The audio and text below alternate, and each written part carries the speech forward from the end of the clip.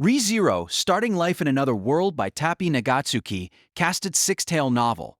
Please subscribe to our channel. If you are interested in creating your own audio drama, please visit Artale AI. That's right, Rem and I are sisters who apparently got along very well. We could share joy and anger, sadness and pain, and more. And the blessing and burdens of our horns as well. As he fell from the tower, his final words were lost in the wind right before Natsuki Subaru's consciousness cut to black. It was a bit cynical to think so, but death this time was calculated. He had probed Shala's motives, uncovered the hidden fifth rule of the tower, and confirmed that saving Shala wasn't just something he desperately wanted to do, but was also the right thing to do. Subaru had found all the answers he wanted. Maybe that was why he felt oddly calm in the face of death. Of course, there was still the inevitable dread that came with jumping to his own death, but this is probably the first time I've ever confronted death so fully. He didn't delude himself into believing that committing suicide here was going to save Shala.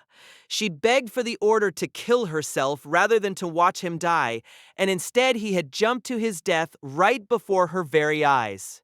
He couldn't even imagine how that would affect someone who had been waiting for 400 years. No, this was nothing more than an act of self-gratification. What made it worse was that he wouldn't even be sticking around to see the result. So what? Even if it was just self-gratification or hypocrisy, what did it matter? In the end, how you take things is up to you. A good deed that can never be done is meaningless, and taken to the extreme, hypocrisy, false virtue, doesn't exist. Now that he'd hashed things out with Shala, Subaru settled on his endgame, everyone had to make it out alive. They would resolve this crisis in the desert tower without losing anyone, and that included Shala. I'll do whatever it takes. That's why I exist. Isn't that right, Natsuki Subaru? In the same instant that he steeled his resolve, something awakened in the bottomless abyss of death. Subaru. Right after his consciousness broke the surface, he saw familiar blue eyes marked by an unmistakable pattern. Beatrice was right in front of him, peering at him in concern. Subaru gulped ever so slightly when he felt her small hand brush against his cheek. It was so impossibly warm after he had just experienced death. Are you fully awake now? You were inside the book for so long, it was starting to become worrying. It would be best to make sure no memories slipped out of your head along the way, I suppose. To start, what do you remember about Betty? You're Beatrice, obviously. It seems you at least remember that much. Good boy. Her hand moved from his cheek to rub his head. Subaru savored that ticklish feeling as his mind processed everything that had happened and figured out where he was now. This was the moment he returned from his encounter with Louis Arneb in the corridors of memory. The reset point was unchanged, which meant this is count zero. Our counterattack starts now. Beatrice's big eyes blinked quizzically. He was going to need a lot of help from Beatrice in the coming fight, but he had no intention of revealing his goals or what he would do to achieve them. Beatrice was kind. So kind. That's why Subaru was sure that if she knew what he was planning, she would absolutely be against it. And she wasn't the only one. So, how was it? Did you get what you were after in the book? Beatrice asked, holding said book in her lap. About that, for everyone else, this moment was right after he tested his luck on the Book of the Dead, hoping to find a strategy for defeating Reed Astria. For complicated reasons, that had failed. It felt quite a long time ago now because of how much had happened, but that was a Subaru problem. I know what I need to do, and where I can't afford to fail. Beatrice, it's going to get a little busy. Lend me your strength. Of course, we're partners. Even without any explanation, she immediately accepted. Having her here puts me at ease. Light poured into Subaru's eyes as he stared in wonder at the state of the second floor. Up the large staircase, what should have greeted them was a great white void. Instead, what should have been an empty space was marred by the scars of a furious battle that had left deep gouges in the floors, the walls, and the ceiling. We're not allowed to destroy the tower. if that's the rule that was broken. The tower's tests shouldn't be allowed to break the tower's rules. That guy's a troublemaker no matter what he's doing. Hey, the hell? I was wondering who was coming, but it's just you. The red-haired hero, standing in the middle of the ravaged second floor, turned and scrunched up his nose in annoyance. It was exactly the sort of thing Reed Astria would say. That attitude perfectly lined up with Subaru's impression of the man. If anything was different, it was the battered boy he was holding aloft with one hand. The boy's eyes looked half dead. Subaru had not met him face to face before, but his face seemed familiar, resembling live Betenkatos's. This had to be... Gluttony. Roy Alfard. It wasn't Subaru who said that. It was Julius, the handsome young man clad in white who raced up the stairs close on Subaru's heels. Right after he woke up, Subaru took Beatrice and headed straight for the second floor, grabbing Julius along the way. The goal had been to stop Reed and Roy from making contact, but Even coming straight here still wasn't good enough. this was the fastest he could theoretically reach this point, given when and where he started. It would be impossible to prevent the Sword Saint and the Archbishop of Gluttony from making contact. At the same time, it was clear their first meeting wasn't exactly copacetic. Given the signs of damage, it must have been some battle these two had fought. Most likely, Gluttony had used all the ultimate techniques he had ever gobbled up to corner Reed. Unfortunately, no matter what he pulled out, it wouldn't be enough to best this immovable object. So what are you gonna do? I know the tower's going to shit, so why are you here? You wanna take your examination? A small fry and a rug rat aren't enough to entertain me. First, I would ask you to release him. Reed Astria. The hell you say? Still holding Roy by the ankle, Reed picked at his ear with his free hand, growling in annoyance. But Julius didn't wither under Reed's gaze. Allow me to repeat myself. Release him. The fight is clearly over. There's no need to denigrate the defeated further.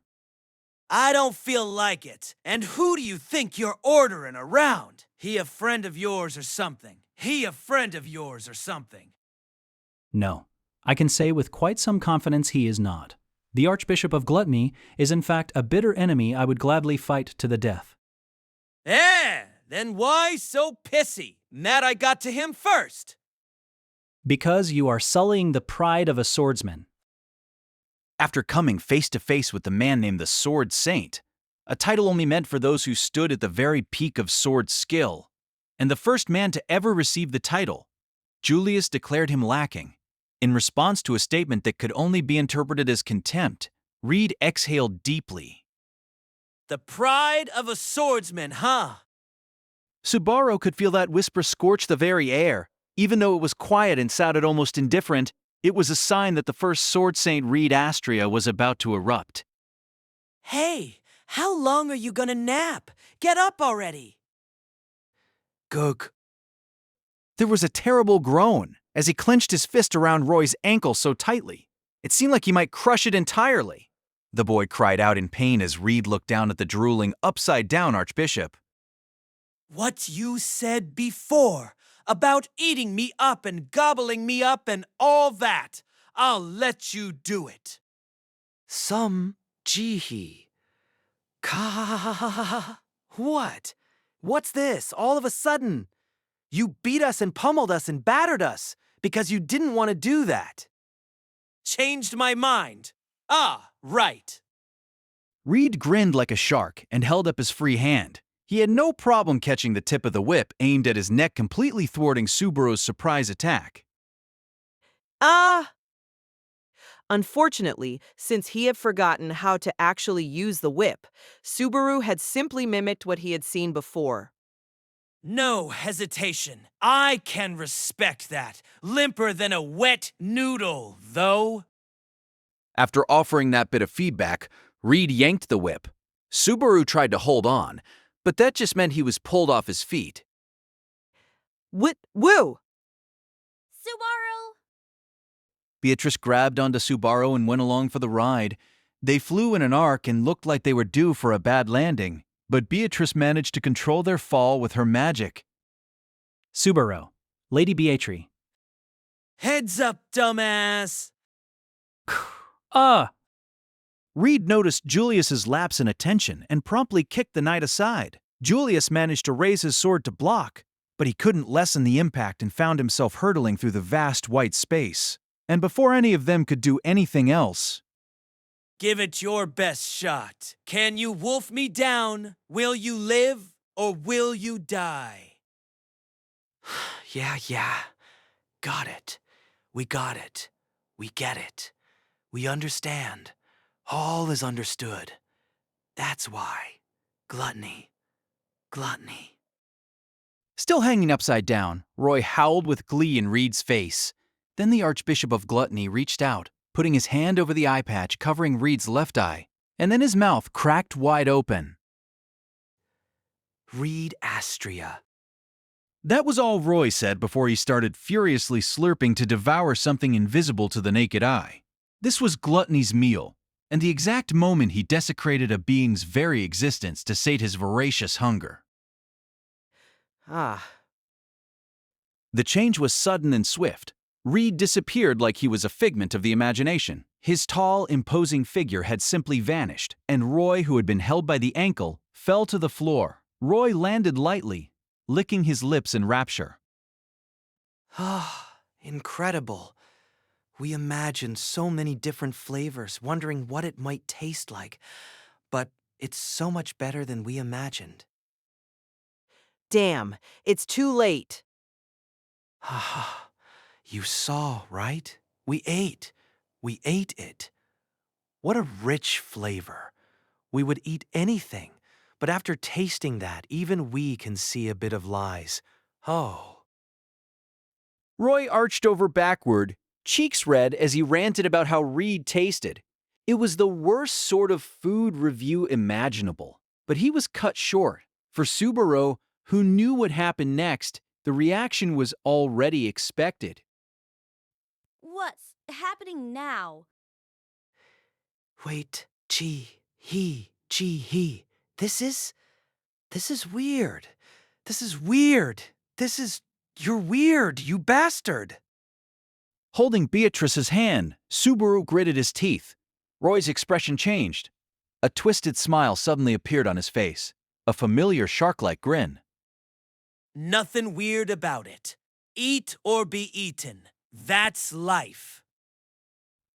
Grinning savagely, the boy said something that sounded nothing like gluttony, and then it happened.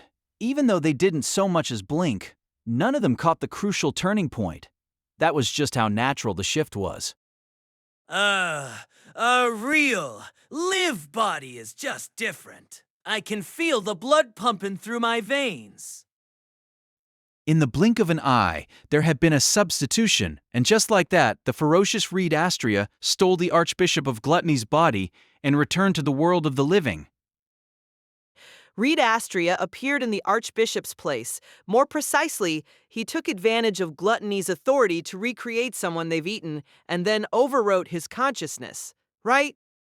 Spare me that complicated crap. How should I know? Not like it even matters. Small fry spouting that, huh? This is... I know what you are. What? He took over his new body through sheer force of will, but that seemed like a secondary concern to Reed. He frowned, seemingly reflecting on something for once, and then his blue eyes focused on Subaru.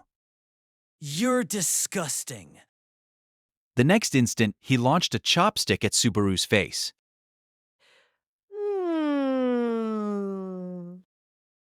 Before Subaru could even register that it would punch right through his skull, a smooth flash of steel cut down the projectile. Leaping in at the last moment, Julius saved him. Julius's white cape fluttered as Subaru gasped. Reed, your opponent is... No way you can tangle with me while worrying about that little princess behind you. Julius moved as fast as a hurricane, but Reed closed in even faster. A twisting palm thrust landed square in the center of Julius's chest, hurling him backward while he coughed up blood. He tried to kill the momentum with his long legs, but he just kept flying. And then Reed turned his attention to Subaru, who had lost Julius's protection.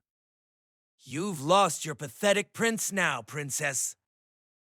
I object to those titles, but it bought me the time I need. Ah, Just before the chopstick flashed, Subaru and Beatrice slipped in front of Julius, clasping both her hands. Using all of Subaru's paltry MP, Beatrice activated a big spell to manipulate space itself. Oshamac? Right after her incantation finished, a massive black hole appeared. An endless, bottomless black hole evoking a primordial fear attempted to swallow Reed whole and send him to the great beyond. Space twisted, and Beatrice's spell. what is this? A breeze. There's nothing special about a breeze you can find anywhere. You think that'll stop me? Reed casually silenced the massive spell with a single swing of his chopstick. Dimension Slash. An attack so powerful that anyone else would consider it their ultimate move, and Reed used it incredibly casually. The Slash's blast wave raced towards Subaru and Beatrice. He hurried to get Beatrice to safety when... Gah! Subaru. A burning sensation accompanied the feeling of his body splitting open. Beatrice and Julius shouted as he fell backward. The blood and pain welling up made Subaru want to cry out, but he desperately held it in. I'm fine, fine. He shook his head, not wanting them to worry. Of course, it was going to take more than that to convince them. The wound on my chest is shallow. Okay, it isn't shallow, but it doesn't hurt either. Now I'm definitely lying to myself, but it doesn't hurt so much that I can't take it. Anyway, it's terrible, but it's fine. Beatrice didn't get caught up in it. That's what matters. I can't let this guy out of my sight. Keeping his eyes forward, Subaru watched Reed like a hawk. You think you can reach me like that? Reed watched in exasperation as blood trickled from the corner of Subaru's mouth. Subaru stuck out his arm and held up one finger. Dash, yeah, I will. Somewhere, someday, I will Emilia, Beatrice, Ram, Rem, Meili, Echidna, Julius, Shala, Petrache, everyone I care about, I'll salve them all. Every last one. So right now, add one to the counter. He would die as many times as it took to make this counterattack succeed. He would become the true Natsuki Subaru. And as Subaru made that final declaration, Reed's blue eye flashed. Reed and Gluttony's battle cannot be prevented. Preventing their merger is virtually impossible. Julius has a chance of winning. Natsuki Subaru has no hope of winning. Tremors raced all around the stone tower's passage. A beautiful dance of ice and snow unfolded as vicious, murderous blades of wind filled the air. They chased the grinning defiler mercilessly, but never quite managed to finish the job. Ha! Ha! Ha! Not bad! Not bad! Not bad! You're really something! Truly merciless, which is all the more reason. Gluttony! Gluttony! You still have time to play about. That is quite the composure you have. Lai Betenkaidos, an archbishop of gluttony, was demonstrating a phantasmagoric, ever-changing style of combat. He kept standing on walls and, now, the ceiling. Ram was hot on his heels, chasing doggedly even as she strained against her body's poor condition. The slender girl positioned herself perfectly and sent Lai's small body flying backward with a heavy blow, lying in wait for this exact moment. Wind up and bam! Emilia readied the massive ice hammer in her hands and swung for the fences. The hammer was as big as a person's torso and connected with Lai's back. After a sharp crack, Lai started bouncing like a rubber ball. In fact, he was bouncing too much. The archbishop had launched himself off the hammer, acrobatically dispersing the force of the impact and avoiding a deadly blow. Lai had consumed martial arts, masters from all over, and he wielded every sort of martial art imaginable. His ability to react was transcendent, and his combat sense was outstanding as well, allowing him to respond with the perfect technique with perfect timing. The memories he stole included their previous owner's physical experiences too. That much was clear from the way Subaru couldn't remember how to use the whip that he carried on him. Why had the original Subaru chosen something so difficult to use as his primary weapon? He probably thought a versatile whip would be more useful than something more standard like a sword or spear. I can get on board with that, but it's a real problem at times like this. For times like this, what you need is Betty. She held Subaru's hand and reached out with her other arm, summoning dozens of purple gleaming crystals. They were all aimed at Lai, his defenseless back wide open while he was pinned between Amelia and Ram at the other end of the passage. Elminia. With one wave of her small arm, she shot the purple missiles toward Lai's small body. The resulting purple blasts swallowed up the small archbishop, and the sound of glass shattering filled the air. Beatrice had used a terrifying spell that stopped time for the target, turning them into a fragile, easily broken crystal. In that state, even a glancing blow would be lethal, and the fusillade had been virtually impossible to avoid in this narrow passage. When the light show died down, Lai was... He's gone. Amelia's eyes widened as she stared at the epicenter of the explosion. Subaru and Beatrice were stunned as well. As their confusion grew, Ram was the first to understand what had happened. Barusu. Spinning around, she shouted, pink eyes wide open. It was an unusually desperate expression for her, and seeing that helped Subaru figure out that the threat was behind him now, and that he wouldn't have a chance to turn and face that enemy. Even for us, having to deal with that over and over again would be annoying. They could hear Lai's sneering voice as he reappeared after escaping the massive purple missiles. This was Leaping Dorkal's teleportation ability, a sort of short-range warp. It was the worst possible matchup for their plan to surround the Archbishop. As that realization dawned in my mind, Subar, thought does not always translate into action correctly, and the body are rarely perfectly aligned. After I reflexively pushed her small body away, a sharp feeling tore deep into my chest. The terrible pain immediately made me regret my decision. Sadly, there weren't any better shields. It terrified me that if I had been any slower, Beatrice would have been cut down. Becoming a meat shield was nothing compared to that possibility. It hurt. It definitely hurt. But the pain was temporary. Not that temporary, but better this than letting his be wounded. Better than letting his plus die. Subaru. A high voice rang out in the hall as my body slumped to the floor, unable even to crack a joke. I held in the cry that threatened to break free. It wouldn't make this any better. I can't bother anyone else or risk hurting there. I can't do that. I can't. So just shut up and die. Natsuki Subaru. Nice. Mister, is that how you're planning to go to the next one? I managed to hold it in, but I don't have to stand for this. In a situation where he couldn't move an arm or leg, Subaru put all his remaining strength into a trembling arm and flipped the bird. Die in a fire. With that, his consciousness cut out. Round 2.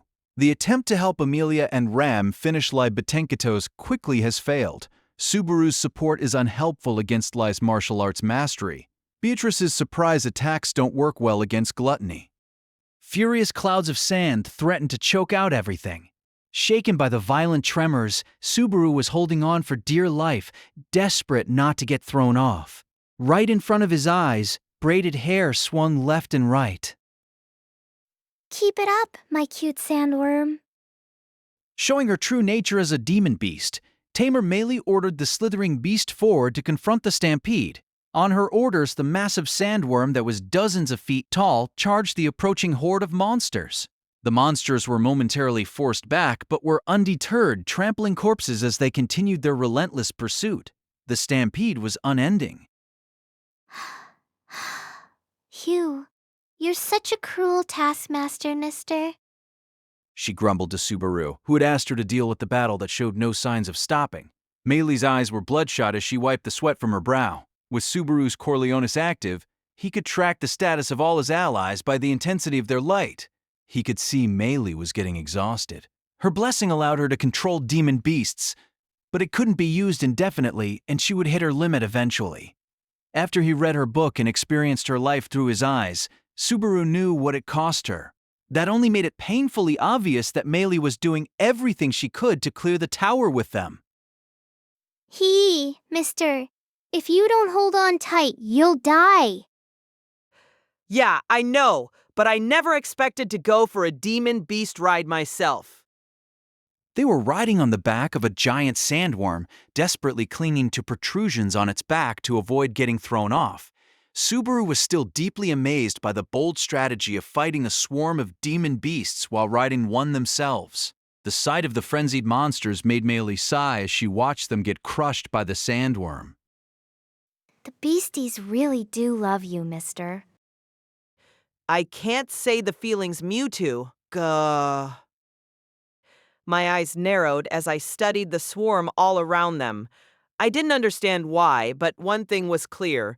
The swarm of monsters surrounding the tower were not interested in the tower at all. They were clearly after me. Looks like it's safe to say the 5 obstacles pretty much all involve me. First was the stampede of monsters. Then there was Gluttony, who was after my memories. And Shala transforming before coming after me. Plus the pitch-black shadow that swallowed the tower whole. I wanted to lament my own powerlessness, but even more than that, the thought that they were all after me really did make me want to cry. May. Before he could finish, his voice was drowned out by white light raining down from above that blew away his words, along with the sandworm's massive torso. The sandworm let out a death roar as more than 3/4 of its almost 33-foot length was erased. A low rumbling thunder rolled over them as the rest of the barrage landed all around them. Subaru and Meili were tossed from the shredded torso and into the air. Crare! Subaru reached out and pulled Meili's small body into his arms. As he held her close, he saw it out of the corner of his eye, a giant scorpion sitting on the tower's outer wall. Shala. Her tail was pointed right at them, visible even in the darkening skies. My blood ran cold as I realized time was up. Someone inside the tower had broken a rule. Accordingly, Shala had lost control and transformed into a scorpion, and just like she'd warned, she attacked me. That blast had torn through the sandworm's torso and launched me and Meili into the air. Gah. Meh. We were falling at high speed toward the sands. Meili was locked tight in my arms and would probably be safe, but the same couldn't be said for me. Unable to control my landing, I felt my head slam deep into the sand. There was a dull thud, and a joint that really should not break went snap. The next instant, the world went dark. It wasn't fully severed, but my spine was undoubtedly torn. Mister, Sound, touch, vision, everything grew distant, but my nose still worked. It was strange. Even though I never really expected much from my sense of smell, for some reason, my nose worked until the very end. It was a sweet smell, the scent of what had been in my arms just moments ago. She's probably not dead. I can still smell. Round 7. Escaping the tower with Meili and drawing out the demon beasts is effective. The demon beasts are after Subaru. Most likely the Shadow and the Scorpion are after him as well. Natsuki Subaru alone cannot protect Meili. A fixed reset point for his return by death had its upsides and downsides. For one thing, it was incredibly simple to test things by messing with the matchmaking. But even if I activated Corleonis immediately upon waking to pinpoint where my comrades were, there was nothing I could do to stop a fight that had already begun. Shala was dealing with the stampede, and Emilia was fighting Libatinkaidos. It went without saying that Shala was on a timer, but I couldn't just abandon Emilia's group or Rem in the green room, so there was little I could do. But that didn't mean I had zero options. Ak, you're something. It's impressive for anyone to push me this far. Standing on a frozen floor, Libatenkitos rubbed his bloody forehead. He was bleeding from a shallow cut on his face, and his left arm hung limply due to a broken shoulder. He looked worse than any run Subaru had seen so far, and that made perfect sense. Much like your brother, you possess an impressive level of skill. However, you are outnumbered. You have no chance of victory. Flourishing his knight's sword, Julius faced off against the bloodied Lai. This wasn't the first time I brought Julius to reinforce Emilia. However, there was a key difference from my last defeat. Are you well, Lady Amelia? That was dangerous. I am glad we were able to make it in time. Subaru, Julius, thanks for coming. That really helped. This time, we reached Amelia before Gluttony stole her name away. Thanks to that, Julius was able to coordinate precisely with Amelia, and they managed to successfully corner Lie. With Amelia, Julius and Ram all in play. Even Gluttony could see the writing on the wall. It wouldn't be long before he'd be ready to throw in the towel. Lie was already on the verge of death, but I knew that wouldn't be enough to get back the names and memories he had consumed. I wanted to capture the Archbishop alive, if possible. Ideally, we'd force him to surrender. If you spill the secret behind your power and immediately return everything you've devoured, we'll spare your life. Not a bad deal, right? Not a bad deal, right? That's surprisingly lenient. You're right, it isn't bad. As far as we're concerned, it isn't a terrible proposal, but But do you really think we would go along so easily when you talk like you can see right through us? nah, wait. Lie stuck out his long tongue with a sneer. I frowned and immediately deduced what Gluttony intended to do and cursed my own shallowness. The others reacted to my shout, but it was too late. Bye-bye. Waving casually, Lai used Leaping Dorkal's teleportation ability and vanished. Watch out. He could still come at us from anywhere. There's no point. Once they've decided to escape, he and his ilk simply flee as fast as they can. That's why he has never been caught before. Julius was on guard for a surprise attack, but Ram's assessment was more cool-headed. I agreed with Ram. There was no reason at all for Lai to continue fighting in this situation. He was an archbishop, not a warrior. Just a little more, and we would have had him. A murmur trickled out in the hall now devoid of enemies. One more step, and the one who hurt Rem would have been Meeg. Ram was kneeling, her voice ragged. She pressed her fist against the floor, trembling with rage because they'd let Lai escape. Ram, Amelia leaned close to Ram, touching her slender shoulder. As he watched her console Ram, Subaru bit his lip. Does that mean we managed to drive off Lai? We had forced Lai to retreat by fighting him 3-on-1, but it was unclear whether he had completely fled the tower. Of course, given his title of Gluttony, it was safe to assume he was more fixated on his prey than the average person. Wasn't it more dangerous to leave him loose in the tower? The problem is, devoting people to chase him down puts us right back where we started. But if we leave him alone, then... You shouldn't bother worrying about your opponents. You just gotta move without overthinking it. Every hair on Subaru's body stood on end. Everyone in the passage turned around, seeing the red-haired man approach with the shuffle of sandals. He had a ferocious, shark-like grin as he shamelessly appeared before them. Why should I have to care about other people when I'm taking a stroll in my own damn backyard? Reed Astra had descended to the 4th floor. Subaru knew that his appearance was a bad development. He had put Reed on the back burner to focus on dealing with Lai as fast as possible. But now Reed was moving about freely, and they had let Lai escape. since when has this been your backyard? Oi, don't get the wrong idea, babe. When I say that, I don't mean this gloomy tower. The whole world's my backyard. When I hear that coming from a person who became a legend with a single swing of his sword, I cannot bring myself to laugh, even if it is a joke. Reed wasn't supposed to be able to leave the 2nd floor, so Amelia and Julius were obviously on guard when they saw him appear without warning. And behind them, Ram slowly looked up, despite her current state. I thought you couldn't leave that floor. Why have you come down here, Examiner? I ain't interested in talking to a girl so winded she has to take a knee. If you want an answer, try asking nicely. I don't hate strong-willed women, don't hate weak-willed ones either, though. I see. Churl. Ram stood, scornfully replying to Reed's comment. The 3 of them prepared to fight against an unavoidable enemy. Subaru had some hope that they might be able to challenge Reed if it was the 3 of them, just like they had overwhelmed Lai. But Why did you come straight here? Those eyes are the reason, obviously. How?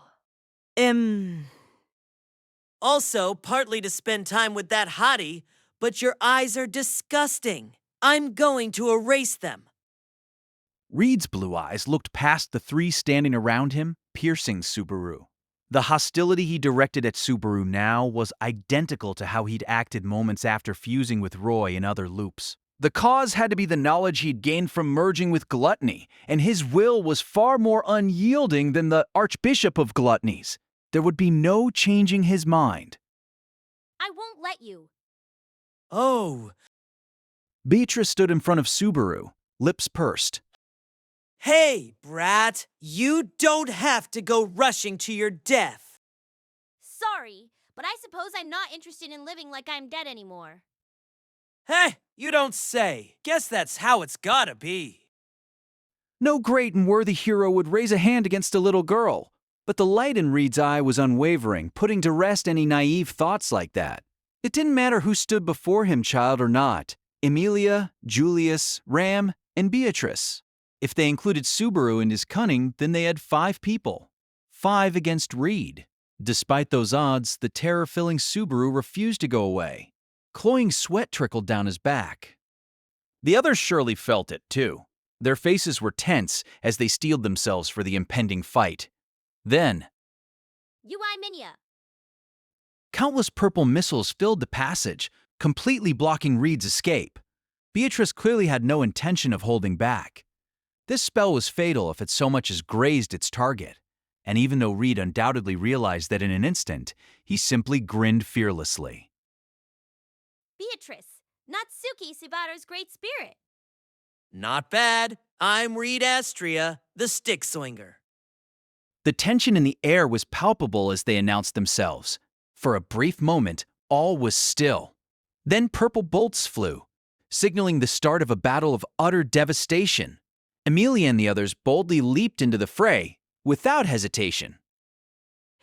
Opening his eyes, Subaru gripped his whip and got ready to do everything he could. I don't know what I can do, but I won't look away. He refused to avert his eyes from the results of his choices. He would face it head-on, and Round 15. Gluttony will run when obviously outmatched. If left alone, Reed will always come to kill Subaru in the end. Never let anyone else die before you again. Burrow. Subaru. Get a hold of yourself. The moment of losing consciousness and waking up was like changing the channel on a TV. Reeling from the sudden change, Subaru was slow to react as the girl peered into his soul with her unmistakable blue eyes. Beatrice? That's right. It's Betty. Say if you are still yourself. She pressed him for an answer as she gripped his face between her hands. They were in the Tegata archive on the 3rd floor, and this was their 17th reunion. Subaru. Subaru. No, it's nothing. I remember. You're Beatrice. I'm Natsuki Subaru. We're partners, and I'll be counting on you more than ever. This is fine. JPEG. D. JPEG. Subaru answered whimsically and flashed a thumbs up. Beatrice was baffled, but she returned the gesture. Her simple acceptance of an expression that shouldn't exist in this world was proof of what a terrible influence Subaru was on her. As he patted her on the head, he quickly set his mind in motion. There was no time to waste. He had to come up with a new plan and incorporate what he had learned during the 15th round that had just ended. Calm down. Subaru. Talk. Explain what happened in the book. Could you see Reed's memories? And other than Betty, do you remember Emilia and everyone else too? You have to remember all the important things. All of it. Yeah, you're right. Her earnest plea made me stop and think. In my rush to solve everything, I was neglecting Beatrice, even though she was right there in front of me. It's the classic development where the person going through the same loop over and over starts disassociating with everything around them. I never thought I would ever end up in that sort of situation, though. And in those sorts of stories, it was supposed to happen after facing a seemingly impossible wall dozens or hundreds or even thousands of times. I had been at it a mere 15 tries. Is my heart already so hardened that I can't even see others as actual people? What am I? Stupid. Okay, I admit I'm stupid. I admonished myself, disgusted with my heart's weakness. I couldn't believe how fragile, how pathetic it could be. You've only died 15 times. All you've done is throw away your life without making any progress. What right do you have to talk about exhaustion? Stand up. Raise your head. Clench your fists, Natsuki Subaru. There's no one else but you. The real Natsuki Subaru wouldn't break from this. You were never the sort of Superman who could do anything. Just as he began to sink into a cycle of self-doubt, Beatrice's voice freed his mind. Subaru felt his breath catch. Still looking at him right in the eye, she continued. I will say it as many times as you need to hear it. You aren't some Superman who can do anything, Subaru. You are always so busy dealing with whatever is in front of you, hurting yourself for the sake of everyone else, even though you're a normal boy who isn't especially good at enduring pain. That shouldn't be true. I don't think, or else. Or else what? Or else, how could I? His voice was quivering as he clenched his chest. It was pounding like it might burst any moment. The fear he felt now made his race worse than when he stood on the verge of death. Beatrice shook her head, standing in his way. Subaru, stay here and just rest. Let Betty take care of things for you. What? Don't be stupid. I'm fine. Yeah, I'm a little off balance, but, He tried to stand up and stop her, but You're trembling, Subaru. You're trembling, Subaru. dumbfounded, he looked down at his unsteady legs. Raising his knee, Subaru tried to muster some strength, but it was quickly apparent that his legs wouldn't support him. No matter what he did, he found it impossible to get up. why? It's obvious. You've been pushing yourself too hard this whole time. No, wait a minute. I can handle at least this much. This is. He hit his knees over and over in frustration, trying to forcibly drive some strength into his legs, but he still couldn't stand. Even though Subaru didn't feel any pain, suffering, or exhaustion, his limbs remained lifeless. And while he was doing that, Beatrice took a step away from him. Subaru, we'll cover wherever you are lacking. So don't try to do everything yourself. After all, that's Natsuki Subaru's style. Smiling as Subaru's eyes widened in shock, Beatrice turned to the stairs. As she left, she talked to Echidna and Mealy, who were patrolling the archive. You two go to the balcony. I'll find Amelia and Ram. They went to the green room. Be careful. With those brisk instructions, the three of them set off. Subaru was alone on the third floor. Julius would have normally come to the archive, but he wouldn't show up here once he ran into Beatrice. Without Subaru's directions, they wouldn't be able to deal with all the issues assailing the tower. And because of their kindness, because of their concern for Subaru, they would die. Because of me, because I'm weak, how did so little break me? The real Natsuki Subaru wouldn't have been stopped by this. A fire roared in my chest as I raged at my uselessness.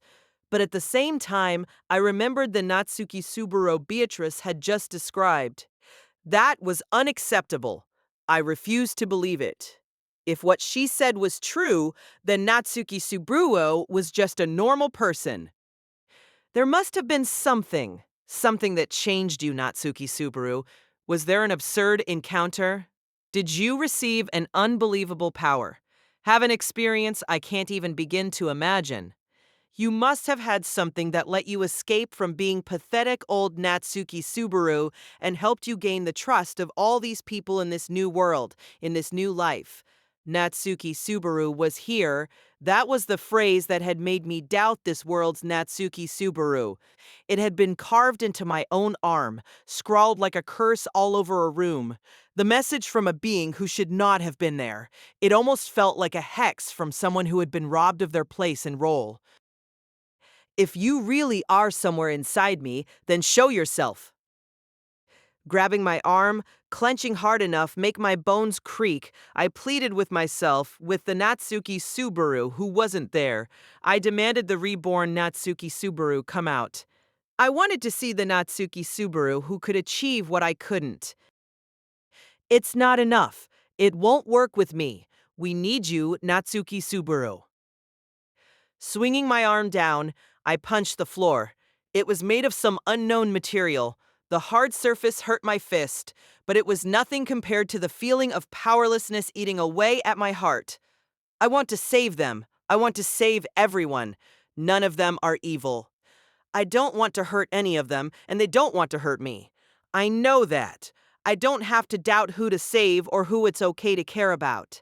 But right now, we need you. So why is it me and not you?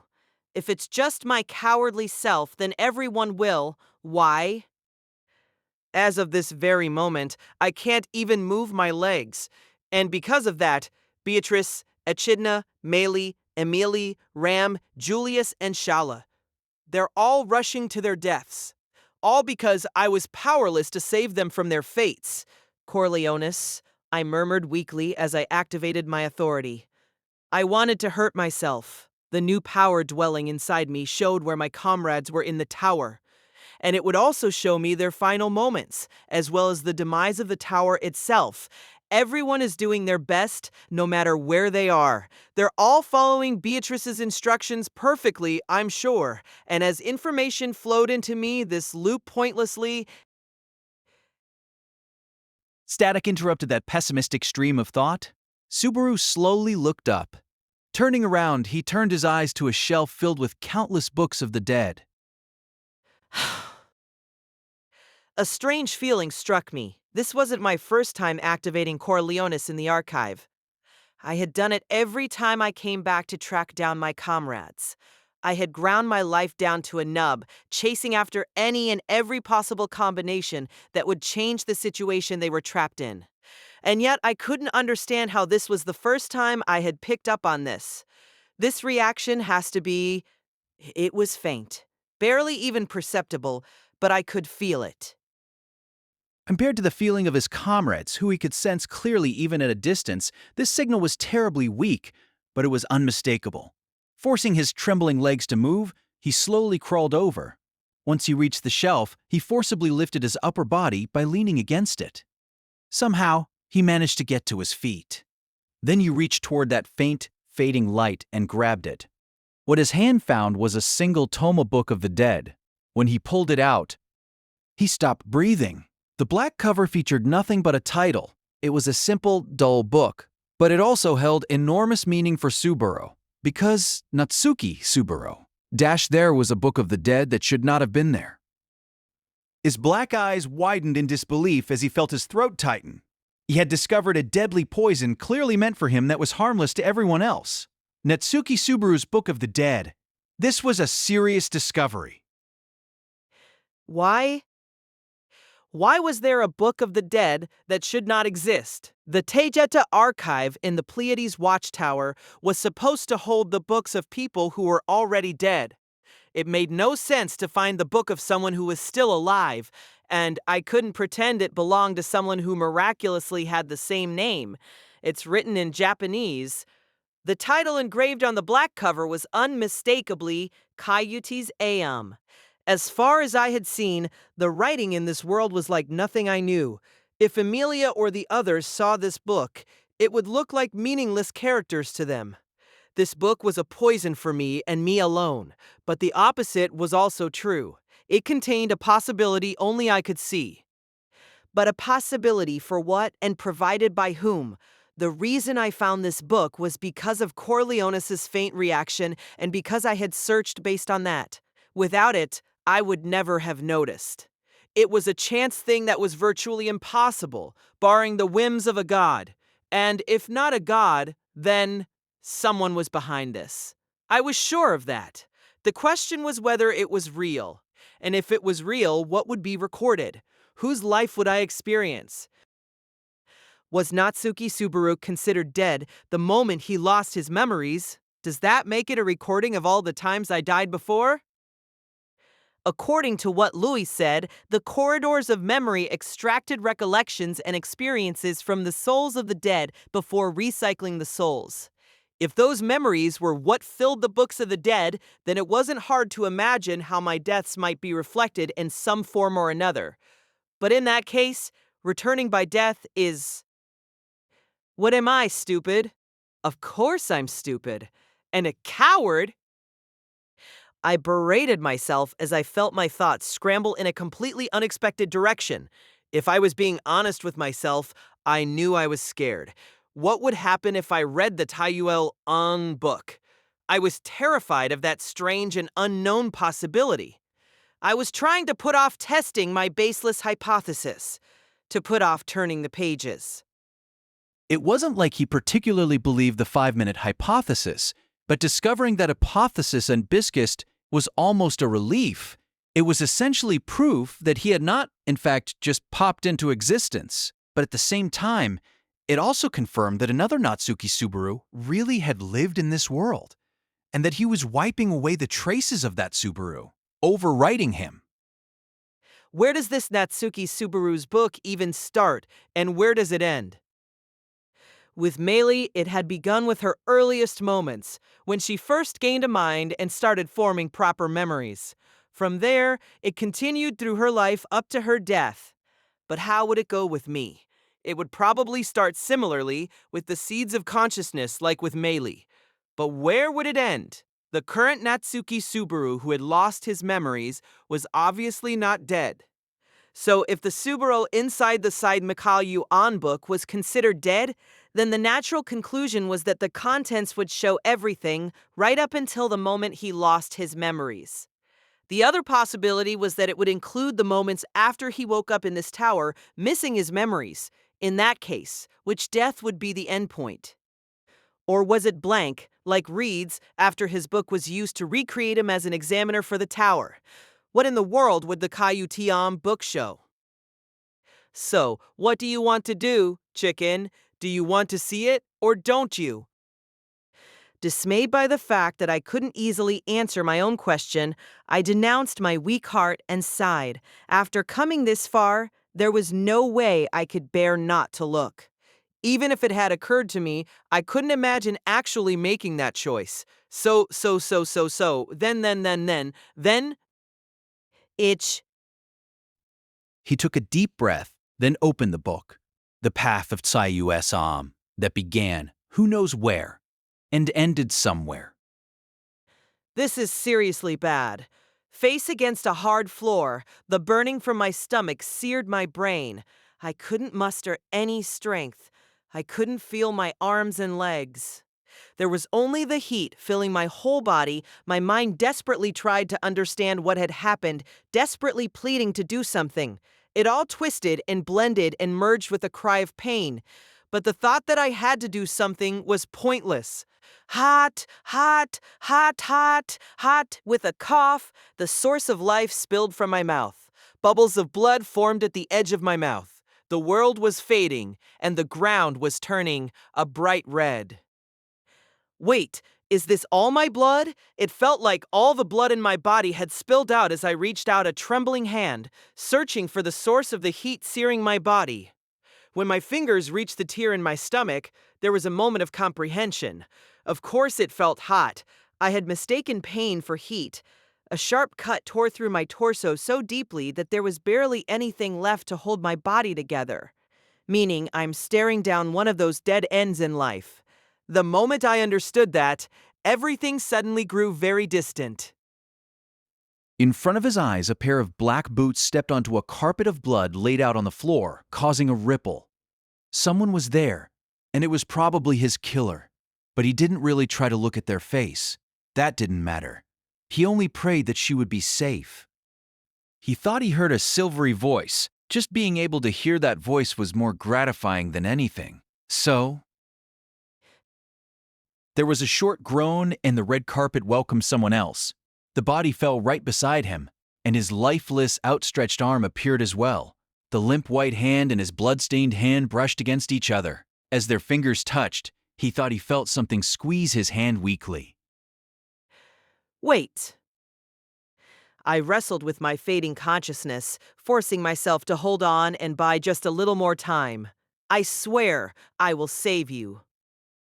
The next instant the current Natsuki Subaru, the old Natsuki Subaru, and Sayue On died. The moment the connection severed, Subaru felt a sharp pain in the back of his head. This is... It wasn't some cold, dark, dirty building. He was in the Taigeta archive. He had hit the back of his head when he slumped to the floor.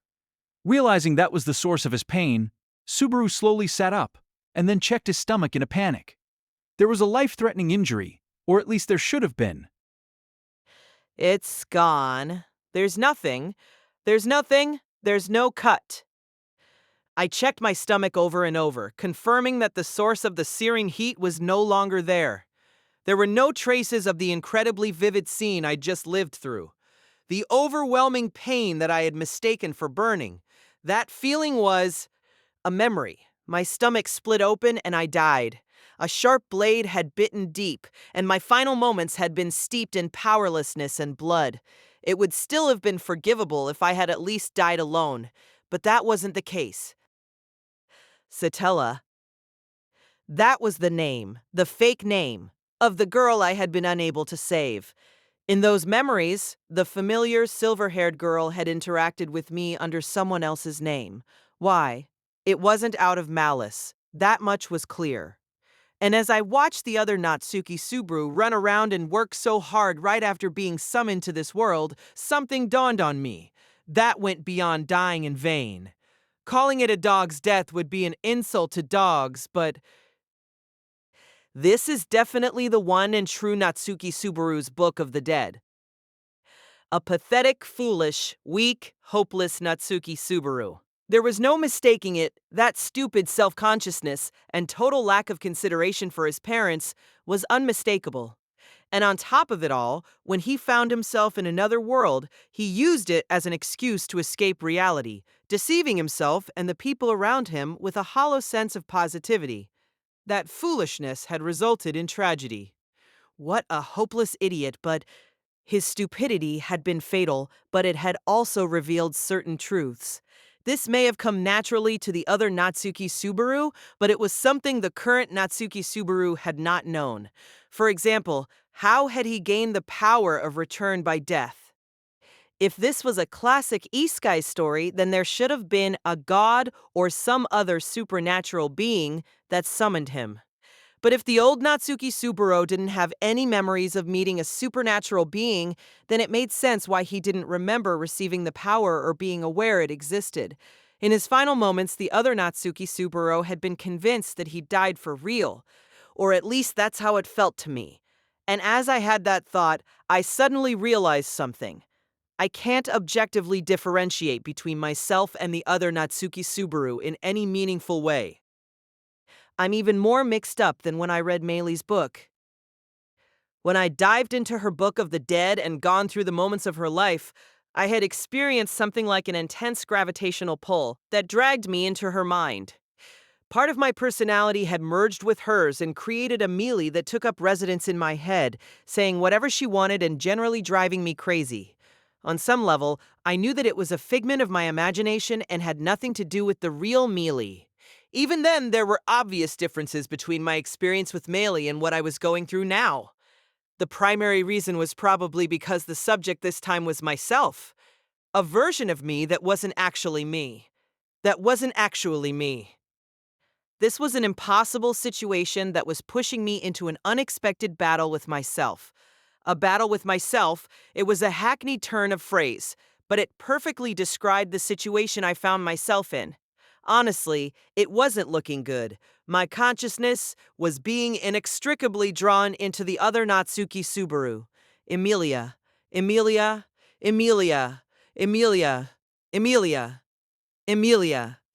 I could feel myself being blotted out, so I chanted her name like it was a powerful spell. The reason for that was simple. The Natsuki Subaru in the Book of the Dead didn't know her as Emilia. He had played the fool until the very end, never doubting the fake name he had been given. That was a difference between the current me and my other self. Still terrified by the feeling of being whittled away, he gritted his teeth and looked down at his feet. The book that he had dropped was lying there. I had watched the old Natsuki Subaru die once. It was odd to think back on it, as the book had started with the moment he first came to this world, the moment he had shouted like a moron about how the world was so different. With Meili's book, it had started with her first memories. Not that it changed much. The issue is what comes next. It was the same for you, right, Natsuki Subaru? That Natsuki Subaru must have used the same return by death power, too. He must have been even better at using it than the current me. Or maybe he didn't have to rely on the limited effects of return by death, and he could freely turn back time. Honestly, that would make way more sense. A power like that would go a long way to explaining why he was so trusted and relied upon by Amelia, Beatrice, Ram, Echidna, Julius, Meili, Shala, Petrache, and all the other people he had met.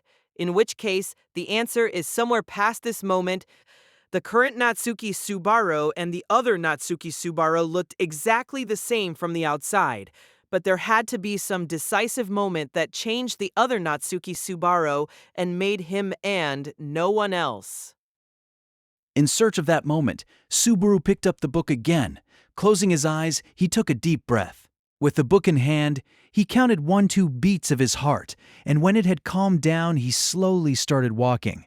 Finally, standing in front of the bookshelf, he stretched out a hand. The second volume. The next Sayuet Tom volume had faintly revealed itself to Corleonis. This Natsuki Subaru's path was unsightly, haphazard, and unsalvageable. What a failure. An amateur through and through. Sloppy movements, too. No blessing, no techniques. I figured he had some knowledge to fall back on, but nope. Why did he even try? Tormented by a powerful enemy, the boy had been cut down without managing to mount any sort of real counterattack, and around him lay the bloody bodies of an old man and a blonde girl. He had failed to save either of them. He couldn't so much as lift a finger. Slowly, losing warmth, growing ever colder. Finally, his stomach was cut open and his eyes were cut out. He wasn't long for this world, and he spent his dying moments blind and clinging to fear. Right up until the end, he was cowering, trembling, terrified, pathetic. What an easygoing conversation to have over the body of someone who's collapsed. If he didn't focus on such trivial thoughts, he would be forced to confront the pain of being stabbed in the back. He was astounded from the bottom of his jinn, how masterfully he avoided suffering and protected himself. Truly, a pointless death. A dog's death of no value to anyone. A fitting ending, though. Why can't you just pour all of yourself into every second of your life? Whatever. This world is over. I already knew that. I knew I would see death ever since I came here.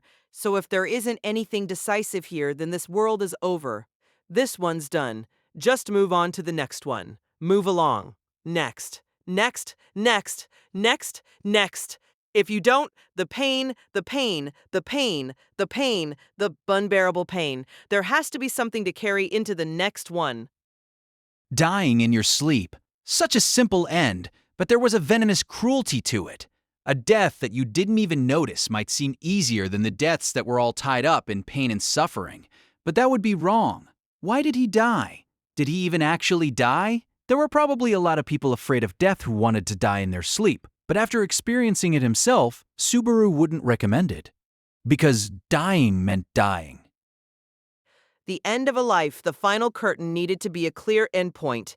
Panic and despair, shock and yearning. Experiencing all that, I sought the next book of the dead. I had to know what happened next. I had to find out what killed him. Mysteries invited more mysteries. I experienced incomprehensible and unreasonable deaths. Countless endings, repeated tragedies. They came for his life, to kill him, to break him, and ultimately to betray him. Why? It stopped making sense. Why did he have to save the blue-haired girl who killed him? Why was he so desperate to save her? Why had she given him that push when his knees gave out and his will was broken? Why did hearing her words give him the strength to carry on? A wish lay beyond that betrayal, hope that it wasn't a true betrayal, hope for a world where that was true, the hollow, sad misunderstanding that Natsuki Subaru could save anyone. Sacrificing his life on the altar of that misunderstanding, he forced the books open.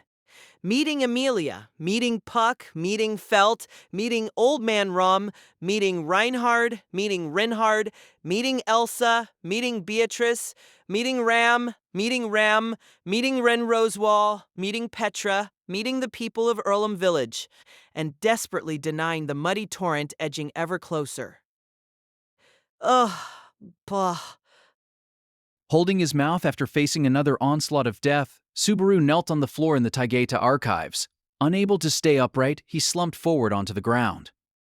His breathing was ragged, and a hideous cold sweat drenched his body. Was it hot, or was it cold? Was it bitter? Sweet, painful, pleasant. All his emotions blended together as black became white, and he couldn't tell up from down anymore. That's Book 8. That was how many volumes I had gone through since finding the first Clastria Book of the Dead. I was retracing that Natsuki Subaru's footsteps without skipping any deaths. And as I relived all those memories, a thought came to me. How simple, straightforward, and unbearably naive was Natsuki Subaru. The latest death I saw at the end of the 8th volume was the main reason. Natsuki Subaru had gotten into a fight with Amelia after the start of the royal selection was announced, scarred her as much as he could, and then, without apologizing or reflecting on what he did, died in a panic. As I watched it all unfold, there was a part of me that couldn't help wondering why she simply didn't understand. And there was another part of me that wondered why I found it so unbelievable and agonized over it so much. Don't dwell on the past. The tragedy I had seen with my own eyes moments ago was so painful, I could have sworn it would rend my body in two. But those experiences were not real. It was just something that happened in the past. An old wound. Forget it. Don't dwell on it, or your will break. What am I going to do if that happens and I can't get back up again? Natsuki Subaru isn't here, so I have to do something about it myself. I still haven't found it. There has to be something decisive, something that only the true Natsuki Subaru has. That would be the key to telling the difference between this and that and Natsuki Subaru. And until I found it, my journey through the books of the dead wouldn't end. My search would continue until I discovered the key that would allow me to emerge as the real Natsuki Subaru. Sadly, there were no signs of it anywhere. In all the memories I had gone through so far, the Natsuki Subaru I followed didn't show even the first traces of a backbone, nor did he have the guts to try saving someone, let alone to become someone's hero or savior. What he did have was a stubborn refusal to give up and the fortune of being surrounded by good people. But that couldn't be it. There had to be more, a clear, obvious, easy-to-tell something, a universal key that anyone could understand. There had to be... Book 9. I braced myself to face the panic and chaos, the betrayal and despair, and the ever-present swirling cycle of death. I'm begging you, Natsuki Subaru, hurry up and show me what makes you you. Before my heart gives out following your footsteps, your wounds, your deaths. The deaths kept piling up. The endings continued. Subaru could hear his cracking a little more with each agonizing wound, with each devastating loss. While letting out cries of incomprehension, he gritted his teeth in frustration when the miserable end came, then stood up again, pressing forward despite being covered in wounds and coughing up blood. The struggles of a tearful, earnest boy were plain to see. If not the first time, then the second. If not the second, then the third. If not the third, then the fourth. With every checkmate, he tasted death again. Even so, he held on, determined to break free and forge ahead. It was inspiring. A feat worthy of respect. Not giving up in these circumstances was nothing short of admirable. To grit his teeth and fight on, after everything he had gone through, it was incredible. I have to admit it's impressive.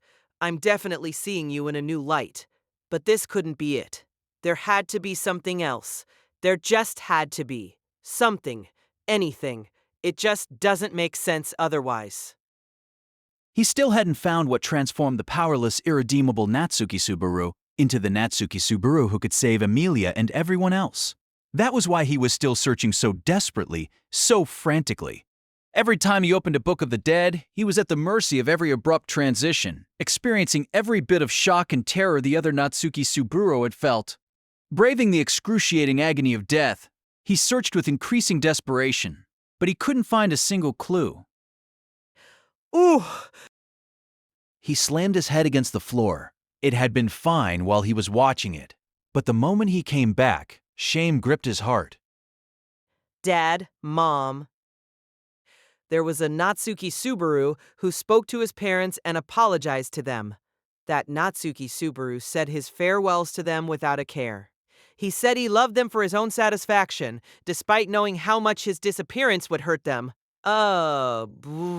I threw up. And I wept. What was so painful, so distressful, was that I understood Natsuki Subaru's feelings painfully well, and I also knew that his parents would forgive him. Don't forgive me. Curse me. It would have been easier if they just yelled at me for being a terrible son, but they didn't. His father and mother didn't do what he expected.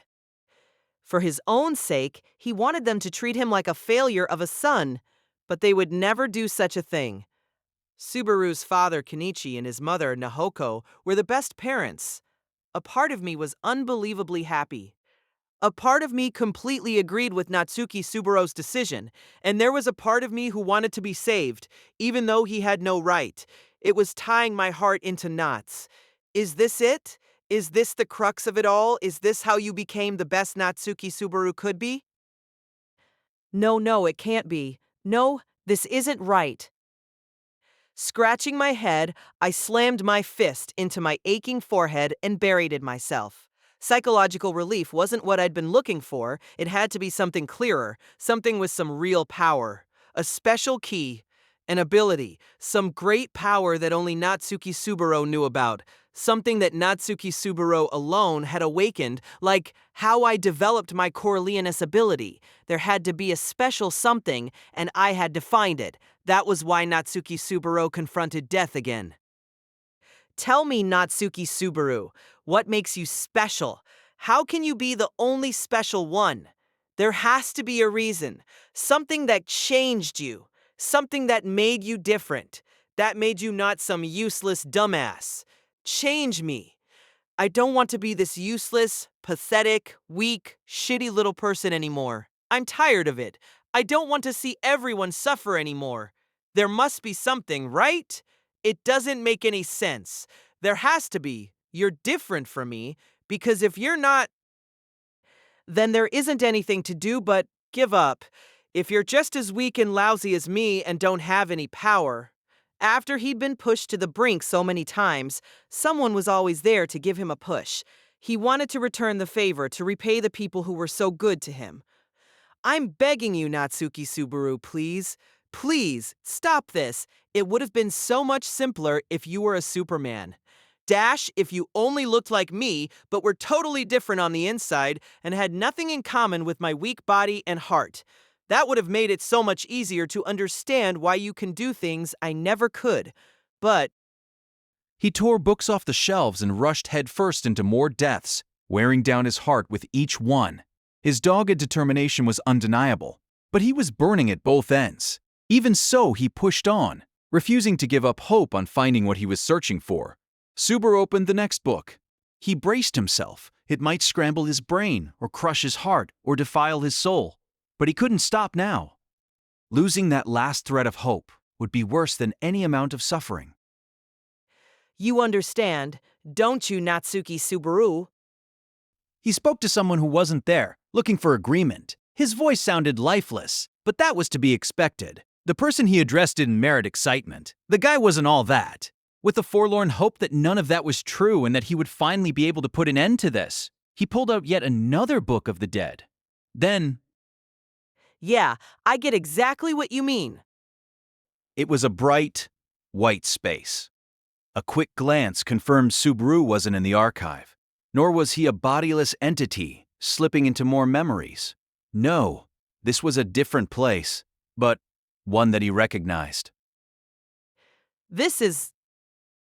I get you, Natsuki Subaru. I mean, of course I do. You're me. Standing there in that all-white world was Natsuki Subaru, waiting with those intimidating eyes he knew so well, short black hair, long torso, stumpy legs, and suspicious eyes that made him look like a murderer. An all-too-familiar face stared down at Natsuki Subaru, who had crumpled to the white floor. Let's take it from the top. What's up, bro? That's a little confusing. If we want it to be more precise, then what's up, other me?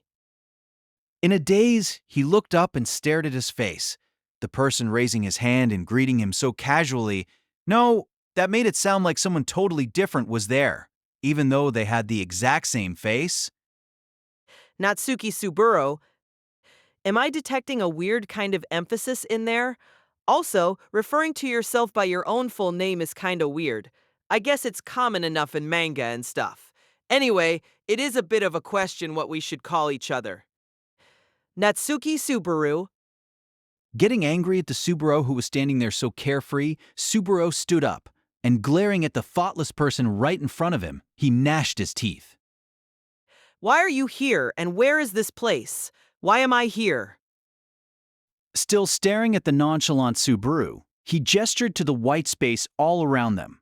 The white, empty space, just like the corridors of memory. The cradle of Odo Ragana, where he had faced off against Louis Arne. Why am I here? It's proof that you caught up to me. You read the books of the dead and caught up to me. You should have seen everything you didn't know. Every bit of my life in another world.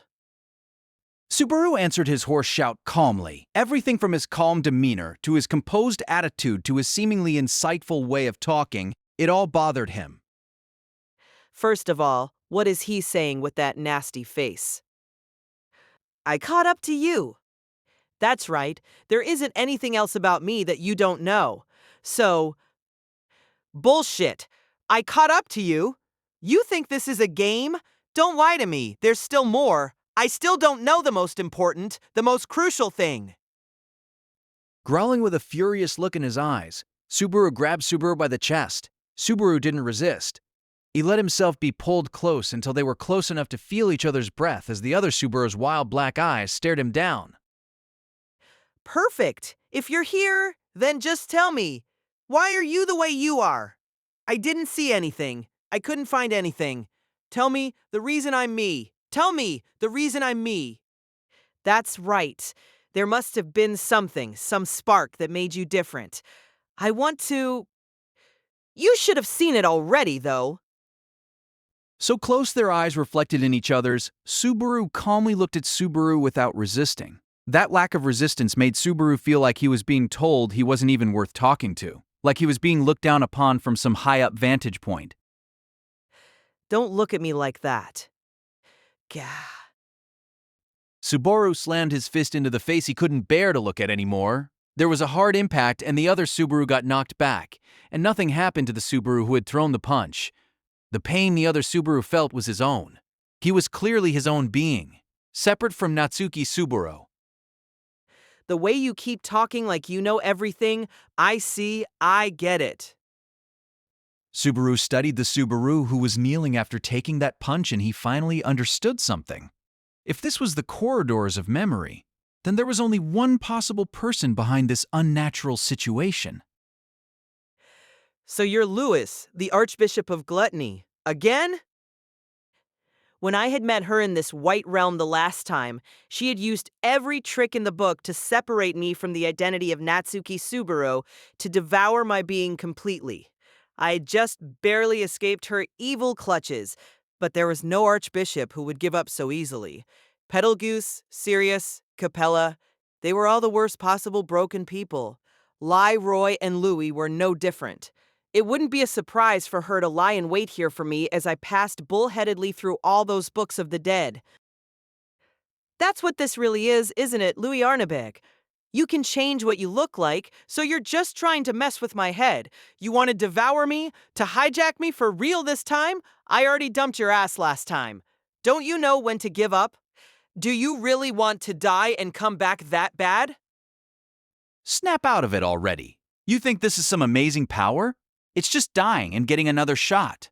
Dying, retrying, and even then, the outcome is always shit, since the guy using it, me, is shit. That's why I couldn't save anyone. That's why everyone dies. Because I'm weak, everyone gets hurt. Right now, and however many times I repeat it, it feels like I can't save anyone. Return by death isn't worth anything. It really is a shitty, useless ability. It would be better not to need something like this. There was a witch who said it was some wonderful thing, but I can't agree. Even if you give an ant a cannon, it still won't be able to use it. It's pointless. How many times do I have to be tricked, to have my hope shattered? How many more times does my need to break before I'll learn? Why do I keep standing up even after being tricked? See my hope shattered and have my broken time after time after time? I'll show you a fate that makes you want to tear your eyes away from the insanity of it all. So why? Because you love everyone. But Those quiet words pierced Subaru's heart. because you love everyone. That's why you can't stop.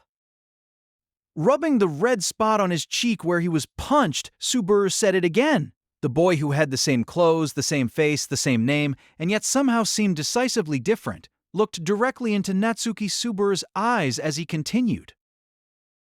Honestly, just imagining how painful the situation you are in is enough to make me sick. Starting at the 6th stage at level 1 with no pickups. I hear you on all those complaints. It's the same pain I've felt so many times before. His face was etched by the countless experiences of powerlessness and ignorance Subaru could tell because he had lived through them as well. Subaru knew all the defeats, all the pain, all the cries of death that the other Subaru had experienced. He had seen them with his own eyes. He had experienced them all with his own body, his own heart. And precisely because he had experienced them, because he knew that none of it was a lie, he refused to accept what the Subaru in front of him was saying. He didn't want to accept it. If I was stronger, if I was smarter, if I was more everything, it's enough to drive you crazy, right? As if you'd understand. What do you know? I know, and you should know why I know. Grrr. There was no force behind his rebuttal. That was only natural, because that would entail rejecting someone's opinion to brush it aside or crush it and declare they were wrong. But Subaru couldn't muster that in response, because he knew. In every sense, he knew everything there was to know about Natsuki Subaru. I shouldn't have looked at your memories. You don't get to complain about that after poking around in someone else's diary. I should never have looked at your memories. Clenching his fists, Subaru railed against Subaru's cheeky quip, but that was all the resistance he could muster. I wanted to find some hope. If you were some amazing guy and I could just figure out what made you so amazing, then maybe I could do the same thing. But I knew I had seen it all. The Natsuki Subaru standing over there was no different from me at all. He was just a weak nobody. Just a mediocre guy who had lived a life that I didn't know before, who had met people I didn't know before, who had made it through stories I didn't know before, who had experienced moments I didn't know before. I wish I could say you're wrong, but I can't, because I know exactly how you feel since you are me. I had seen the world the other Natsuki Subaru had seen and experienced. I had seen it all. How Natsuki Subaru had come to love this world, the people in it, Emilia and everyone. And I had seen all the wounds Natsuki Subaru had suffered to be able to keep loving it all. Natsuki Subaru wasn't some Superman. That illusion had already been shattered. Yeah, I know. I knew it. You just can't give up, no matter how many times you die. That's all it is. The Subaru standing across from me had slammed into impossible walls over and over, just like me. And when it happened, he died over and over and over again, changing the situation, the way the encounters happened, the way things connected, until he was able to make it through. That was all. The only reason you never give up is because you love everyone. You piece of shit. Why aren't you a Superman? Why are you still just a stupid kid? He took as long as he had to, even if it meant enduring unspeakable agony. That was all. Natsuki Subaru was just a regular person. He didn't have any extra tricks up his sleeve beyond what the current me had. And he was terrible at playing the cards he did have. On top of it all, he had terrible, terrible luck. If there was at least something, why did you disappear? Huh? Why were you gone? Do you know how much I've suffered because you up and vanished? The unsolvable question that had started all of this. Why had the original Natsuki Subaru disappeared? Why was the current Natsuki Subaru born? What happened to the original Natsuki Subaru when his memories vanished like smoke? Why did you disappear? That was me screwing up. I went into Taygata to search for a solution to Reed, and luckily I managed to find his book, but Reed's book was empty when you read it. I bumped into Gluttony there. The rest you already know.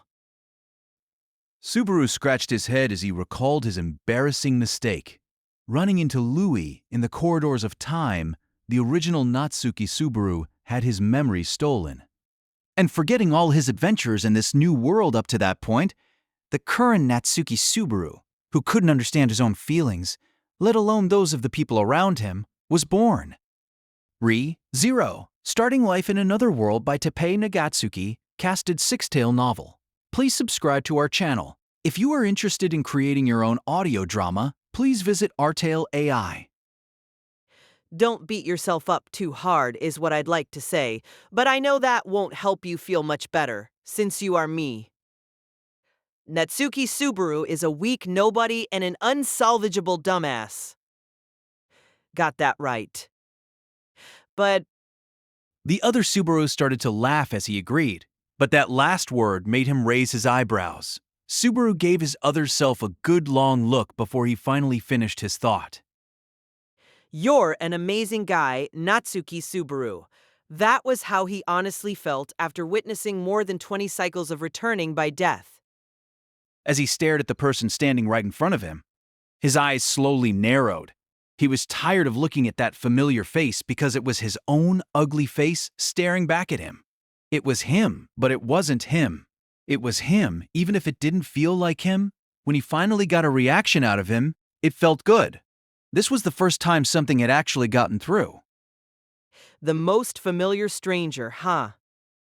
There were not many people who could like themselves from the bottom of their Subaru hated himself in that sense, and Natsuki Subaru was probably no different. The new Subaru and the old Subaru both hated themselves, but from the position of the most familiar stranger, when the current Natsuki Subaru looked at the other Natsuki Subaru, even if it was embarrassing, his first thought was, he's cool. Weak, pathetic, can't do anything, but even so, you keep struggling. I respect that. That's the you they all care about. So, that was the whole point of reading your Book of the Dead. It wasn't just to complain in the mirror about his own powerlessness and regrets. And it wasn't to trace the roots of the Superman Natsuki Subaru and fulfill some delusion of unlimited power either. It was to understand that Natsuki Subaru was just a person, to accept that and to respect it. What was that, all of a sudden? You're embarrassing me, man. The other Subaru had been frozen, listening intently. Suddenly, he was moving and talking again. His eyes narrowed, and he glared at Subaru in annoyance. Or perhaps in embarrassment. It's a bit weird for me to say this, but looking back on everything up to this, I'm amazed you could say that. You basically watched Natsuki Subaru starting life in another world from zero. Yeah, it feels a bit weird seeing a protagonist with the same name as me. Better than the heroine having the same name as your mom. What am I even talking about? Firing off a bit of banter, both Subarus eyed each other. Seeming almost a bit let down, the other Subaru pointed to himself. So you're going to believe me even after everything you said earlier. It's not like you've ruled out me being Louis in disguise yet. I have. You didn't change back when I punched you. That logic is straight out of a manga and isn't necessarily true, you know? Like the other Subaru was saying, that wasn't really enough to be sure, but at this point, Subaru had let go of all his doubts, probably because of what the other Subaru had said before. Even if Louis Arneb could consume all of someone else's life from head to toe, that look on his face, the sound of his voice when he talked about how much he cared about everyone, that was something Subaru didn't believe she could reproduce. Because she couldn't understand happiness. She didn't know what it meant to be fortunate or blessed. She can't love anyone, so she can't understand the feelings of someone who returns through death for people they care about. So why are you here? Were you waiting for me? He acknowledged the Subaru in front of him. This was someone with the same roots as him. The question that naturally rose to the surface then was why the two of them had met here.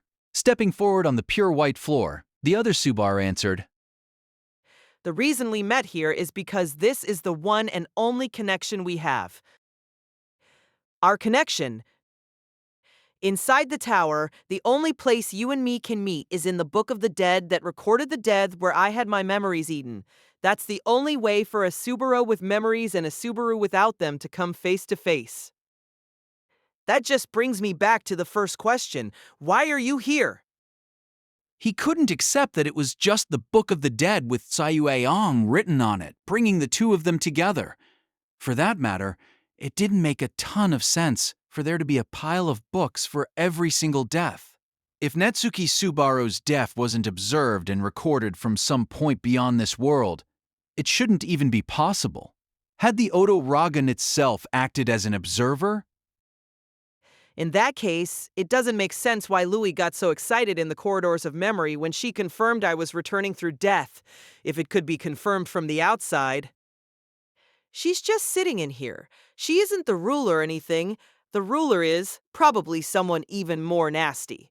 Given everything, the most likely candidate is Both Subarus finished the thought together.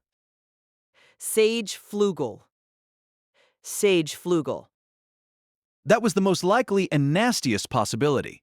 The person who was involved with the construction of the Pleiades Watchtower, who set the examination that forced them to face Reed, and who had sentenced Shala to 400 years of isolation that could have easily lasted even longer. After both confirmed that he was a shared enemy, the two of them looked at each other. Then, for the third time, he asked, Hey, other me, why are you here? So you're not gonna say you already know this time, huh? He shrugged when the other Subaru fell silent. His banter went unanswered. Instead, what appeared in the other Subaru's black eyes was the gleam that had been there from the start. He probably feels a bit guilty. Hey, what do you think will happen when our memories get combined? So Subaru deliberately brought it up in a cheerful tone. Are there any rules or anything for what happens in these sorts of stories? I don't know. There isn't really a set answer, I think. Honestly, you probably have more experience in this place. So, do you know any special rules I don't? You read my anatomy report, didn't you? It's 50-50. 50-50, huh? 50-50. What if we're like matter and antimatter and we annihilate each other? Don't say that. Win or lose, no hard feelings, yeah? No, I'm definitely gonna have hard feelings. And if I would, that means you would too. Well, yeah, probably. Yeah, not a lot of room in my mind. What was that? Not a lot of room in my Jun. Huh? Did I say something weird? No, probably just me mishearing. Ah, right. Just in case, since you never know, there are a couple things I want to say. You mind? We've already come this far, so might as well. You know more about the basics of this world, though that advantage is gone now that I've read the books of the dead, but something else changed too, right? Changed? After losing our memories, I talked with everyone, got to know them, a volume of Natsuki Subaru starting life in another world from zero that you haven't seen. First of all, Meili. She's a bit of a landmine, but you can understand her if you talk to her, so make sure you do that. I'm definitely a big fan of Captain Mealy right now. All right, got it. Also, there's a giant scorpion roaming around the tower, but that's actually Shola. She's pretty damn dangerous, but it's not because she wanted to be that way. Save her, too. All right, got it. Oh, right, and I forgot to say, but when I met Lewis, Rem gave me a kick in the ass. I didn't remember her at the time, so it wasn't until reading the books that I realized what kind of girl she was. But yeah, that's definitely my Rem. No, she's my Rem. No, mine. Mine. Ram said, "There are things you can only see when the snowmelt finally comes." She really nailed it. Yeah, that's right. As for Julius, well, I don't really have to say anything there. He's not so unreliable that he needs someone like us to say something to him. Yeah, agreed. Thanks for apologizing to Mom and Dad. Yeah. Thanks for helping Otto and Garfield. Yeah. Thanks for helping Petra and Fredrici and everyone in Earlham, too. Yeah. Thanks for bringing Beatrice out and for taking her hand. And Emilia, thanks for falling for Emilia. I like her too. I really do. Yeah, I understand. Natsuki Subaru, you're an incredible guy. I really do understand that, so I'm sure if it's you, it'll be fine. Yeah, right. Yeah, if it's us, it'll be fine. Fine, huh? That's right, it'll be fine. Because I know you're really something. True, yeah. There is one thing I need to tell you. Summer holiday's over now. They put their hands together. That cliched exchange was the last. He breathed in and out. Most likely the merger happened in an irregular way. No, this place wasn't made to accommodate this sort of thing to begin with. Subaru's very existence, this very situation was itself an error. So, Subaru finally noticed the teardrop that rolled down his cheek and dripped from his chin. He just didn't feel the urge to wipe it away, because it didn't feel like his own tears. This came from someone else who was slowly merging into Subaru. As he breathed deeply in and out, he scanned his mind, and what was seared into his memories was… Neck. Suddenly, Natsuki Subaru flashed back to 22 deaths. They were all deaths experienced in this tower, struggling against an unfair fate. The question mark, the part that had been unsure if it would make the merge, had connected. It connected, but… You had your own crazy tightrope to walk. The other him, who had praised him so much, had endured such a lonely struggle. He finally realized how hard the other him had fought in such a difficult situation once. He started believing in his friends. Yeah, you're right. I really do respect you, Subaru. Breathing deeply to calm the pounding in his chest, he nodded. And then Subaru raised his head and looked forward. The white space was unchanged. Blank space in the corridors of memory created by the irregular situation in the location where just moments ago, a second Subaru had been touching his hands. Looking down at the small figure sitting there, Subaru's eyes narrowed. And… So, did you see what you wanted to see, Louis Arnabe? Subaru quietly asked the Natsuki Subaru who had reached him after reading through all those books of the dead, and then vanished. Or rather, he asked, Louis Arnabe. We want to be happy. Whether a life was good or bad was determined by a massive roll of the dice in the form of where and how you were born. That was Louis Arnabe's theory after having devoured and pored over the lives of countless people. Louis was the youngest sister of the 3 siblings who bore the title of Archbishop of Gluttony. Reports of the activities, scale, and organization of the witch cult were already sketchy and unreliable, but the archbishops were particularly shrouded in mystery. The most well-known archbishops in the past tense were sloth and greed. Beyond them, it was known that wrath, lust, and gluttony existed too, but their identities had long been enigmas. And Louis Arne, the youngest sister of the gluttony siblings, was the best kept secret of them all. Not because we especially wanted it that way, though. Louis muttered to herself in the blank white space she had inhabited since she was born. Due to her circumstances, she couldn't leave this place and couldn't contact anyone. She couldn't wield the authority of gluttony except in the most limited of situations either, so her abilities didn't do her much good. The one silver lining was that she never lacked for meals, thanks to her brother's leftovers. The plates they brought her were brimming with individuality. Lai, the gourmet, loved a life seasoned with the richest of spices, be they good or bad. Roy, who ate any garbage he found, prioritized quantity above all else, dreaming of filling his stomach with whatever odd flavors he could find. Louis snacked on the meals her brothers brought her, while developing her own school of thought. Having digested so many lives, comparing all the flavors, testing so many, and dwelling on the idea for so long, there was something she realized. There was a quantifiable level of fortune in everyone's life. That person was happy, but this one was even more happy.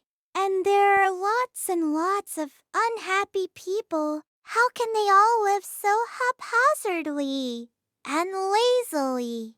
Sorted, compared, and graded their lives by her standards. Wealth differences, love, the environment they were born into, friends and family, if they had a lover. Grading by every sort of metric, she assigned points to people's lives, one after the other, ranking them. Looking through them all, she had another thought. Why are they all so bad at life? If they just let us do it, we could do so much better. They're all so hapless. Put another way, what she was doing was the equivalent of watching someone's life, like a game being played on a screen, pointing out places where they could do better, or how this or that choice wasn't meta. But she soon grew bored of making self-indulgent reviews.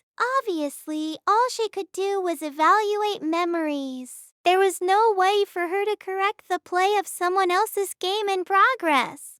Watching someone play a game they were terrible at forever on end wasn't just boring, it was torture.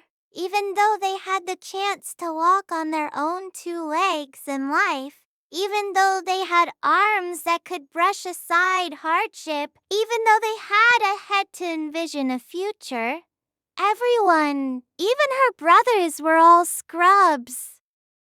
Pathetic, pathetic, pathetic. If you're gonna live so pointlessly, then give that life to us. We could live it so much better. Every last one of you are all too incompetent. Scorn-worthy lives lined her plate one after the other, digesting countless numbers of them.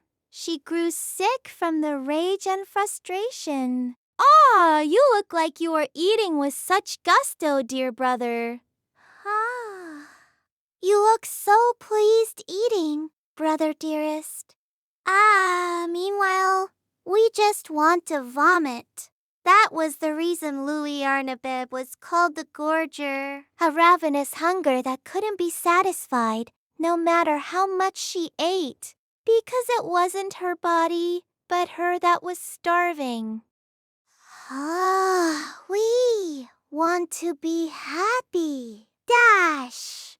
We want to be happy. We want to be happy. We want to be happy. We want to be happy. Her brothers were living their own lives. They didn't have to wish for that. But Louis alone had her life stolen from her, so she couldn't help but wish for it.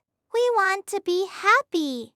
In a white world, plowing through countless memories, that was her only wish. That was Louis Arnab's one true wish. Maybe anyone's one true wish. We want to be happy. She couldn't be satisfied with borrowed life, snacking from other people's plates. It was boring. She was bored. She wanted a life all her own just for her. She wanted a body, a soul, a fate.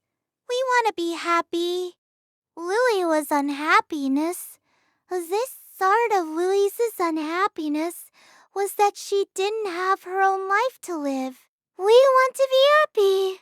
But at the same time, she understood herself completely, easily bored and quick to give up. Even if she happened to suddenly get her hands on a life, there was no way she would be satisfied with it, because she understood there were countless lives in this world.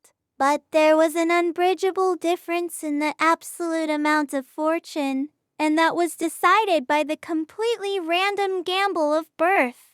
Louis didn't want to be inferior. She wanted to be blessed. She didn't want to be looked down upon. Dash, we want to be happy. Dash, we want to be happy. We want to be happy. We want to be happy. We want to be happy. We want to be happy. We want to be happy. We want to be happy. We want to be happy. We want to be happy. We want to be happy. She had ranked other people's lives, but whatever their score, wherever they ranked on her tier list, there were no lives that received perfect marks. And even a life that could earn top marks wouldn't be satisfying at all for her. Oh, we want to be happy. There was a way. Gluttony's authority, Eclipse, made it possible. Gluttony's power stole other people's names and memories. Eclipse was a power that used those stolen goods to recreate a person. With that, Louis Arnab could begin her life. No one could control how they were born. She was sure that was the root of everyone's unhappiness. But Louis was different. Louis had the right and the power to choose her birth, to choose her life. By stealing others' memories and recreating them using Eclipse, she could make them her own. She could choose her life and make every correct choice. A happy family, kind parents, an affluent lifestyle, a blessed environment, good friends, and a soulmate. They were all nothing more than the same sort of happiness she had seen elsewhere. That wasn't what she wanted. She was searching for the ultimate life. Louis Arnab hungered for the ultimate life. That was what she sought. So when she learned about Natsuki Subaru, she was ecstatic, hearing a voice she should not have been able to hear. What did you just do to me, Louis Arnab? She faced Natsuki Subaru for the first time, a trespasser in the corridors of memory, on her turf. That alone was already surprising enough. But what lit her chest delight was the ache of the memories she had eaten. Somewhere in the memories her brother had eaten was someone who felt very strongly about him. She summoned him, calling out sweetly like a memory, and then she forced him down when he flew into a rage. And with a passion that made her chest feel like it might explode, she devoured his name and memories. It was a good meal. She had fully digested his memories, and yet, Mr. Do you remember us? Why was he still calm, even though she had eaten his memories? Why was he glaring at him with such hate-filled eyes? Why was her chest pounding, even when she was so bewildered? Why? Why?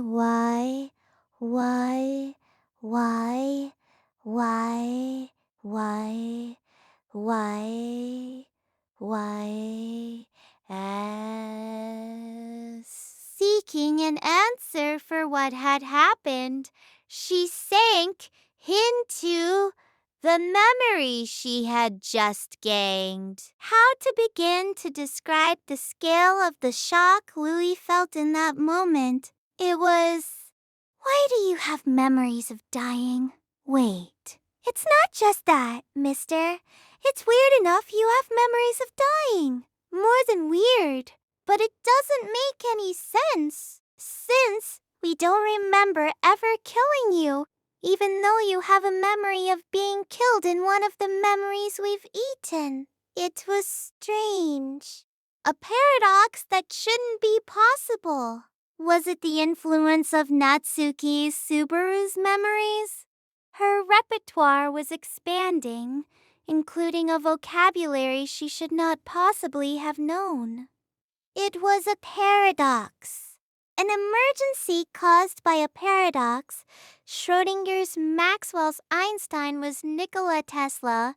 What is this? What is all this? Memories aren't delusions. The dregs of a soul aren't something you can just warp at will. So, this is the world you saw, mister. This is your history. A story all your own. Aluli ran her fingers through her long blonde hair as something inside her exploded. To think such an impossible world-bending thing like this could exist. Mister, are you an archbishop like us? See, Betelgeuse is saying it in your memories too. The factor is here. Your pride and... Isn't that my seat? Tapping her temple with her finger, Louis devoured the memories to the bone. It was hard to believe. Unbelievable even. No one other than Gluttony could begin to believe it. But because Louis could share the same memories, she could see for herself the path that Natsuki Subaru had taken. Or rather, she didn't have to believe. She knew it for a fact, because it was already the same path that Louis Arnold had taken now, too. Oh, amazing! You've really died. Horrifically. Pathetically. Over and over. No fair, no fair, no fair, no fair, no, it's so lovely. This is death. Something that should not be possible, that should not exist. A memory of what lay beyond death. Something fundamentally different from any of that near-death experience urban myth stuff too. The curtain fall that signaled a soul shattering, a life scattering, a breath ceasing. Return by death, that was the great centerpiece of the memories that had taken root in her, accumulating the experience of countless deaths. Carving them all into a soul that should only have been able to experience one. Natsuki Subaru was brimming with sediment, and Natsuki Subaru had overcome every sort of difficulty. I want it. Why had Natsuki Subaru been able to reach the corridors of memory? Why was Natsuki Subaru not affected by Gluttony's power? All those questions became like worthless confetti in the face of the ability to surpass death. Louis Arnold was searching for the greatest life, and having consumed all sorts of lives, she had reached the conclusion that the greatest life didn't come from being wealthy or being loved by countless people or being blessed with some great status. The greatest life was a life that went according to plan. A life where every hope, wish, and dream came true. A perfect world where there was no inconvenience, where there was no incompleteness, where there was no unreasonableness. Louis had always been searching for a way to make that happen. She had been searching inside herself for the answer all this time, but finally, she understood. It's return by death. With that, she could undo anything she didn't like. Undo any mistakes. She could deal with the fact that there was no knowing what might happen in the future, no matter what went wrong, or was unfair, or was imperfect. As long as she knew she could do it again, we can live the best life. What to do? How do we steal it? If your return by death is an authority, then just eating you won't be enough to take it. Things tied to memories and names are different. Which factor is the antithesis of the Odo Ragna? There's no easy way to strip it out. So to steal an authority, she would have to steal the witch factor. But Louis didn't know how to do that. She had never thought to steal any other archbishop's authority. The thought of even touching them was repulsive. Wait, you can use Betelgeuse's authority, the invisible hand in his memories, though it was massively degraded from its original form, was unmistakably the power that Betelgeuse had used. That meant Natsuki Subaru was living proof that it was possible to double-dip witch factors, to have multiple authorities. If she stole that ability from him, we can live our own life. Isn't that great? Don't make us laugh. Someone who has everything could never understand the feelings of a have-not.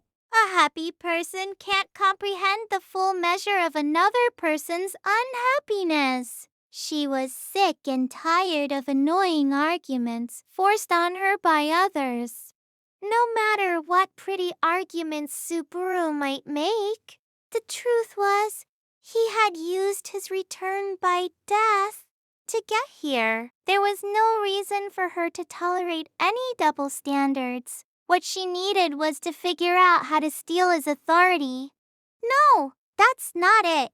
That's not our way. Hitting her fist on her palm, Louis welcomed this revelation. Somewhere along the way, she had confused her ends with her means. That was a terrible mistake. She wanted to gain his authority to return by death. She wanted to live the best, most enjoyable life using it. But stealing it wasn't the goal. After living so long as an archbishop, she had come to think about everything in terms of violence, which clouded her mind. It was simple. If she just needed to get access to it instead of stealing it, we can just become you. We can just become you if we just consume you with gluttony's authority. We can merge with you, witch factor and all. Saying that, our pockets. Louis pinched her cheek and pulled violently.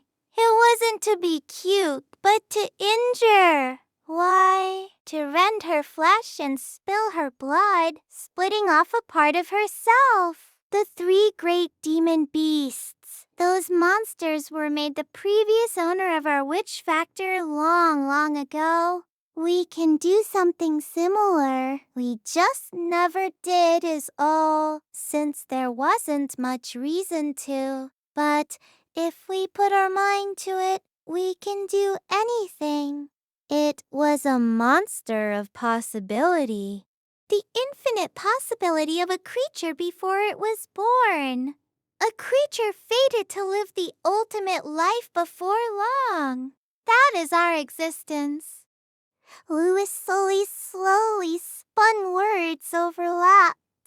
The same voice resonated in stereo, and it was not the sort of thing that was just the trick of the mind. This was exactly what it sounded like. The same voice in the same tone, spoken by the same person, but from two sources. I was surprised by your memories, mister. I didn't know our Neb is a rabbit constellation, and it was shocking to find out you were the ones who destroyed the great rabbits. But in that case, it shouldn't be too surprising, right? Are you happy to see another cute little Louis? or not? Not right? You aren't the type to crave little kids. I see.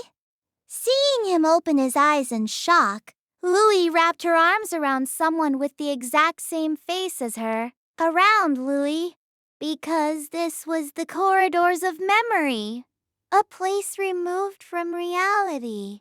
Louie was just a soul attached to a witch factor, without any body. That was the only reason this could work. She could peel off a bit of her soul, break herself into two, and create another being.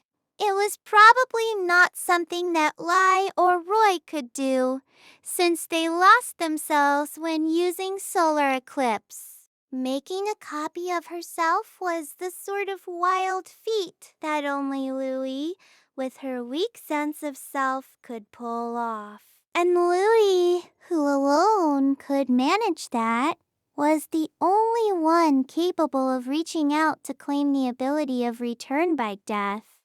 The boy who was a receptacle for a witch factor was saying something. When she looked at him, a loving feeling welled up inside Louie, a desire for something apart from the allure of his power. It was vexing, so she relinquished the memories causing that feeling. Peeling it from her soul, she cast it aside as if it was no longer needed. No, not as if it truly was no longer needed. All those memories were nothing more than a snack to allow her to hold on until she achieved the ultimate life. But Louis Arneb had finally found her full course. We can do anything we put our mind to. To do that, Louis Arneb would eat away at Natsuki Subaru from the inside, and once she was done, she would consume him entirely from the outside and gain Natsuki Subaru for herself. To the very end, the receptacle said something, refusing to go down smoothly. She ignored that and licked up every last drag attached to his soul, completely inheriting his memories. She attuned herself with the now empty shell devoid of memories and readied herself to steal the memories of someone she had already eaten once before. In search of the greatest, the ultimate experience, Louie waited impatiently for the ultimate main dish that would grant her happiness to arrive. So, did you see what you wanted to see, Louis Arneb? Huh? Lou's eyes opened wide when she suddenly realized she was being addressed. Blinking repeatedly, she confirmed where she had woken up: a white world, a white floor, and a white sky. Standing upright in that pure white space, Louie touched her own face in a daze. She patted her face all over to confirm it. There was no mirror here, so she couldn't say for sure, but there was no mistaking that feeling. It was her own face. This wasn't a place where any sort of entertainment could be found, and the only things she could really touch were her own face and body. It only took her an instant to confirm the shape of her own face. This was, without a doubt, Louie's body. In a daze, she slowly checked herself. Right about the time she finished, that question came again. Did you see what you wanted to see? Looking up, Louis saw the shabby boy with short black hair, a long torso and short legs and menacing eyes. His name was Natsuki Subaru, and until moments ago, Louis had been him too. And he was the holder of return by death, making him a nightmarish being beyond imagination. No, 0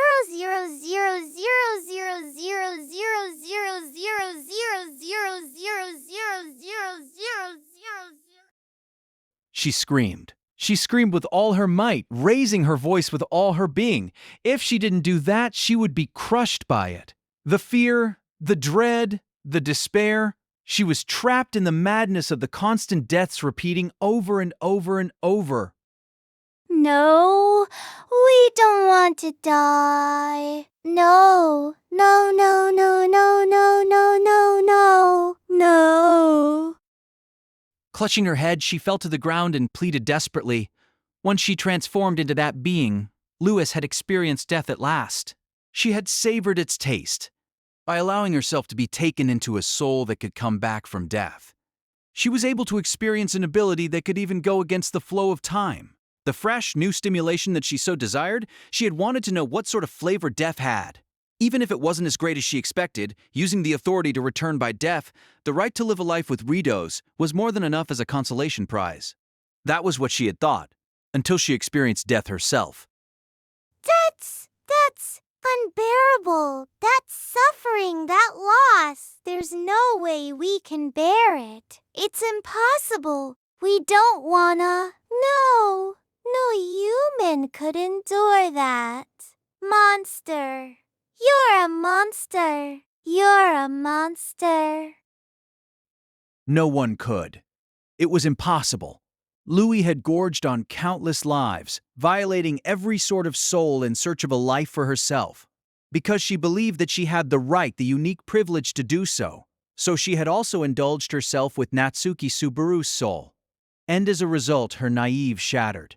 Because a human heart can't endure its own death. We want to be happy. We want to be happy. We want to be happy. We want to be happy. We want Ed to be happy. We wanted to be happy. That was what Louis Arnab had always pictured, and what she had wished for all this time. She had the right to use her power to trample anything and everything to attain the ultimate life for herself, because she had believed that without any moral qualms, that was how she had lived to this day. But the foundation of that assumption had crumbled. She had wanted to be happy, but now her wish was different. We don't want to die. We don't want to die. We don't want to die. We don't want to die. We don't want to die.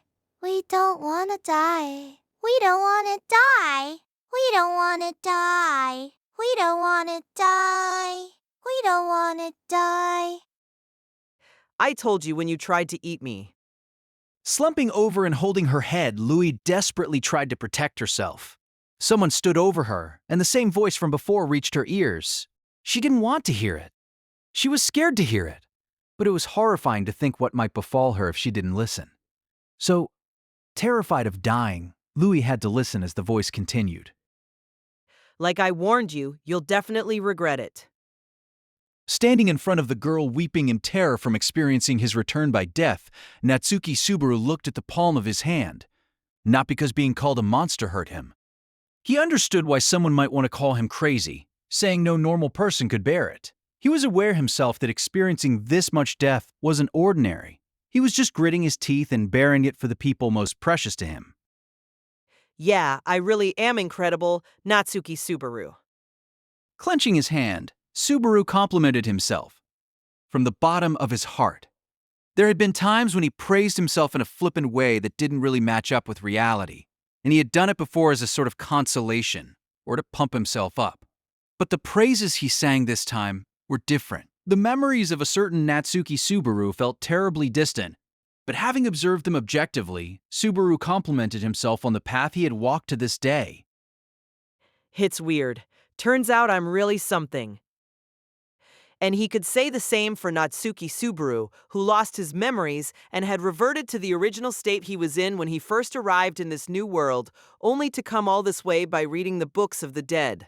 Starting from a complete blank slate in a new world, he had experienced as many deaths as Subaru had in a year, and he'd finally managed to rendezvous with Subaru here. Meili and Shala, leave them to me. Meili's future was dark and at risk of closing off entirely because murder had become a habit for her. Shala wanted her happiness to continue, even after being freed from her 400 years of waiting. Ram and Julius are both pushing themselves, and if the two of them are doing that, then Ram always knew the best choice and practiced a level of discretion that made her more reliable than anyone. Julius had lost his pillar but still held on to his conviction as he continued to swing his sword. Beatrice and Echidna, too, to think I would just be causing trouble from start to finish. Sheesh, what am I? Beatrice devotedly supported him and noticed his heart's limits before anyone else. Echidna was the most suspicious of the memoryless Subaru, but had still forgiven him in the end. And you, the one I will always be drawn to, no matter how many times I have to repeat things, and even if I lose my memory. That's just how I want it. That's how it has to be. I can't imagine it any other way. That's just how much EMTMT.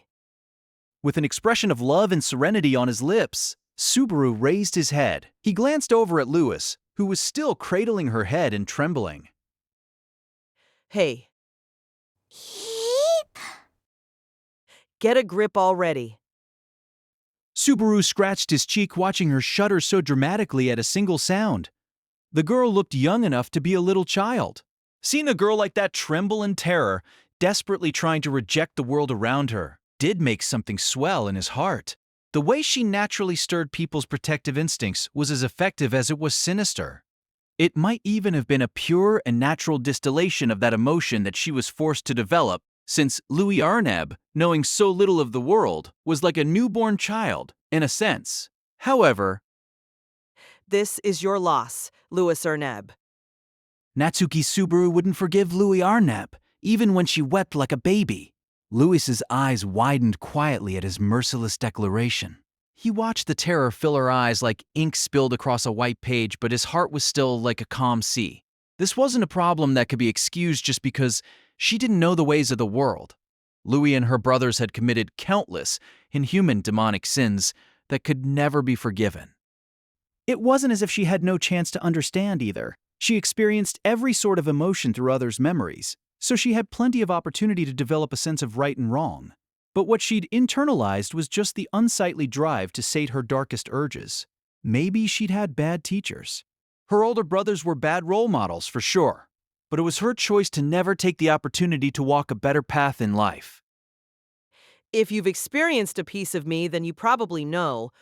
But you archbishops, your titles are the same as the 7 deadly sins. It's definitely the sort of phrase that sets a nerd's heart aflutter, but there's also the 7 heavenly virtues, too. The 7 deadly sins were pride, wrath, jealousy, sloth, greed, gluttony, and lust. The 7 heavenly virtues were prudence, fortitude, justice, hope, temperance, faith, and charity. If the 7 sins were a sort of inescapable karma, then the 7 virtues were a promise that must never be forgotten. It was a reminder that people living in sin could still live for the sake of others. By respecting one another, people could live side by side. But you, all of you, violated that. That was why the archbishops were unforgivable. Why Louis Arneb was unforgivable. Louis Arneb, you've lost. Acknowledge it and let everything go. Subaru made his demand as Louis recoiled in terror. He showed no mercy to the girl who was stuck in soul-numbing despair after experiencing return by death so many times. You said before you can do anything you set your mind to. So, she managed to split her entire self in two, incorporating everything from her pride and self-esteem to her witch factor.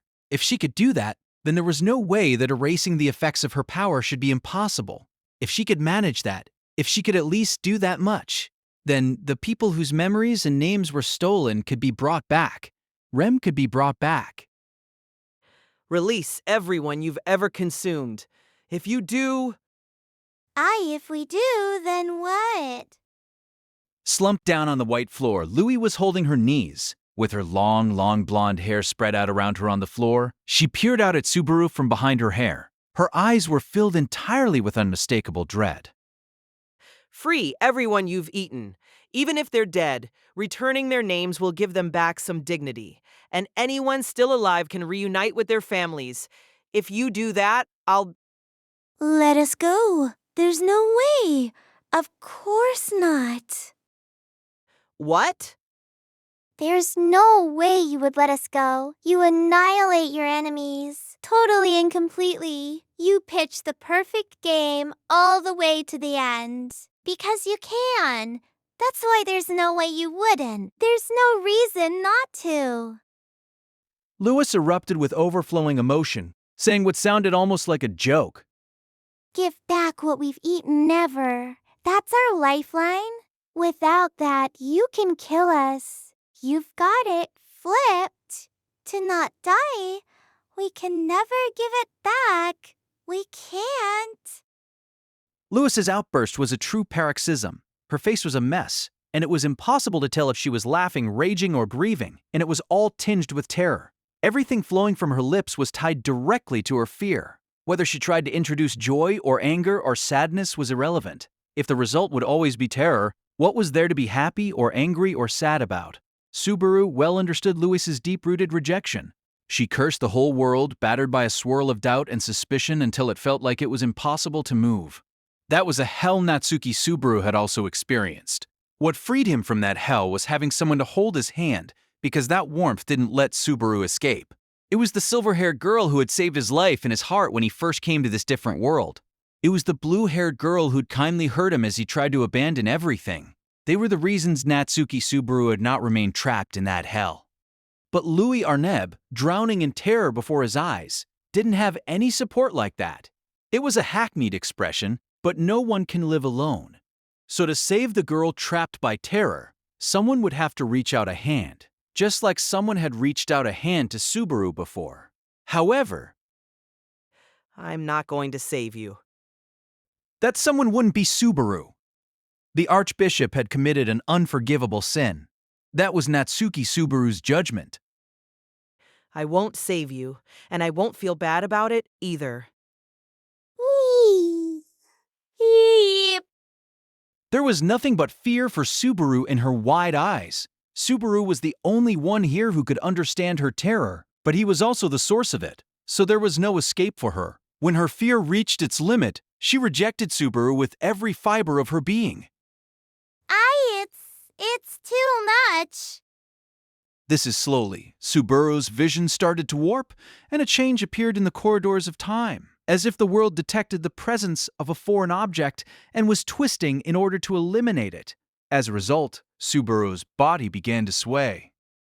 We don't want to be in the same space as you a second longer. We physically can't bear it. Our essence can't bear it. Our fate can't bear it. So disappear. Dear brother and brother dearest will eat you. Whichever one wants you. We're out, though. Her decision, frustrating as it was the best choice available to her. Removing Subaru's presence, erasing him from this world. He had no way to stand his ground, nothing to hold on to, and only a vague sense of ground to stand on. His soul was being peeled away from this white realm.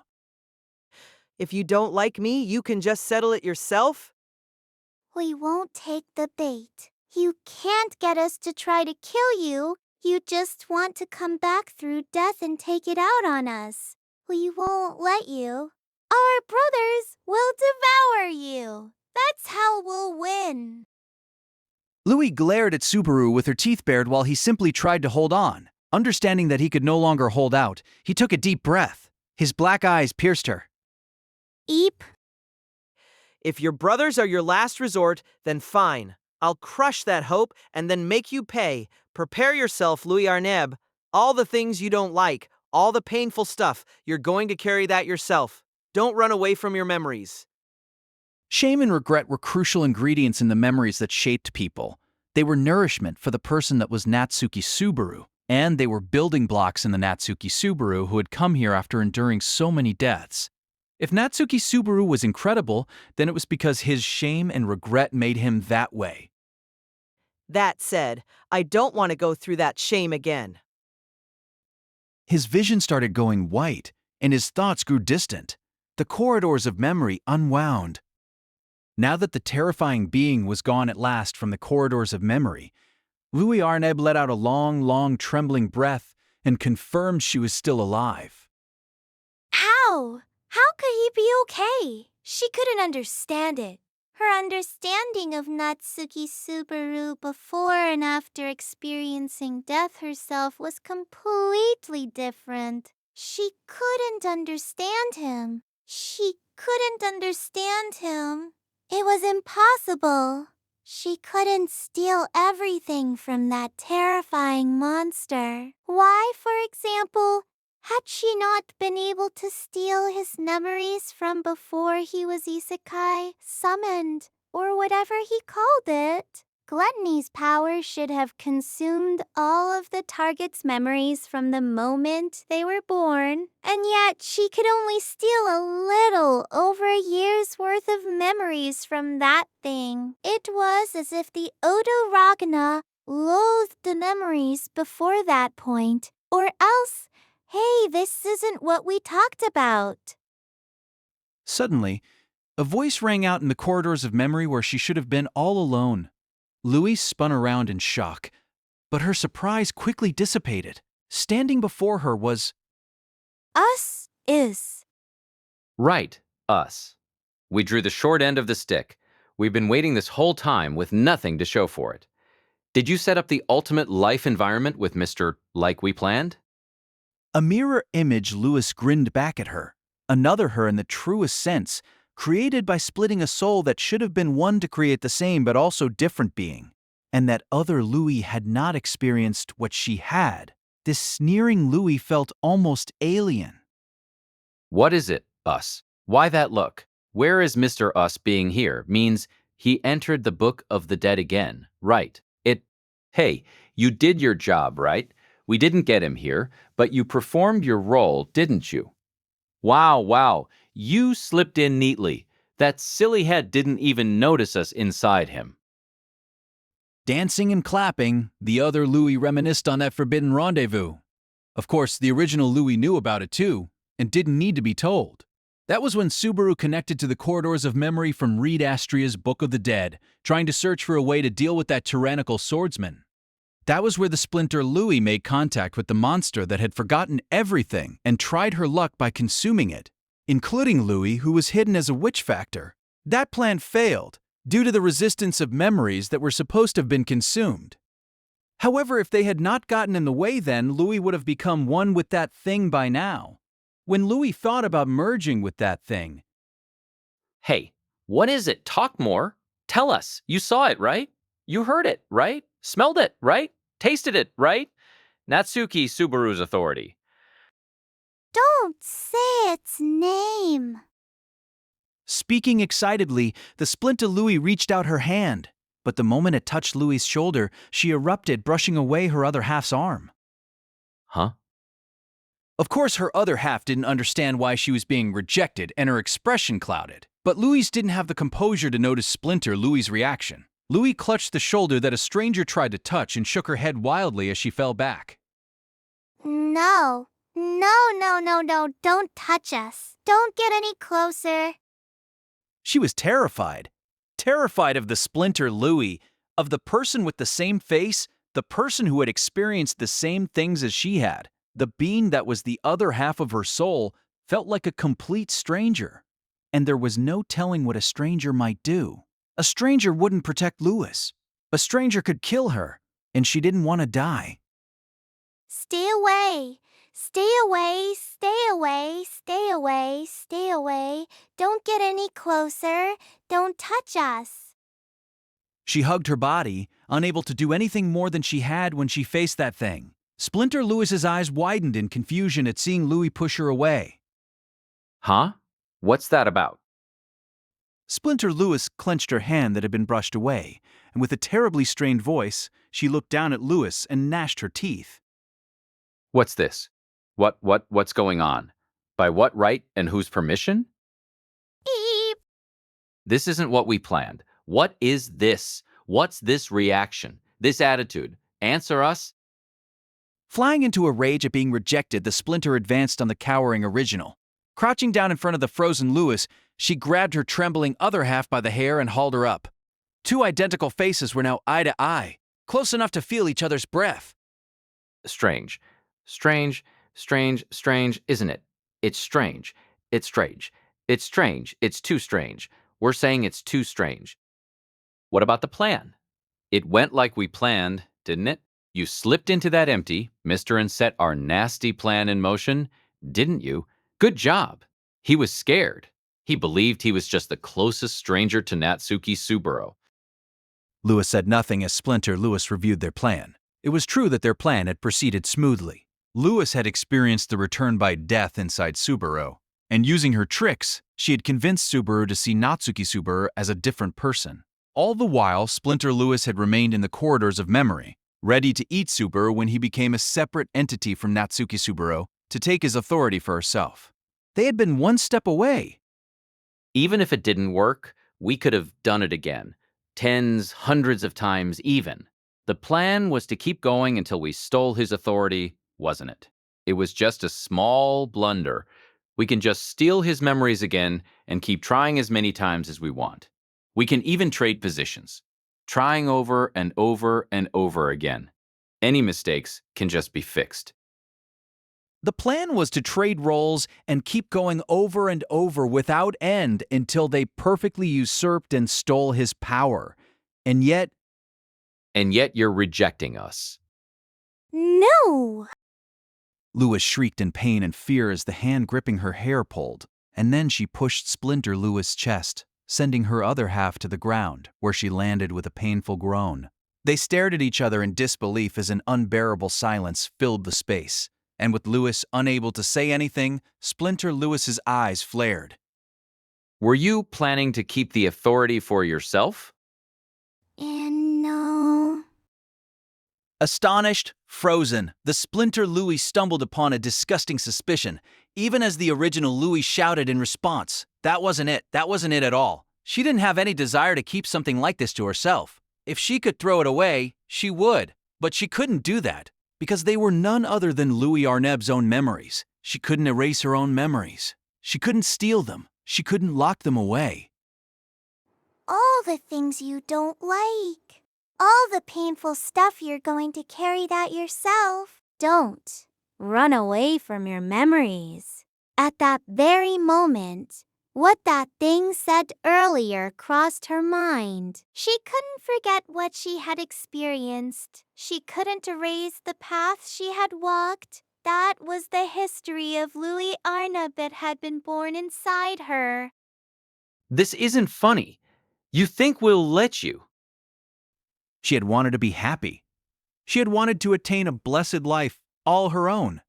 But the life all her own that she had managed to find unexpectedly crushed Lewis's heart into dust, wounding her irreparably. And the Splinter Lewis couldn't understand the Louis who was cowering because of the wound to her heart and just sheer exhaustion. You think we'll let you keep our ticket to happiness to yourself? No, you've got it wrong. That's not it. That's not it. How? Liar. We never would have expected you to betray us. As expected of us. Right. Yeah, we understand. Us. The Splinter hopped to her feet, putting her hands together in front of her chest, and then her lips cracked into a giant grin as she glanced at Lewis, who was pleading tearfully. If you happened to be planning a little trick for us, once you got your hands on that power, there would be no way of winning. Amazing. Well thought out. We don't want to die. We don't want to die. What an obvious lie. You don't want to die. Why? If you don't want it, then give it to us. Keeping it to yourself, you don't care about us at all. Splinter Lewis rejected the other half of herself, and in doing that, Lewis felt something shatter inside her. It felt like she heard something crumbling, though she didn't know what the sound was shattering inside her. She didn't know, but Natsuki Subaru is ours. You thief! She talked like she was superior, even though she didn't know anything about that thing. Even though she was the only one who really understood that thing. Even though we're the ones who understand. We're the only ones who know Natsuki Subaru. You stupid girl. It was terrifying, repulsive. It was odious. Let us savor him, too. the Splinter lunged forward to rob the original of the memories that made her Lewis, but handing them over would mean the death of Louis Arneb. It would mean death. It would mean the world that thing had seen. Ah! Shout, shout, shout, shout, shout. She kept screaming, screaming, and screaming, and screaming. We don't want to die. A terrible, gruesome, and meaningless battle began in the corridors of memory. A battle watched by none, one no one cared about. And so it began and ended, a battle without a victor. Icebrand, arts. The moment she said it, she got a good grip on the object that formed in the palms of her hands and swung hard. A longsword made of ice had appeared, and it was far sharper than any ordinary blade.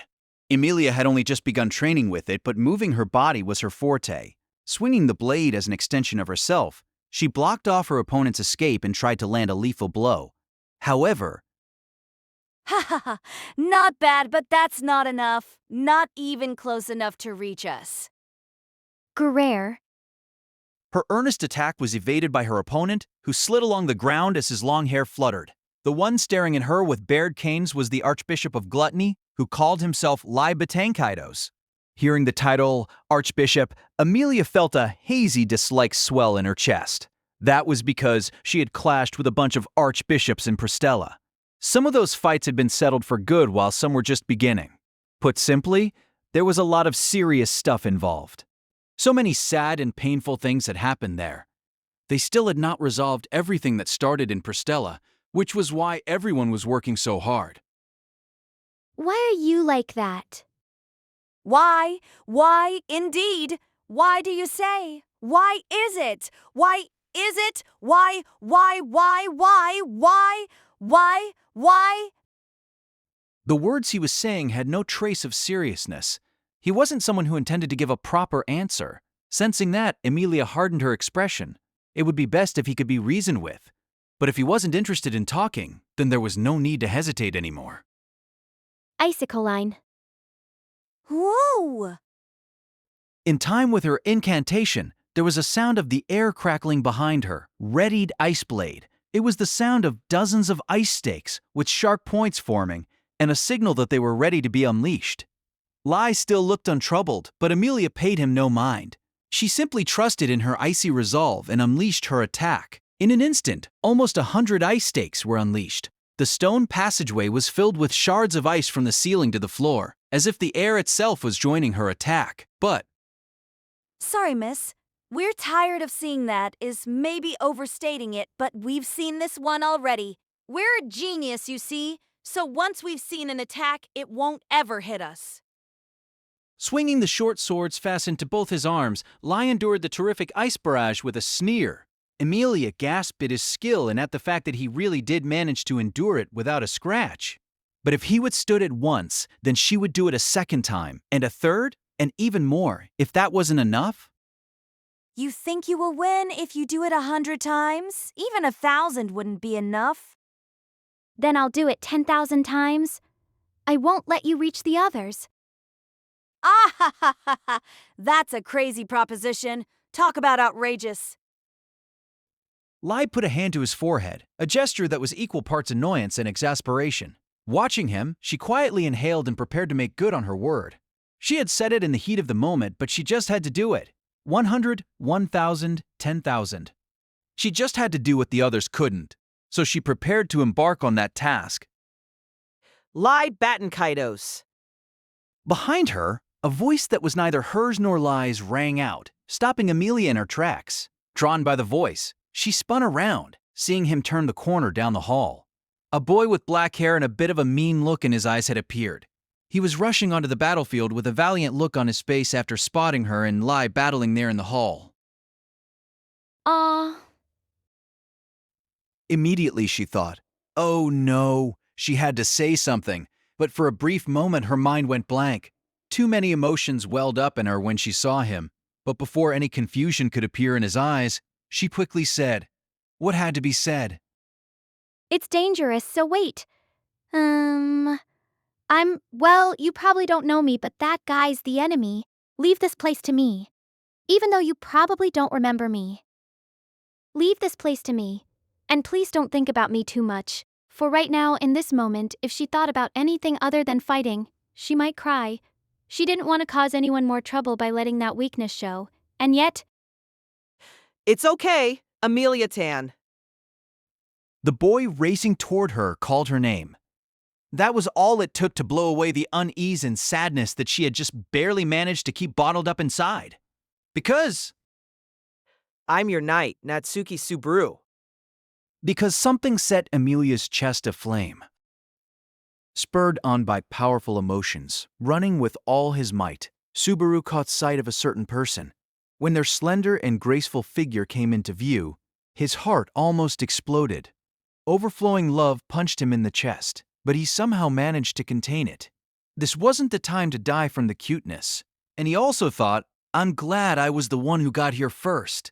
He knew what to say. He knew how to call out to her. And more importantly, what he wanted to call her. It's okay, Amelia Tan. Sorry for worrying you. Sorry for troubling you. And sorry for making you wait. With all of that imbued in his words, he nodded, even as his expression softened despite the dire situation. And as understanding blossomed in the silver-haired girl's eyes from just that one phrase, he continued. Subaru struck a pose with his left hand on his hip and his right hand raised, finger pointing upward. I'm your knight, Natsuki Subaru. Amelia's eyes shot open. That was all they needed to understand instantly.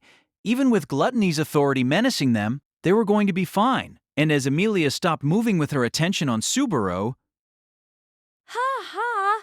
That's a little too careless, don't you think? Lai leaped at her back, saliva dripping from his mouth, his disheveled, long brown hair flying. Lai took aim at Amelia with both of his blades. Just before they slit her neck, though, her silver hair sank straight down. Ew. Not in the least. With a stirring shout, Amelia traced a beautiful arc with her long, slender legs. The spinning kick she unleashed from a sinking stance landed heel first right in Lai's face. Yeah. Just as it made contact, she supplemented it with an ice boot, sending Lai's body flying. His front teeth broke, and he spun from the force of the kick, sliding across the frozen floor of the passage. Amelia turned her palms on him and mercilessly launched a storm of icicles, dealing massive damage to Gluttony. Success! My distraction and Amelia Tan's cute killer instinct made a perfect wag. Subaru. Just as Amelia leaped onto him, he somehow managed to catch her, even as he was stunned by her warmth and softness. Amelia Tan? That caught me by surprise. And you're so soft and smell so nice. Did you change your shampoo? You idiot. You big dummy. I was so worried. And you, dummy. Stupid. You're really laying into me. Not that I have any excuse, though. Subaru faltered as Amelia looked up at him with those big eyes, and holding her so close, he felt his heart hammering up a storm. Anyway, I'm sorry for worrying you, but I'm back, revived, in the thick of things. A perfect Natsuki Subaru, something along those lines, so it's okay now. He rambled in the heat of the moment, trying his best to put Amelia at ease. But as he did that, Amelia's eyes blinked, and she gently put her finger on his chest. It was a ticklish, gentle touch. Subaru's body shuddered. Are you together? The you without your memories was still you. So even if you remember everything, the other you who was trying so hard is... Yeah, it's fine. Falteringly, still touching his chest, Amelia confirmed the path he had taken. With the merger of their memories, they had become one, and there was a Natsuki Subaru who could be thought of as having disappeared. But that Natsuki Subaru had still been connected with everyone's hearts for a time. He's still there inside me, and inside you too, so it's really okay. So keep your eyes peeled for what perfect Natsuki Subaru can do now. All this pent-up frustration from this torrent of developments is gonna be the craziest nitrox. It's time for us to blast off into a bright future. Sorry, I really don't understand what you're saying. Amelia just shook her head as Subaru grinned and flashed a thumbs up. Even that cool attitude was adorable, and he would really have loved to spend minutes, hours, even days more messing around with Amelia like this, but There are a lot of problems we have to clean up. The 5 obstacles blocking their way in the Watchtower, even with Natsuki Subaru's identity problem resolved, Subaru's delightful and precious comrades were still in danger. However, there had been a lot of developments. For example, the tidal wave of shadow that swallowed up the entire tower made this whole operation a race against the clock. That was the Witch of Jealousy's calamity, and it had happened before in the sanctuary. The cause that time had been him talking about returned by death with Echidna inside her grave.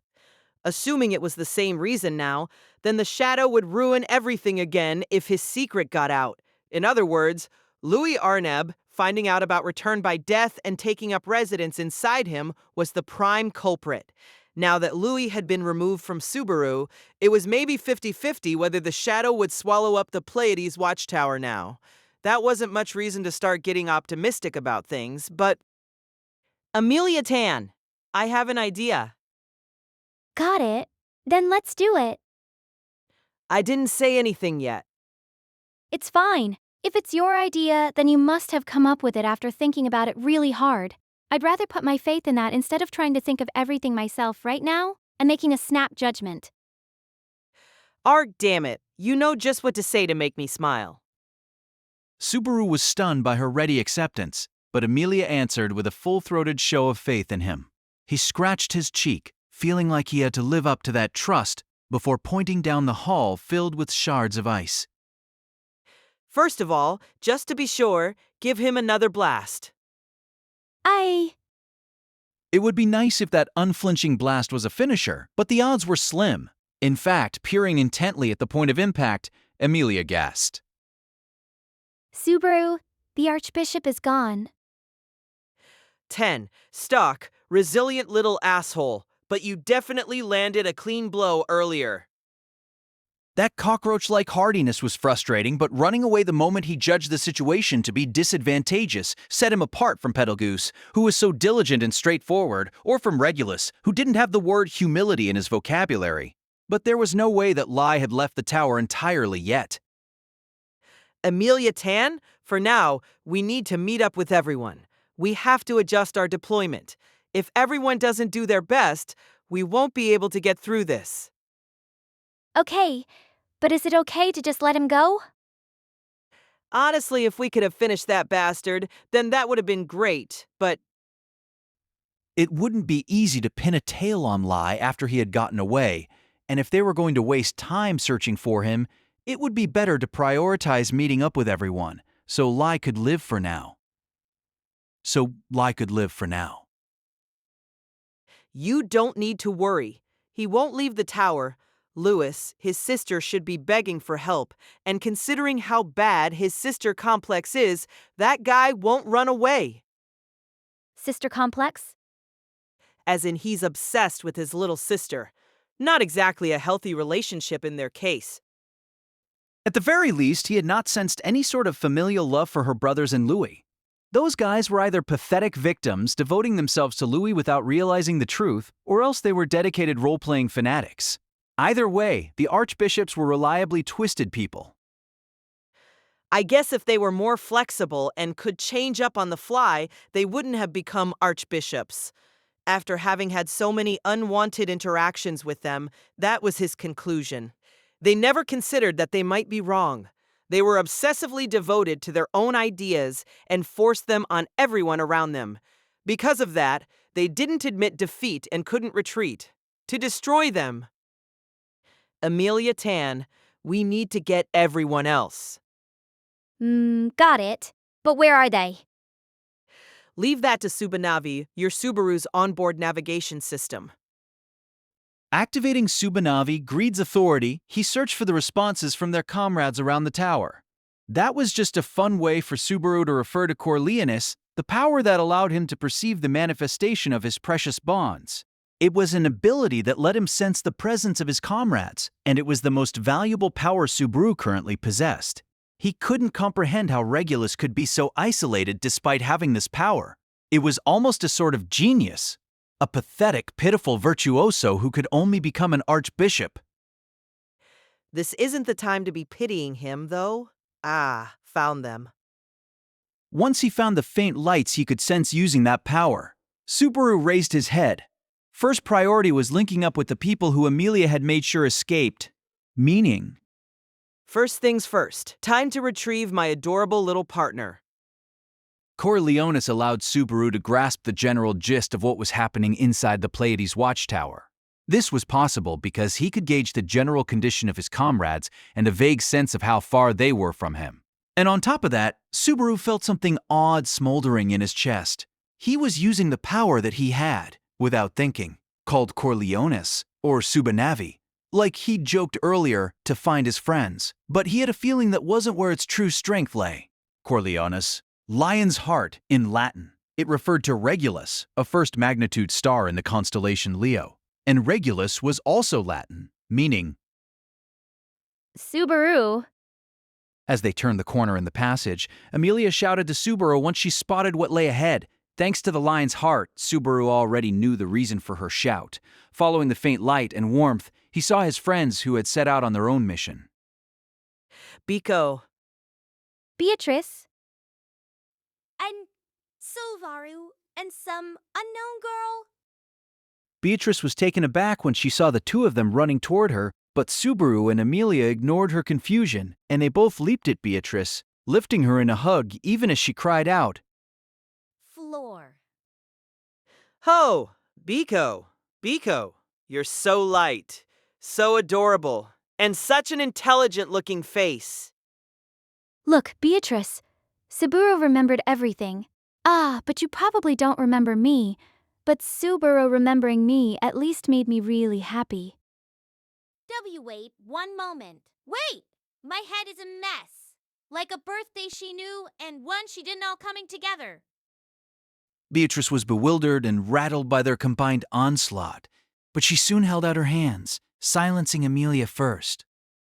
Subaru, do you really remember everything? About Betty and about how Betty lived?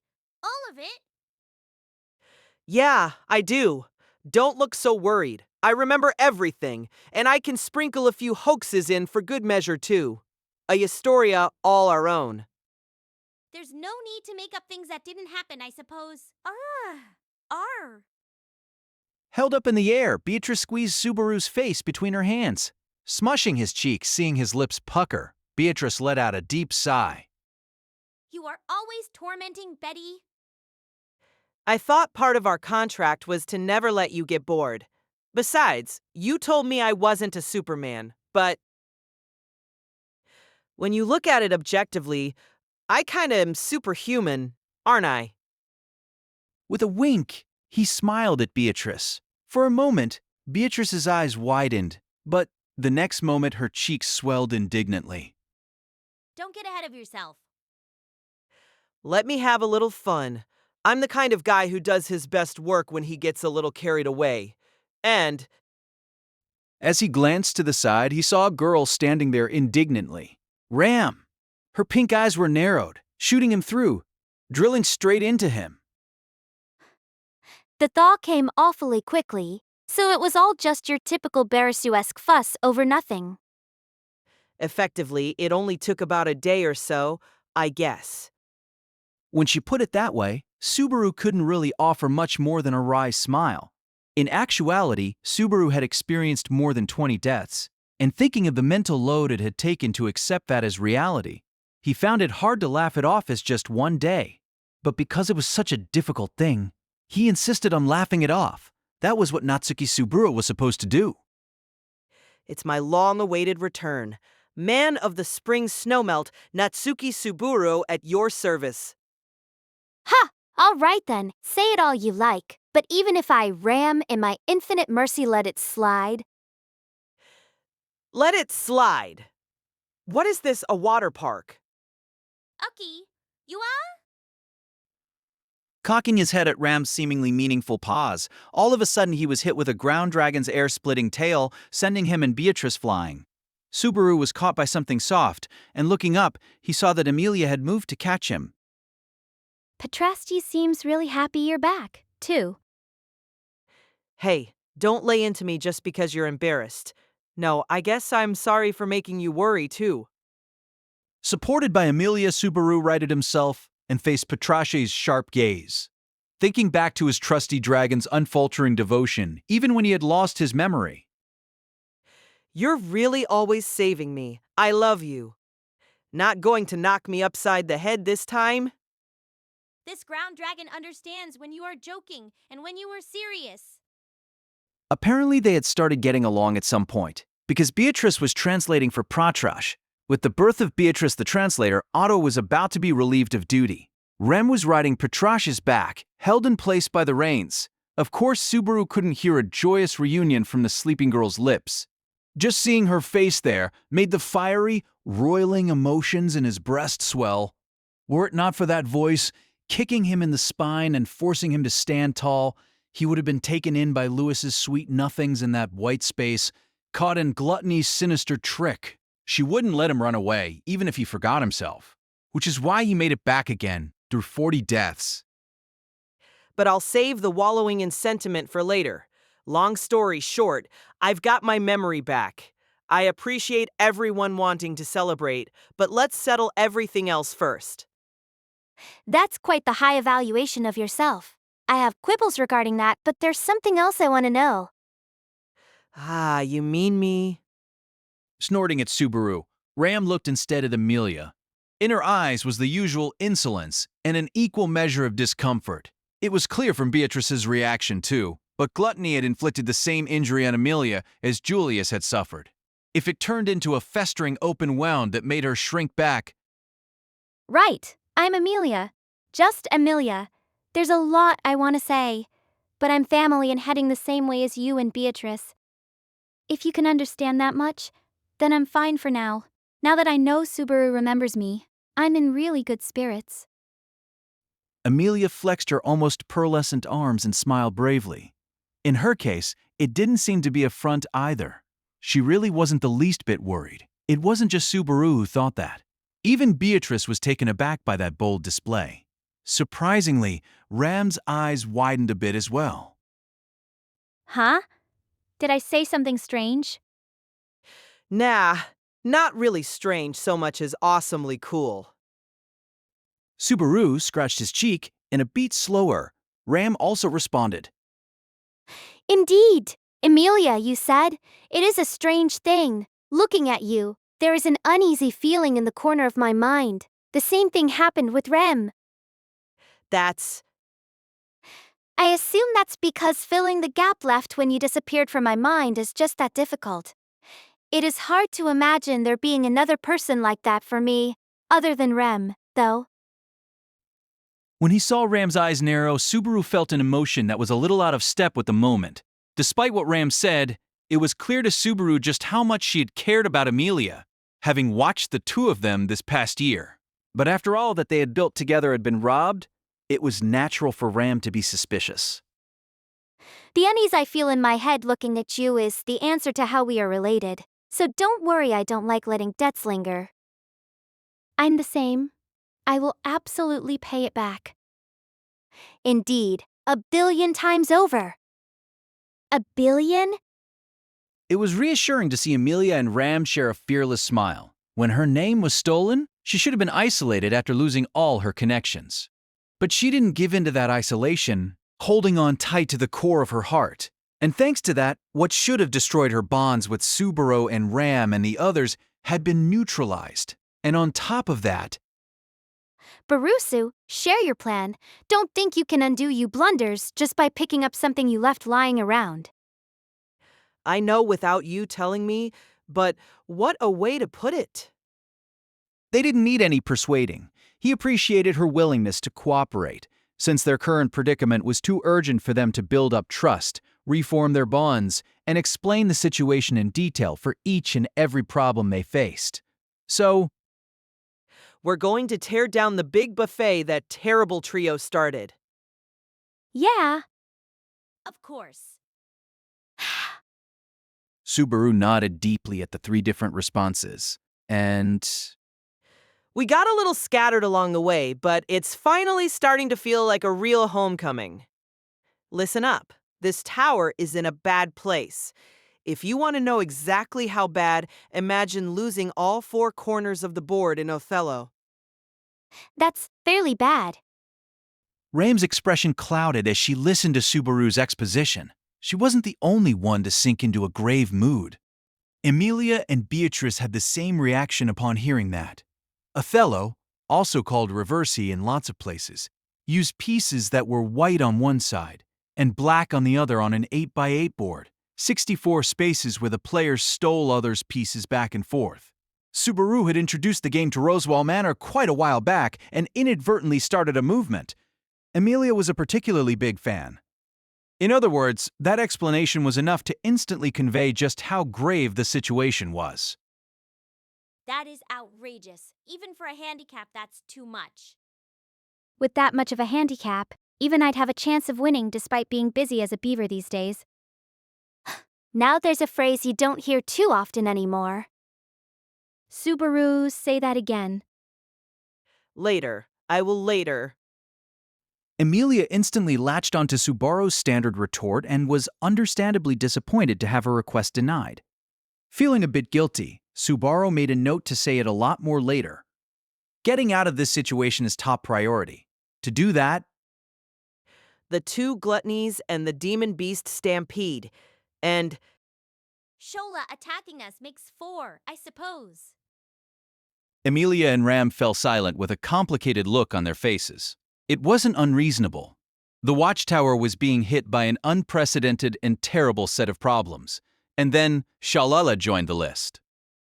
Someone broke the tower's rules and she's an enemy. Even if she did warn us, that is a tricky situation.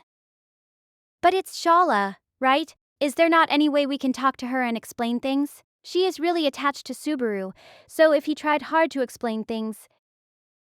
I would love things to go that peacefully, but it looks like it will be difficult to get her to sit down at the table and negotiate. Though in a sense, she is still attached to me, I guess? Meaning she will come targeting you specifically, Barusu. Good work narrowing down her target.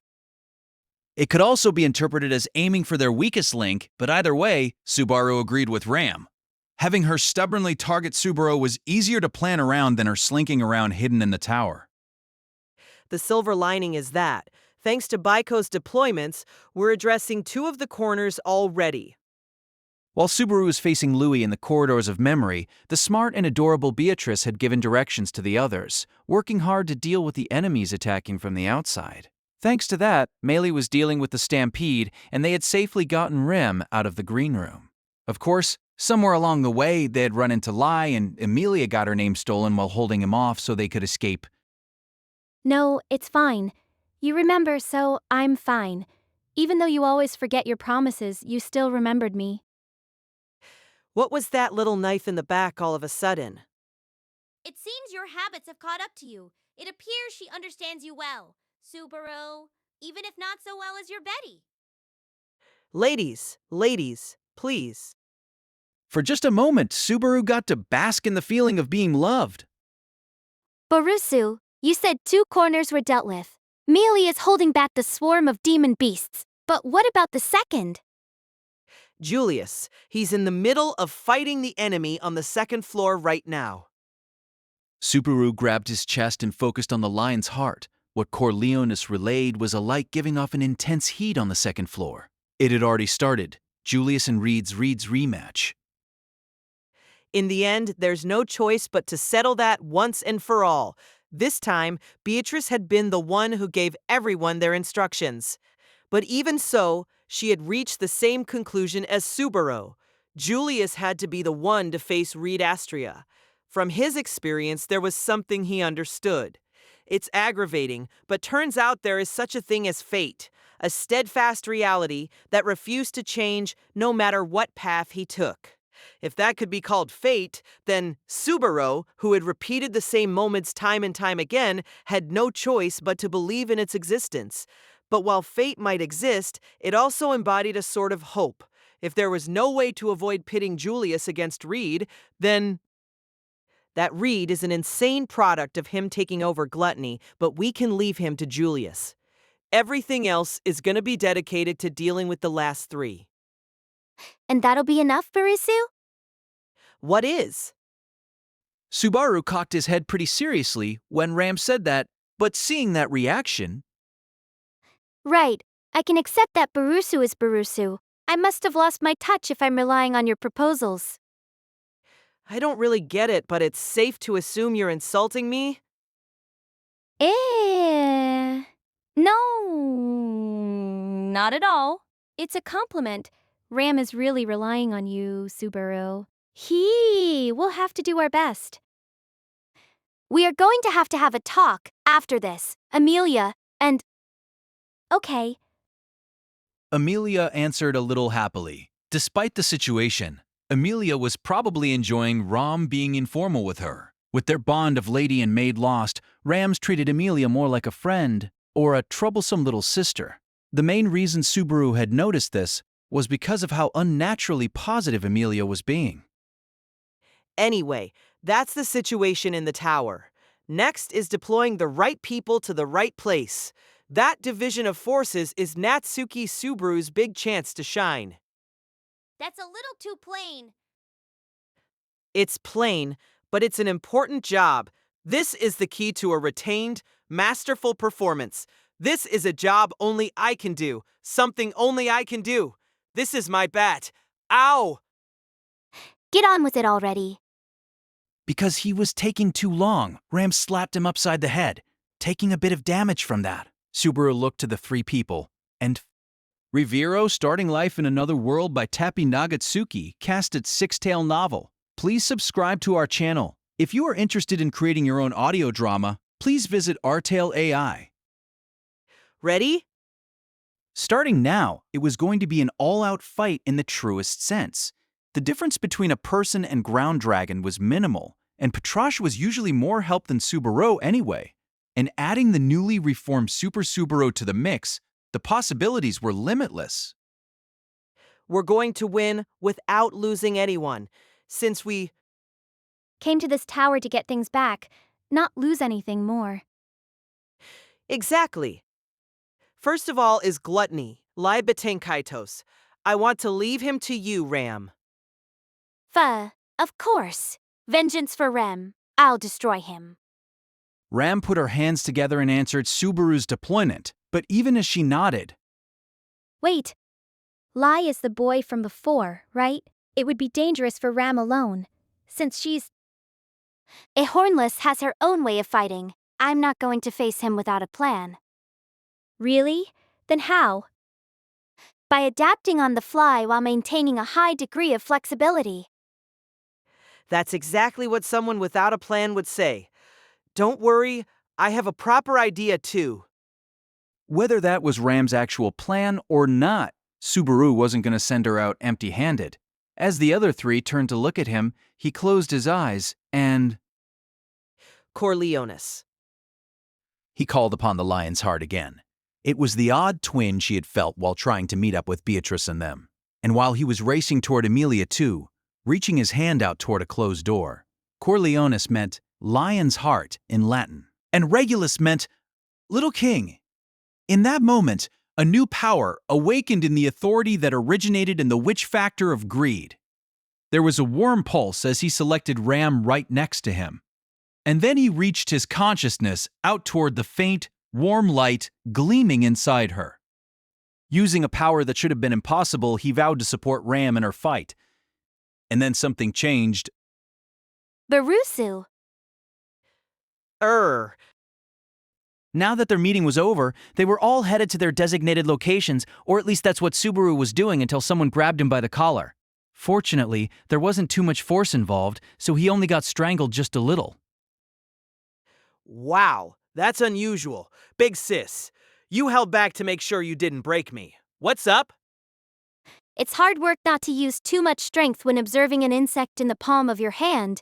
This is basically the same, not that I would let an insect sit in my hand on purpose. What a repulsive thought. You're the one who brought it up. Subaru shrugged at the roundabout statement that was business as usual for Ram. Then he saw Ram open and close her hand, confirming the feeling over and over. He felt a little odd at seeing that. It was a strange sight for him since Ram was always so detached and composed. If there was a fitting reward, she could even endure crushing fatigue. Authorities are an absurd power. He grimaced a bit at her disgruntled comment. After all, he was in complete agreement. As an Oni who had lost her horn, Ram was constantly paying a terrible price with her body. She had overwhelming skill in combat, but she could only fight for exceedingly brief amounts of time. Without that limit, She would be the most reliable ally in the tower by a wide margin, and the ability to remove that limit with certain conditions existed in his authority's next stage, the Little King. The role of a king is to shoulder the weight of everyone's problems and feelings. Lion's Heart and Little King, Coriolanus was a combination of those two powers. Little King was currently imposing a heavy fatigue and strain on Subaru's body and mind. This was the burden that Ram lived with every day. Natsuki Subaru's Coriolanus allowed him to take on the burden of his comrades as the king of the pride. That was the new power he awakened, and the proof of his resolve to support his friends. If he was being honest, it made his head hurt. His body was creaking and groaning, and it felt like all his blood had been replaced with burning poison. The joints in his arms and legs were heavy, like they were filled with sand. Ram lived like this every day, and it was worse than he'd imagined, but if he could become the cornerstone for a new future by doing this. I'm coughing up some blood, but we are go for liftoff. Fool, if it's just you suffering, then I don't mind very much. But this is our plan, big sis. If you think of it that way, don't you want to finish this as fast as possible? True. The very idea is revolting. That's a bit harsh. Ram insulted him as she got adjusted to the effects of this newfound ability. Subaru scratched his head and fought back the nausea as he saw Ram take her familiar pose, holding her elbows. Barusu, I won't cut any corners. Delivering that cold statement ahead of time was Ram being Ram. It made perfect, of course. But the more she fought at her old strength, the heavier the burden grew, and Subaru was determined to bear the full weight of that burden with his own body. That's fine. Don't you dare hold back. I'll know if you're being serious or not from my own agony. Oh, the torture! The better my condition, the more you suffer. I feel like I just gave the nuclear football to someone who should never be allowed to hold it. Fool. With that small exchange, they reached an understanding. There was a lot he wanted to say, and a lot he should say, but Ram turned away to leave. Barusu, be careful. If you die, you won't be able to meet Rem again. Yeah, I love you too. She wasn't very honest about her concerns, and Subaru cracked wise in response.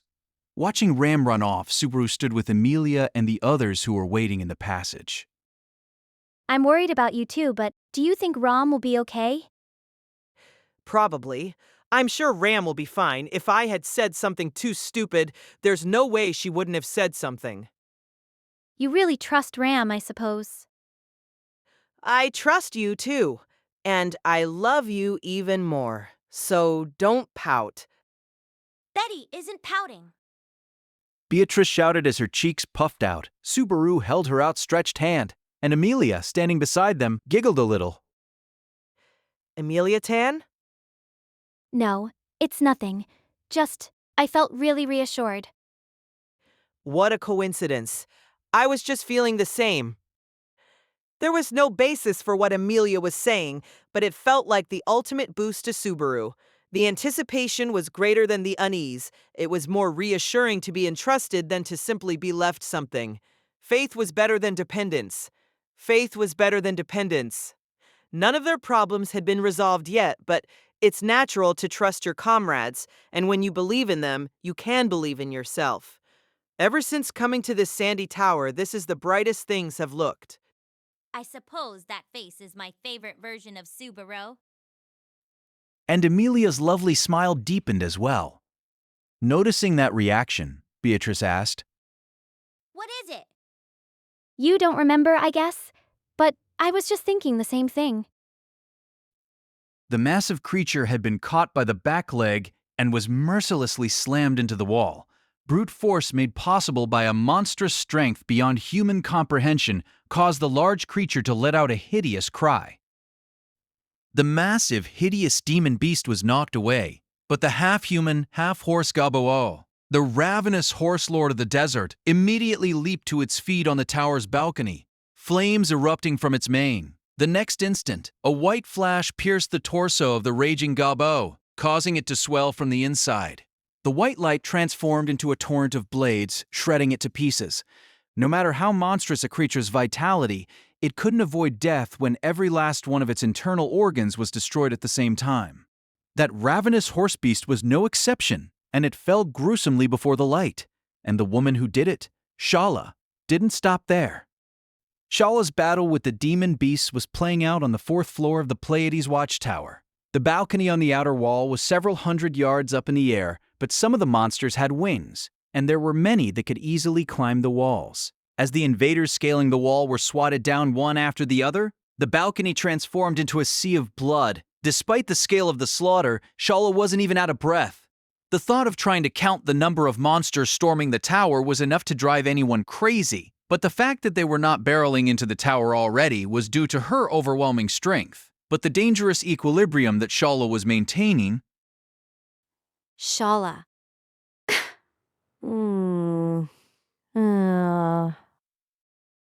A high-pitched voice called her name, but she couldn't respond. She just grimaced and brushed aside the line of flying beasts with her white light. Red flowers bloomed in midair, and the monsters stopped their follow-up attack, but Shala was unchanged after driving them back. She cradled her face and stomped the ground. As she was doing that, peeking through the gap between her fingers, her black eyes split, and a red pulse began. A compound eye was developing. A change was happening in Shala's body. Someone broke the rules. Covering her face with her hands, she groaned painfully. While that was happening, she still shot down the onrushing demon beasts, one after the other, but her movements were growing rougher, losing refinement. Not good. She's at her limit. Mealy, can... As you can see, my hands are full, dealing with the flying beasties. If the half-naked lady can't fight anymore, we're going to be really short-handed. I figured. This is pretty rough. Watching Shala struggle, Echidna, still borrowing Anastasia's body, had a grim look on her face. Mealy, who was busy using her blessing to defend the tower, was much the same. The three of them were holding the tower, though unlike Mealy, with her blessing that allowed her to control demon beasts, or Shala, who brought the real firepower, Echidna couldn't do much herself and was largely on the sidelines. But it's getting harder and harder to let it just stay that way. Going through what few cards they had to play, she gritted her teeth, watching their lifeline, Shala. The change overcoming Shala was probably caused by something rooted deep inside her, something she couldn't resist, some sort of limiter. Echidna could recognize it from being in a similar sort of situation as an artificial spirit herself. It wasn't something that determination could change. If what she had said was true, then someone somewhere inside the Pleiades Watchtower had broken a rule. To correct that, she had to act as the guardian of the tower. Talk about ironic. Because she had remained the tower's guardian all this time, she'd managed to reunite with the person she wanted to see most. But because she remained the guardian of the tower, she couldn't disobey the order to hurt the person she wanted to see, the tragedy of a created being. Echidna had the thought that she and perhaps Beatrice, as fellow created beings, were the only ones who could understand Shala in the realest sense. So... Duryea! When she saw a figure rush through the passage leading to the balcony with a forceful shout, Echidna gasped as her eyes shot open.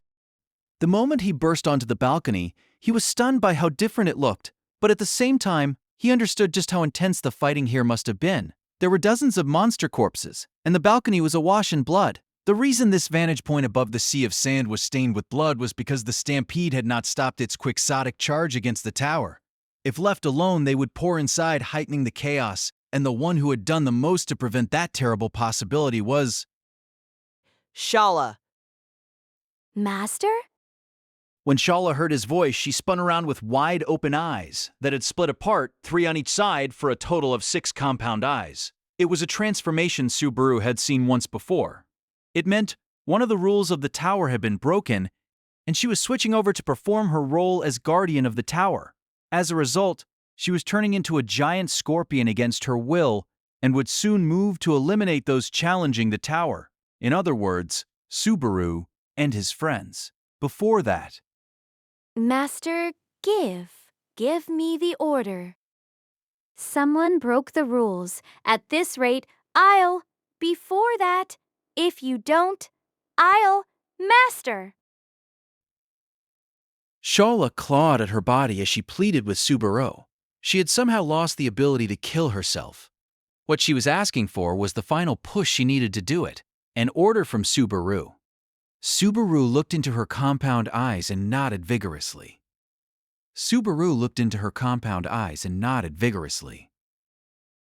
How many times do I have to tell you, I don't know what I did to make you call me master?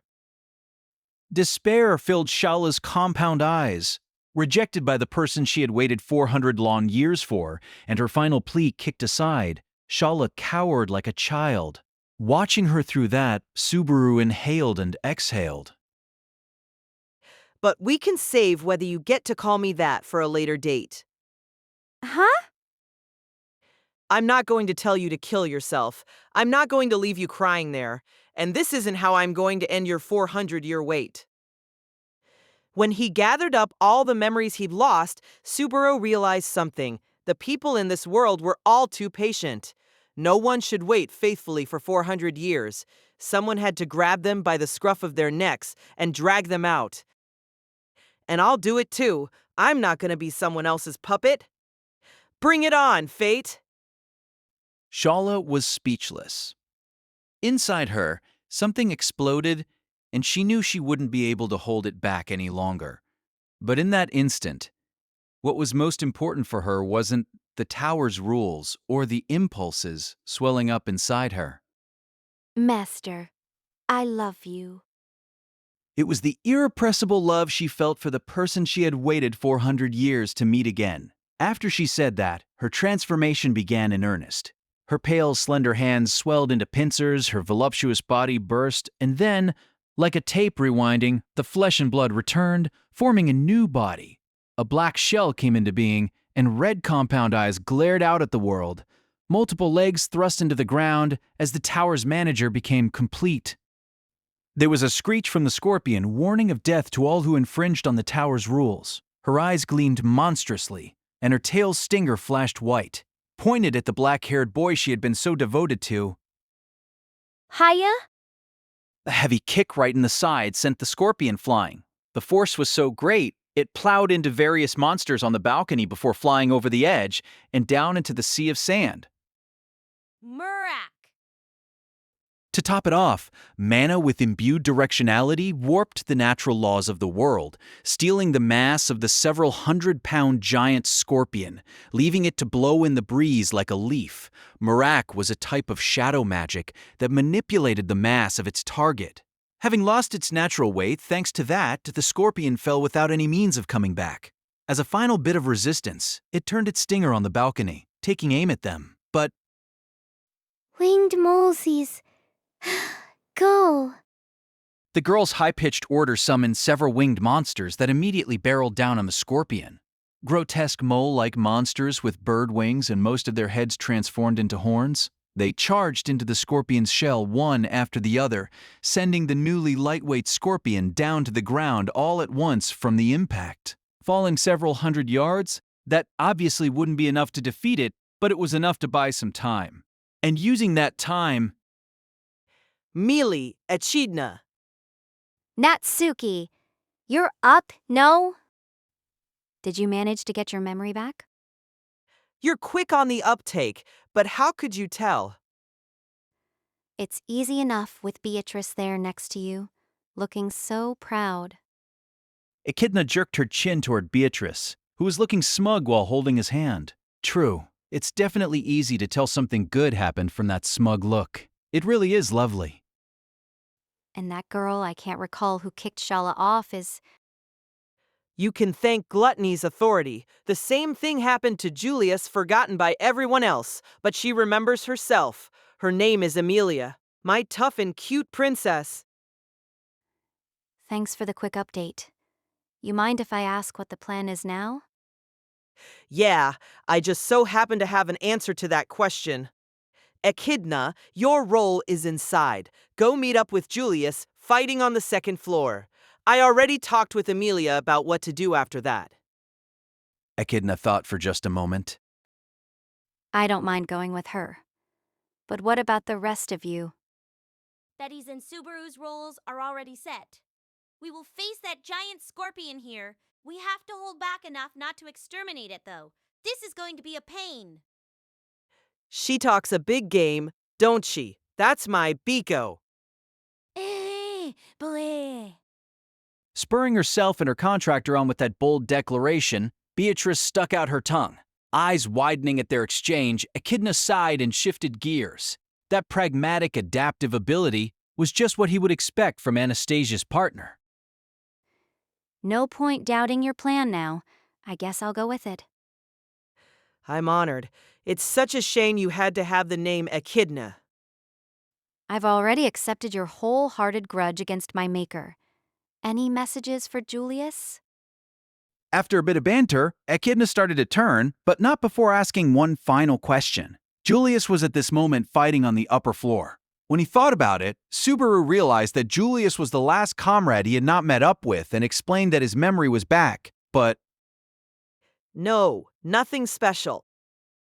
There was nothing that Subaru needed to say to Julius, who was fighting Reed. Julius was already in the place he wanted him to be. He could tell from Corleones. The me a little before this and the me before that already said everything that needed saying. There's nothing more to add. He's Julius Juculius.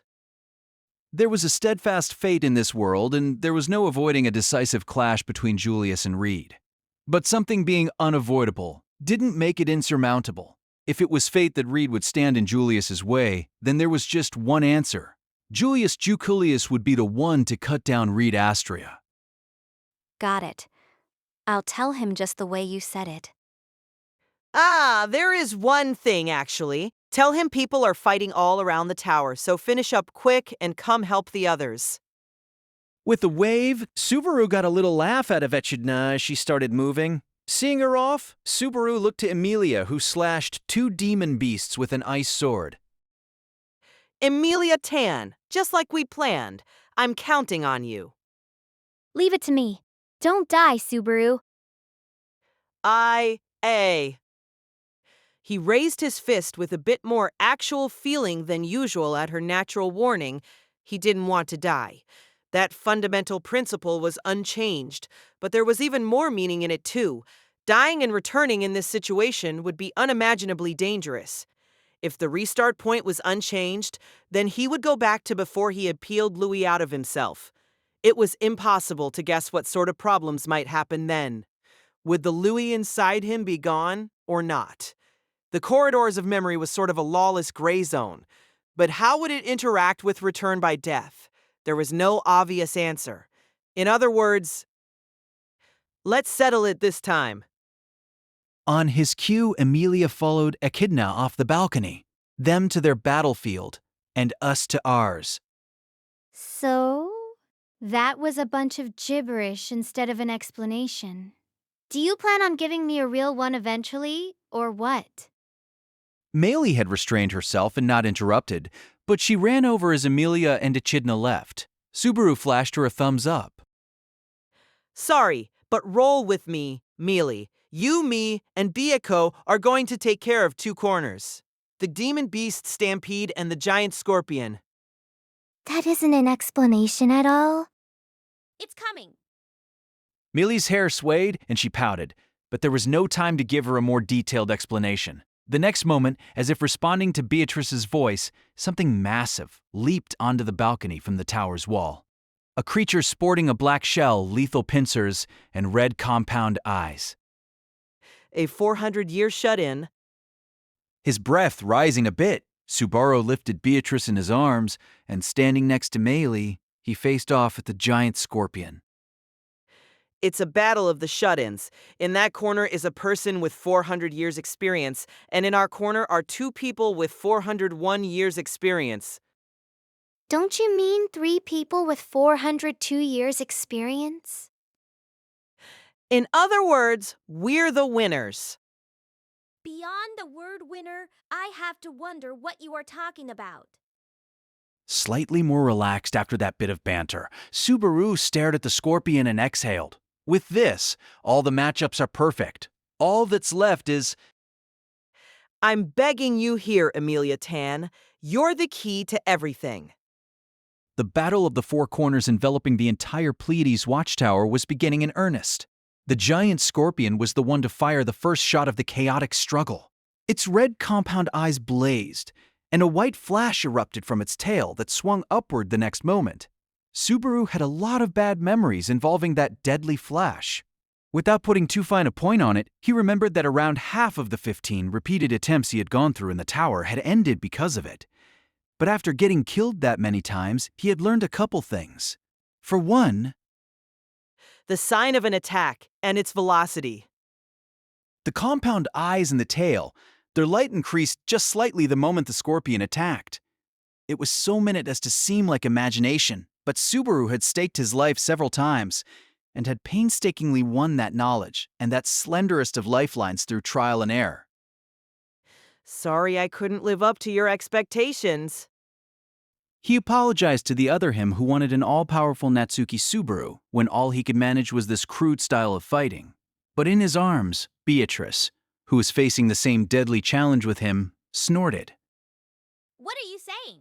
You've never failed to live up to my expectations. Beatrice said the nicest things, and at the same time she raised her tiny hand that wasn't holding on to Subaru's and cast a spell. Marak! Freed from the yoke of gravity, the two of them soared above the point where the white light passed through, floating up above the balcony. Melee. I know. Subaru floated higher in a burst, blown by the explosion of the flash. Beside him, weightless from the spell, too, Melee whistled on her fingers. Just above them, the winged moles latched onto their prey, as if to kidnap them up into the sky. With a sudden acceleration, the three of them leaped out into the air over the sands. This was another thing he had learned in those 15 deaths. The scorpion wasn't to be faced in a cramped space. Whether fighting or fleeing, it was suicide to face it outside of a wide-open area.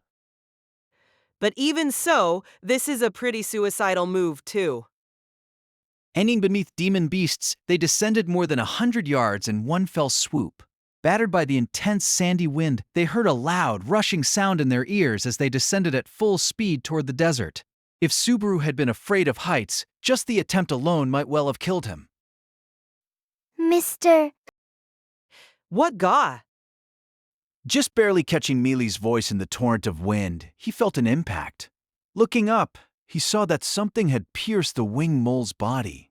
The small monster exploded from the inside out, spraying chunks of flesh and sent Subaru and Beatrice flying out into space. A follow-up attack by the scorpion was the cause. Left behind on the balcony, it had taken aim at them in their descent, readying the next terrifyingly precise attack. It shifted its gaze to Subaru. His instincts cried out that it would hit if he didn't do anything. Biko, original spell number 2. It was a card he could only play 3 times in one day, but he couldn't afford to die because he screwed up the timing. Power swelled in Beatrice's eyes as she came to the same conclusion herself and prepared a spell that would make Subaru invulnerable for a limited time. Whoa! Just before the spell activated, Subaru and Beatrice were snatched up, and an instant later, white light passed through the spot where they had been standing, just barely missing them. Held by something that felt almost rubbery, Subaru looked around to see what had happened, only to shout in surprise. Beatrice, who he held close to his chest, had the same wide-eyed reaction. What had saved them from the scorpion's attack was a demon beast with bluish-black skin and a vicious appearance that had galloped down the outer wall of the tower, a gabao. Chiga ha ha ha. When I saw you for the first time underground, I never would have guessed I'd be fighting alongside you in the climax. Bagaba whinnied in that ear-splitting shriek as Subaru put on a brave front. It placed Subaru and Beatrice on its back, and then accelerated even faster, running down the tower. Oh! Wabba baba baba. The gabo ran straight down, its body swaying right and left as it went, and each time it did, Subaru and Beatrice let out a shriek as a white flash just barely grazed them. Finally, after what seemed like an eternity, they reached the end of the line, and a powerful impact shook both of them. The ravenous horse lord had run down the entire tower, landing in the desert. That was unbearable. That was more nightmarish than an actual nightmarish than an actual nightmarish. Ah, you two were about to use your trump card right at the start, right? Be more careful. Having survived that grand experience, they were met by Mealy riding another Gabu. He had to tip his cap to Mealy, who had taken control of the high-powered Gabu, flying winged moles, and sandworm underground, all while holding off the stampede. That ability to adapt and the breadth of her tactics were exactly what he wanted out of a partner right now. Mealy, you and me might make a pretty good team. Sheila, stop it. I don't want Petra to be mad at me later. Mealy wholeheartedly rejected Subaru's praise with a grimace. She doesn't look so good. On closer inspection, he noticed her wipe the sweat off her brow, and her breathing was a little ragged. Not just because she was focused on a life-or-death fight, either. Otto joked about the world being hell when he couldn't control his blessing, but looks like it can be real bad if you overuse it too. The comment Otto had let slip one time when he was drunk was something that Subaru might have to pay closer attention to. If what Otto said was right, then there was a limit on how much he could just rely on Mealy in this battle. If she collapsed in the middle of the fighting, they would have their backs against the wall in an instant. This battle is going to come down to how much we can pamper Princess Mealy. That sounds like a plan. Betty can't let pass without comment. Well, if you can make it easier on me, that would be nice. But we can't just win by running away, right? Yeah? We can't do anything about Shala, that big scorpion, if we are just stalling. That's why Amelia Tan holds the key to everything. That silver-haired lady from before? That's right. Amelia Tan and the fifth rule are the key to it all. Nodding, Subaru held out his hand with 5 fingers raised. Each one was a rule of the tower placed on them, the challengers. No leaving until the examination is complete. The examination's rules cannot be broken. Disrespecting the archive is not permitted. The tower must not be destroyed. And Mealy had heard the first 4 rules already, but no one other than Subaru knew the 5th rule. No one other than Subaru had forced it out of her in another iteration, even though she had hidden it so earnestly. The 5th rule that she had held back, not telling anyone, was, the destruction of the examination is not forbidden, meaning this tower's rules can be nullified. The examination restricted the challengers' movements, but at the same time, Shala was also bound as an examiner. So even if they wanted to avoid killing Shala, they still had to play by the rules. But if that was the chain that had bound her these 400 years... She's coming. Right after Beatrice's warning, a tremendous cloud of sand erupted before their eyes. A shock wave caused by the giant scorpion not racing down the tower but leaping directly from the balcony without any hesitation. From the depths of the cloud, there was a creaking sound as the pincers opened and closed. The scorpion slowly came into view, its eyes ignoring all the demon beasts surrounding the tower and focused purely on the 3 of them. No, just on Subaru. Biko, Mealy, we have to buy time. Amelia Tan is our win condition. Roger. When you say time, how long exactly is that supposed to be? As fast as Amelia Tan can take care of it. Amelia was always earnest and serious, so there was no way she would hold back or compromise. She poured her all, every bit of energy she could muster, into everything she did. Loving, caring for, and trusting in her, he would hold his ground here. Now, let's do this. We'll crush fate. No, the system of this tower.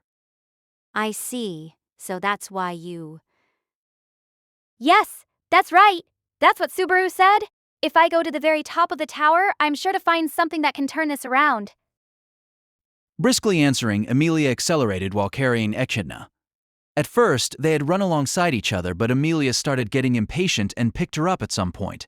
Echidna didn't stop her. It was certainly faster this way. But Shouldn't you avoid overexerting yourself? The first floor is unknown territory, right? You don't need to worry about me. Anastasia's body is really light, and it isn't any different with you inside her. This is easy peasy. Because me being here has no difference on Anna's weight. No, that's not what's important. Echidna's eyes narrowed as she studied the unfamiliar beauty. Amelia's name had been stolen by Gluttony's authority. Her situation should be the same as Julius's, but she hadn't lost heart. Was that simply due to her natural resilience? Or was that how big a difference it was to have someone who supported her? Amelia had said it herself. She wasn't worried because Subaru remembered her. It was a terribly simple and even romantic sort of phrase, but at the same time, it felt like there was a truth to it. It was unclear why Subaru seemed to be outside the effects of Gluttony's authority. More precisely, it wasn't as if he didn't experience any effect, either though, since him losing his memories was caused by gluttony. So she couldn't write off all of it as just Subaru's unique position. So there might have been a way. Some method to protect memories and names. If that was possible, Anastasia and Julius. What made Julius and Amelia different, even though they were placed in the same situation? The difference was having a person at their side. Was it not having a person at their side who tried to support them? Could Julius have avoided collapse if he'd had support? Maybe if it was someone who was like what Subaru was to Amelia. Echidna didn't have an answer to what she should do. It was enough to make her wonder if this was the most she had ever racked her brain in her entire life as a hollow artificial spirit. Echidna? It's nothing. More importantly, is it true that you made it through the second floor examination through Reed Astria's violence? It is. But if you've forgotten that, too, then explaining it will be really hard. Amelia's cheeks swelled adorably, but it surprised Echidna to hear that this girl had gotten through the examination of that man who was violence incarnate. It was hard to imagine she would lie in this scenario. Even in this short time, she could tell that Amelia wasn't the type likely to lie, so it must be true. In which case, what evidence is there that things can be resolved by going up to the top of the tower? Subaru said he heard the tower's fifth rule from Shala. He mentioned it would solve things after he thought about a lot of different stuff, so I'm sure it's right. That's some pretty blind trust. If doubting it would make things better, then I would. But I think there are times it doesn't help. You trusted Subaru too, since you came with me, right? There wasn't a single doubt in those eyes looking at her, and faced with that, Echidna couldn't respond. Seeing that, Amelia suddenly broke into a smile.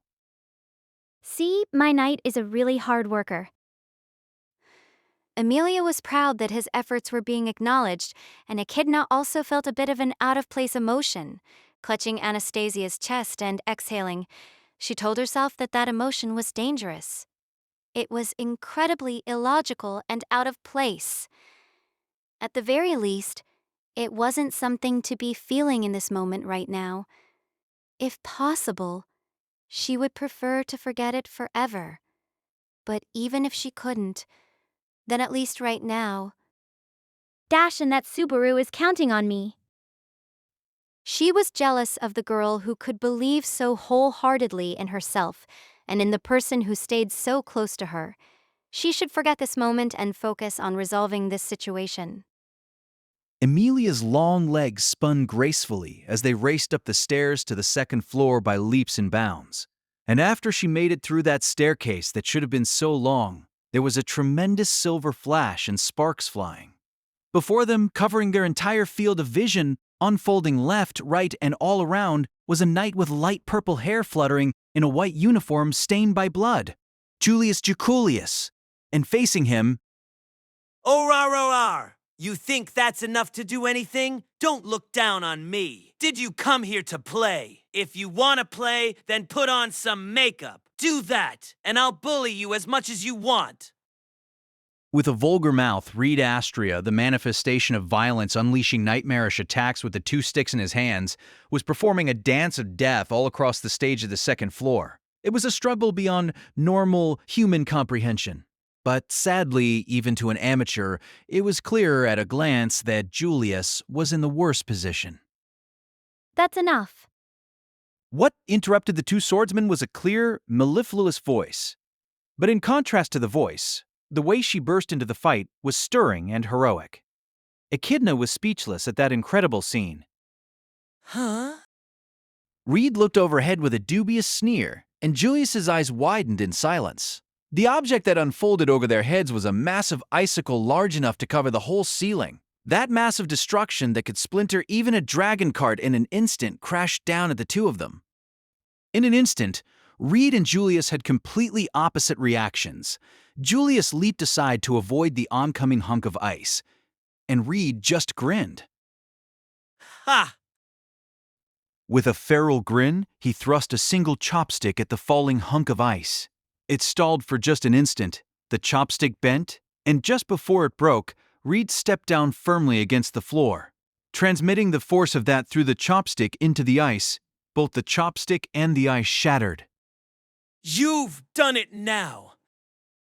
Shards of ice scattered all around as Reed turned, when his one blue eye was fixed straight at Amelia, who was pointing her palms at him, her cheek tensed. Rarin' to fight, huh? I don't hate that in a woman, but the hell! You're hot as hell! A total babe! What's a doll like you doing in the middle of this desert? Come on! Come be my doll! Sorry for interrupting, but Julius has to win against you. Say what? Reed's forehead warped when he heard that. But Julius, who had been saved by her, looked even more perplexed. She was an unfamiliar person to him, and his handsome brow furrowed when he heard her trust in him.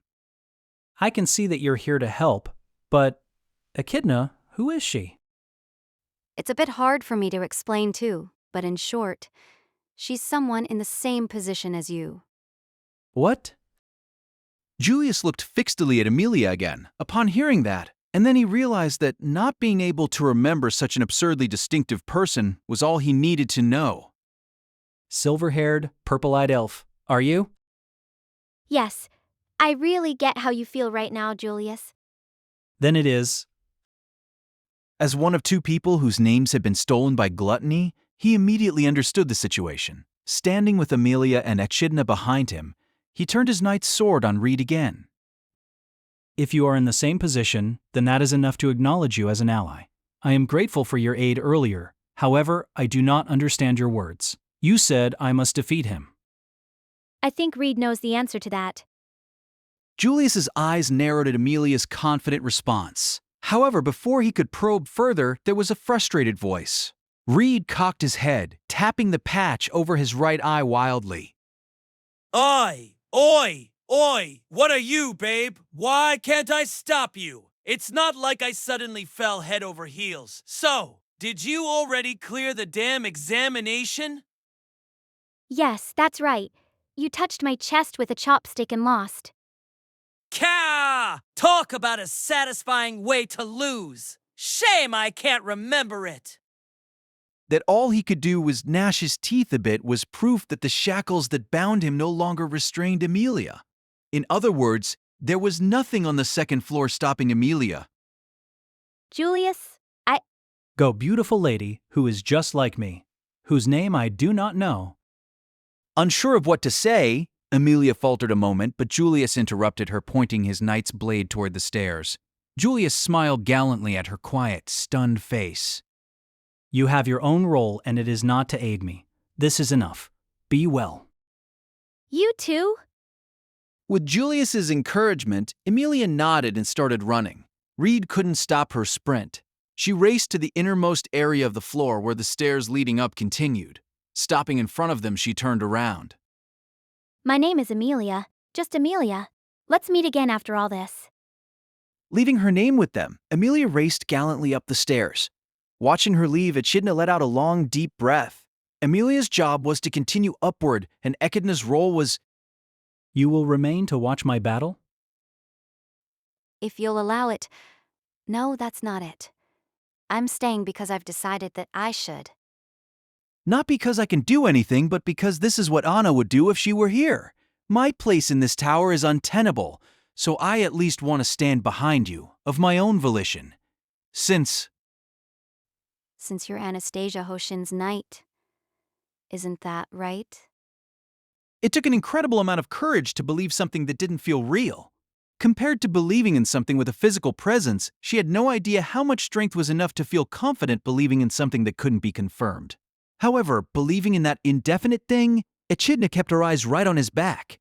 Julius looked down with his long eyelash-rimmed eyes. He took a long, deep breath. That is surprisingly reassuring. Someone mustering the courage to believe in me, to have expectations of me, when I might as well be a stranger to them. Julius. To Julius, the ground beneath him was unsteady. To Echidna, the bond she should have known was unclear. Relying on something so unreliable, the two of them had to rely on a bond besides the one they should have already had, but in this moment at least, they were indeed seeing the same thing. So, Julius, I have a message for you. A message? Yes, people are fighting all around the tower, so finish up quick and come help the others. knowing that Subaru had meant it as an encouragement, in his own way, Echidna shared the message with Julius word for word. In response, Julius's slender shoulders tensed just a little bit. He mulled over the message, taking it in. The reaction was clear and dramatic. Ha! It was short, almost like a sharp breath. But it wasn't that. It was a laugh.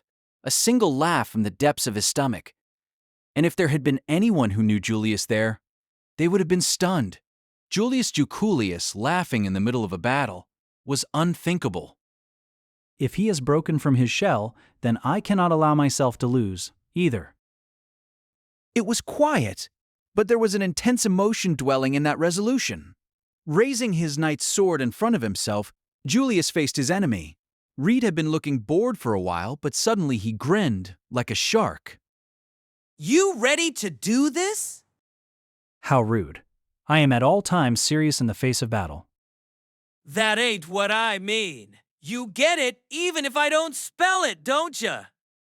Still smirking, Reed raised his left hand and flipped up the eye patch covering his eye, revealing a second blue eye that seemed perfectly healthy. The man who stood at the pinnacle of swordsmanship greeted his challenger with open bloodlust. His sheer presence was so powerful, so palpable, that it seemed like it could kill a more timid man. But Julius faced those gleaming eyes head-on.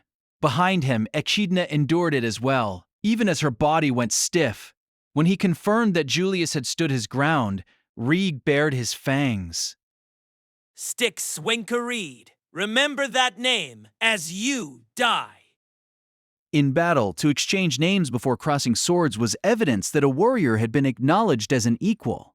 There was no telling how seriously Reed took that practice, but Reed's thoughts aside, it had a dramatic impact on his challenger. Exhaling and controlling his racing heart, Julius responded in kind. Allow me to reintroduce myself. I am Julius Juculius, Knight of Anastasia Hoshin, candidate for the royal selection of the Kingdom of Lugunica. My pretense as a nameless knight ends here. As if engraving himself into the very world, he spoke his name with pride. Leaving Julius and Echidna, Amelia raced up the stairs. She moved her long legs single-mindedly, going up 2, sometimes 3 stairs with each step at an extraordinary speed. But in her heart, she focused on going faster, even faster. She gritted her teeth as she ran. Her desperation showed on her beautiful face. She was worried about the 2 she'd left below on the 2nd floor. Reed was extremely strong and violent, and he had a nasty mouth. Her 2 friends might get hurt physically or emotionally. Of course, she wasn't just worried about Julius and Echidna. She was concerned about Subaru, Beatrice, and Mealy trying to hold off Shala. And she wondered if Rem would be able to fulfill her role. Would Beatrice be able to protect Rem? Did she have to rebuild her bonds with everyone from the beginning again because her name had been eaten? There was no end to those concerns. and it honestly made her want to stop and cry. But she couldn't stop. And she couldn't cry. She held back the sniffle that lingered in the back of her nose. Because nothing is over yet. Having people who trusted her and believed in her was what kept Amelia going right now. There were lots of concerns, lots of things worrying her, but she was filled with faith that surpassed all that. There's light. Up ahead, Amelia's purple eyes caught a glimpse of a white light. It was the end of these long, long steps leading into the unknown first floor. With that thought, she launched herself forward and accelerated even further. I made it. Tearing through the light, Amelia finally reached the end of the stairs. What lay before her was not a space that could be called the first floor. Huh? Dumbfounded, Amelia let out a surprised sound as she came to a stop. What greeted her wasn't the continuation of the familiar watchtower. The walls were nowhere to be seen, and there was no ceiling. An awe-inspiring blue sky spread overhead. Amelia wasn't standing inside the building, but outside it. After coming up the stairs from the second floor, Amelia emerged on the roof of the tower. Is the first floor outside? This is higher up than the clouds. Even... The top of the tower was vast, and there didn't seem to be any railings. If she went to the edge, she should be able to look straight down. The tower was touching the clouds that should have been far above it, and Amelia caught her breath, realizing that she was inside the clouds, or even above them. It was her first time reaching such a high place, but after that surprise, something else entirely caught her attention. It was quiet and almost too magnificent, so she had failed to notice its presence. Amelia, who had been completely focused on her location in the clouds, was slow to notice the being standing at the edge of her vision. She slowly turned around and let out a gasp. Even with the despair of having her name stolen and being forgotten by the world threatening to overcome her, Amelia had held on in the final refuge of her heart, steeling herself for whatever may come. But nothing could have prepared her for this. That was just how unexpected this sight was, because... You're...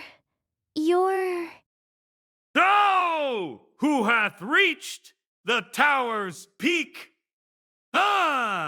Petitioner of omnipotence, who treads upon the first floor. There was a solemn, deep voice that seemed to echo directly in her soul. Amelia realized her voice was trembling. Who could blame Amelia for being faint of heart? No one. It was impossible. Because all beings had no choice but to kneel in that being's presence. Because its name was Ambokanika. By ancient oath, I ask thy will, sir. the holy dragon Volcanica, its massive body covered in blue, gleaming scales, looked down on Amelia with a presence that could blow away her very soul with a single breath. Outside the tower, the fight between Natsuki Subaru and friends and the Shala-transformed giant scorpion began. On the tower's second floor, the grinning instrument of mass destruction, Reed Astria, renewed his duel with Julius. On the tower's first floor, Amelia had an unexpected encounter with the massive being waiting there. And in the spiral staircase connecting the tower's 4th through 6th floors, Sheesh! We went out of our way to steal it, but this is something we can't really use, isn't it? The boy spat in irritation, scratching his long brown hair as he scoffed. He lowered his hand that held a beautifully detailed sword made of ice. He had recreated the power using the name he had stolen, but the mana control was more precise than it looked, and it was difficult to combine with other memories. Significant effort and skill was required to combine the techniques of different people, and Louis and Roy were not very good at it. Well, we're superior, so we can make it work, though. Though all 3 siblings possessed Gluttony's authority, they all used it in slightly different ways. As a self-styled gourmet, Lai had more than a few choice words about the way his younger siblings comported themselves. Strength was what gave birth to a sense of superiority, not that he was one to give advice. Plus, there's no getting through to cute little Louis or that jerk Roy. Well, That's just how it goes. If they're saying they can't do it, then so be it. We'll lap up every delicious treat in this tower for ourselves. Yes, yes, right, exactly, great, yes, yes, gluttony, gluttony. He bit clean through the ice sword in his hands, revealing his sharp teeth. Gluttony, lie betinkaitos, resolved to serve up every last target inside the tower on his dinner plate. Fortunately, he could understand the situation intuitively. All that remained was to decide the order of the courses and which should be the main dish. And you believe you have that right. So carefree. That voice had come from somewhere higher up on the stairs. Lai stopped chewing on the ice and raised his head. Above him, who stood on the stairs spanning the 4th and 5th floors but Ram. She stood on the 4th floor and peered down on him, with her pink eyes. The same color as blood or flames. Her eyes held a terribly cold intensity, looking pitifully down at Lai's ferocious hunger. From what I've heard, you are the one responsible for sundering my and Rem's sisterly love. Be sure to squeal like a stuck pig as you die. After covering his mouth with cloth to keep out the sand, Subaru took a deep breath. If he was being honest, he would have liked some goggles too, but unfortunately, that was asking too much. He had no choice but to steel himself to the sand, flying into his eyes as he kept staring into the center of the dust devil. Biko, Mealy, hold on. I know. You are such a hard taskmaster. Cutting through the sand that blurred their vision was a deadly being clad in a pitch-black carapace. If it was allowed to get close, a single strike from its pincers would be lethal. If it was kept at a distance and given enough space to unleash its stinger, it would be lethal. And there were a lot more potentially lethal combinations. There were enough lose conditions to stock a shop, and then some. But don't even think of giving up. There being a wealth of ways to lose is nothing new. Is this the time for that? Go for it, Gaba Pony. Listening to Subaru's unreliable shout, Meili gave an order to the demon beasts. The centaur-like monsters let out a shriek like a baby's cry, and the two creatures ran into the desert at full speed, one carrying Meili and the other carrying Subaru and Beatrice. And clinging to their tails as they furiously kicked off the sand was the giant scorpion kicking up a sandstorm with its skittering legs. As expected, at long range it aimed to end their lives with its stinger, and up close it came swinging with its pincers. Maintaining just the right distance, they continued to deal with its attacks. Compared to the list of lose conditions, their singular win condition was stalling until something changed. They were waiting for Amelia to clear the first floor of the tower and destroy the rules that had been set. In truth, he wasn't even sure it was actually possible, but I suppose if it wasn't, the rules set for the tower wouldn't make any sense. Exactamundo Bioco, telling us in advance in the rules that it's okay to abuse the system means that the rules are meant to be broken. and if that was possible, then it would be something granted as a reward for the person who cleared the tower. Given that, it would be a privilege only bestowed upon those who cleared it in the proper way. It was massively helpful that Amelia had beaten Reed straight up in his test. If she had not, they wouldn't have even a chance of saving Shala. I'm never forgiving that asshole for what he did to Amelia Tan, though. It still pissed him off just thinking about it, but Julius would be the one to give Reed his just desserts. Looking forward to him beating that sexual harasser Black and Blue, Subaru kept the tall tower in his sights and entrusted himself to Beatrice's and Meili's hard fighting. The sensations from Corleonus, particularly Rams, were an ongoing concern. He was confident he had sent everyone to the best place for them. But Ram's fight, in particular, was one he expected to be especially hard from the start. Both because her opponent was Laiba Tenkatas, the villain who had turned Ram into a sleeping beauty, and also because of Ram's condition. Only a perfect Ram would be able to handle Laiba Tenkatas, and he wanted Ram to wipe the floor with Lai. That was why he needed to shoulder the burden that always tormented her, which was all the more reason. It would be really bad if we get too far away from the tower and the authority cuts out. Sorry for adding so many limitations, but please work with me. When this is over, I swear I'm gonna I'm counting on you, Amelia Tan. Me and these two girls will buy as much time as we can. high above the sands, at the same time as Subaru made his prayer. Subaru had anticipated the first floor's examination would be as difficult a challenge as all the others, but even with his imagination, he would never have predicted the being Amelia would encounter or the situation she would be placed in. There was no one in Lugunica, no one in the world who didn't know its name. If the Witch of Jealousy was a symbol of terror, then this was a symbol of hope and trust. That was a testament to how much this being had achieved. The grand and enormous being's name was Holy Dragon Volcanica. Repeating the name that it had spoken, Emilia felt her body turn suddenly cold. It felt like she couldn't even breathe without permission. That was the force of a true dragon's presence. It held the whole world in its grasp.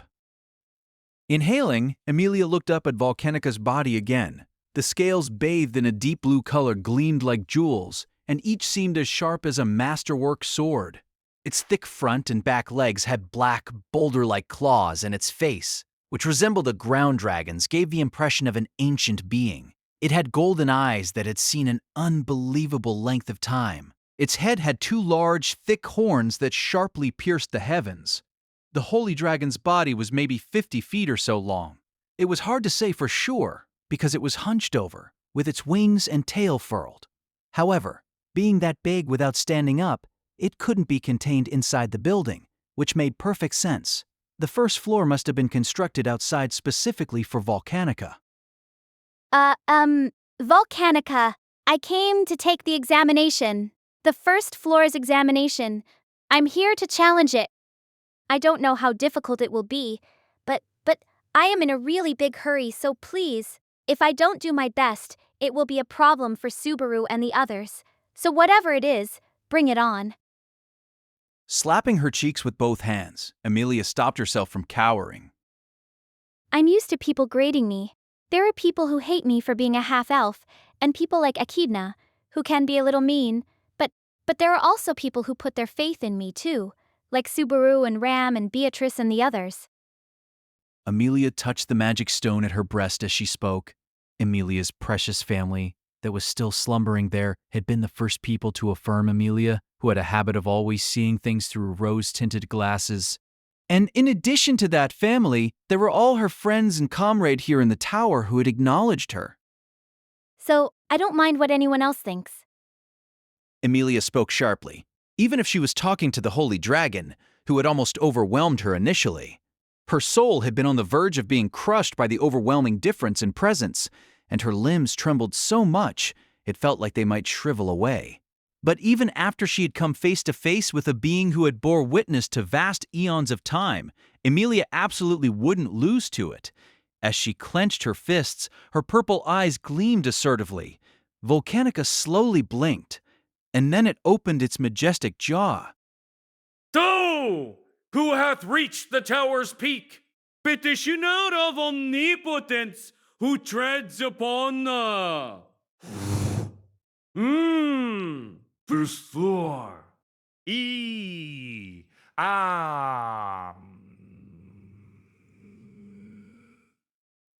By ancient oath.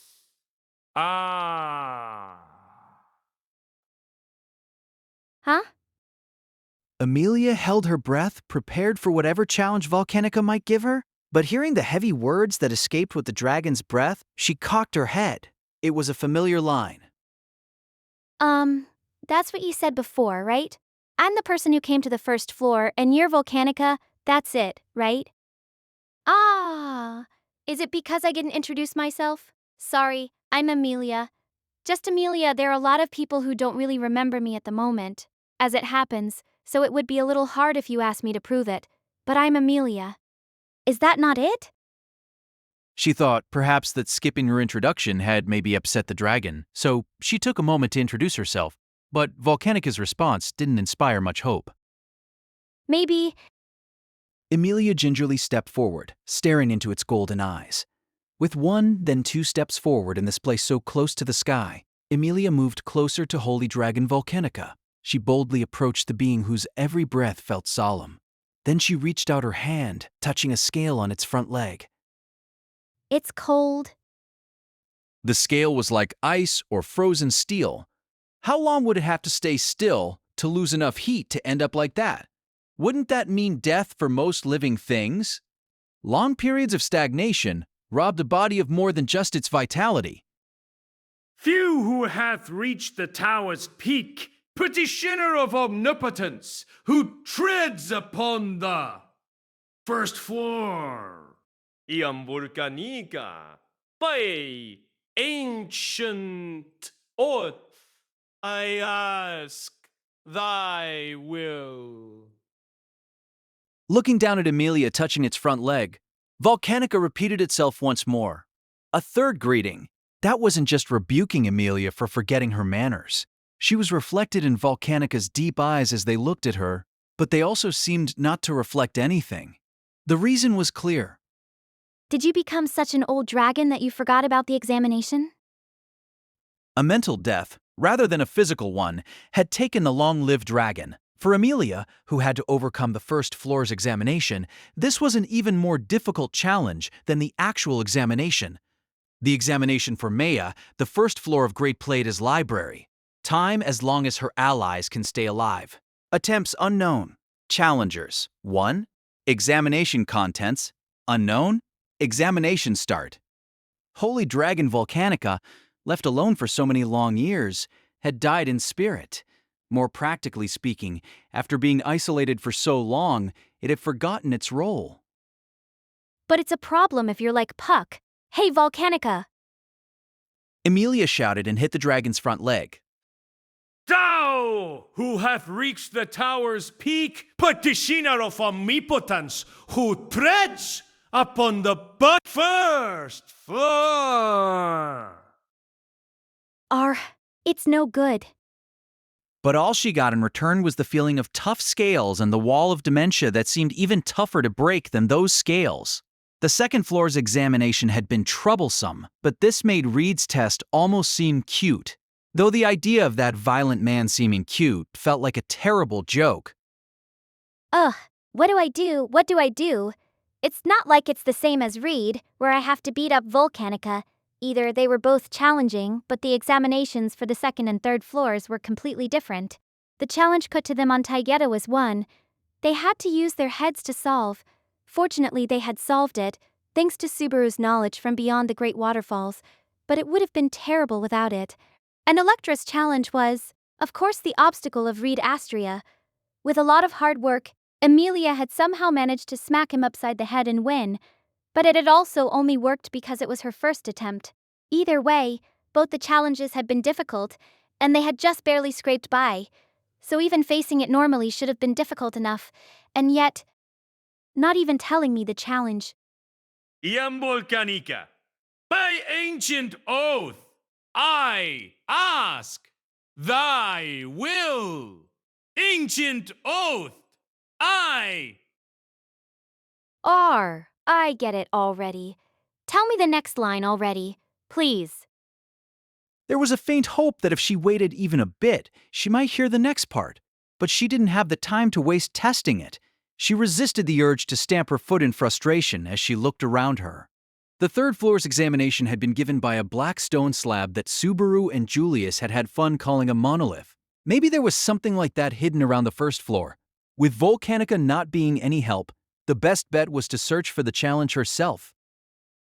I have to do all I can right now. While always keeping an eye on Volcanica's movements, Amelia peeled her eyes, examining the layout of the first floor. This was the top floor of the Pleiades Watchtower, so high up that it couldn't be seen from below. There were 6 pillars spaced around the circular area and a single giant pillar in the center, where Volcanica was crouching. The circular area had a radius of around 328 feet. The most suspicious place would be that big pillar in the middle that Volcanica is clinging to. At a glance, that big pillar was the thing that stood out the most in the area.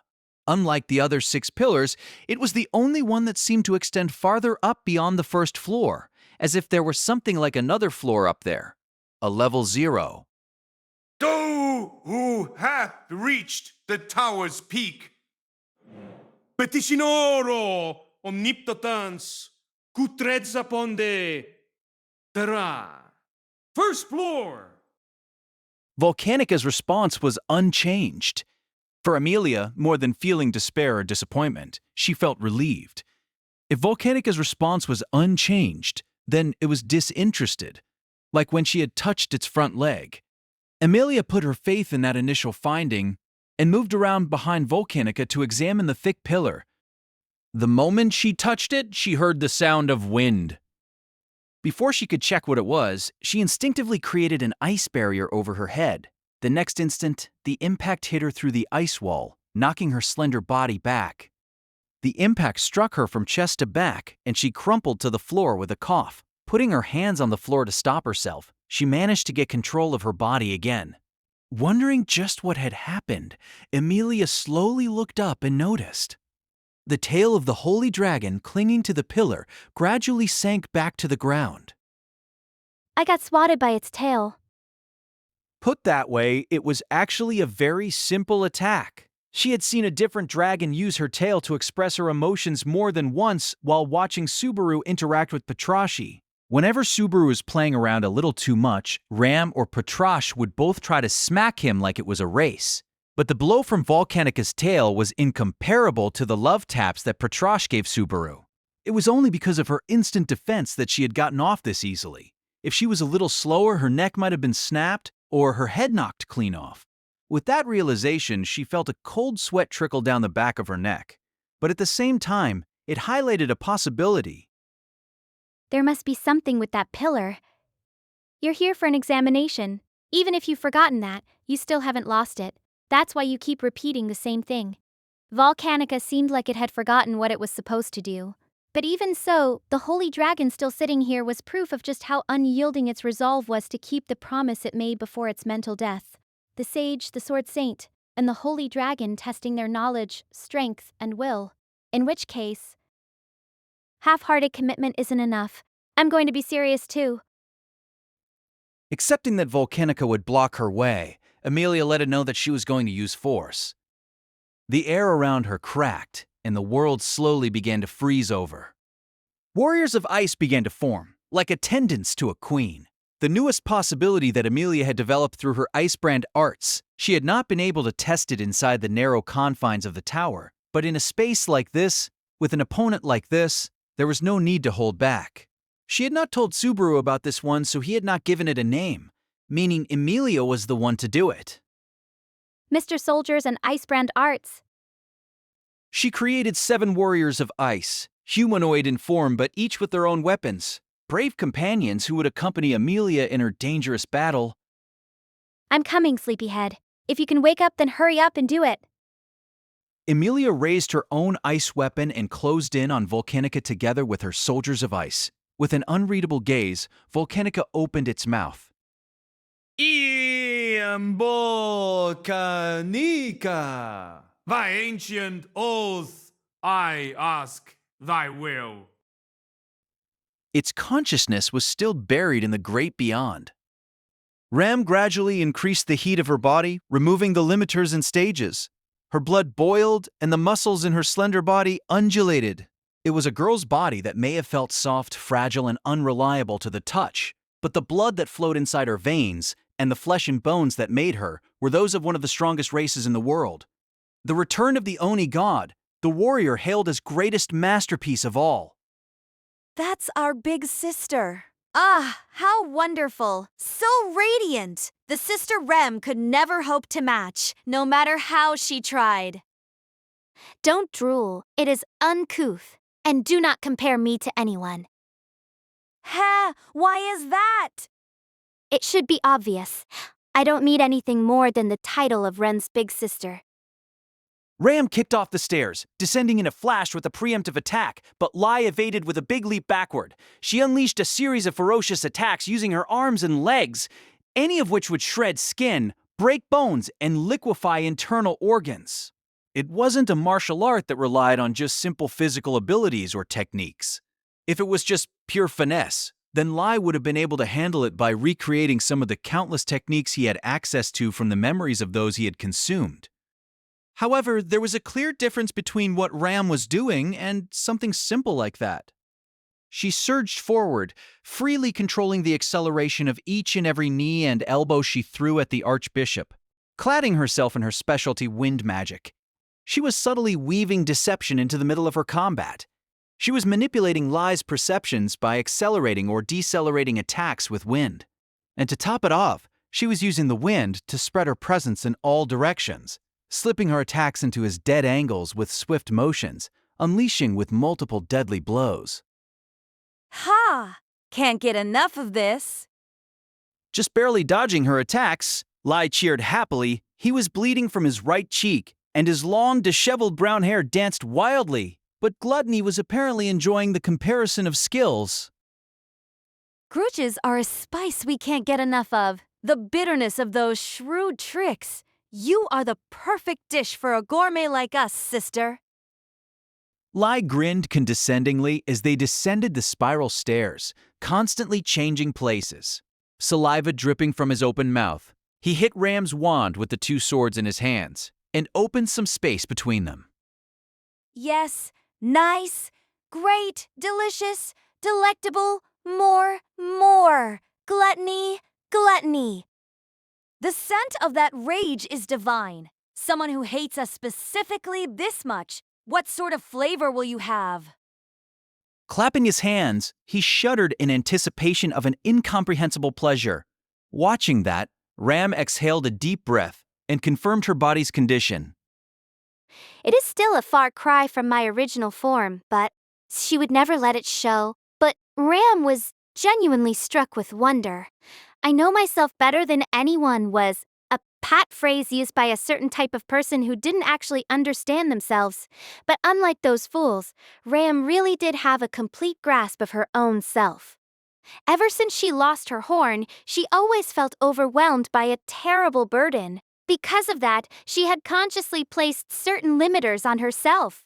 Ordinarily, during the times when she was working as a servant, all those limiters were in place. But there were times when incidents might happen, situations where she would have to use magic to resolve a situation.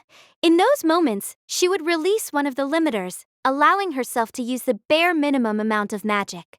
And in situations where even that wasn't enough, she would undo the second limiter. In that state, she could wield maybe a fifth of her original abilities, though anything she did would have to be resolved quickly. The battle with Garfield in the sanctuary a year and a half ago had been one such instance. That was the full strength Ram could wield as a hornless. She was confident that any more in her body would break, unable to endure the strain. And right now, Ram was attempting to unlock one more level of that double-edged strength. For an instant, Ram felt a rare instance of hesitation in her chest. As stated, Ram perfectly understood her own self. In all her battles up to this point, the recoil from the combat would cause a head-splitting pain and leave her bleeding from the eyes or nose, and she would have to be ready to not be able to move her body for a while when she was done. But there was none of that, because it was all flowing into Subaru, who was sharing her fate. If I take too long, Barusa will die.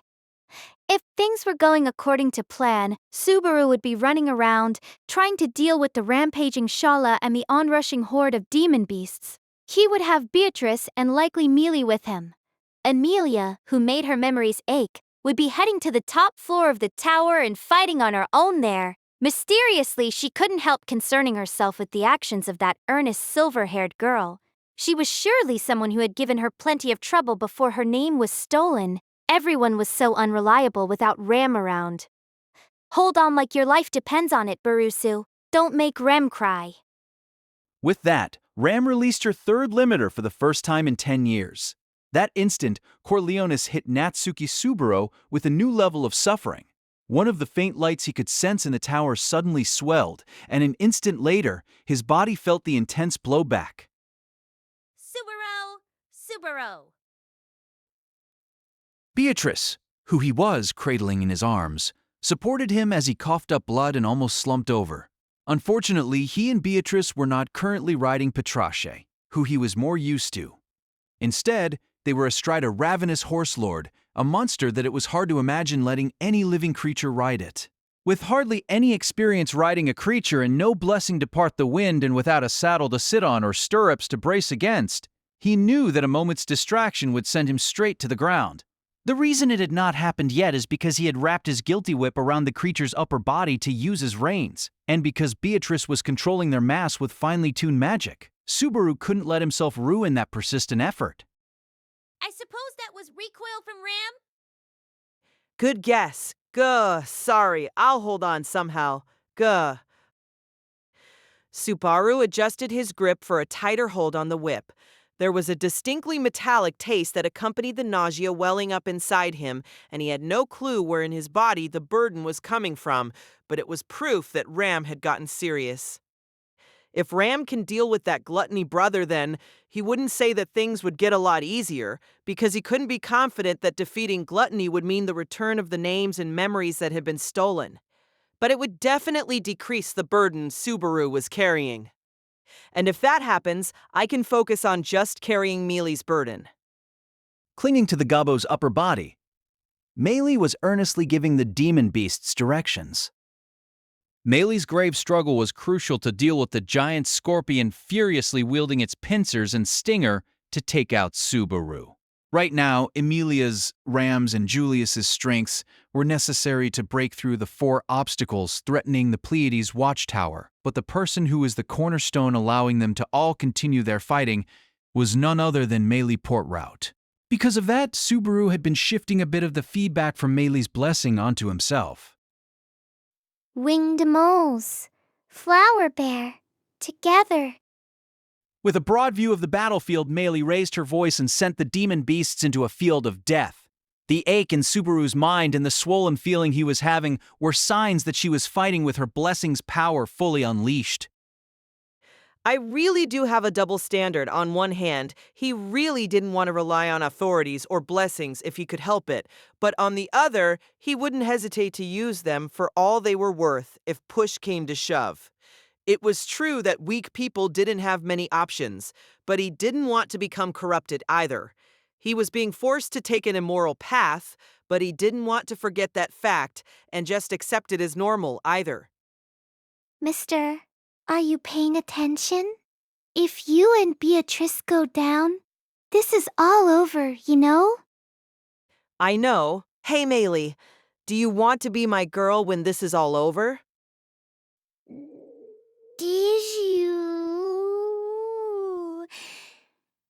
Did you not hear me? Focus. Neither of them had any leeway. If their concentration faltered, it would all be over in an instant. But if I have to suffer this much, there better be a great tomorrow waiting for me to make up for it. What is with you? Mealy murmured to herself while continuing to fight atop the sands. Of course, that question could refer to a lot of people. Shala, who had transformed into the giant scorpion in front of them, the cheerful and spirited silver-haired half-elf, Ram and Julius and them fighting their various enemies in the tower, and Subaru and Beatrice fighting alongside her, in particular. But the one that seemed the most off was, what is with me? Mealy couldn't understand why she was acting like this. From the point that she had joined them on their trip into the desert, she was already acting out of character. Acting accordingly in the moment, going with the flow of things. That had been the secret to her success in life, and she had intended to do the same here too. And yet, there just had to be a Book of the Dead. When she heard it was possible to experience the feelings of someone who died, Mealy couldn't resist the curiosity that welled up within her. She had no choice but to release the feelings toward Elsa Grimhilda smoldering away inside her all this time, and as a result she had committed a series of errors that were completely out of character. And of all things, Subaru had questioned her and lectured her about it, so high and mightily. Mysteriously, though, for whatever reason, she didn't feel the urge to just snort derisively at his plea. Somehow, she had even progressively promised to help afterward. Arr! I'm going to make him spoil me so much after this. So busy, she couldn't even wipe the sweat off her brow. Millie grumbled about Subaru while carefully maintaining just the right distance from the giant scorpion as they kept each other in check. This sort of decisive, all-out battle wasn't her preferred way of fighting. Her style depended on careful preparation, positioning demon beasts nearby, setting them up just so, choosing the battlefield beforehand, and then watching everything unfold from afar. That was Meili Portrout's specialty as a demon beast tamer. She had made her living stealing people's lives at the order, direction, and request of someone else. So this was the first time. The first time she had fought to save someone's life, to protect someone. This isn't my style at all. Subaru's delirious rambling earlier had been impossibly irritating, saying something like that to Meili. That attitude, like he couldn't imagine why he might be hated, was genuinely infuriating. Even though she felt nothing but bad things when she thought about Subaru. Before she knew it, she had started listening to his instructions, letting herself be moved around, like a piece on a game board. Like everyone else, if it was a situation Subaru had created out of some deep insight and devious design, then it would at least make sense to Meili. But there was no way to look at Subaru and think he had the capacity for that. All he had was desperation, pushy expectations, and a ludicrous amount of faith in the people he trusted with his life. It feels like I've become a big dummy too. Meili pulled up the demon beast she was holding underground, aiming it at the scorpion. A massive sandworm erupted from below the reddish sands. Twisting its massive, 33-foot-plus body, it barreled down on the giant scorpion. It would have been the upset of the century if it could crush the scorpion and bury it in the sands, but it didn't go so smoothly. A white flash erupted, blowing away the sandworm's massive torso in an instant. Split in half, the sandworm shrieked and collapsed as fluids spilled out from its body, breaking apart into finer pieces as the stinger unleashed even more attacks. But by sacrificing the sandworm, she created cover from the splattering flesh and blood in the air. The real aim was the three gabo that appeared from where the sandworm had leaped out of the ground. With a baby's cry, the flaming half-human, half-horse monsters launched a suicide charge on the scorpion. Meili had spotted all sorts of different monsters in the Auguria Dunes, but in terms of pure firepower, the gabo reigned supreme. I guess I'm in top form. Meili was riding one herself, Subaru and Beatrice were riding another, and she had 3 more prepared for this attack. The burden of controlling all of them at once should have been incredibly heavy. But for some reason, Meili wasn't really feeling the effects of it. There was a possibility it was just the excitement of battle, but either way, she intended to make the most of it. Zero, Starting Life in Another World by Tapi Nagatsuki, casted 6-tale novel. Please subscribe to our channel. If you are interested in creating your own audio drama, please visit Artale AI. She wasn't trying to finish the scorpion off, but if she could at least hurt it a little, it would make Subaru's goal that much easier to pull off. In a sense, it might be the 3rd time ever that Meili, the girl who had always lived her life by going with the flow, had tried to do something of her own volition. The first was going out at night in search of salvation in the books of the dead. The second was when she had snuck up on Subaru standing at the top of the spiral stairs when she had felt trapped. And the third was now, when she sought a better result than was expected of her to buy more time. Meili. There was a bloody shout as the 3 gabuao charged at the scorpion. It came from Subaru, who had blood trickling from his mouth as he shouted. Meili was wary when she realized it wasn't praise or joy or wonder. Even though she was going so far above and beyond, why was he so angry? But then, The 3 monsters furiously charged with blazing lances raised. Her calculation that no matter how deftly the scorpion could handle its pincers and tail, it should not be able to block them entirely. All that broke down when she saw the change in the scorpion's body. As if scorched by flame or as if absorbing blood just like the sands, its black carapace was normally a dull, steel-like gleam, but it had suddenly started changing colors. In a beat, its pitch-black color turned into a bloody crimson. Certain species of demon beasts had a transformation that was sometimes called an offensive color, a change where their actions clearly differed from before, becoming more ferocious and violent. In many cases, there was an external change as well, the easy proof that such a transformation had occurred. The gabao's flame swelling, or the white whale sprouting eyes all over its body, and it also applied to the giant scorpion, or rather the crimson scorpion. More aggressive, more destructive, and more devastating.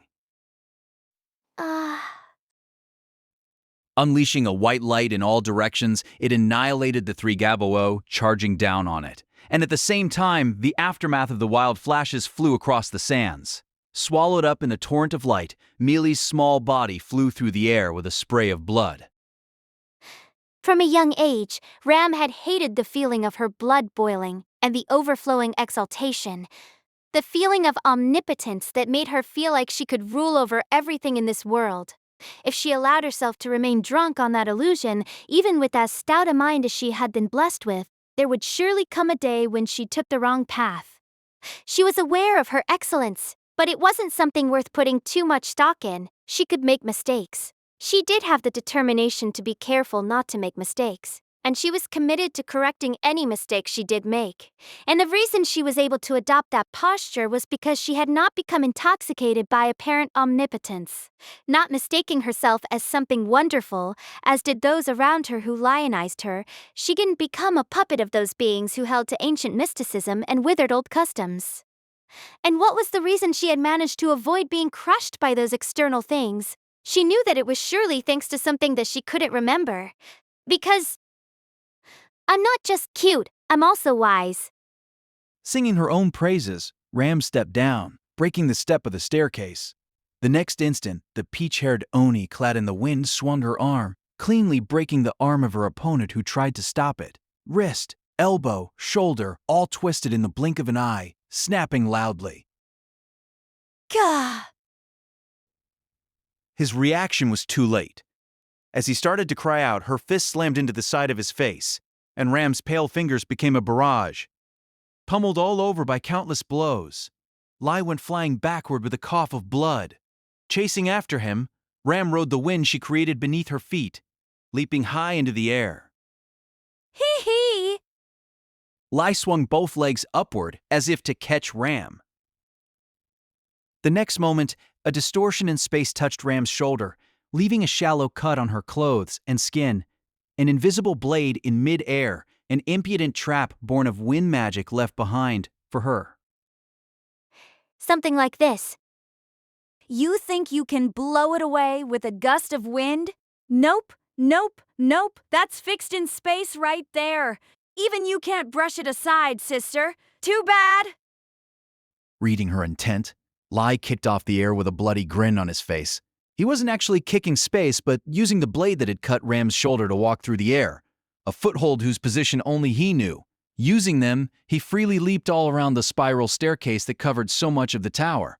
However, Clairvoyance. even if it was impossible to perceive them with her eyes, it was simple enough to deduce their locations using the trapsetter's eyes. And so Ram used the exact same footholds, leaping out overhead even faster than Lai. Ha! Ha ha ha! Are you kidding? Seriously, sister? You sound almost like Baruso. Thank you, that removes any hesitation I had to slap you down. Ram mercilessly brought her heel down on Lai's unpleasant, stunned face. Now, how many times will you taste the sole of my shoes until you fall down? Lai groaned as his nose was crushed and his small body spun in midair. What stopped his ascent was Ram's kick, sending him straight down. And following up, Ram raised her hands upward, generating a wind to descend rapidly, landing a second, third, and fourth kick to Lai's face as he fell. Mercilessly, she shattered his nose, teeth, jaw, and forehead with each blow. Every time he called Ram's sister with that grin of his was repulsive. Well, do you regret it? Deftly controlling herself in midair, Ram rested her feet on his face and chest. Not answering, Lai furrowed his bloody face in annoyance as he tried to swing the swords in his hands. But in that moment, Ram's hand slashed, dislocating both of his arms at the shoulder. No matter how amazing his techniques, he couldn't swing his arms with joints that didn't work. Well, do you regret it? Looking down at his wide-eyed, stunned face, Ram asked again. Staring into his eyes, she looked for a sign of fear. Engraving that into him was her goal. The dread, pain, and a sense of defeat so that he felt he couldn't go against her. But it wasn't for something so small as mere revenge, Rem, to get her back, and all the countless other victims of gluttony as well. To return all those who had had their names and memories, their histories stolen away from them. If killing him was enough, Ram could do that in the blink of an eye. With the same effort she had put into destroying his face, she could make a blade of wind on the bottom of her foot and cut his head off. Even as repulsively resilient as witch cultists were famed to be, it had already been demonstrated that severing their heads would still kill them. In the burning Oni village, when she had been fighting with those who had destroyed the village. In the first place, she already knew the cultists were nothing more than a band of weak fools who happened to be hideously twisted. Because of that, she was asking him questions to destroy his spirit before ending his life. Well, do you regret it? Gah! Solar eclipse! With the third question, there was a trace of terror in his blood-red eyes. But it disappeared in truly the blink of an eye, not in the sense of moving at extreme speed. The sensation of crushing his head was missing, but her vision still overlapped with his through using clairvoyance. She quickly discerned where he had fled in the middle of the stairs. Clad in wind, she chased after him, only to find a bald old man in a monk's robes. The change in appearance might have stunned anyone other than Ram. But by sharing his vision, she knew for a fact it was Lai, even if his appearance had changed. I heard that transforming was Lust's trick, but I don't have time to indulge you with your dames. The fight was overwhelmingly one-sided, but it had been more than a minute since Ram had undone a big limiter. There was a slight burden on her too, but the vast majority of it was flowing to Subaru. She had told him to limit himself to just modulating it, but as expected, he had gone and decided to just assume all of her burden, always trying to act cool. That was something he should just save for Rem and the girl he cared about. Return everything you have consumed as gluttony. If we do, what, young lady? You would let us go? Not at all. If you do, I will kill you quickly. A good deal, don't you think? Even though you have earned thousands of deaths, you will be allowed to die just the once. Wah. Even Lai's mannerisms took on an elderly man's affect as he let out a hoarse chuckle. Watching his movements, Ram had a supposition that this change of form was necessary to fully make use of a person's abilities. The way he had disappeared from in front of Ram earlier was a technique that allowed him to leap across space covering small distances. The person who had originally been able to do that was probably the old bald-headed man Lai had transformed into. But it's odd. If you had something like this up your sleeve, it wouldn't have been strange for you to use it earlier. So why hide it this long, I wonder? Is there some reason you didn't want to use it? It strains your body, perhaps? Golly gee, we have never encountered such a fearsome lass before. Not at all. You really are terrifying, sister. The old man's form gradually shifted back into a smaller body. It was an acknowledgement of Ram's conjecture, and also proof that the transformation had not removed the damage that she had done. Lai was still bloody, and his face was still in terrible shape. Your shoulders? Fixed using the wall. Going in blind just isn't enough. Oh, the pain. Lai swung his arms in a big circle, confirming the feel of his readjusted shoulders. Ram reflected on her decision, deciding that she should have cut his arms off rather than simply dislocating his shoulders. Or if she had just mangled the ends of all four of his limbs, it would put an end to all his foolish tricks. Anticipating every single last one of the things we do? You really are incredible, sister. Are you maybe using some kind of authority, like he is? How rude! Ram's discerning eye is just that excellent. Don't lump it in together with Baruzu's incomprehensible intuition. It's unpleasant. Die at once. So harsh. But, that's right. His long, torn tongue hung from his broken-toothed mouth in a bloody grin. Eyes widening slightly at his ominous gesture, Ram tensed her shoulders. If he did something strange, no. Take this before you can. Before he could do anything, Ram chose to tear his limbs away with a blade of wind. There were ways of stopping bleeding. There was no stopping the pain, but the interrogation could continue so long as he didn't die. With that judgment, she unleashed unbridled blades of wind. But Your loss is our gain? as the blades landed, a big, round, bearded man leaped backward. His skin was so thick that the wind blades bounced off without even leaving a red mark on his skin. Like you just don't get it. Do ya, sis? Let's be real. You aren't the only one watching your opponent here. Ram was about to give chase, to prevent the big man from escaping, when that voice rang out. The next instant, a blade left in space for Ram lightly nicked her neck, slowing her chase by a half step, and the old man lithe thrust into that tiniest of openings. Our approach, followed by our punch. In a blink, the old man disappeared, and the being that appeared behind her swelled in menace. Without even the time to spin around, she felt an intense punch land right in her side, sending her slender body flying. Watching her groan was a stout man with a wild air about him. 3 different figures had traded places in an instant, and their unique traits were all perfectly applied. But even so, don't imagine the same trick will work twice. We don't. We don't at all. Of course not. We don't already. Lai roared while turning into the old man again and covering one of his eyes with his hand. Worried about that movement, Ram stretched her long legs, kicked off the wall, and quickly tried to adjust her position to leap at him. However, she wasn't fast enough. We know. Rim's big sister can't keep moving like this without some sort of trick. He reached that answer by using Rem's knowledge, not by observing Ram's movements. Seeing Ram's movements that surpassed the limits of a hornless Oni, Lai was sure of his interpretation, and when Ram returned to the stairs, his evil intent was already complete. Sister, we don't particularly care about winning a test of strength with you. With a crafty smirk, he disappeared into the air.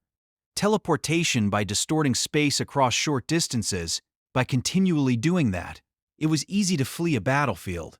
He had no intention of stopping and fighting to the death. You are quick to decide to flee. No, if he knew about Ram's clairvoyance, then he should not be expecting to simply run away. The reason he took his distance, even knowing about it, was that he realized she was working under a time constraint. And unfortunately, she'd had a not insignificant amount of time stolen away from her. The burden on Subaru was increasing by the second. She needed to find where Lai had fled into the tower as soon as possible. Just as she thought that, though, she noticed.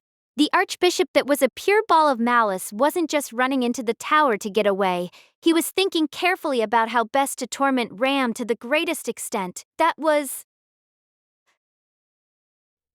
As she finally connected back to his evil gaze, it reflected in her eyes, the tail of the black ground dragon running, and the sleeping prince on the dragon's back. Intense battles were unfolding all around the Pleiades Watchtower. Emilia was challenging the oblivious holy dragon, Ram was gnashing her teeth at Libatankatas's maliciousness on the lower floors, and Subaru and 2 little girls were doing everything they could to save their comrade out in the sands. The clash of swordsmen on the 2nd floor, Electra, was just one furious struggle among many. However, there was no changing the fact that it was utterly one-sided. Roar. Come on! I'm down 1 chopstick fighting one-handed, and you still can't touch me? Are you joking? Huh, are ya? Gree. Roaring heartily, the man with long red hair kicked with immense force, intercepting it with the hilt of the sword in his hand. The elegant knight leaped back a great distance. He couldn't completely nullify the impact, only disperse it, and before he could steady himself, the next blow was already coming. Time and time again, this scene repeated itself on the 2nd floor that had become a raging battlefield. When he saw the knight leap away yet again, the swordsman muttered in exasperation. Pinning your hopes on an explosion? Think your sword'll change if your mood changes? If so, when exactly are you gonna make it happen? Or are you planning to lose, relying on the only trick you know? You gonna be satisfied with that? Dash, you are quite indulgent in your comments. The knight on the other end of Reed's continuous barrage of insults, Julius, softened his expression. You have said similar things to me time and time again. A boring fighting style, polite sword techniques, lacking in freedom. I happen to have some familiarity with those complaints. Ha! Figures! Anyone feel the same, watching you, even if they aren't my level. There ain't nothing to your sword but desperation. Desperation, you say. Reed's comments were not derived from any sort of sublime aesthetic. Most likely, he was just saying whatever he felt in the moment. That he grasped Julius's true nature nonetheless was because those blue eyes, even with one intentionally covered, saw through everything. To him, Julius's ideals might look like a shallow facade hiding his true character. A quick glance behind him confirmed the presence of the woman watching over their fight. She was, to Julius, a duplicate of the woman who was the most precious being in the world to him. However, she was a woman who had been occupied by another person. Though it was beyond their control, they had persisted in such a hollow lord and retainer bond ever since the battle in the Watergate City nigh 2 months ago. Thinking back on it, you and I should have spoken more frankly. Julius? Had we done so, we might have become good friends, since we both care for and admire the same woman. Julius corrected his collar that had gotten ruffled in the fighting. Even if he had abandoned the pretense of being nameless, he would never cease to be a knight. Reed scoffed in annoyance yet again when he saw how adamant Julius was.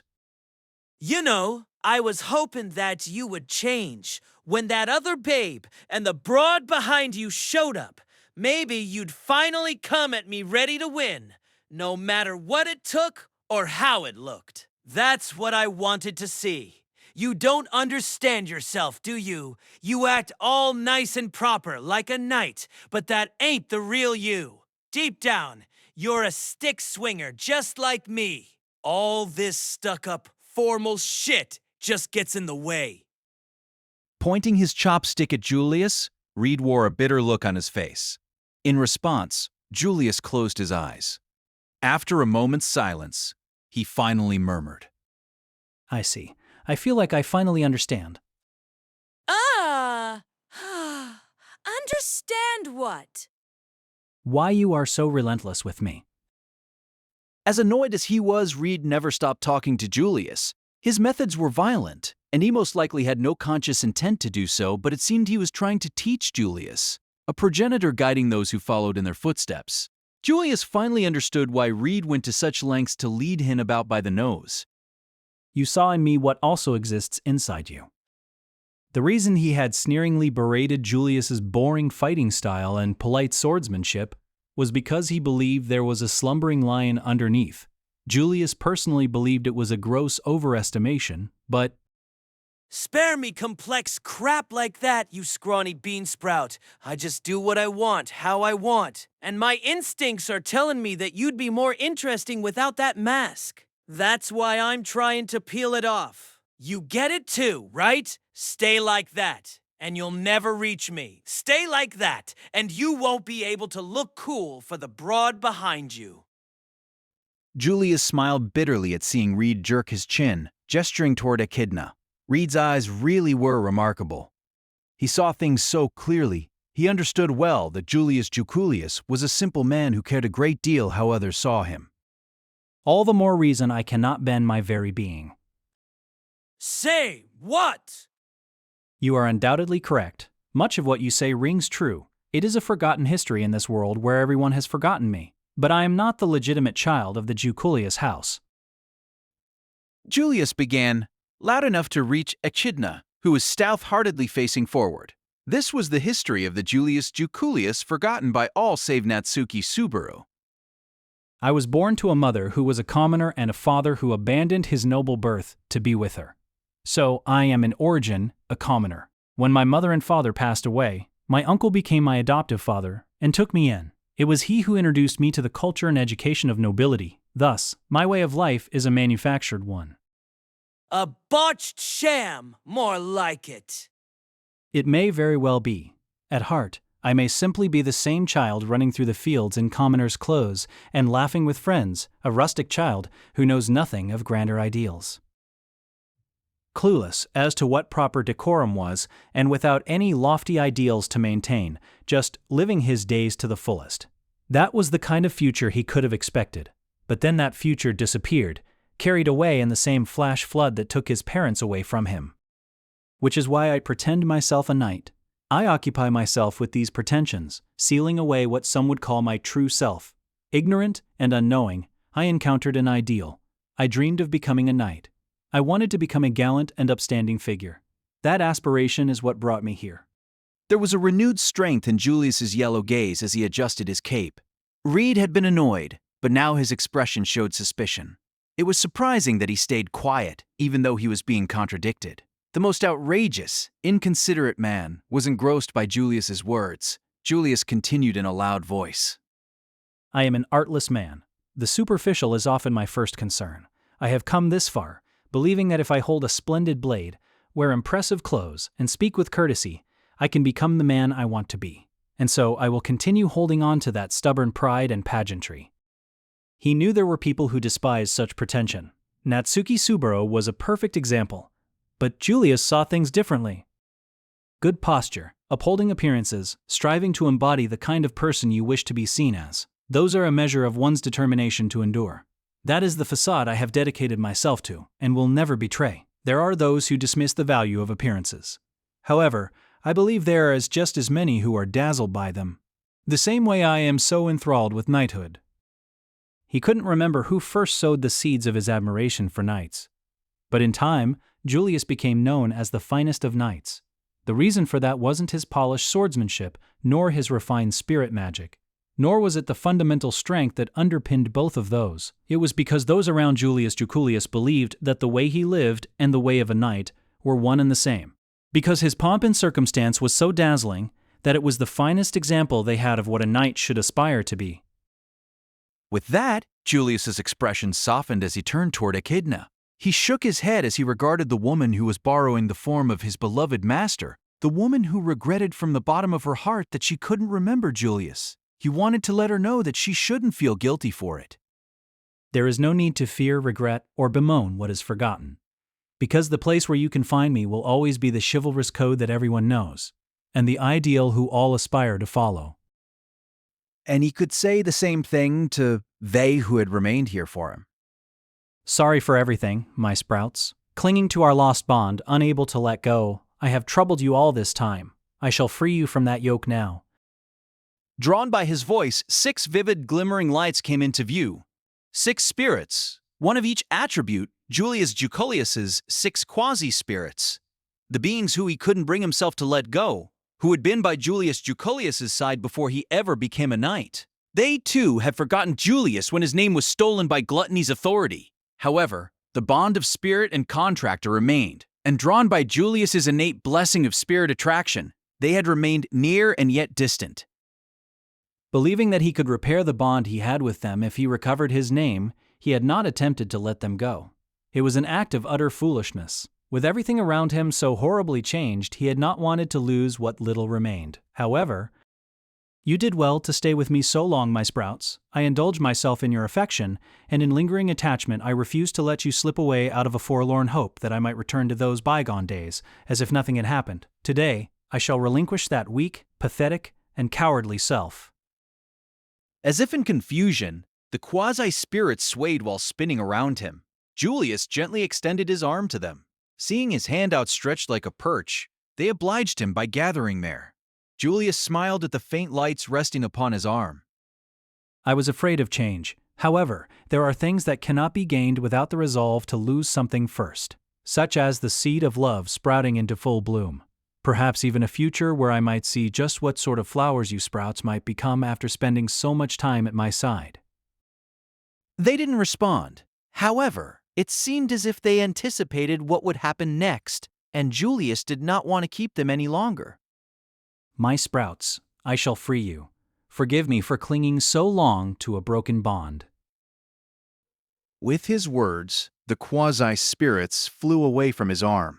It seemed as if they had all been struck by something. In truth, something did pierce Julius and the quasi-spirits, a pain that almost felt like a jolt of lightning. The bond that had linked their souls had been severed. Only a spirit mage could understand the pain that came with losing that connection shared with a being that had been bound to their soul. Julius had never experienced it before, but this was the same pain that had once left Amelia curled up and crying. With this final act, Julius had carved a hole in their souls as he bade farewell to the six spirits. Feeling a terrible ache tearing at his chest, Julius experienced the detachment of souls. It was pain fundamentally different from when he had been forgotten by his sprouts due to gluttony's authority. It wasn't just Julius this time. The spirit should have felt the same pain. There was a chance they cursed the wound in their souls and regretted making a pact with a human. However, Even so, I would call upon you once again. I love you. If you can accept the love of someone as pretentious as myself, then let us be bound once more. Let us forge a new pact. Julius raised his arm to the ceiling with a shout.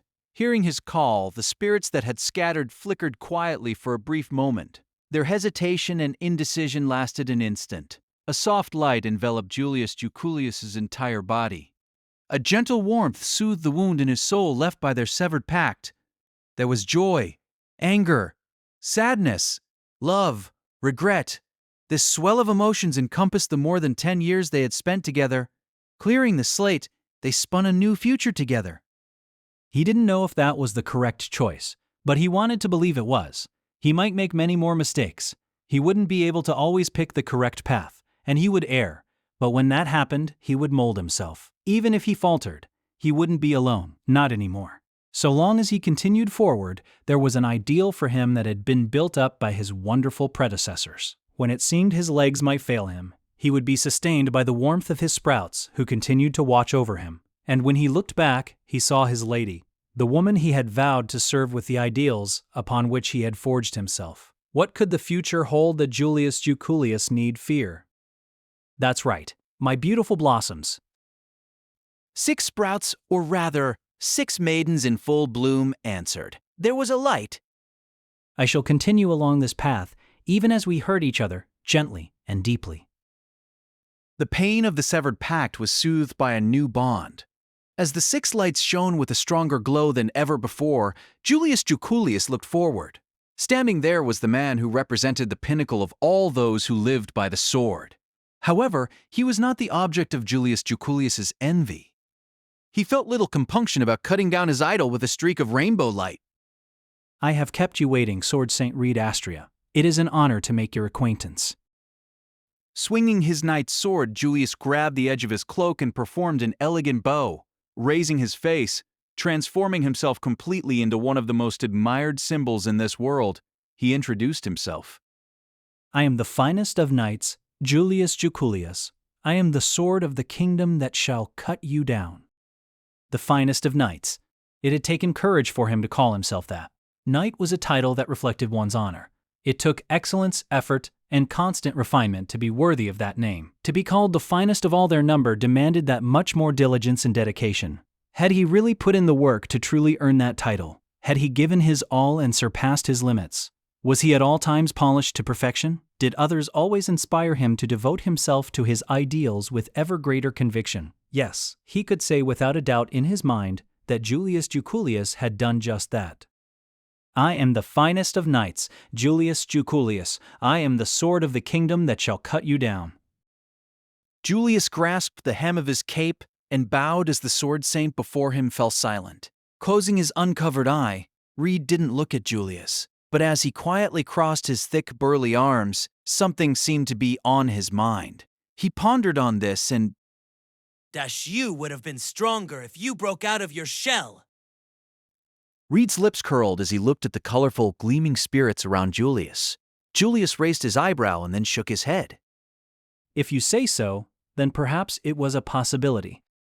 As someone who is going to cling to the sword, then he should demonstrate it without concern for appearances. That attitude and that resolve was what he had been looking for in Julius, and it was a path he could have taken himself. However, I have decided to stay the course, though you might well be correct that I would have become even stronger were I to break from my shell and completely let loose. Julius was aware that if he hadn't made a deliberate choice not to, there was a good chance he would have naturally drifted toward that route himself. In a situation where he stood on the very boundary of life and death, that part of him might bubble to the surface. However, that was only true if he had not been so painfully aware of it he would never waver again. Allow me to say with absolute confidence, as a knight, I shall examine myself without reserve, and in doing so, I shall become better in every way than I might have if I had gone down the path you showed me. What makes you so sure? That much should be obvious. The knighthood, I believe, is the manifestation of an ideal. It is pure and true and stronger than anything else. As long as I call myself a knight, that is how I must be as well. With that declaration to the pinnacle of the way of the sword, the first-generation sword saint, Julius felt his body and his heart grow lighter. On further reflection, he realized that ever since he came to the Pleiades Watchtower, ever since his name had been stolen in the Watergate city, he had constantly been in a state of unease. Of course he had admonished himself, never allowing it to show. Many would interpret that as the feat of a man with a will of steel, but it wasn't anything so admirable. As a result of his need to hide his own poor condition, he had ended up deceiving his comrades and even himself. It was the reason he had suffered a string of losses ever since arriving in this tower, including that truly unsightly defeat. Julius should have trusted his companions. He should have asked for their help and shown them how much he cared, just as his sprouts had done. I should have reforged the severed bonds. When you are no one, you can become anyone. I am living proof of that fact. A commoner's child who came from nothing had become the most respected knight. Julius, who had become no one, should still have been able to become anything. Even if I had to repeat this moment, I am sure I would still aspire to be like the fiery boy I remember from that fateful day, and strive to live up to the ideals of a knight I saw emblazoned on his back, and that would eventually lead me here to this place where I challenge you, the pinnacle of the sword. Even Julius thought that line of thinking was absurd, an irrational argument that was laughably arbitrary. However, Reed didn't react with anger or scorn. He greeted it only with a sharp-toothed grin, and I'll make you cry. with that, he threw down the chopstick in his hand and took a big leap back. As Julius readied himself, Reed slowly reached his hand to the side. His large hand grasped the sword of selection. Having escaped from the fetters of his intended role as examiner and gained his freedom, he gripped that holy sword. Fool, who attained the heavenly sword, gain his sanction. That's my line, though I forgot it, since it just slipped out before. Adjusting his grip on the sword, testing the feel of the blade, Reed pointed the tip effortlessly at Julius. It was a movement without any special intent, but that simple gesture exuded so much pressure that Julius felt goosebumps rising all over his body. Gonna go crying to mommy already. No. My heart leaped at the realization that I'm challenging a legend. It was no bluff. Julius gave a genuine answer as his emotion soared. After all, it was true. Standing before him was Reed Astra himself. Julius had been thrilled countless times by tales of his feats. He had looked up to him with sparkling eyes. Now that he had actually met the man, he had been taken aback by his personality, but his strength lived up to the stories and then some. All the more reason why he had thought it was such a waste. When that crossed his mind, Julius's lips relaxed just a little.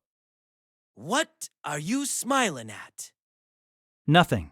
Merely an idle thought. Once I accomplish my goals here and return home, I should challenge my good friend Reinhard.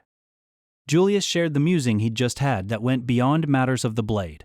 Not once had Julius ever competed with Reinhard. Now he regretted never trying to stand shoulder to shoulder with his friend. That was also one of the reasons Julius chose to serve Anastasia and had embarked on the royal selection. But even without his own reasons, he would still have been charmed by Anastasia's incredible character. In time, he came to share her dream and wanted to stand alongside her. Pointless excuses and roundabout public facades were unnecessary. He should have grabbed 2 wooden swords and run straight to Reinhard. Once, the strongest swordsman in the Empire of Wallachia had crossed blades with Reinhard.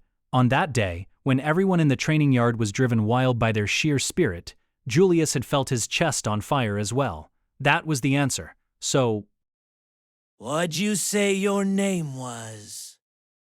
Asked his name by a true legend, Julius raised his brow. He had introduced himself countless times already, including just moments ago, but it wasn't remembered.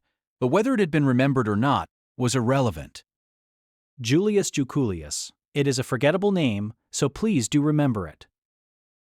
After cracking a joke he wouldn't have been able to laugh at not so long ago, Julius pointed his blade at Reed. He prayed for support and called upon his new pact with the 6 spirits blooming so beautifully beside him. As they were now, he was sure they could reach new heights beyond even the rainbow aurora of Alclozoria and Alclarista. It was formed by borrowing the power of all 6 spirits that wove all 6 elements together. Clauseria unleashed it as an enormous burst of magic, while Clarista imbued it into his sword. And the secret technique that he had never once succeeded at. Alclanvel. In an instant, light filled the white space as a rainbow shroud appeared in front of the Crimson Hero. This was the secret art of Julius Juculius's self-crafted rainbow spirit magic. It did not unleash the 6 elements as one giant ray, nor did it imbue his blade with them. Instead, his body itself was clad in the aurora and. Come. Come. Whatever. Have at you. The Spirit Knight's ultimate attack was met head-on by a white slash. When she first became conscious, Echidna experienced a premonition. The goal of an unnatural being like her was exhausted the moment she came into being. Put another way, the point of her very creation was simply to exist, and it had already been fulfilled. And so she was abandoned, left to drift, aimlessly in the world, forced to endure centuries of emptiness. And in the course of those many years spent on a meaninglessly long life, she met her. The vivid way that girl lived gave her frozen life a newfound detail and intensity.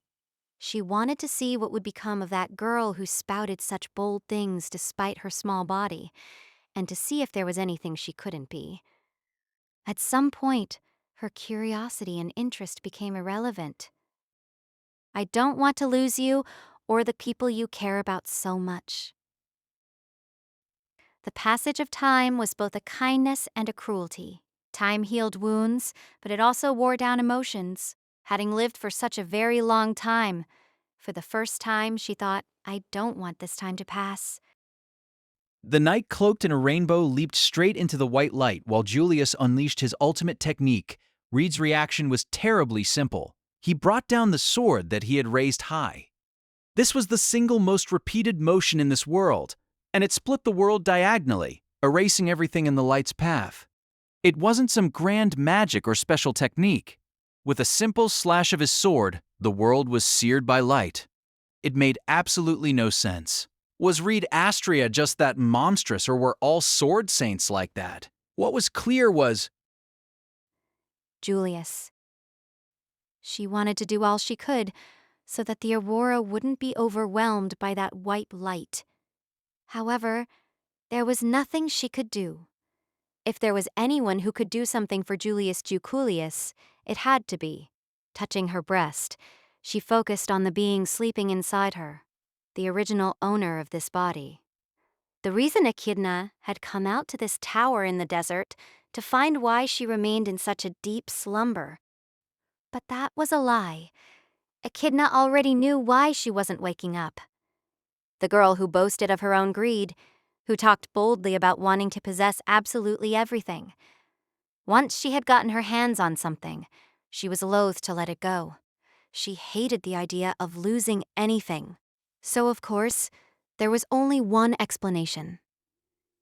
When you gave control to me, you slipped into your own Odo and entered a state where the outside world can't affect you. In a way, your Odo is a self-contained world.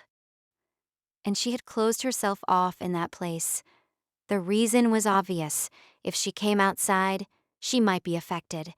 Out here, she was vulnerable to the influence of the Archbishop of Gluttony's fearsome authority. That might force her to forget things she wanted to remember. It could force her to let go of things she wanted to hold on to. Anastasia Hoshin could forget Julius Juculius. After watching him act so desperately as a nameless knight, then seeing his good and bad sides, she was sure. Even if Anastasia forgot, she could tell her. Ah, right. She thought she was simply an artificial spirit who had fulfilled her reason for being the moment she was born. Surprisingly, it had not ended there. A bridge between a precious girl and a precious knight. What could be more important? It was laughable to think she had been born for this, but it was a terribly weighty role. So, not seeing your knight's coolest moment? As stingy as you are?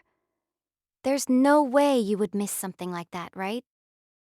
The white light pressed forward, threatening to blot out the aurora. Even after pouring out everything he had and borrowing the strength of the six spirits, Julius was still being overwhelmed. He had used his greatest trump card while his opponent had simply swung a sword seriously for the first time in this battle. He was astonished at the absurdity of the situation. At the same time, there was an emotion welling inside his breast that agreed this was how it was meant to be. A sword stroke that could split the world, the ultimate technique of a sword saint to rival Reinhard's. In the middle of a life-or-death struggle, Julius had an idle thought. If Reed and Reinhard fought, who would come out on top? Legend versus legend, sword saint against sword saint. In a battle that could never happen, who would claim victory? Unfortunately, he would never get the chance to find out. In which case, I will have to find out myself with my own body. The only people who would ever have the chance to cross blades with both Reinhard van Astria and Reed Astria were those who had reached this tower. And the only ones to actually do so were Julius and Amelia, who had gone to the upper floor. Julius had no intention of yielding that role to anyone else. All that remained was to win. He had to break through the white light and defeat Reed Astra with his rainbow. For the sake of that, he poured his whole spirit into his sword and took one step forward. If even the tiniest bit of his pride and strength, as the finest of knights, could be infused into the tip of his blade. Julius. It was a voice that should not have been able to reach him, and yet it surely did. Or perhaps it echoed not in his ears but somewhere deeper, in the depths of his soul. If he had determined to live without breaking from the shell of a knight, then he had no choice but to answer it. Go, my knight. Those words gave him the final push his blade needed. Ire, qua, arrow, ake, ine, ness. He called out to the spirits who had each become a part of the aurora. The enemy stood before them, just beyond the white light. They had to reach him. The tip of his sword had to break through. Oh! With unusual fervor, he let out a bloody roar.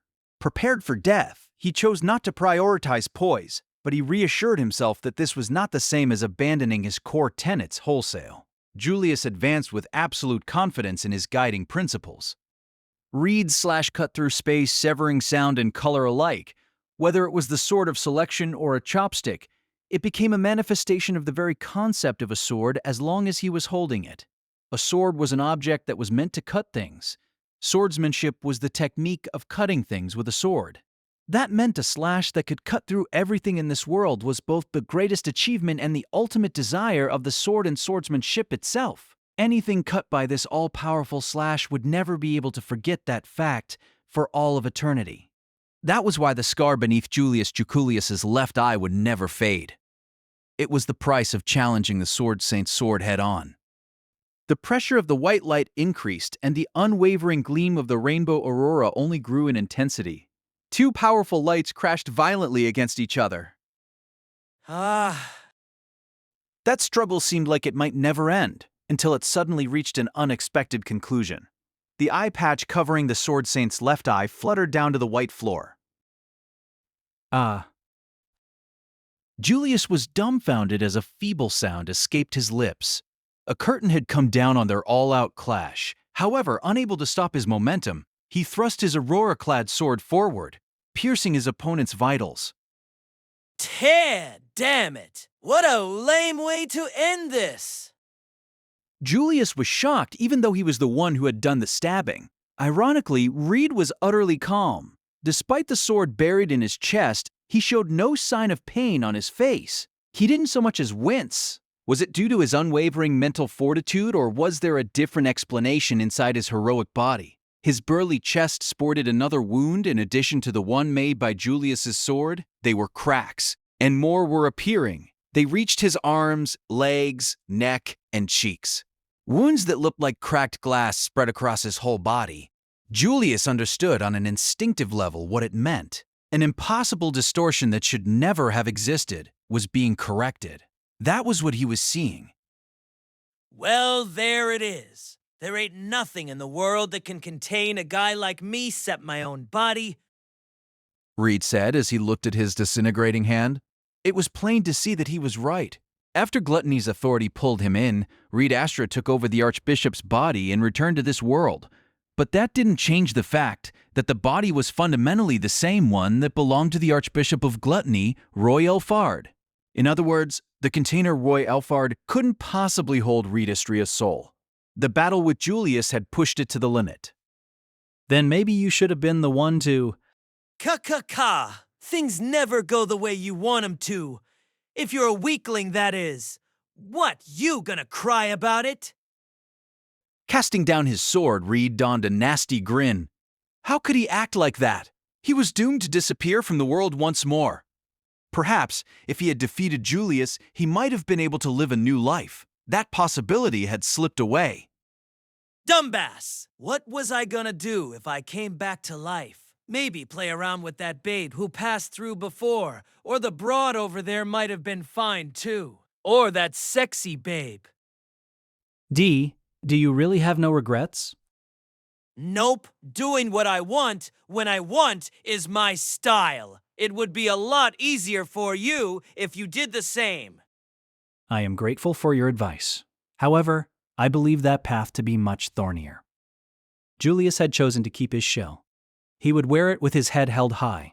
It would be fair to accuse him of living a lie, or perhaps more gently, to say that he was playing the part of someone fundamentally different from himself, in a way. Because Julius had known someone who had chosen that path, had learned that he could live in that way, as he wished to be, he wouldn't choose Reed's uninhibited wildness for himself, though he found it dazzling to behold. Tracing the scar beneath his left eye that would forever remain, Julius made a vow to the pinnacle of swords. Reed snorted in annoyance at that response, and then he looked at his own chest, pointing to the one mark that wasn't a result of the cracks formed by passing his body's limits. Don't get the wrong idea, you bastard! It was a fluke your sword reached me! If this was my body, you wouldn't even be able to touch me with your snot! Not that I would ever attempt such a thing. Ha! Loosen up a little! Reed hit Julius's shoulder. Tensing at the impact, Julius let out a long, deep breath. It wasn't as if he had come to terms with everything or even accepted it. But while he was flustered by what had happened before his eyes, to let this moment slip away would be unbearable. The cracks spread enough that the end was in sight. So Julius raised his sword he had pulled out of Reed and held it in front of his face. From the depths of my heart, I respect the strength of your blade. I don't need the adoration of a guy! I'm running away with this victory, Julius. Julius gazed in wonder when he was addressed by name at the very end. However, since he had decided in his heart to stay steady, he hid his shock with a slight smile and a bow. As the finest of knights, he had a duty to uphold his ideals, just like he had so boldly claimed when he introduced himself to this living legend. Indeed, to the very end. It is your victory, Reed Astria. Ha ha! Not a bad look for a loser. With those parting words, the fractures spread surprisingly. There was no sound when the widening cracks finally broke. The red-haired hero disappeared, like light losing form or shattered glass. And in his place, what fell to the white floor was a small, unconscious boy, the desecrating evil who consumed the memories and names of others without concern. The Archbishop of Gluttony, Roy Elfard, sank to the ground. He didn't move in the slightest.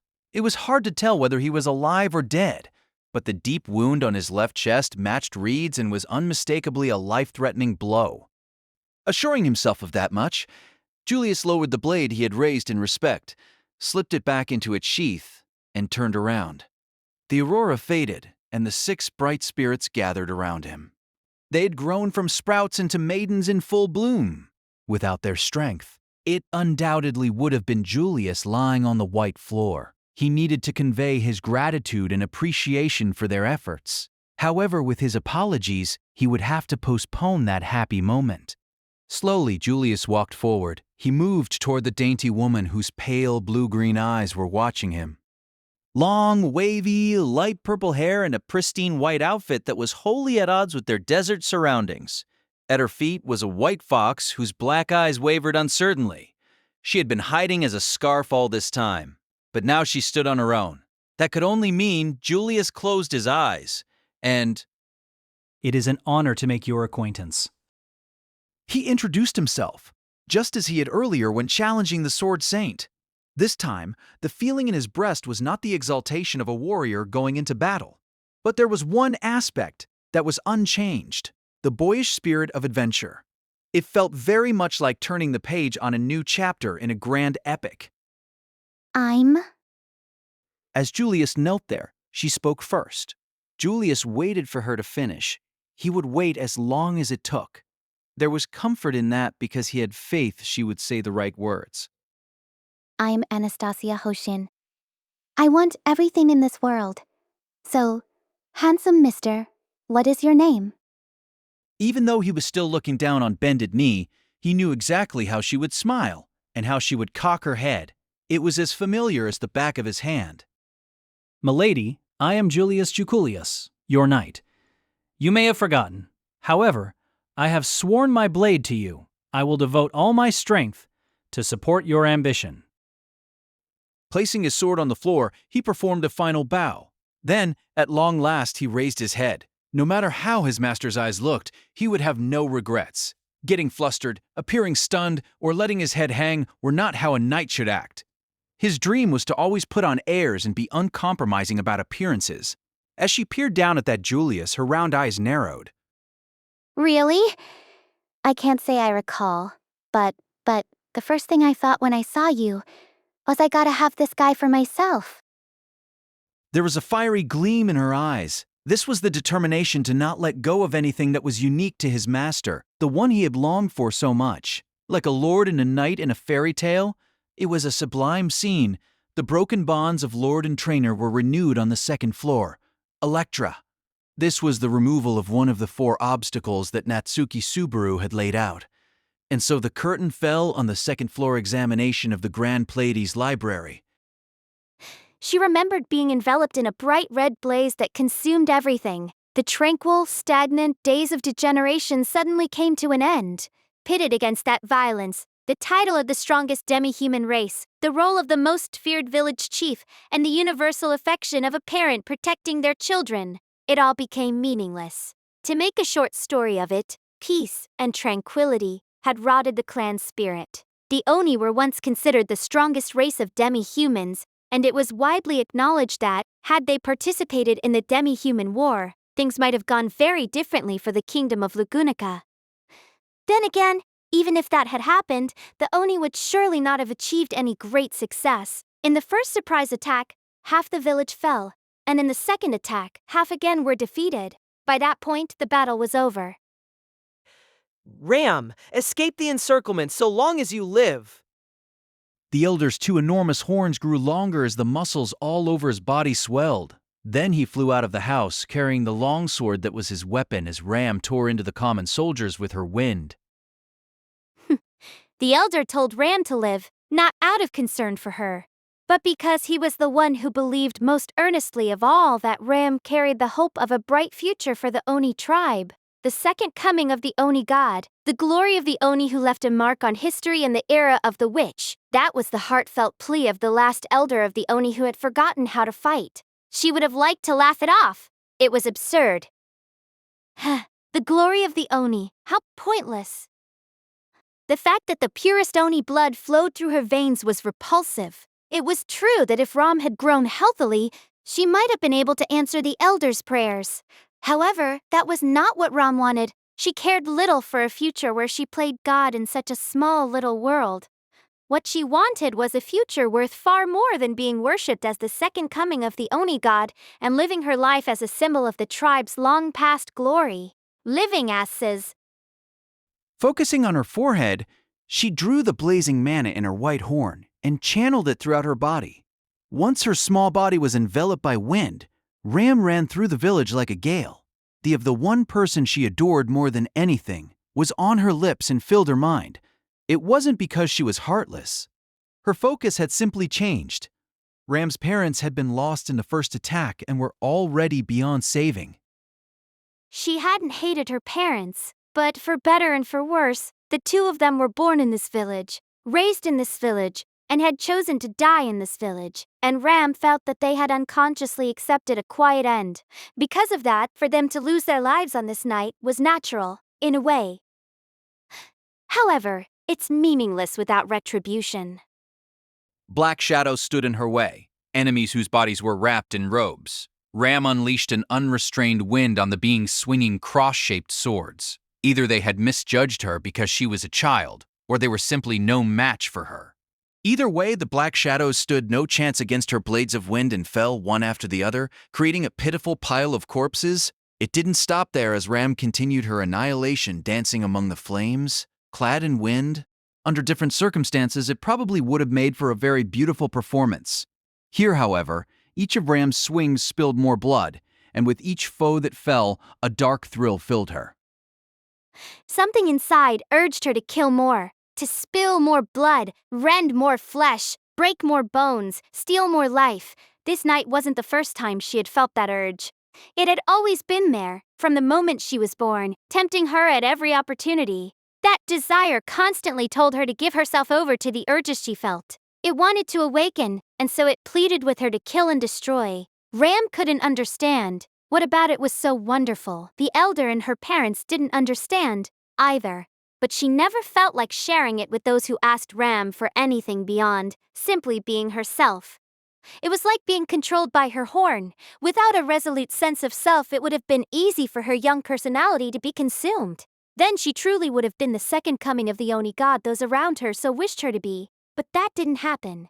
Because, a high-pitched voice called out, Ram spun around and saw lit by the flames. In an instant, a blast of wind blew away the swarm of black shadows closing in on her, scattering them in a single breath. And then Ram hurried to her. Had a terrified look in her eyes, and she slumped to the ground as if her legs couldn't support her anymore. Holding out a hand to her beloved Zun, she tried to help her to her feet. As the elder wished, she would live through this. But not just her, needed to live too. Then the situation changed. While she was confirming that Shun was safe, Ram had the briefest lapse in awareness. By the time she noticed the presence of enemies, they had already surrounded her. Getting away would be exceedingly difficult. If she was alone, it wouldn't be impossible. However, surviving alone was no different from death. Ram had to find a way to break out. She undid all the fetters restraining her sealed strength and unleashed a rampaging wind before falling upon her enemies. It was an opening in her heart brought about by the all-powerful feeling she so detested. A shadow slipped beneath her blade of wind and slashed at her, landing a heavy blow on her horn and making her vision explode. Knocked back by the powerful impact, Ram was suddenly struck by a terrible sense of emptiness. Then she saw it. A white horn spinning into the red night, illuminated by the inferno consuming the village. Understanding that it was her horn, a cry of pain and loss welled up from deep inside her. She cried out, but at the same time she noticed. For the first time since she had been born, the voice that had been eating away at her all her life fell silent. To think it had been so simple, her foolishness was funny to her. As the horn arced through the red night sky, a thought crossed her mind. Someone finally broke it. In the shared vision from her clairvoyance, she saw the black ground dragon running away at top speed. On her back was the girl who should have been Ram's precious other half, the partner she couldn't remember, the child who evoked an empty sense of loss. Ram. Ram's heart trembled with rage as she realized what had happened. She was loath to admit it, but the power of Subaru's authority had restored a fragment of her omnipotent power. She had used that to overwhelm Lai Betenkaidos and cornered the Archbishop. However, that had lit a fire in Lai, inspiring a new level of tenacity to cling to life. As a result, Lai had used his authority to escape from Ram with the intent to seize Rem, her other half. He knew he couldn't win by fighting head-on, so he resorted to whatever underhanded scheme he could think of. She didn't want to admit it, but his plan was an effective one. What a mockery! Clairvoyance made it clear that Lai was toying with the fleeing Beatrice. Though he could have cornered her in an instant, he was intentionally indulging in the joy of the hunt. The whole point was to sear this scene into Ram's mind as she watched through her clairvoyance. I won't let you do as you please anymore. The moment she started to give chase, there was a shift in her vision. Her clairvoyance almost came undone. In her right eye, she still saw through Lai's eyes, but in her left, her own vision was blurry. Tipperal. It wasn't just her sight. Incredible exhaustion suddenly sapped her, accompanied by a coursing pain that felt like an invisible hand clawing at her insides. It was unmistakably the burden of a hornless that she normally endured. Did Barusu die? No, that's not it. Judging by the relatively light burden, she could confidently say Subaru had not died a pathetic death somewhere. It had only been a few minutes, but considering how much strength she had drawn out, what she was feeling now would pale in comparison to the expected backlash. That suffering would probably leave her coughing up blood and writhing on the floor.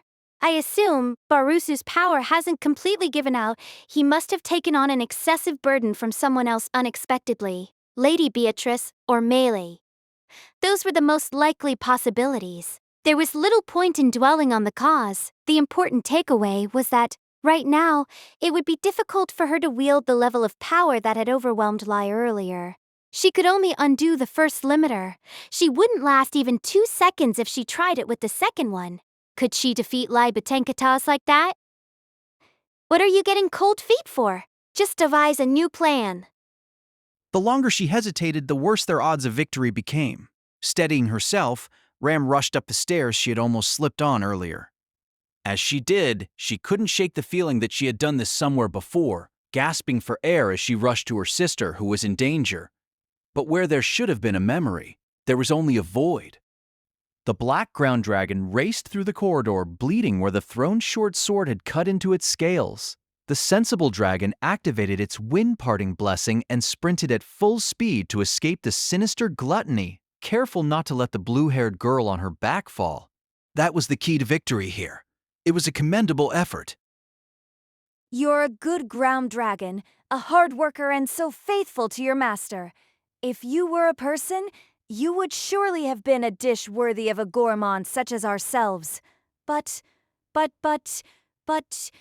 sad that a ground dragon can't fill our stomach. It didn't matter if they had a will, a soul, memories, a name. Gluttony's authority couldn't consume it from anything other than people. And so Lai couldn't savor this dragon the way he wanted, just like how there was no way to eat a painting of food. Ah, that's it! That's it exactly. When our stomach is so empty and we're so hungry. Seeing this picture of a food that looks so delicious is torture. This is child abuse. Chasing after the racing dragon, he blew a bit of clotted blood from deep in his nose. In the fight earlier, his face had been crushed, and something around his right eye must have gotten broken, because it was rolling around freely in its socket. His teeth were shattered and his tongue was torn. The bleeding in his mouth hadn't stopped, drenching his lower jaw in gore. But none of that mattered. The thought of Ram seeing this scene right now gave him a thrill that started from the bottom of his heart. Sister is pure, noble, and perfect. A fully perfected being without any faults. That was what the memory slumbering inside Lai said, after coming exceedingly close to getting killed without being able to do a thing. He agreed it was a fair evaluation. Lai couldn't hold a candle to Ram's true power. If Ram truly got serious, she could probably wring the neck of any archbishop with ease. Maybe Regulus could have given her a run for her money with his absolute authority, but there's no way that idiot could kill Sister. Even if she didn't manage to kill him outright, she would just drop him down the great waterfalls or something and end it that way. Even if Regulus couldn't be killed, there were plenty of ways to contain him. Just like the Witch of Jealousy. Even the 3 great heroes couldn't kill her, so she was still sealed away in a shrine here. The current Lai was unbelievably proud of Ram and of how wonderful she was. As her little sister, we have to show how much we've grown. Anything less would be shameful.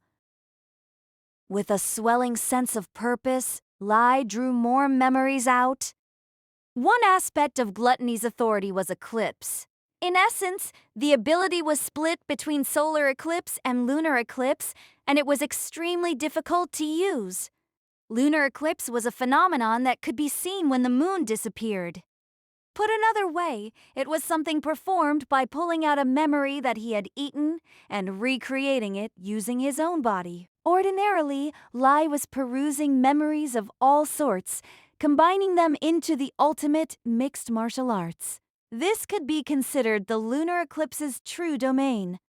On the other hand, solar eclipse was a phenomenon where the sun itself was hidden. Put another way, it was a method for not just recreating someone's memories, but for embodying their very being, allowing him to use their abilities with the same proficiency as the originals. However, when he transformed into another person, there was a risk of his mind changing too much to match the body, and so unless there was a pressing reason, Lai and Roy avoided it. Lai Betenkaidos primarily relied on lunar eclipse. Louis Arneb used solar eclipse without concern because she lacked her own body and lacked a solid sense of self to begin with. But during the battle with Ram, where he was beaten half to death, Lai had broken out of his shell the moment he recreated Leaping Dorkal's teleportation. He had successfully used the solar eclipse that he normally avoided out of fear of losing himself, confirming he could maintain a firm grip on his sense of self.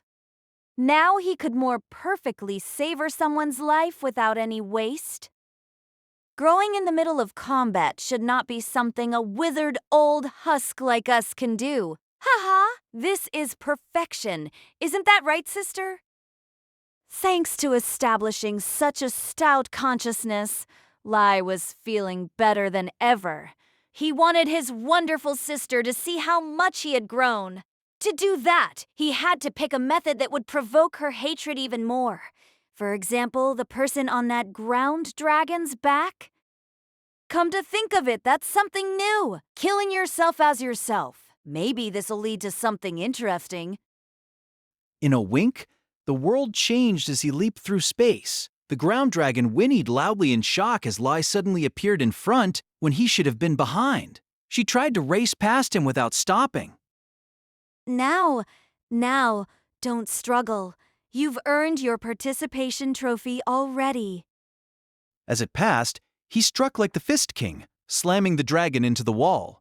But even as she slumped down and curled in on herself, she did everything she could to protect the girl who fell off her back. What a heartfelt gesture. However, that spirit was nothing more than a spice for the tragedy to come. No! Your place! With each word, Lai hammered the black dragon again and again. The merciless punches broke her cheekbone and front legs. That was more than enough to teach her a painful lesson. Fortunately, Lai couldn't eat the hunched-over dragon's memories, so killing her would be pointless. Besides, he wanted to share the memory of what happened today. All that remained was to kill Sister's precious Rem with Rem's own zone. Spare me such creepy ramblings. Just as he was about to straddle Rem, a dignified and clear voice called out.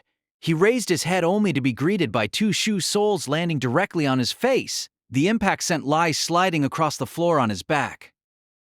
Ah ha ha ha ha. You finally caught up, sister. We sisters, we siblings. We Rems were waiting for you. He slowly stood up, using only his legs. And when Ram looked upon her beloved twin, she looked like she was seeing something for the first time. You've become quite ugly in the short time since I last saw you. That was Ram's honest thought after finally ending a nasty game of tag. Still borrowing Lai's vision, Ram had dragged along her imperfectly unlocked body in a chase after the battered and beaten ground dragon, and Rem lay beside her, and standing over Rem was... Hideous. That's so mean, sister. We care so much about you. An unsettled, inarticulate tone, and thoughts that were distorted in all manner of ways. It was clear at a glance to Ram, or to anyone, really, that this was the result of a warped mind. Lai's form had become horrifically twisted. Lai's trump card was supposed to be molding his body according to the memories he had consumed and freely using their abilities. Apparently, it was taboo for a reason. The gluttony standing before Ram was a product of all those memories, and none of them. He was a twisted mess. Parts of him were the bald old man who leaped through space. Other parts included the big, fat man who had taken no damage from Ram's windblade and the martial artist who had reached a level of strength that was practically divine. There were so many distinctive traits from so many people that it resulted in an absolutely repulsive being, and Lai seemed completely unaware of his twisted state. He was on the verge of becoming something that was none of them. A being who was optimized for stealing other people's memories. The powerful ego that was his foundation had grown diluted, and because of that, he was broken. And in the end, you became a monster pretending to be Rem? Honestly, I don't know that I've ever been this aggravated. Ram looked down at the face of her sister, who she knew was the missing piece in her incomplete home. It made her sick to think that she was actually looking at Lai, who had stolen her sister's distinctive characteristics and appearance. You did well, Beatrice. Take Rem and fall back. Psst, came the weak response. Ram stood protectively in front of Beatrice, who was coughing up blood. With slow, deliberate movements, Beatrice dragged her big body forward and carefully grabbed the collar of Rem's dress with her mouth before she started to leave the battlefield. However, That's no good, sister. That's an important hors d'oeuvre. Before we can serve the entree, we need to prepare all the fixings, right? Die. she stepped forward with a foot that was just about the same size as a person's head and pointed her palm at the face of the person raving like a madman. The swirling blades of wind she summoned were a small storm that held the force to shred Lai from the neck up. Ram was done holding back.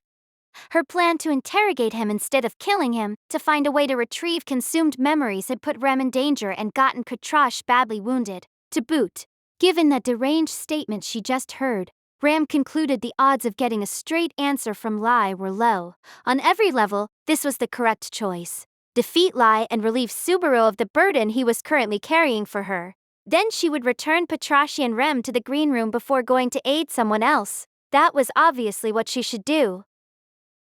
And as she was thinking that, Ram's eyes widened just as the storm was about to shred Gluttony's face. It was nothing major, merely a change in Lai's appearance. However, it was a change that Ram couldn't ignore. The face that had so many different distinguishing traits was now sporting a single white horn on its forehead. Sister. For a brief moment, Lai spoke in a voice that Rem might have had, with a face that was identical to hers. Ram's face froze, and Lai's massive arm landed a clean hit on her. It wasn't fatal, but it wasn't so light that she could be optimistic either. Her brain had been rattled, and there was blood trickling from her nose. Ram knew she had taken a tremendous amount of damage. Her wobbly legs made that painfully obvious. And the one who had hurt her was the sweet blue-haired girl with a gentle smile. By virtue of some sick joke, there were 3 identical faces in the room. Cry, sister. There was a trace of a plea in her voice and a tear in her faint blue eyes as the fist came down. Ram felt every blow in the marrow of her bones, or perhaps it reached somewhere deeper, like her soul. Rage, sister. When she bent over after a hit to her stomach, Rem was perfectly lined up for the uppercut that landed on her jaw. She managed to not bite her tongue, but then another punch caught her in the stomach. As she reeled from this hit, she caught an elbow to the head. Laugh, sister. The affection in that voice tore at Ram's heart with every word. The only Rem that Ram knew had always been sleeping. The stolen sister who should have been by her side her entire life and yet was nowhere to be found because her memories had been erased. Ram had looked forward to hearing her voice for the first time when she finally woke up. She didn't know if her memories of her younger sister would return when that time came. Whether they had or not, those first words would have been special to her. But now, Cry, rage, laugh, suffer, smile, pout, thrill, blush, snooze, itch, marvel, celebrate, sister. don't. Call me that was what she was about to scream until her mouth was blocked by a palm thrust and she couldn't say anything. The newly born monster cornered Ram. Its power was overwhelming. There was no hesitation, no limit on the moves it pulled out, no recognition that it was losing itself in the process, and at no point did its face shift. It still looked just like Ram's precious other half. With both the sun and moon in shadow, darkness had completely cloaked Gluttony's features. Sister, that face isn't like you at all. Her mistake was corrected by her younger sister, who was wearing a pouting, pleading expression as she struck Ram with her fist. Helpless to stop it from connecting with her chest, Ram felt her ribs creak as she slammed into the wall. The sturdy stone wall of the Pleiades Watchtower crumbled, and Ram slumped to the ground on the other side. Rubble filled the air around her, and when she coughed, a dusty, bloody taste filled her mouth. Suddenly, her broken bones and mangled flesh began to shriek. She spun her head trying to see where she had ended up. It was a short, raspy sound. It was disappointment, or perhaps sentimentality, after having an unsatisfying realization. Ram could see Beatrice and Rem down the hall from where she had fallen. They were separated by maybe a few dozen feet. The time she had bought them was no more than a few scant moments. The pain she had experienced had merely made it feel so much longer. Sister, are you safe? She could hear Lai's footsteps from the other side of the smoke. In that moment, Ram coughed up some blood and exchanged a glance with the battered Beatrice. Yes, I know. When this is over, let's scold Barusu together. The truth was that she didn't know what Beatrice had said. However, it seemed like she had gotten the gist of it, since the black ground dragon didn't correct her. Ram had to acknowledge that her judgment had been wrong. She had played every card and been betrayed by the hand she had drawn. Ram was aware that she was superior in every regard, but there was one point that she also knew she was lacking: luck. That was as true now as it was the day her horn was broken, and her life as an Oni was also broken. She had not been especially attached to that way of life. The reason she had considered the white horn growing from her forehead the most unpleasant thing in this world was because it had been a part of her. And yet here she was, thinking of what she could have done if she still had that horn. No, that wasn't exactly it. She did still have the horn. In fact, it was within reach right now. The wand she always carried with her. Its core was Ram's broken horn. Mana was required to sustain sturdy musculature of the Oni, and their horns were crucial organs for efficiently gathering it. As a catalyst for magic, there was nothing better for Ram. Rosewall had gone out of his way to retrieve it, and had the wand made special order for her. Just by being in a slightly different location, the difference was... Suddenly, a thought crossed Ram's mind. The result of thinking of her horn and the fact that she had overwhelmed Lai once before. Mustering every bit of her knowledge to find a thread of possibility. Ram with her broken horn, and the sleeping Rem. Rosewall had taken in both of them. Why had he taken in both Ram and Rem? Ram knew the role that Rosewall wanted her to play, and she knew of the plan that Rosewall was attempting to carry out. She'd heard that she was a critical part of it, and that she would recognize how when the time came. So she had no intention of probing until the time she was needed came. However, in this moment, a certain thought crossed her mind. It was an idea that was crucial to her survival, the survival of the sleeping Rem, and the survival of Beatrice, who had fought for the both of them to live. It was terribly absurd, but at the same time comprehension filled her breast. If it was Ram's beloved Rosewall El Mathers, he would do it, with the resolve to be called an inhuman monster. Ram pulled out the wand on her thigh with a trembling hand. Looking at the wand she had used for 10 years, she slammed it against the wall. Out of the crumbling wand tumbled something she had not seen for a long time, spinning unpleasantly, just like the last time. Lai slowly stepped forward, fanning away the rising white dust. He moved with measured and graceful footsteps that demonstrated a maid's refinement, born from the desire to avoid causing a stir and to avoid bringing shame to one's master. His dear sister should be slumped somewhere beyond this curtain of smoke. He wanted to see her make every sort of face. He wanted to look straight into those fiery, gleaming pink eyes filled with such powerful emotions. It was an innocent sort of desire, almost like a first love. Oh. On the other side, the first thing he saw was the black ground dragon dragging its legs. The beast had disappeared from view while he was focused on talking with his sister. He didn't find it particularly interesting, but he had business with the hindrance the dragon was carrying. He was enough. There was no need for anyone else to adore his dearest sister. Sister was his alone. Ah, there you are. Past the dragon, he spotted the hindrance leaning against the wall. Her body was propped up perfectly, leaving her neck and heart wide open. Time to tidy up that hindrance and move on to the main dish. Closing in, Lai noticed it. Dash, there was a faint glow near her blue-haired head. I'll amend my statement. Is cyst? I thought I had no luck, but I was wrong. He started to call out, but never got a chance to finish. An attack crashed into Lai's face first. He was stunned, and the next moment the impact sent him flying back down the corridor he had walked through. Unable to dampen the force of the impact, Lai slammed through 2 walls before coming to a stop.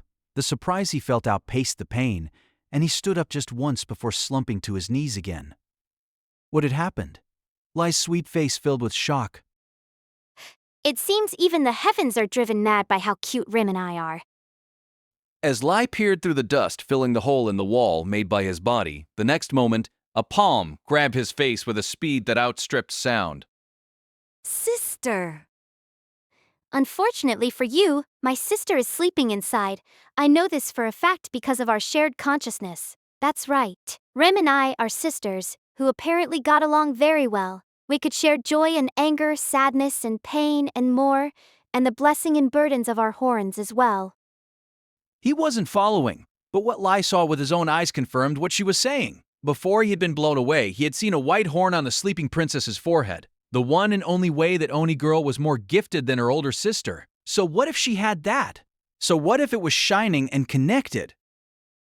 It annoys me that Barusu's plan was a hint, but so be it. What did Subaru? Don't say his name with that face and that voice. Suddenly, Lai's head slammed into the wall with Ram's hand still gripping his face. His arms and legs twitched in spasmod. Ram opened and closed her other hand, confirming something, and Lai saw a terrible amount of blood flowing from the old wound on her forehead. ReZero starting life in another world by tapping Nagatsuki, casted 6-tale novel. Please subscribe to our channel. If you are interested in creating your own audio drama, please visit Artale AI. But Ram was untroubled by it. She smiled, almost as if she welcomed it, like the blood and pain was proof of a lost bond being reconnected. Those born in a dark place should return to their holes. If you were born screaming, then you can die that way, too. Wiping the blood from her forehead with the back of her hand, she looked down at Lai with her pink eyes. Everything he had planned was so he could see intense emotion in them. What the Archbishop of Gluttony got from Ram was an ice-cold gaze. She'd had a suspicion since long ago. The plan of Roswell L. Mathers, the master she had sworn to serve, required the death of the dragon that protected the kingdom of Luganica to achieve his final goal. It was more than a decade ago that he had told Ram she was a crucial piece in that plan. Saving Ram and clinged in that burning Oni village, Roswell had asked for compensation, and Ram decided to pay that price in exchange for the Oni tribe's retribution. For that sake, she would aid him, whether it was a plan to kill the dragon or whatever else. When the time comes, you'll know. The role that only you and your Zan can perform. She recalled the fragmentary memory of when her master had told her his plan to kill the dragon. Mysteriously, she had never once thought deeply about it before today. I finally understand what Lord Rosewall's aim is. All of Rosewall's actions were for the sake of the final goal he had spent his extraordinarily long life pursuing. For its sake he had positioned himself at the foundation of the kingdom. He had saved Ram and Jun. He asserted authority over the sanctuary and its trials. He had tested Natsuki Subaru. She realized now why he had taken in Ram and Chang. Chan had been adopted as a replacement for Ram's lost horn. Together, Ram and Chan were one unit, an Oni that would kill the dragon. Of course, even Roswell couldn't escape the effects of Gluttony's authority. Effectively, he should also have forgotten why he had kept Jung at his estate. However, even if he had forgotten, he had surely realized his own intentions, and even seeing them so earnest to rescue Chin from the damage Gluttony had caused, He had said not a thing. He is so utterly... There's no changing that meticulous side of him. Despite Subaru setting his plan back, Roswell continued working at it beneath the surface, ever vigilant. It was a truly troublesome part of his character, she thought in exasperation. However, something else occurred to her. Was the reason Roswell had given Ram permission to join this trip with because he had predicted the possibility of something like this happening. It might be overthinking. Perhaps it was a delusion born from her adoration of the man. Either way, it feels better to think that the man I love trusts me. She chose to believe that he sent Ram, knowing she would protect Dinjun and the others. Similarly, she chose to believe that she had noticed Roswell's hidden intent, and that she had turned over his trump card to kill the dragon, of her own volition. It was much more comfortable to think that the man Roswell L. Mathers valued the 10 years he had spent with the woman Ram, and so... I'm in excellent spirits right now. Stand there and be my punching bag. Sister! Still holding his face, she slammed Lai to the ground, limbs quivering, gluttony shape transformed. Though he still maintained Rem's appearance, his arms and legs swelled to different sizes on his right and left, growing and shrinking. He didn't seem to be in control of the changes as his body instinctively tried to find the optimal response. His mind was in shambles, and his sense of self was long gone. He was truly repulsive. If 00L. Lying on the floor, Lai moved his large, unbalanced body, forcefully tearing himself from Ram's grasp and leaping to his feet. Ram didn't hesitate to close the distance once more when he swung his log-like arm at her. She was bleeding from her forehead, but the pain and the emptiness she felt made Ram's Oni blood boil. It was infuriating. This euphoria had always tormented her, the loathsome instinct that reveled in combat and displays of strength, the desire to kill enemies who deserved death. Ram had always hated it. That was why when her horn was broken that night, she had thought she was finally free.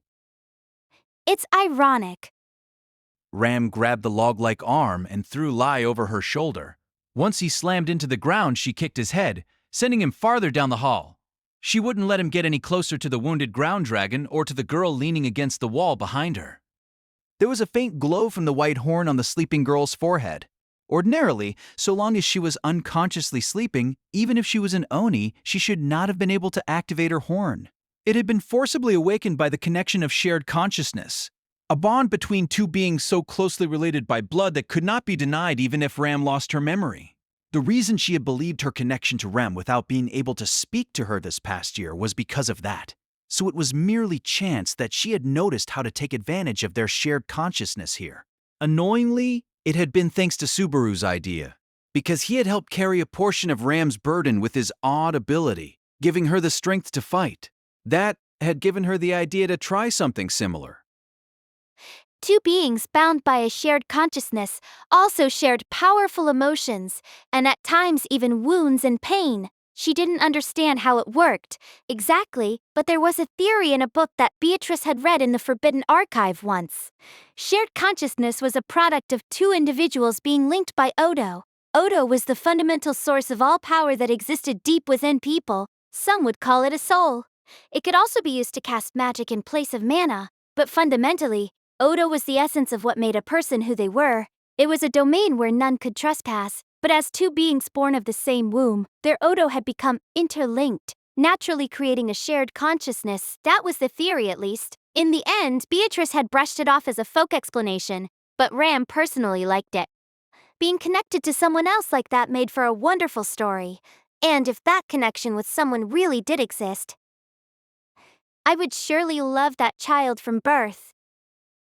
Even as baby, she wouldn't have hesitated to protect that bond, no matter the cost. She would give everything to protect it, cherish it, shower it with affection, and love it. So, forgive me for being a bad sister, burdening you at a time like this. Using their shared consciousness, she was sharing her burden with her sleeping sister, all because Subaru's authority had shown her how. Ram could replicate most things, as long as she'd experienced them once before. Subaru's ability was similar. In his case, it probably forcibly linked his Odo and the Odo of others, creating a one-sided sort of shared consciousness. If he wanted, he could have sent the burden he experienced over to her, but Subaru was a fool, so he wouldn't do that.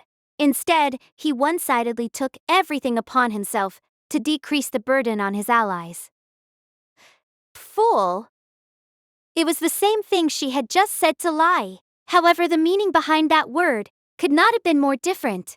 Ram recreated the effects of Subaru's authority using the shared consciousness connecting her and Rem. She didn't know what had happened on Subaru's end, but it was probably at least a little better now. And as a bonus, this allowed her to escape from the repulsive situation of staying connected to Subaru for so long. Instead, she poured her burden into Rem. But Still sleeping, Rem said nothing. She just dutifully continued supplying mana from her horn into the white horn placed in her hands, Ram's broken horn that had been remade as her wand. There was no way for Ram to know how Rem's body was being affected by the massive amounts of mana she needed to draw out. This needed to be a short, decisive battle. Sister! Lai leaped at Ram with a wild howl. He had used the power of leaping Dorkal's teleportation, a magical art that erased the distance between them in the blink of an eye. But even that phantasmic technique was meaningless. Ram had seen it already. So slow, half-wit. I'll be an old lady by the time you reach me. By peeking at her opponent's vision with clairvoyance, she could preemptively foil any attacks. Grabbing the 5 fingers thrusting toward her, she bent them backward, then drove her elbow into his neck. She topped it all off with a roundhouse kick that sent him hurtling into the wall. Ka! Though even in old age, I would still be cute.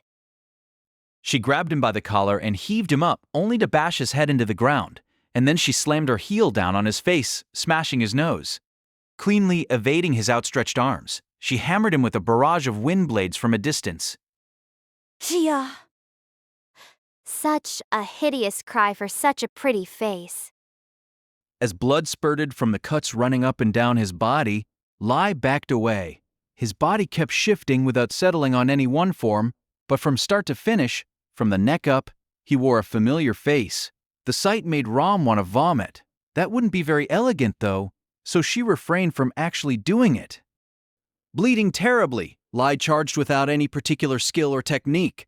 More precisely, he was probably using some sort of impossibly masterful move. He had probably merged the abilities of various incredible individuals, creating a technique that no one could emulate. Ram crushed those attacks optimized from so many different angles with sheer fighting skill that surpassed them all. 100, 1,000 grand techniques, crushed by the strength of 1,000,000,000. That was what this battle had become.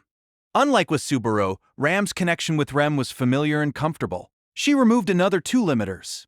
She was probably at around 50% of when she was in her prime, actually. Considering how much she had developed since then, she was probably stronger now.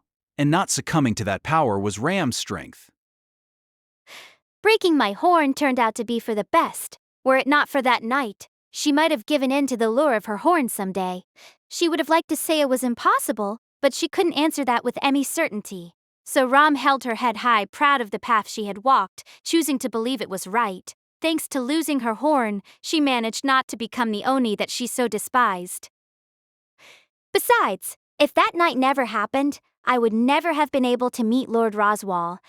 That isn't ideal.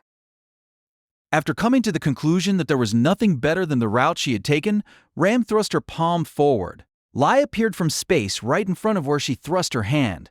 As the shock of having his path red spread across his face, she grabbed him by it again. You can't leap again so soon, right? I'm bored of your tricks, and your face too. Why? No. Ram fired back coolly.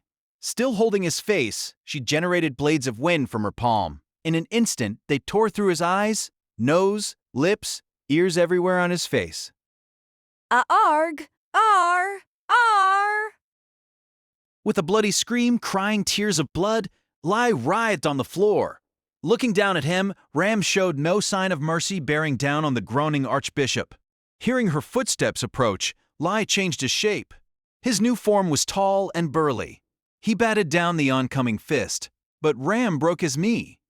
Kicked down, Lai changed to escape Ram, a big bearded man strengthening his defenses by curling up. She kicked his body up into the air, slamming him against the ceiling in a barrage of punches, turning him into a slack mass of flesh beneath that tough skin he was so proud of. Lai changed shape once again to kill Ram, who was subjecting him to an endless torture. This time, it was the bald old man with the phantasmic art. His trick had already been revealed, and Ram almost pitied him when she caught him. It didn't stop her from dragging his face across the wall with all her might. Abwabo. Under the force of Ram's grip, Lai's whole body began to wear down from the incredible friction. He couldn't escape, so his body shifted while still in Ram's grip, seeking the right answer. Responding to each and every one of his changes, Ram held a service for the hundreds upon thousands of victims who had been absorbed by gluttony. The techniques they had polished, the paths they had walked, the emotions they had felt, all of it had been violated and defiled. Ram used every bit of strength she had to give them some semblance of peace. Their techniques, paths, and emotions would never be used again by this man, because none of them worked on Ram. Take responsibility for your own actions. She pulled his arm and threw what was the battered defiler. Rolling through the corridor, Lai shuddered and twitched. His figure slowly began to change. He changed, relying on countless memories.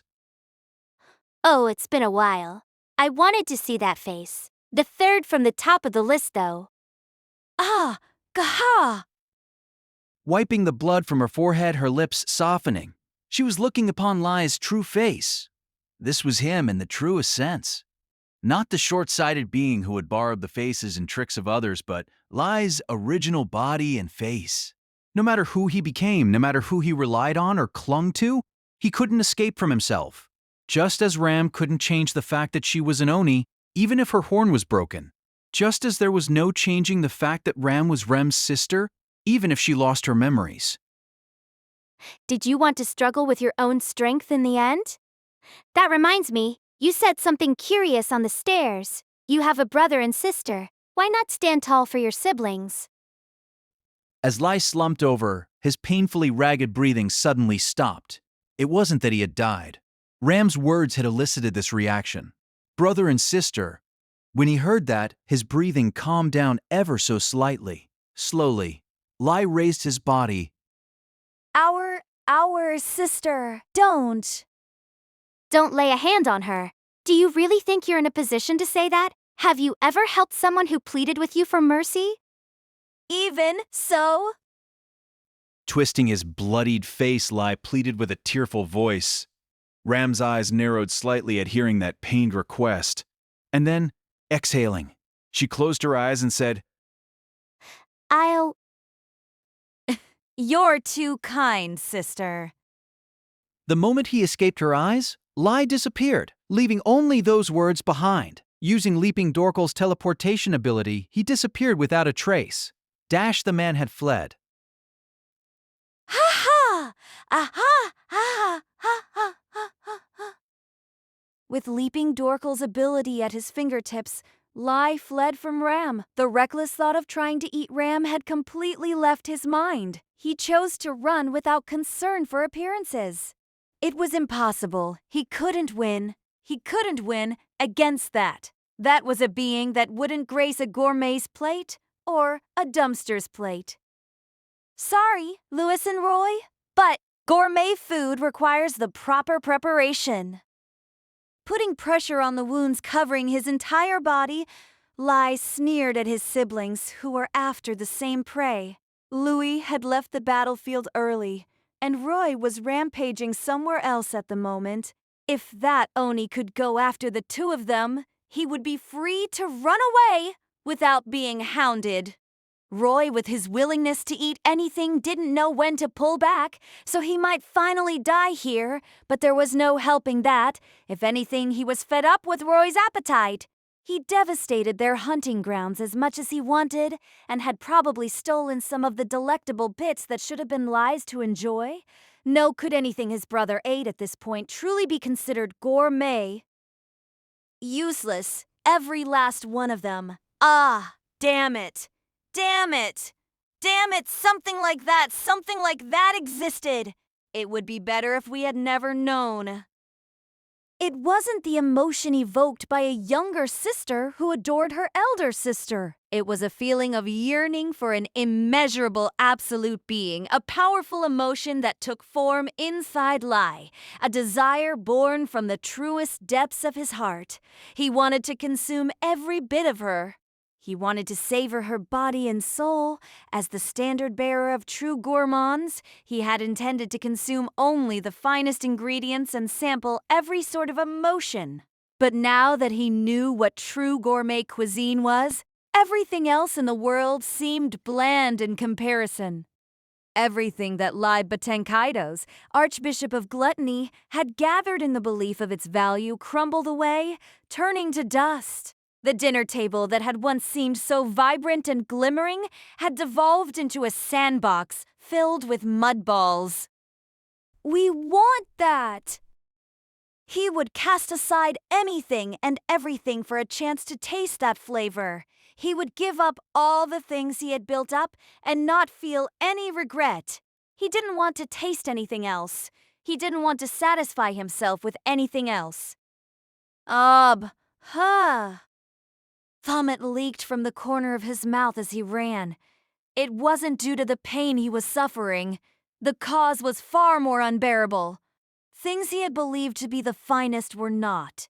Now that he had glimpsed the ultimate delicacy, everything that filled him was disgusting in comparison. Why had he ever thought anything less could be wonderful? Why had he praised any of it? How had he praised any of it? How had he been content until now? How could he call himself a gourmet if he was satiated by food besides the truly wonderful? Right. Of course. It has to be that's why. Gluttony! Gluttony! He cried out with a welling hunger, a satiated hunger, and begged from his heart. He wanted to become one, to merge with her. If hunger could encompass a being outside itself, then the gluttony that drove him was an extreme form of love. That's right. This is love. Sister, no Ram. We love yo. Just as he was about to scream with the emotion that had taken root inside him, his words were suddenly cut off. The reason was a new pain. Touching his cheek, Lai saw his palm covered in blood. A new cut had torn his cheek open while he had been trying to flee the tower, but all he could see was empty space. Silently stretching out his finger, Lai watched as his fingertip got sliced open. There was an invisible blade hanging in empty space. Ha! It was the same technique he had shown Ram on the spiral staircase. The technique of setting invisible blades in space was the skill of a legendary shinobi, though Lai had long ago forgotten whose memories that had come from, so it didn't matter much. The problem was there being a blade here. Lai didn't remember placing this one. Could it? Dodging the blade that had left a shallow cut in his finger, Lai pushed on, only for his toes to go flying. He recoiled with a shriek of pain. That was when a blade touched the back of his head. His face tensed, and he froze in place. He was surrounded by invisible blades. Seriously? He had only shown it once, exactly once in battle, and it was an invisible technique, so it wasn't like she had actually seen it. More importantly, she never even passed this way earlier, and yet she had accurately predicted the direction he would take and preemptively placed invisible blades. She had not let Lai escape. Her eyes were tracking him even now. Hee-ha-ha! Lai laughed. There was nothing else he could do. He loved her. It was the first time he had yearned so strongly for something. He was head over heels for her. Impossible strength. And... Wait, please. Wait just a little. Just a little bit longer is enough. Just a little bit more. No matter how much he pleaded with her through her clairvoyance, it couldn't carry his voice. He knew that. His desperate shouts were not for her. They were to urge himself forward. In a panic, Lai clung to the wall beside him. He had been too quick to abandon all that he had eaten. If he had just kept the Fist King's ability, it wouldn't have been so much work. Saving those thoughts for later, Lai hit the invisible blade with his arms. Both of his hands fell off, and blood spurted from his wrists. Oh! Oh! It hurts. It hurts. It hurts, but that doesn't matter now. Accept our feelings. Witness our plea. He pushed his bleeding arms against the wall, and with all his might, he frantically wrote. Every bit of his small body was dedicated to writing massive letters on the wall of the tower in dark blood. Toi. Stepping back and opening his right eye wide, he admired his work. He hoped this bloody message he wrote would reach the person he desired. From the depths of his heart, if it was her, he was sure she would watch to the very end, overlapping with him all the way. We love littering to thil. Before the Archbishop of Gluttony could finish what he was saying, his head was sent flying by a blade of wind. Fulla. Waving her finger, Ram said just one word. Chasing after the fleeing Gluttony, Ram sent just a single blade of wind. She had easily tracked his location using her clairvoyance. She had set a little trick to slow him and be sure her aim was true, but it had done well for rushed work. And just before the final blade reached him, Gluttony had done something nonsensical. Cutting his own arms off, he had written a message in blood on the wall.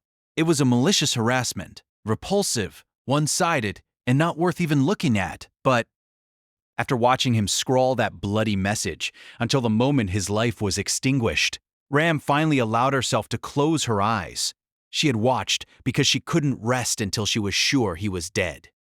Not because she felt even the slightest obligation to watch over him in his final moments. The defiler had bungled his last choice.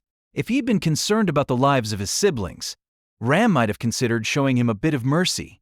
Instead, he used them as bait to deceive her in a desperate bid to keep himself alive. He probably didn't know how to return what he had eaten. If he did, he would have offered it for a chance to save himself. But he had not. Of course he received his just deserts. Live by the blade, die by the blade. Those who cling to magic will fall to magic. Any who rely on fire will perish by the flames. And Oni always pay their debts. That was the logic of retribution that Ram followed. She finally lowered her arm and took a long breath. Then she turned around and started heading back to the ravaged hallway. She couldn't fight too close to that place, so she had intentionally put distance between it and Lai. Bothered by that sense of distance, Ram naturally hurried her feet.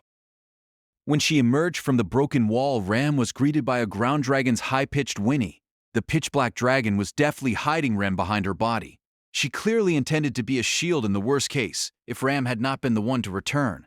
Even as battered as she was, she still diligently followed Subaru's orders. She really is wasted on Subaru. Or is it that you wanted to protect Ram too? I see. Good girl. Patrashi. She gently rubbed the ground dragon's neck. Given the severity of her wounds, Patrache clearly needed to return to the green room. As loyal as she was too badly hurt to force herself anymore. Ram didn't want to ask the impossible from the person, the dragon, who had protected her sister. Praising Patrache's efforts, Ram moved to Rem, who was hidden behind her. She had already ended the horn resonance that had connected them earlier. The horn on her forehead had receded. However, the effect of her bearing the load of Ram's Oni god strength had surely been a heavy burden. Thinking of the consequences that would hit her before long was already making her heavy-hearted. However, now isn't the time for such terrible thoughts. Slowly kneeling there, Ram touched her sleeping sister's cheek. Her bond with a sister that she couldn't recognize had become more solid than ever before, and her heart swelled with love and adoration. She'd lived with her broken horn, losing the strength of the second coming of the Oni god, up until this day. Ram had always believed that Blazing Night had been what made her who she was, and she didn't think that was a bad thing. But today, it changed. The reason Ram's horn had been broken that day was... So that I could know we are sisters today. Through their shared consciousness, she could tell when their souls touched that they were twins. No one in this world could possibly replace her sister. I want to talk to you even more than before. How did we spend our time together? What sort of past did we live? Let's fill the gaps of our missing memories together. As long as time kept flowing, future memories would continue piling up. To make sure those wouldn't disappear, and to protect them from vanishing without warning, she would share her memories every night. Let's talk of all our yesterdays. The sleeping princess didn't respond. But refusing to let it end on that silence, Ram smiled. And then her lips moved, this time without any doubt about how she felt. I love you, Rem. No matter what may come to pass, that feeling would never change. By chance, it was the same sentiment the twisted archbishop had spoken in his final moments. But even if it was the same words, the meaning simply was not comparable. It sounded different coming from someone who lived for love, rather than from someone who didn't understand the first thing about it. It would never have the same ring to it. I asked Thewil it was crucial to form a solid mental image to mold the ice into the shape she wanted. When Subaru first suggested ice brand arts to her, Emilia had thought it sounded incredibly useful, but wasn't sure whether she would be able to do it. Don't worry, you'll be fine. I'm sure you can. She remembered how Subaru had smiled and given her a reassuring thumbs up when she mentioned her concern. Thinking back on that now, she realized it had been baseless. No, he had given her a supportive push because he liked her. In the process of learning to create the weapons she imagined, Emilia had practiced drawing a lot. Unlike music, drawing wasn't really her strong suit, but even so, practicing drawing picture after picture together with Subaru, she had noticeably gotten better. Ram was exasperated at seeing Emilia drawing things together with Subaru and Beatrice, while Otto just smiled wearily. Frederica and Petra occasionally joined in, and Garfield would give her advice about ways to improve. Once in a while, Rosewall watched from afar while Emilia and Beatrice drew things together. To Emilia, those were precious memories that she couldn't bring herself to let go of. She might have disappeared from everyone's minds, but those were memories that Subaru still had, too. And that thought gave her a nice warm feeling in her chest. Turn that into courage with a heave. Emilia steeled her resolve and faced the holy dragon Volcanica with ice weapon in hand, accompanied by her 7 ice soldiers. A mental image was absolutely crucial in forming the ice properly. That applied to her weapons, of course, but it was the same for the ice soldiers, too. Naturally, they had taken a shape that was easy for Emilia to visualize, and that was why Emilia was fighting alongside 7 Natsuki Subarus. But they're even stronger than the real Subaru, and more nimble too. Subaru didn't lose in terms of cheerfulness or mischievousness, but the soldiers made of ice were built differently at a fundamental level. Their toughness relied on the density of Emilia's mana, and it would be a mistake to assume they were the same as regular ice sculptures. Like her summoned weapons, they were as tough as steel. Go. Following her orders, a soldier charged forward and entered Volcanica's range. Volcanica lingered near the large pillar in the center of the first floor, unmoving. Judging from the tail swipe earlier, the dragon's range was around 20 feet. In an instant, as if sensing a determination to take the pillar, Volcanica's blue tail moved at high speed. It tore a hole in the air itself. That was the only explanation Emilia could think of to explain the odd noise she heard. An instant later, the lead soldier's upper body shattered, and the head that wore the same mean glare as Subaru went flying. Sorry, but that means it isn't just me being targeted. She felt bad for the soldier that she had used to test her theory, but now she was sure she knew what Volcanica's aim was. The holy dragon had been left behind, forgetting even about the examination, but even so, its determination to intercept all who tried to confront the pillar remained. It did not matter whether they were alive or not. In which case, she had a plan.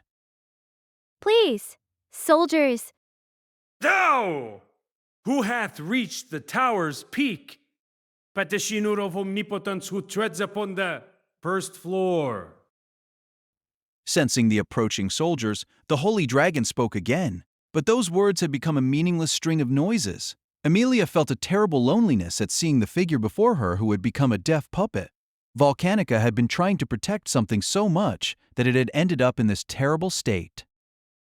She didn't know who or what it was or why Volcanica had made such a promise, but I am Volcanica. By ancient oath, I ask thy will. form a line. Aiming to stop the dragon's tail movements, she had 5 soldiers line up shoulder to shoulder. Another odd sound came from the holy dragon's tail as it swung hard to sweep them aside. The movement was similar to how Subaru's whip moved, but the speed and force were on a completely different level. Emilia could grab Subaru's whip out of the air with her hand, but she couldn't manage that with the dragon's tail. It swept away the 5 ice soldiers lined up together and crouching to hold on. However, once Emilia knew it was coming, she knew a way to deal with it. The ice soldiers were sturdier and thicker. Even as their bodies cracked, the soldiers who resembled Subaru smirked, and the last soldier leaped out from behind the line of 5 who had been enough to stop exactly one strike. The final ice soldier alone had a different mission. It wielded what looked like a polearm with 2 forks meant to safely pin a person to the ground. With the half circle formed by the 2 forks, the ice soldier pinned the tail against the ground to prevent another attack, and 2 who hath reached the tower's peak. Ta! Petitioner of omnipotence who treads upon the first floor. the 6 ice soldiers started celebrating with high fives when a sound rang out and their bodies shattered. Completely erased from the hips up, what was left of the ice soldiers collapsed. They hadn't been defeated by the tail wriggling free, but by Volcanicus' claws. As its tail was immobile, Volcanicus swung its left front leg instead. The enormous force of the blow was more than enough to kill Emilia if she had been any less careful. If your tail and legs are fine, then why is your head the only thing empty? Iam Volcanica, by ancient oath, I ask thy will. I know that already. If it was anyone other than Emilia, that repeated message would probably have made them even more angry. Even as she listened to it again, Emilia had too bold a spirit to break. All that had broken were the ice soldiers, and there was no need to cry over them. As Emilia ran, 7 spears passed overhead as they hurtled toward the holy dragon. They had come from the ice soldiers that had been reformed in their starting positions. Emilia couldn't create more than 7 at once, but she could remake them when they shattered. Her soldiers would keep standing back up so long as Emilia didn't run out of strength, just like the real Natsuki Subaru. 2 who hath reached the tower's peak, Petitioner of omnipotence, who treads upon the first floor. Kia? Volcanica swatted down the flying spears with its front leg. The attack seemed almost to tear through space, creating a shockwave that made it look like the tracks of its claws would just continue forever, swallowing Emilia, the ice soldiers, and the entire first floor in a raging storm. Please. Just before being swallowed up by that blast, Emilia stepped closer to the pillar. She was confident in her athletics, but that alone wouldn't be enough to carry her to the pillar from there. Still, this was enough. The first ice soldier that reformed dropped low and pressed its hands together. It acted as a springboard when Emilia stepped onto its hands, giving her a powerful boost when she leaped into the air. Her aim wasn't the pillar itself. It was The top? She soared high above, clearing Volcanica's head and coming very close to the pillar. From there, if she just touched the very top, right as her fingers were about to meet the pillar, there was a quiet wave of heat that came from down below. No, it wasn't silent. The force and heat were so great that it drowned out all sound. As the very concept of sound apparently failed, it was no surprise that Emilia didn't hear anything. What she did notice was the destruction of all the ice soldiers on the first floor. The one that had boosted her jump, the 4 that had supported her advance by throwing spears of ice, and the 2 racing to add more restraining polearms, they'd all disappeared. They hadn't been vanquished by Volcanica's tail or front legs. Iam Volcanica, why I shown die. So. She could hear the very air crackling even as those words remained as solemn as ever. When that repeated phrase reached her ears yet again, Emilia realized that sound had finally returned to the world. At the same moment, her fingers latched onto the pillar, somehow managing to steady her grip. Emilia looked down. The floor below her was glowing white. A few spots were still steaming, but there was no other trace of the ice soldiers that should have been standing down there.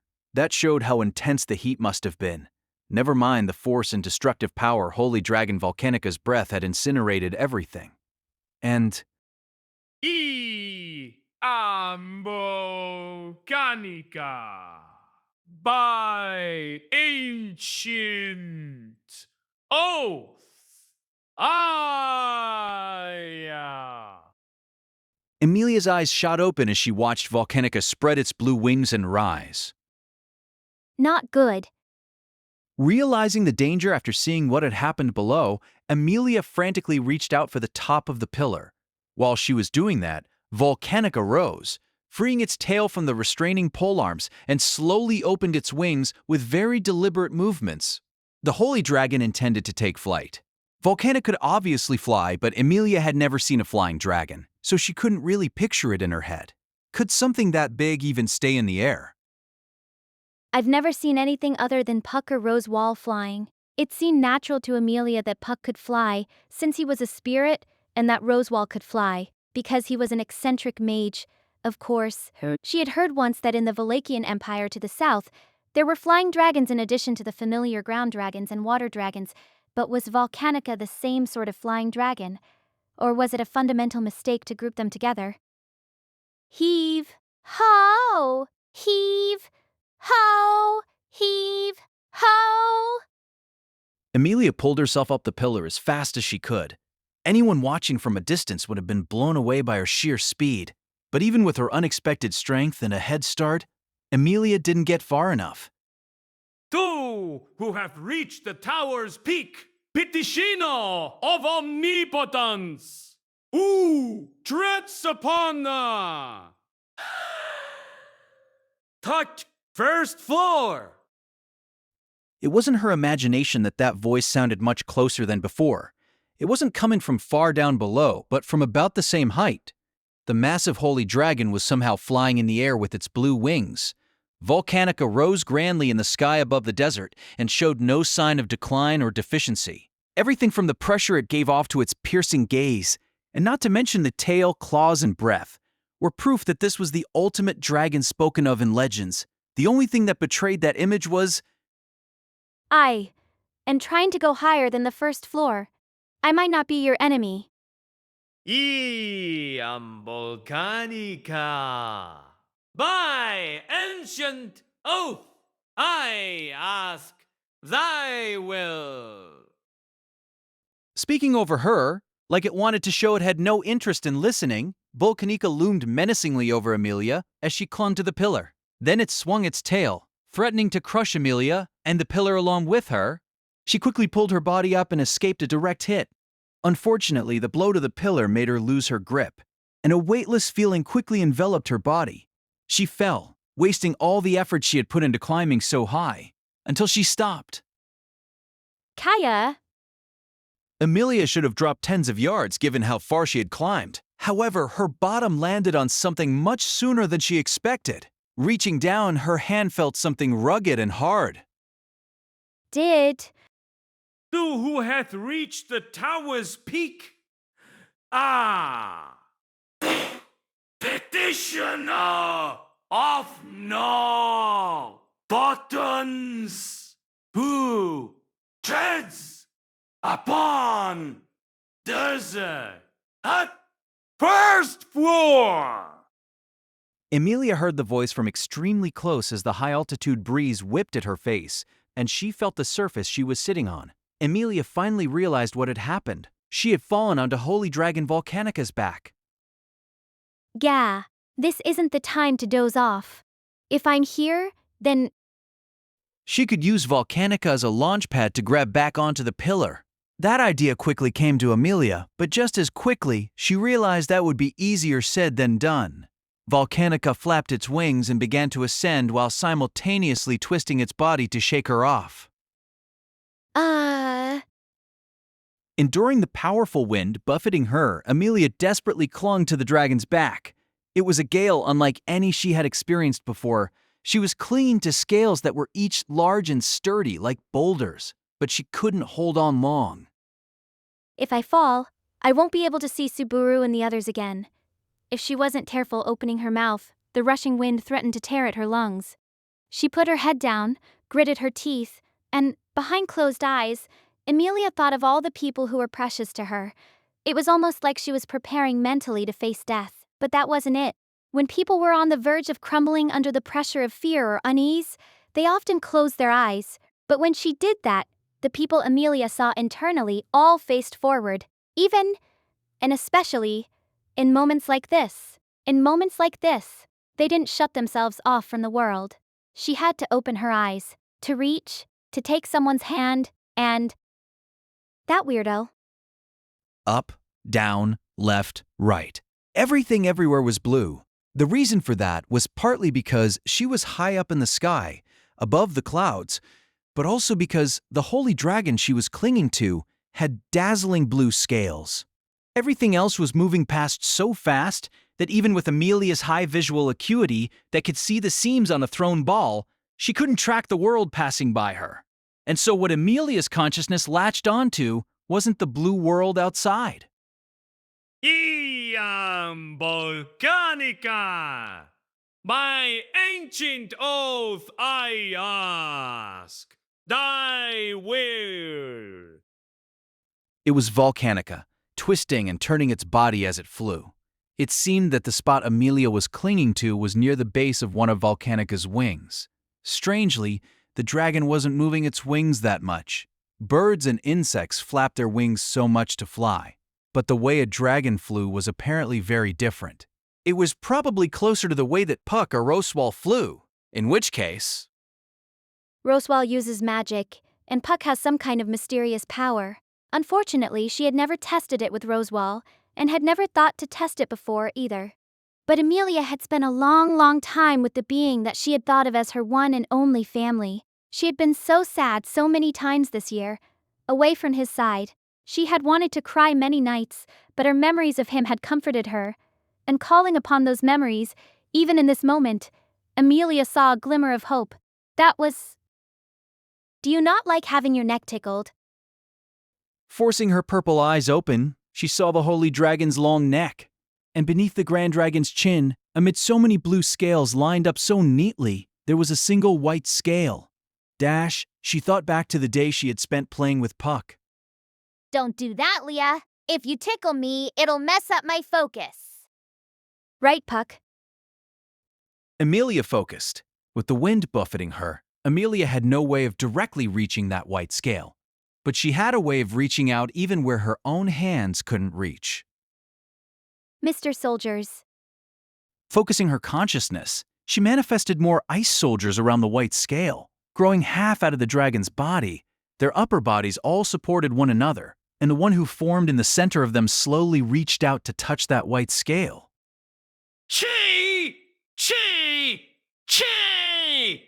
Hey! Chi! Chi! Chi! For the first time, the holy dragon uttered something other than its repeated message.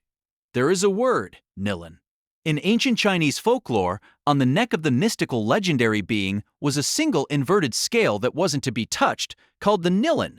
Touching it would incite the dragon's rage, and all who did would assuredly be killed by the dragon. Based on that folklore, the phrase to touch the Nilin became a metaphor for bringing up a subject that should never be discussed. Of course, Amelia had no way of knowing the folklore and origins of terminology from a different world. Her goal in touching that white scale on the dragon's neck was to disrupt its concentration as it flew around, trying to shake her off. However, Amelia cried out as the world spun around her. She had been hurled clear, as expected. However, the weightless feeling this time was even shorter than last time when she had fallen onto the dragon's back. Stopped by something hard, Amelia immediately tried to control herself and rolled. Quickly standing up, she looked all around her. Fortunately, there was no sign of an imminent attack bearing down on her. That was natural, since Volcanica was far above her, looking down at her with incredible vigilance. Gear! H, H, H, H, H, H, H, H, H, H. Apparently, Volcanica really hated having that white scale touched because it was writhing high up in the sky. Seeing it crying out as if to crush the sky between its jaws, Amelia's eyes widened. Puck seemed to like it. scolding herself for assuming that meant Volcanica would like it, too. Amelia checked her arms and legs. After she'd been flung around so violently on Volcanica's back, her blood flow had been a little off-kilter. At some points, it had felt like it slowed to a crawl, and her eyes almost blacked out as blood stopped reaching her head, but Amelia had just barely managed to hold on. And confirming that, Amelia noticed something. This is... Looking around, she realized she had reached a point even higher than the first floor. The 6 pillars that should have been around her were nowhere to be seen, proof that Amelia had reached somewhere higher. In other words, this was the true top floor. That fall off Volcanica's back had brought her here. The highest floor of the Pleiades Watchtower, a place no one had ever reached before. Hooray! It was worth it. With a humble reaction that didn't seem to match the scale of her achievement, Amelia put her hand on her chest and immediately ran to the center of the highest floor. Volcanica was currently writhing up in the sky but would undoubtedly return soon. Before that happened, she needed to help Subaru and the others by passing the examination. Please be a problem I can understand. Volcanica forgetting about the examination had been a huge problem, but Amelia meant whether the first floor's examination would be one that she could personally solve or not. Fearful of that, Amelia raced to the center of the highest floor, and reaching the base of a pillar that stretched from there up to the heavens, she gasped. It was there. Something different from the 6 pillars down below. On the center pillar on this highest floor, there was a mysterious distinguishing feature. It was Someone's handprints? a black monolith stood at the base of the central pillar on the Pleiades Watchtower's highest floor, and on it were unmistakable handprints. 6 handprints of varying shapes and sizes. The burst of light that coincided with the moment the giant scorpion changed color was the largest yet. The swells of white light tore in all directions, obliterating the multiple gabbo, aiming at the newly crimson scorpion and splitting the sands as the aftershock spread. It went without saying that Subaru and Beatrice didn't escape the devastation either. But Meili was hit much harder. Leaning forward to direct the demon beasts, she had taken the crimson scorpion's counterattack particularly badly. The silver lining was that she had managed to avoid a direct hit from the stinger that was the true origin of the flash. Her small body would have disappeared without a trace if the stinger had even grazed her. The worst had been avoided, but she had taken the full brunt of the shockwave that emanated from the desert-shattering stinger. That alone was enough to cause terrible injury. Meili! Subaru and Beatrice rushed over to where she lay in the sands. When they lifted her, they saw for the first time the true extent of her wounds. Maybe because she had reflexively curled up, the shockwave had mostly struck her back. Her black cloak was long gone, and shredded skin was visible through the torn clothes. The serious gashes and burns made Subaru's vision go dark for a brief moment. This isn't the time to drift off. What am I here for if not this? Subaru pulled himself together with a smack and began calling upon the power within him. Corleones had been active the whole time, and now he used its ability to share the burden of his comrades, taking some of the damage Meili had received onto himself. Of course, if he took everything and collapsed, there would be no point. He needed to strike a balance, making sure Meili could survive without knocking himself out. It's fine, you got this. You can do this, Natsuki Subaru. The incomplete Natsuki Subaru might have panicked, lost control, and showed his pathetic side. But after tracing the path he had walked, Subaru had reevaluated himself. His role was, of course, to do the things that only he could do. Suddenly, Subaru got a taste of the suffering Meili was feeling. He groaned with a pain, like his insides were burning. If he was being honest, he was already exhausted just carrying Ram's burden. Taking on Meili's near-fatal wound on top of that was practically suicidal. Not good. Even though he talked a big game, it was impossible for him to carry both of their burdens fully, in which case he had to prioritize Meili since her life depended on it. There was no choice but to take on less of Ram's burden. With her insight, that would probably be enough for Ram to know that something had happened. She's gonna give me an earful after this. Ha! After all that talk, look at you now. That's Barusu for you.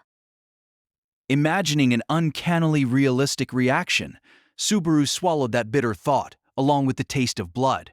Corleones's ability should be nothing more than shifting a burden, so him experiencing the actual taste of blood was proof that there was some sort of physical consequence occurring in his body. The mind's influence on the body was powerful. Subaru had heard of situations where people who believed hot steel had touched them actually manifested burns on their skin.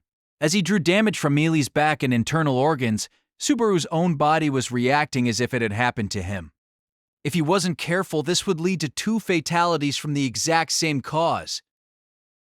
This is a little problematic. Spitting out the blood pooling in his mouth, he raised Meili's body. He leaped back, dodging Agabo's flaming lance, while Beatrice's purple missiles drove it away. The Gababoo attacking just now was the one that had been letting them ride it for the past few minutes. A betrayal by a shrewd demon beast when the going got rough. That would have made for nice plot development, but the reality was that it had simply reverted to normal, now that Meili's blessing was no longer in effect. Without her directions, demon beasts were enemies of all people, and there were countless of those demon beasts all around them in this sea of sand. Biko, Meili's hurt bad. You need to heal her. That's quite obvious, I suppose. But I'm a little busy for that right this moment. Yeah, I know. It was my mistake pushing Meili too much. I'll cover the tab. Or rather, he had already started making payments, but the interest was piling up fast, and Subaru's balances were getting strained even after cutting down on his financing for RAM. No, this is where I stand my ground. I can't call myself a man if I don't. Floor and D. Foi, I suppose. Whoa. Subaru held Meili's body with gritted teeth as the effects of his authority hit his entire body.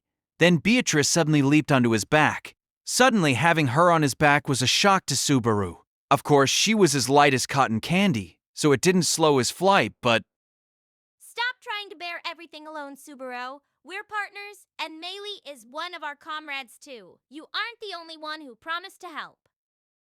Clutching Subaru's whole head, Beatrice pleaded with him softly. Subaru fell silent, and with a gentle healing magic, Beatrice performed first aid on Meili's wounds. He could feel the warm light healing me. That warmth was how much Beatrice cared for everyone. Behind them, the falling out with the demon beast allies was rapidly developing. Fortunately, even with Meili's blessing out of commission, it wasn't as if the Crimson Scorpion and the Gababo were suddenly ready to sign a neutrality agreement, and the same seemed true of the other demon beasts too. The Crimson Scorpion's sweeping pincers and tail took down around half the demon beasts chasing them. Of course, the other half were still coming, so they couldn't just stop and enjoy the sights. Our options are no, actually nothing, really. Taking in Beatrice's words, the warmth she felt for Meili, even if that wasn't enough to get them out of this, there were ways to change the situation. However, he had no idea whether he could pull it off without trying first, and the model for it was the worst one possible, so he was hesitant to try. But Subaru, if you're holding back for Betty's sake, then don't. And if it's another reason, then Betty will apologize together with you after all this.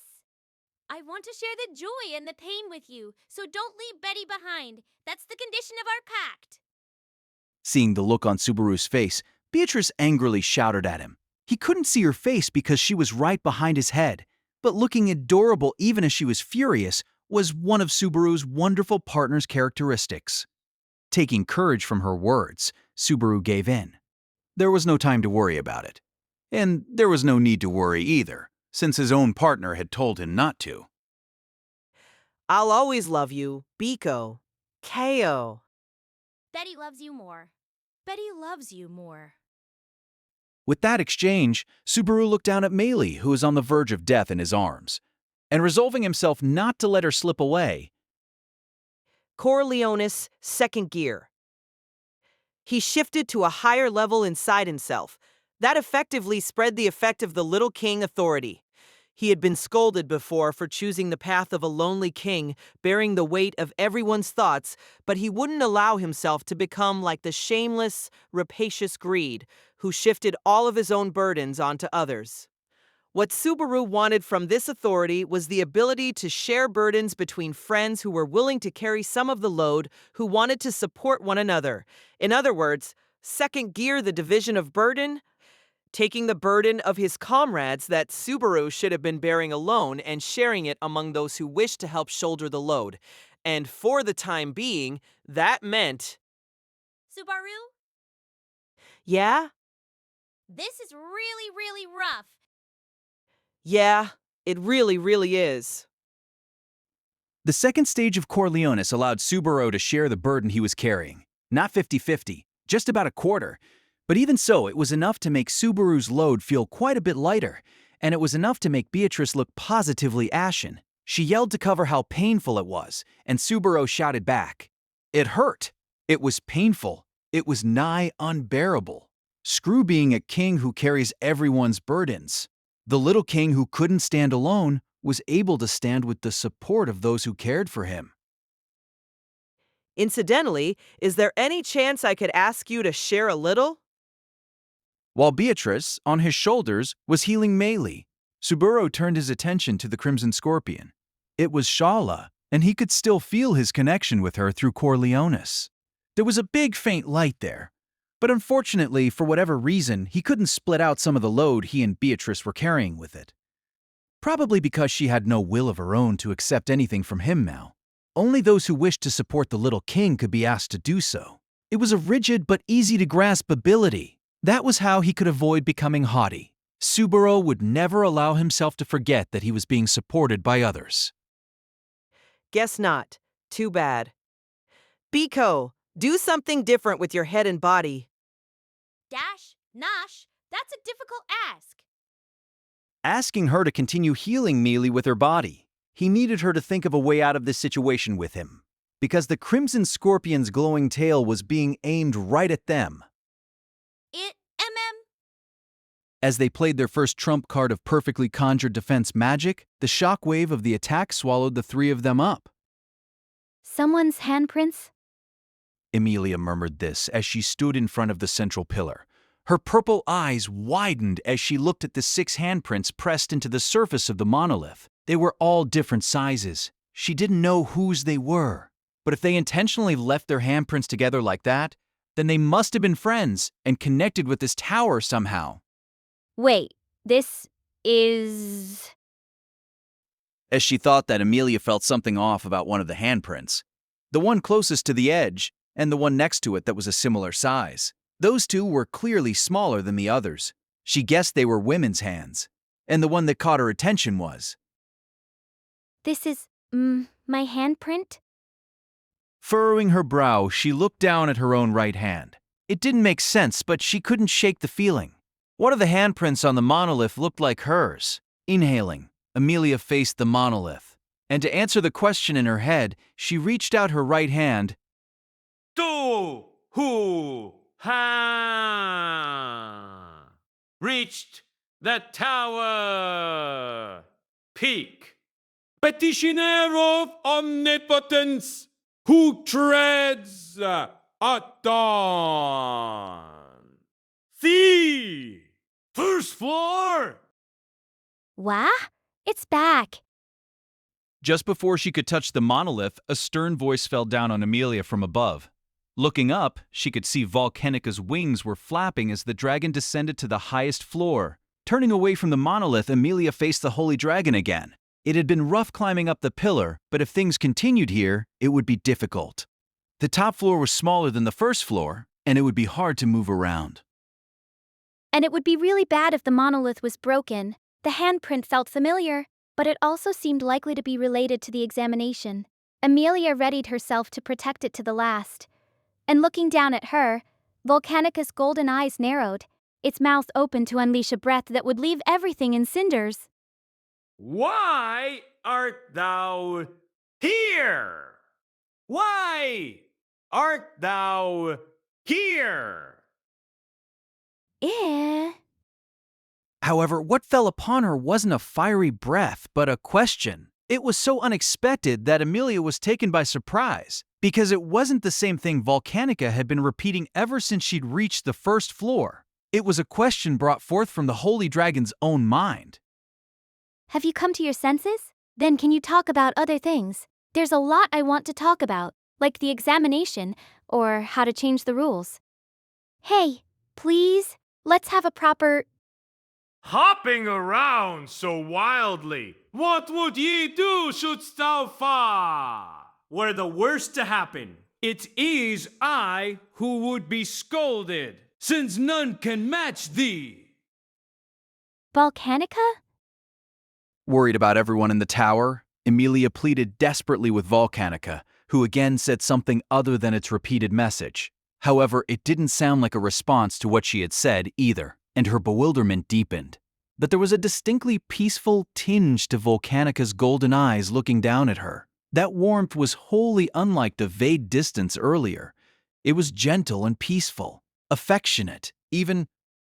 Where did Flugel and Reed go? Shaula will be sad if they leave without saying anything. And Fossil will stir up a clamorous fuss. Cat! Cat! And false fuss. Volcanica continued, still looking gently down at Emilia. The dragon had a gaze as if seeing something long past, saying the names Flugel, Reed, Shala, and one other.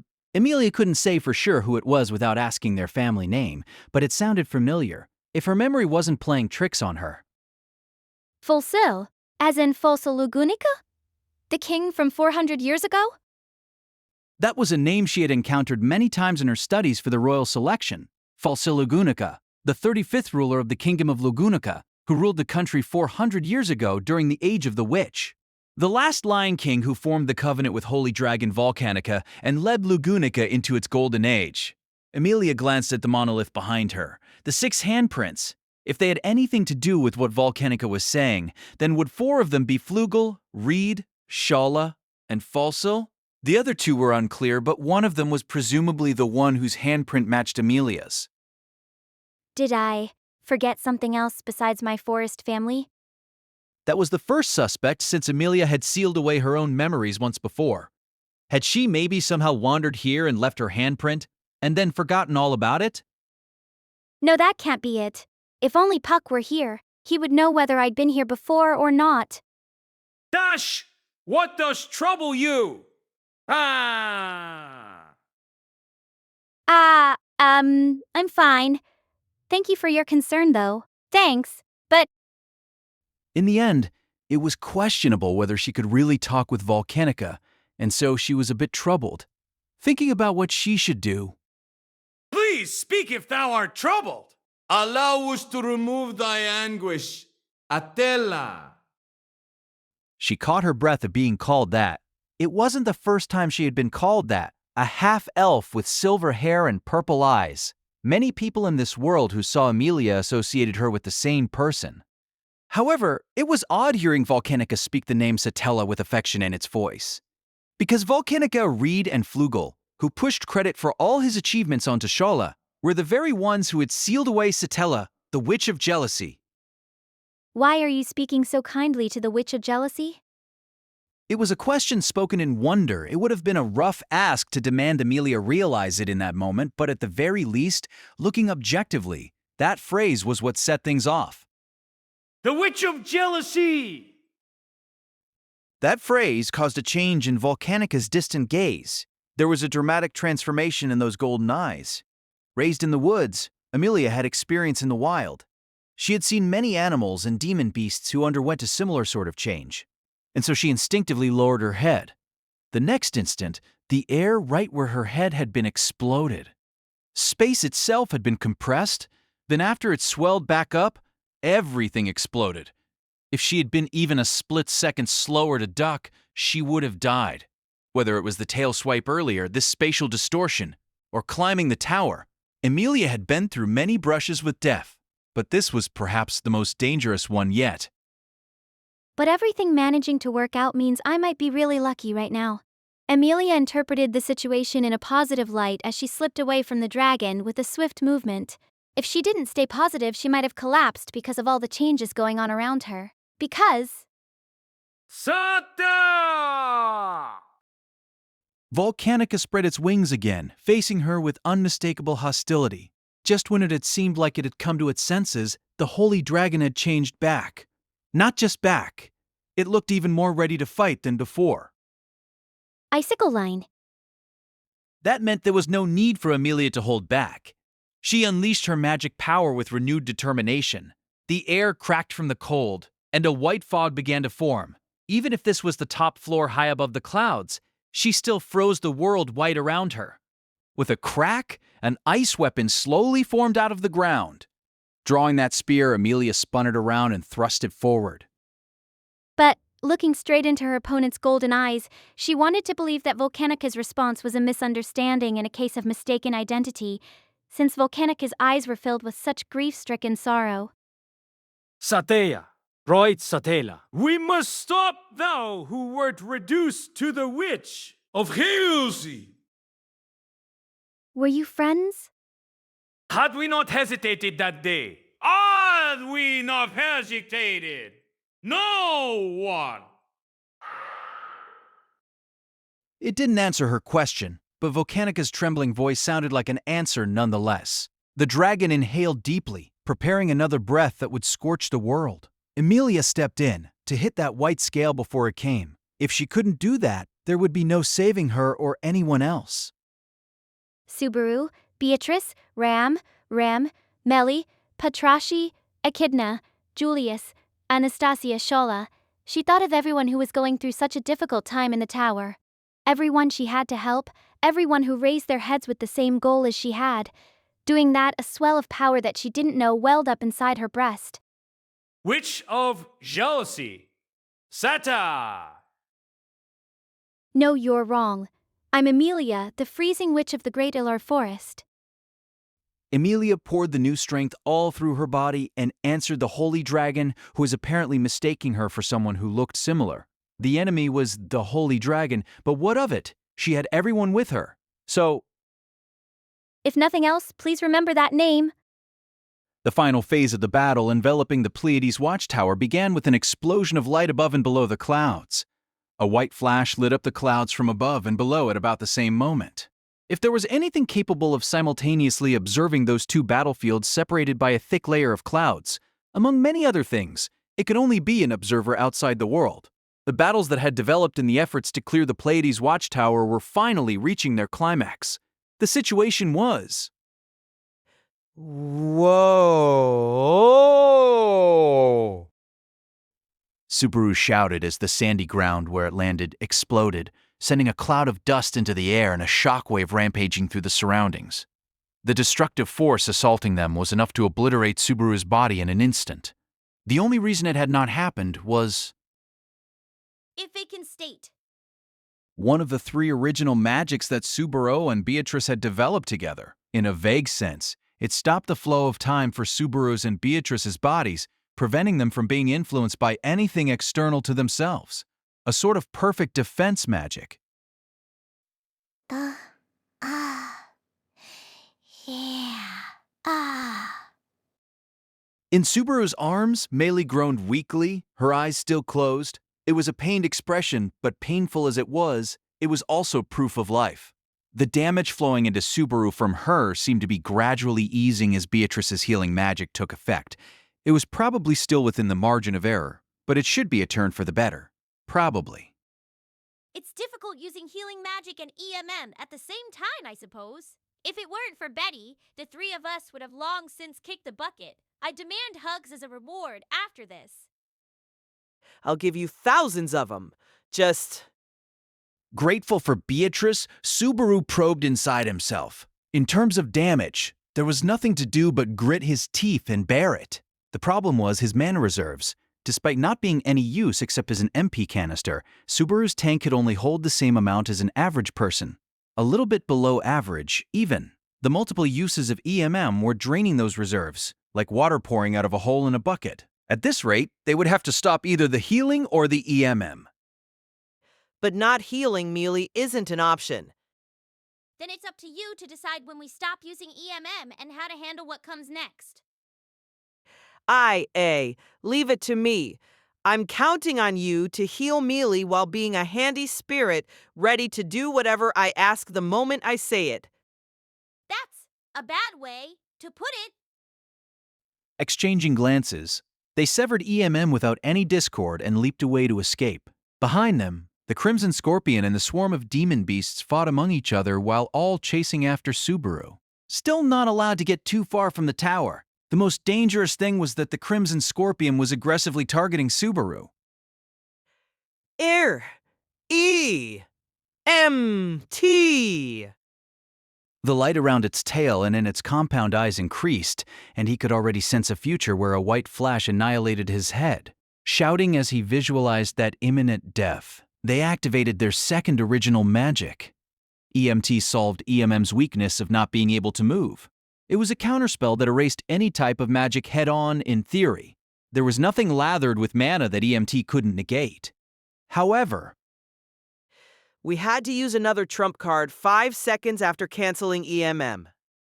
it was rather obvious to anyone who was paying attention that they were cornered, at a dead end, and in a pinch. The third and final original magic crossed his mind, but it was incomplete. If they messed up, all three of them might end up in an imaginary realm. I don't believe in myself enough to go all in on the big stage. Even if he could acknowledge that this Natsuki Subaru guy was kind of impressive, he couldn't just accept that he was some Superman who could get out of any situation. All he had was being bad at giving up. He just stood back up after getting beaten down more often than most people. But that meant he had been beaten down more than most people. This isn't the time to get cold feet. It's a risky gamble, but Dash, you'll make it work with stubbornness and vanity. That does sound just like you. Just when Subaru was about to decide, there was no choice but to try. A voice suddenly rang out from overhead, and a figure appeared between them and the rushing death. It was so dazzling that Subaru had to squint.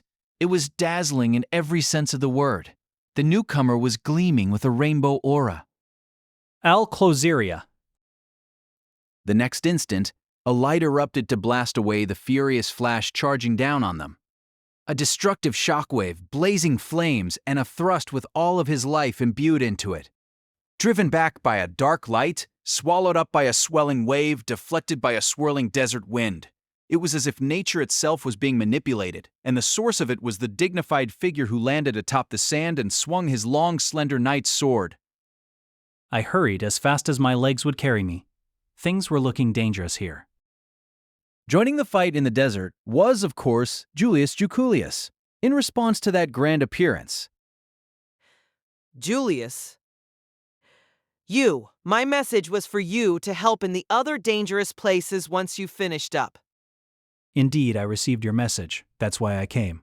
Apologies, but compared to the others, I judged this would be the most dangerous location. Who asked you? And what's that scratch? What about Reed? I suffered a complete and satisfying defeat. He fled with his victory. Lame. If you're gonna fight, then win. I'm only gonna say it once, but thanks. If you hadn't come, we were gonna die. Julius sported a new white scar under his right eye and gave a dignified chuckle at that mix of gratitude and complaints. It was a pretentious reaction, but apparently he had finished his battle with Reed and gotten something out of it. As proof, Made up with your quasi-spirits? More precisely, my sprouts have bloomed and become full spirits. And made up is not correct either. It isn't as though we had broken up. as Julius smiled, there were 6 bright lights all around him, his quasi-spirits. No, spirits. Managing to sign back on with 6 spirits after letting them go, he had to be quite the lady killer. It took everything I had to persuade Biko. You're just goblin spirits up. Unfortunately, I was the one who got gobbled. That isn't funny, and when did you learn to make jokes like that? Subaru's eyes widened at seeing Julius joke like that about what had happened to him. From what he said, he had settled things with Reed. Reed's body was the body of Roy, so it was natural to assume Julius had also settled things with that gluttony sibling too. And since Julius didn't mention any danger there, it was safe to assume he had managed to pacify Roy. Julius, you came at the perfect time. Let me borrow Quay. Understood. Julius immediately assented to Beatrice's request. One look at Mealy and Subaru's arms was enough for him to immediately realize this was a race against time. The blue Kwa, a water spirit, leaped out from the six and poured healing mana into Mealy alongside Beatrice's gentle healing magic. It also seems there is a need to stall for time. Yeah, as you can see, Shala's all red and pissed off now. Can you do it? You just lost to another red guy, right? It would be an affront to a lady's honor to call her a rebound. Julius raised his sword and faced Shala head-on. The Crimson Scorpion's compound eyes didn't react to the knight that had broken into the fight. Its malice was directed, as always, at Subaru, and everything else between him and it were simply obstacles. That was its stance even when faced with Julius, who had raised himself to a new level as a spirit knight. Manage things my own self somehow. Got it. No, work together with Lady Beatrice to accomplish it. In moments like this, Biko makes up 3/4 of the calculation for my own strength. Honestly, that was already a fairly bold statement on his part. Considering Subaru's role, it was probably closer to 90 or 95%. But either way, Thanks for coming back. I am pleased you have reassessed your own worth as well. with that brief exchange, they both focused on fulfilling their own roles.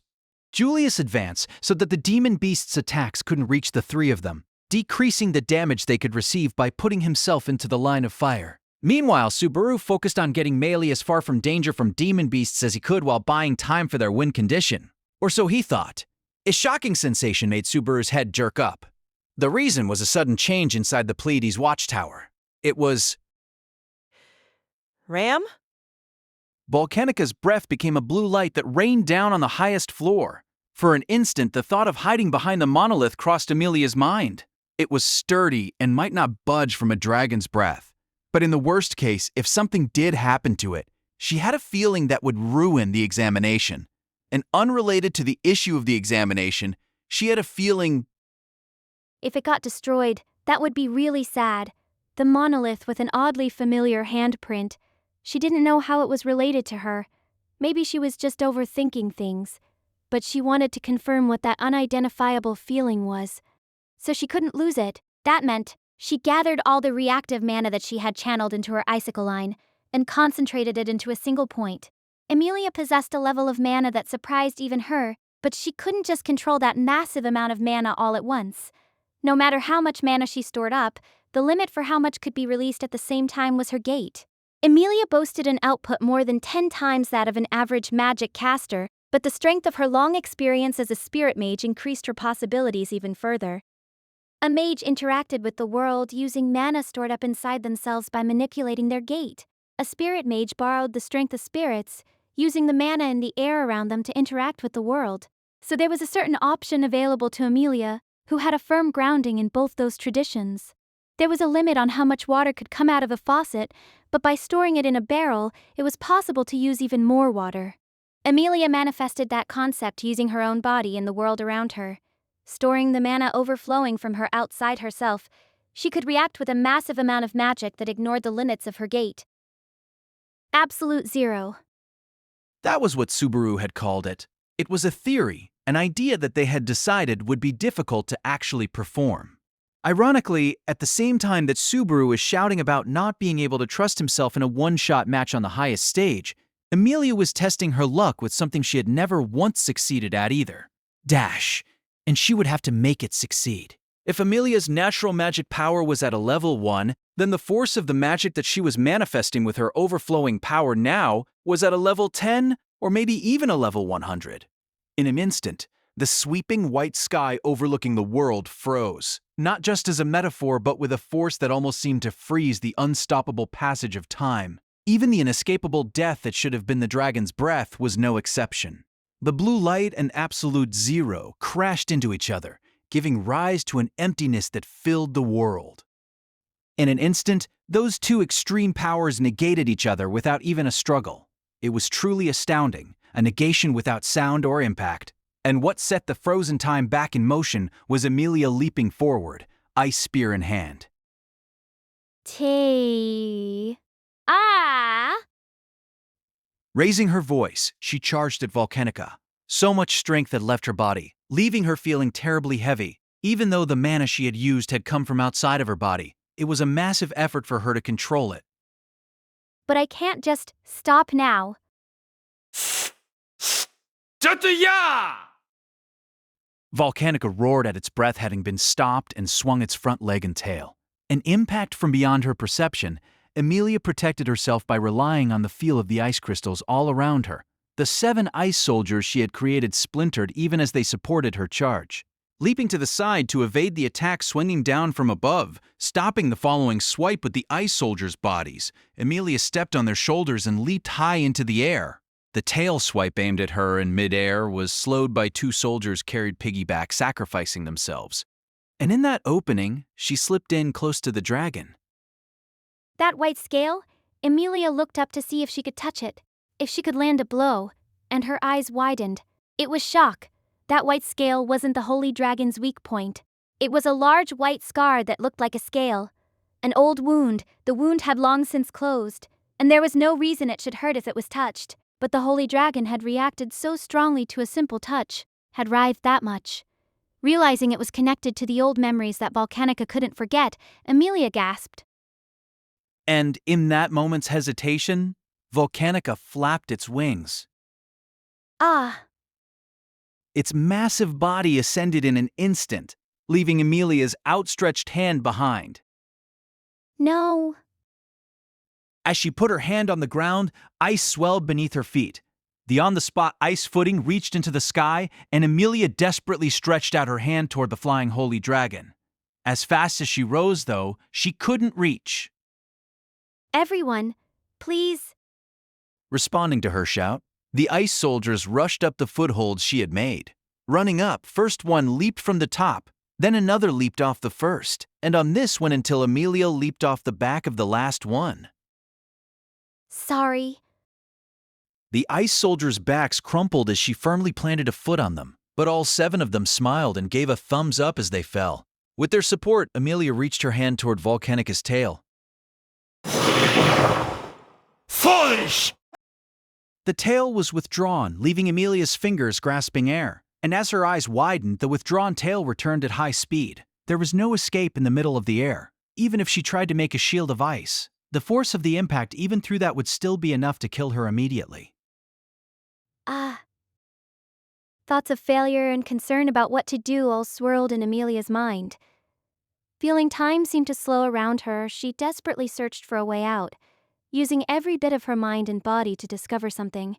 Giving up was the only thing she couldn't do, because all of the people she cared so much for, none of them had ever chosen to give up. So, I won't give up, either.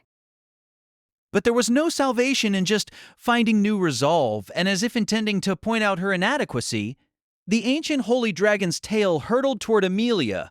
In that moment, a powerful wind blew up straight from below, giving Emilia just a little bit of a boost in her ascent. The holy dragon's tail was aimed at her head.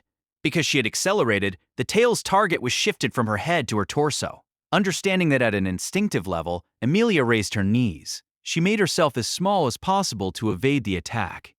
That allowed the tail to brush past, just barely grazing her toes, though the incredible force did send her spinning at high speed.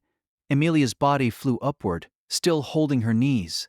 Overwhelmed by a feeling that threatened to make her insides spill out, Emilia clenched her teeth and created an ice platform in the sky, forcibly stopping herself. Rajiro, Starting Life in Another World by Tepa Nagatsuki, casted 6-tale novel. Please subscribe to our channel. If you are interested in creating your own audio drama, please visit Artale AI.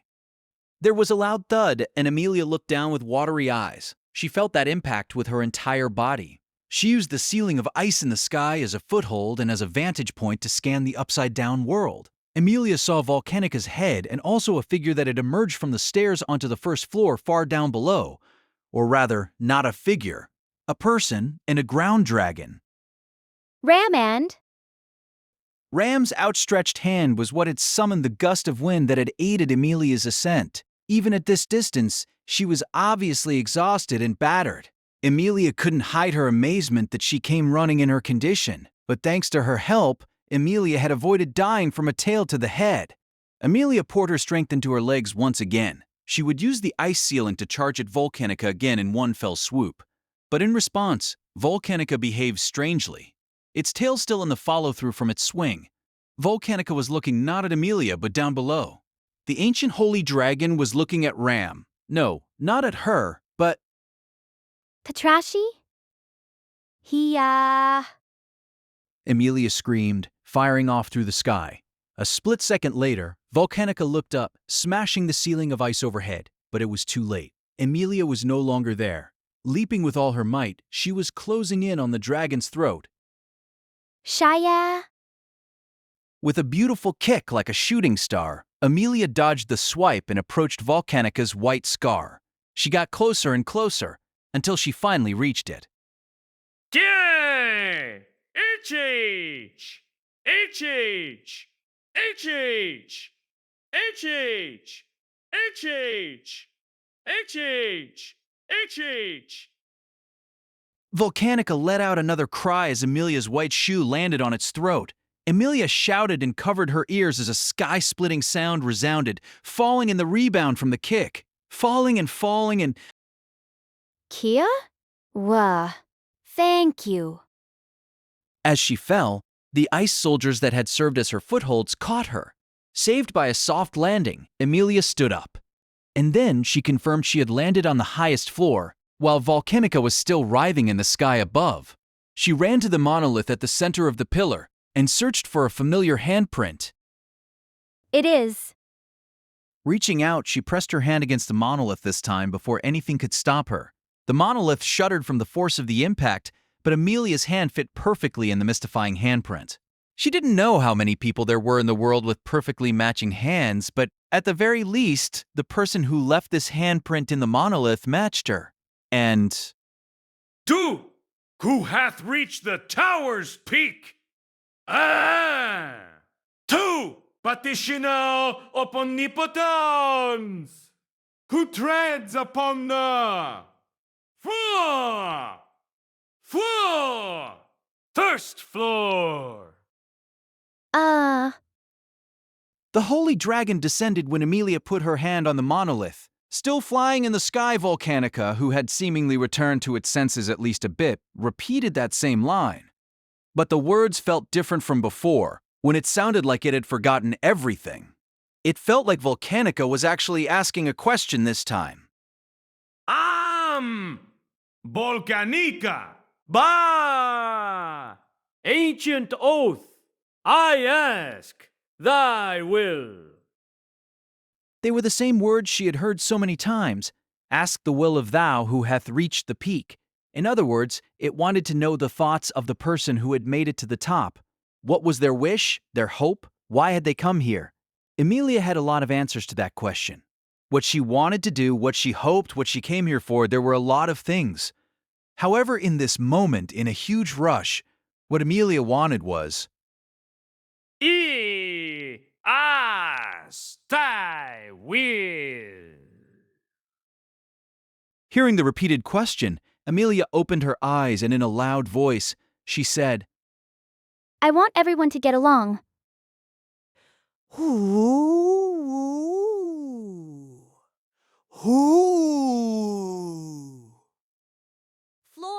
what is that?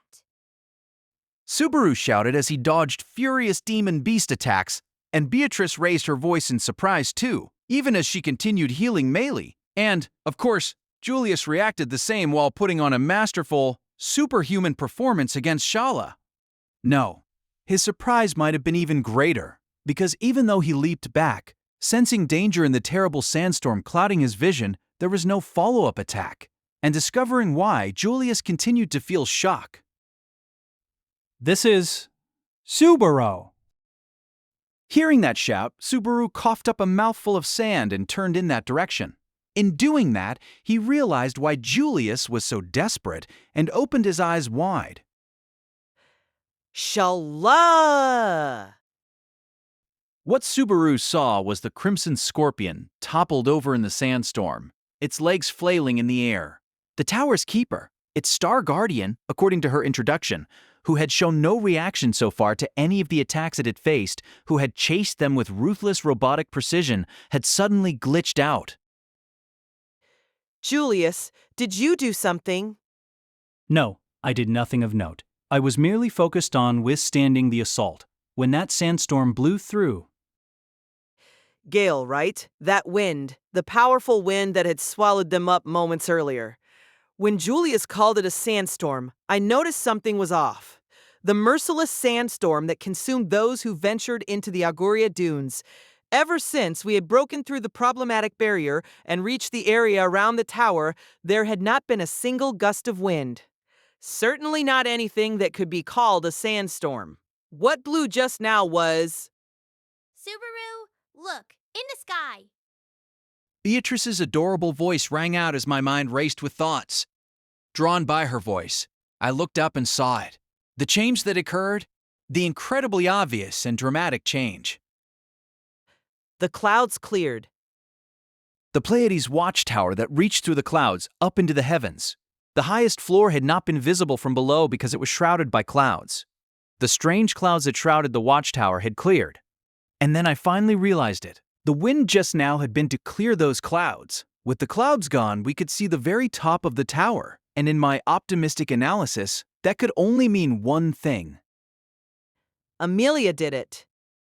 Murmuring to myself, I sensed the locations of my comrades in the tower through Corleonis, Emilia at the very summit, and Ram and Petrashi near her. They had done it. Meaning, if my guess was right... The tower's rules have been broken, Shala. Hey, Shala, listen up. You don't have to fight us anymore. You can be free. I didn't know if the writhing Crimson Scorpion was suffering because the ancient covenant dwelling inside her had been severed, or any of the details.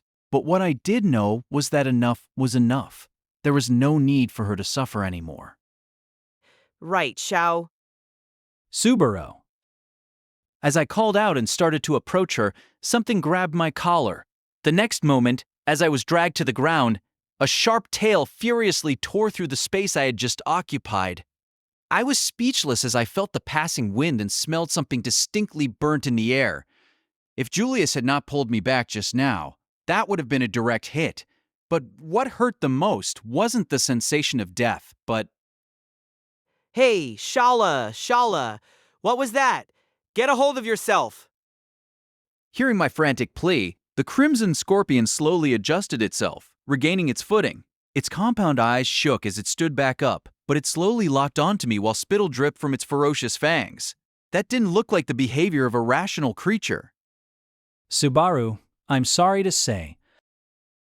Julius grabbed my shoulder and started to step forward. However, knowing what he was thinking, I grabbed him by the arm and stopped him. I understood Julius was trying to bear the unpleasant role himself, but I wasn't going to let that happen. I decided to save her. I'm going to save her. Out of duty to a pupil you cannot recall? No. I shook my head. That wasn't it. I didn't want to help her because I was her master or anything. It's not because I'm her master. I'm doing it because I was moved by her.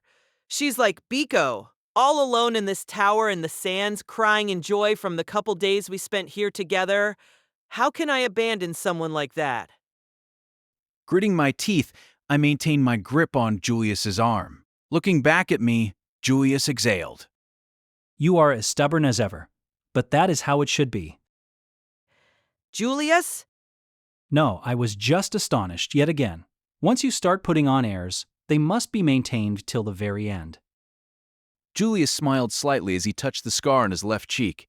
My eyes narrowed, and I noticed something soft in my open left hand. Looking, I saw Beatrice there. She was looking at me with those big, round eyes that were more adorable than anything. Mealy is through the worst of it. All that is left is... Can you help me bring her out? Betty would be a terrible friend if she said no now. You really are a helpless partner, Subaru.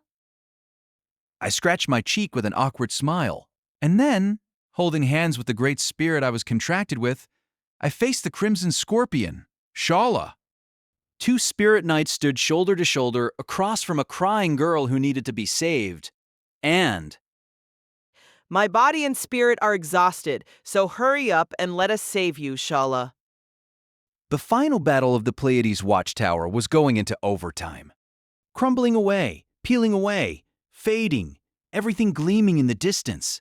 Outside the tower, the stampede of demon beasts had been cleared by the hard-working demon beast Tamer. On the second floor, Reed Astria, who had taken over the body of Royal Fard, had been obliterated. On the fourth floor, the Defiler of Fate, the loathsome Archbishop, Lai Batenkaidos, had been obliterated. Dash on the first floor, the unknown and unseen examination had been cleared by Amelia's brave efforts. They had cleared all the difficult challenges that had been set before them by the Pleiades Watchtower. This had only been possible because their comrades became one, trusting in each other and combining their strengths. As Amelia might have put it, this was the result of everyone getting along. Thanks to that, they had finally reached this point. All that remained was... It's a lie if we don't all win together. Let us begin.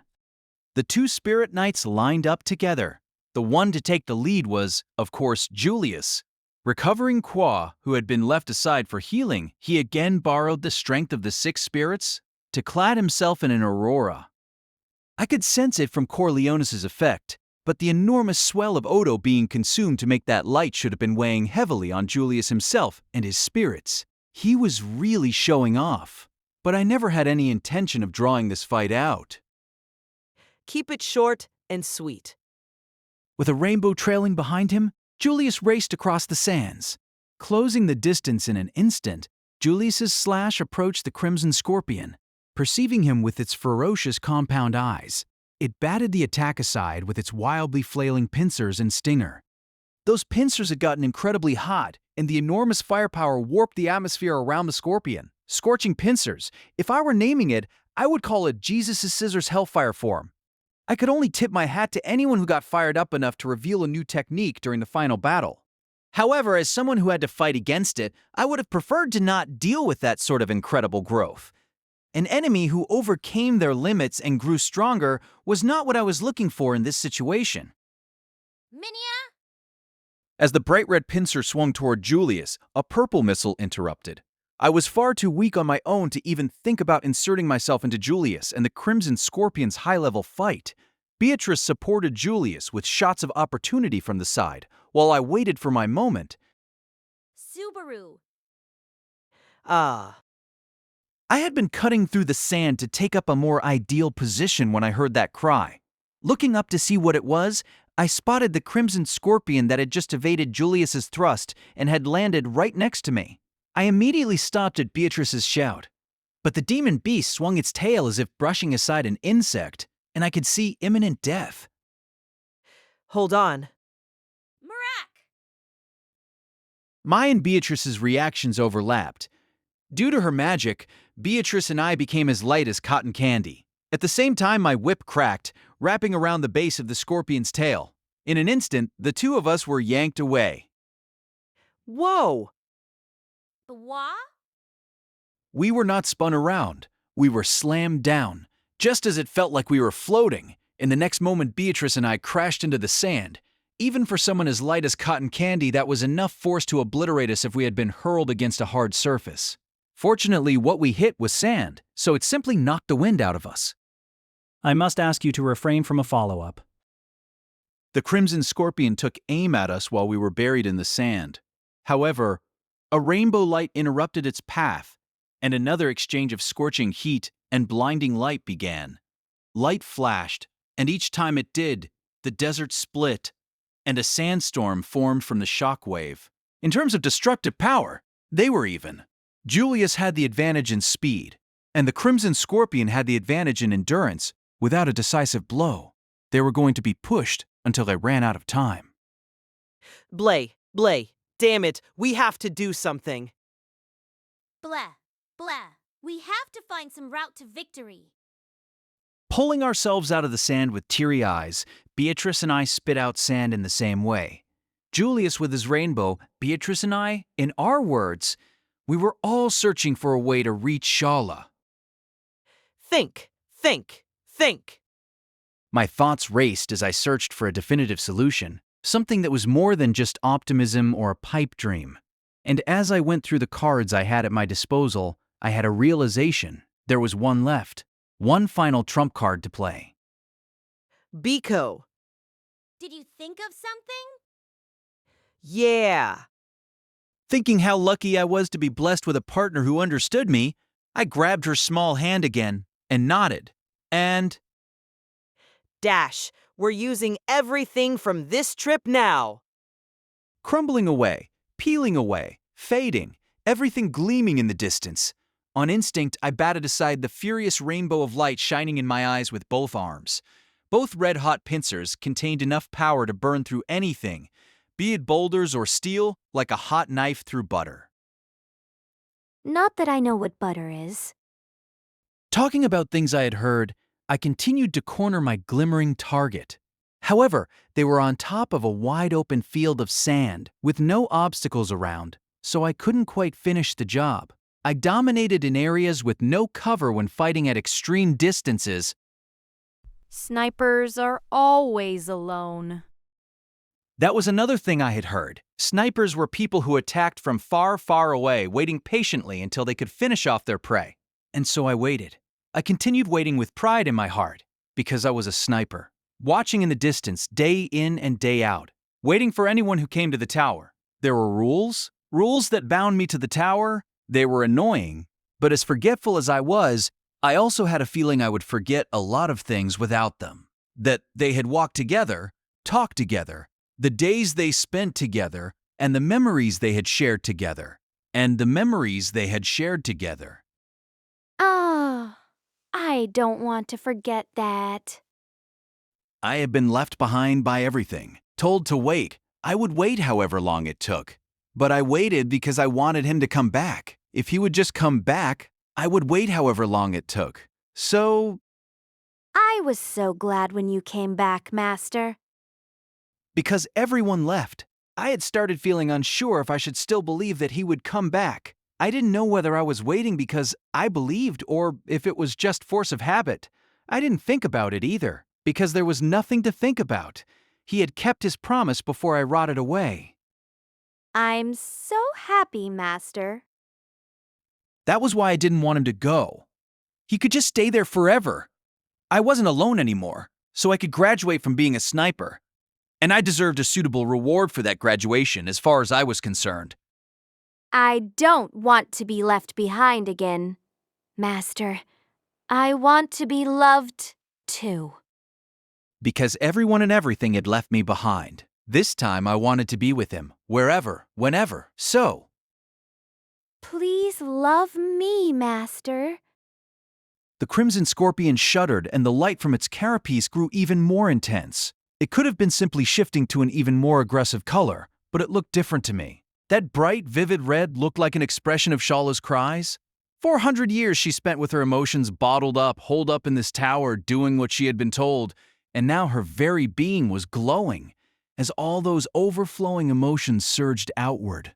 Red was the color of passion, red was the color of rage, and red was the color of irrepressible love. The Crimson Scorpion glowed red because it wanted to love and to be loved. Horoscopes do say Scorpios are supposed to be super passionate. Shouting as I kicked off the sand, I swung my shoulder and let my whip fly. My aim was the fickle Crimson Scorpion turning its back on me and dueling with Julius. I'd make my presence known with the whip. Sorry to bother you when you're busy, but the master you're so passionate about is right here. The attention was so annoying, and I was cruel about it before. But As a man, it does kinda bother me seeing you so preoccupied with another guy. You, of all people, shouldn't be complaining about that. Beatrice's vicious objection rang out as my whip cleanly wound around the base of the Crimson Scorpion's tail. My aim was true. However, it was no different from moments ago when we had been swung down into the sand. And the Crimson Scorpion, perhaps because of that underwhelming tug of war, stayed focused on Julius, leaving Beatrice and me to be dealt with later. They were weak. I was more than happy to take advantage of that preconception. Elvita? Beatrice cast a spell, and as it took effect on my body, my feet sank into the sand under tremendous weight. As the opposite of Murak, instead of decreasing an object's mass, Vita increased it, bumping up my weight class from a sumo wrestler's Makusha tier to a Yokozuna tier. With that new mass, I fought the Scorpion's tail. However, that still wasn't enough. Even with more weight, it was still just the difference of 100 or 200 odd pounds. That was no match for the absurd strength Shala demonstrated when she carried the dragon carriage so easily over her head. Holding on tight, my feet sinking into the ground, I shouted. Here's the climax. Go for it. The next instant, my body, which was on the verge of being uprooted, suddenly steadied. The reason was clear. The forces pulling at the whip were evenly matched. The Crimson Scorpion versus me, or rather, me and everyone else. Leaping in front of me, a grotesque, dark figure grabbed the taut whip and burst into the tug-of-war, a GABA ball, and the GABA wasn't the only creature joining the fray. A bear with flowers all over its body, a mole with wings, a twin-headed snake all joined too. The demon beasts that should have been my mortal enemies were aiding me. And the cause was, of course, You really are a cruel taskmaster. I heard a girl's annoyed, languid voice. The source stood atop the sands with a pale face and ragged breathing, Mealy. Her sweet face was tensed, and she let out a deep, long sigh. Clapping her hands loudly, she said, Come on now, everyone in. No point watching from the sidelines. A beat later, the desert trembled. It was the footsteps of the charging demon beasts, their cries, and the power of the demon beast tamer. No, the mother of the demon beasts, who ruled over this demonic realm known as the Auguria Dunes. In this battle, she used the stampede to turn it into a total war, demonstrating the true extent of her abilities. Mealy grimaced in pain, but she was still standing. There was a trick to how she had recovered enough to be able to make it in time for this final battle. I had taken on the damage she had received using Corleonis, of course, and I had parted it out. That was where the last card I had came into play. It wasn't Emilia, Beatrice, or Ram. It wasn't Julius, Echidna, Patrache, Melee, or the Sleeping Ram either. The final ally who was supporting us in their attempt to clear the Auguria Dunes. Sorry for getting you caught up in this, Joseph. Please help us. In the distance, in the tower's basement, the ground dragon left behind on the 6th floor. Joseph. Noticing his presence with Corleonis, I had boldly shifted the burden to the ground dragon. It was a decision that pained me terribly, but what broke my heart most of all was that Joseph fulfilled the conditions for Corleonis. That meant Joseph wanted to support me just as much as Beatrice and my other comrades. With Joseph's saint-like agreement, I shifted the bulk of Melee's burden over to the ground dragon. That was what allowed Melee to stand back up. That was also the reason why the Crimson Scorpion was suddenly deeply disadvantaged in this contest of strength. And That's why you're going to lose, Shala. with the full force of their crew, even borrowing the strength of demon beasts and a ground dragon, they managed to pull the Crimson Scorpion off the ground. The finest of knights wouldn't let that opportunity slip through his fingers. The rainbow slash severed the Crimson Scorpion's tail at the base. The severed tail exploded in a blast radius just like when it severed its body parts before, but the rainbow flash didn't allow it. Interrupted, having its trump card sealed, the Crimson Scorpion swung its pincers down furiously at Julius's back. Shah! But the arcing slash cleanly severed the pincer at its weakest joint. The scorpion shuddered from the force of its arm being severed but still reached out with its remaining right pincer to grab at Julius, but Al Clanval. just before it could close, the aurora around Julius' body unraveled and then swelled. When the rainbow armor came undone, there was an explosive swell of light that burst the closing pincer from the inside, blowing it away at its base. Sis. SSSSS. Battered by the shock wave, the Crimson Scorpion's massive body rose in the air, and then, slamming down heavily onto the ground on its back, it was in a terrible state, without pincers or a tail. The demon beasts quickly surrounded the overturned scorpion. With all 8 legs held in place, it couldn't move at all. Twisting its body, trying to avoid the impending end, it moved its head to better position its sharp fangs. Or perhaps, with its extreme adaptability, it wouldn't have been so surprising if it gave birth to some new ability, managing some new growth to overcome this pinch. But That's enough, Shala. I stood in front of the writhing Crimson Scorpion reflected in all of its compound eyes. It would have been easy to finish off the scorpion after it had lost all its weapons, had its legs pinned down, and been forced into this pitiful state. but that wasn't what I wanted. I didn't know for certain what the right choice was, but Mealy. What would you have done without me, I wonder? Mealy sighed and moved over toward the Crimson Scorpion. Standing beside Subaru, she exhaled and snapped her fingers. Focusing the scorpion's attention on her, she asked, Who are you? A scary red scorpion? Or someone else? The movement of the Crimson Scorpion's compound eyes dulled. Quivering, they quietly looked at Mealy and then back to Subaru. Those aggressive red eyes slowly began to change color. Shala. The carapace's red glow faded. The eyes turned green. The carapace black, gradually calming, until finally, Shala. crumbling away, peeling away, fading, everything gleaming in the distance. Everything gleamed so much in the distance. Everything crumbled, peeled, faded, gleaming far, far in the distance. Left behind, memories fading, but it was definitely shining. Because those days were so precious, she was desperately gathering them up. Sitting on the ground, holding her knees, Shala cocked her head a bit. Do you remember, Master? You told me to wait, and that you would come back for sure, and then you disappeared. I don't remember. In fact, I'm telling you, I don't know what you're talking about. Quit making me keep repeating myself. That's how it goes, I guess, since I get my forgetfulness from you. We're two peas in a pod. Ugh. I mean, I'll admit in a strict sense, it might be true enough, but still.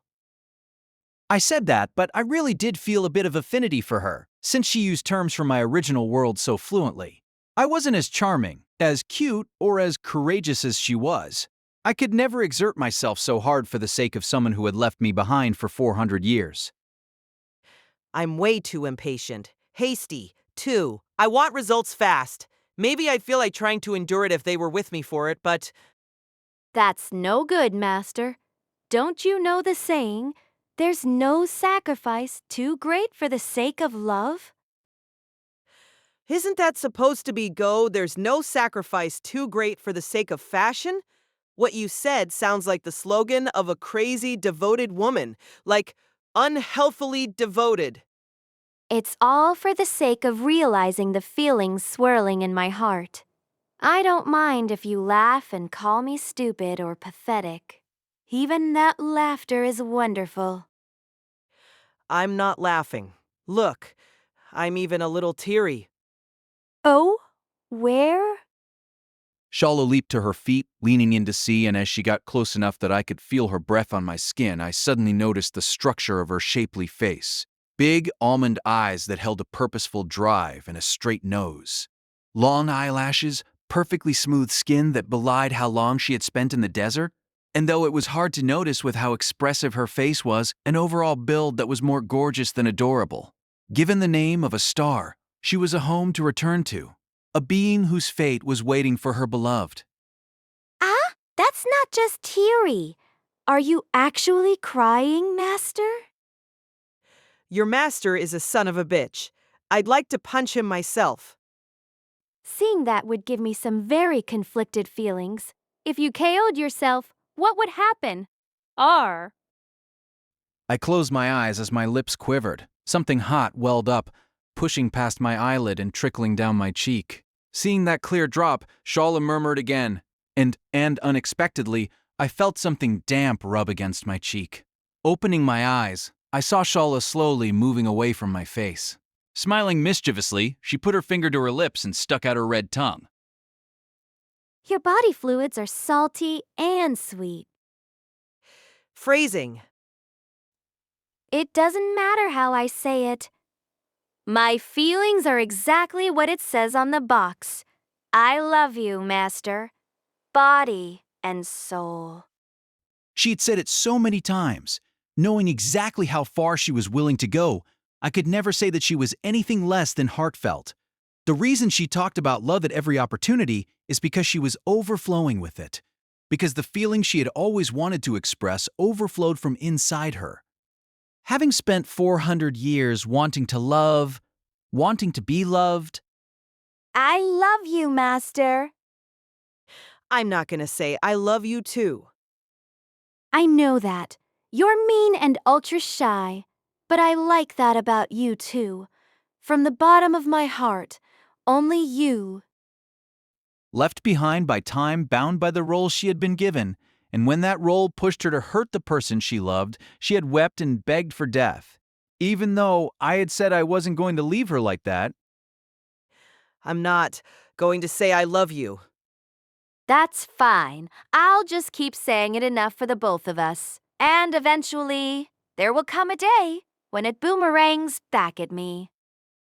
Eventually, again, with that, you planning to wait 400 years? Yep, 400 years is just a drop in the ocean. She had wept, saying in such a pained voice how long she had waited, wept at being left to the passage of time, held hostage by her love, and so lonely for all that time. But there was no way the current her could know of that world where she had revealed her feelings. So despite how nonchalant she seemed now, there was no telling what emotions swirled in her heart beneath the surface. I had vowed not to make her cry, and I had no intention of going back on my word. So I wanted her to cry and say it wasn't enough yet. If she cried and cried and cried until she collapsed in tears, Natsuki Subaru, even though he wasn't her master, would do everything in his power to stop her tears. And yet, 400 years is just like the day after tomorrow. there was no trace of her crimson scorpion form, just a beautiful, smiling woman. So beautiful, it almost swept him off his feet. So fragile, it seemed like she might crumble if he touched her. Shala's pale cheeks reddened slightly, and like a maiden in love, she continued. Like a maiden in love, she said. Since I loved you the whole time I was waiting, too. Hey, Master, someday. Crumbling away, peeling away, fading, everything gleaming in the distance, everything gleamed so much in the distance. The words exchanged in that dreamlike white world came to an end. Was it real, fake, or some daydream? Either way, Shala. a bit of carapace on the sand turned to dust, and it didn't stop there. It spread to every piece, the severed tail, the severed pincer, the legs held down by demon beasts, and the head that Natsuki Subaru was cradling. Subaru tried to gather the bits of the fading being he held in his arms. I suppose she completed her role. That adorable spirit watched sadly as the demon beast. No, the fellow artificial spirit like her crumbled away after sacrificing herself so much to fulfill her role. My mind refused to understand what Beatrice was saying. But I did understand it at an instinctual level. This wasn't death. This was the inescapable result of her role as the Pleiades Watchtower's star guardian. Today was a day that was bound to come at some point. Then, if they hadn't come, would she still have been here? Would she have continued waiting here forever for someone who was never going to return? Subaru, you, of all people, should know that question is an insult to her. And regret is not what you should feel. The knight spoke, having already sheathed his sword and readjusted his bloody and sand-covered clothes. It was cold, but he was entirely correct. Gritting my teeth, hiding how much I hated how right Julius was, I sighed deeply. And I hugged the woman who had been all alone for so long even harder. The woman who had been left behind, who had lived so long without anyone around. At her side, seeing her off, me, Beatrice, Julius, me, were there, as the woman who had been alone passed among friends. But I would have been just as happy, even if it was only you, Master. Tears welled in my eyes and spilled over as she made that charmless remark. The demon beast's fangs gently traced the drops trickling slowly down my cheek. Those fangs that were sharp and looked like they could break anything, moved so gently so as not to hurt me. Who was easier to hurt than anyone there? Endearingly, gently, kindly, and... Ah. The feeling from inside my arms disappeared. The scorpion's carapace became undone, crumbling away, turning to dust. The black dust scattered across the sands. I raised my voice. Shala. Yes, Master?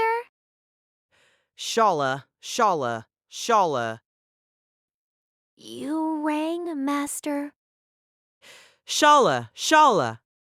Mister, I don't know what to do with all this love. Closing my eyes, I heard her voice answering me, and yet she was nowhere anymore. Ah, ah.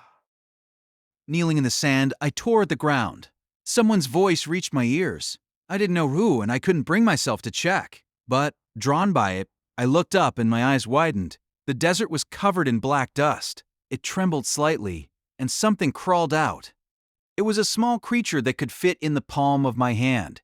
Scraping at the sand with its two pincers, it used its tail to deftly pull its body out of the sand. A little creature with a red carapace. It moved toward me, kneeling on the ground, and leaned against my sandy hand. It was just a touch, but it felt like a vestige of her charm. Crumbling away, peeling away, fading, everything gleaming in the distance. Everything gleamed so much in the distance. And it's because you were there. 400 years is just like the day after tomorrow, since I loved you the whole time I was waiting to. Hey, Master, someday come visit me again. Next time, you wait for me. I want to be chaste for once. This is really, really important.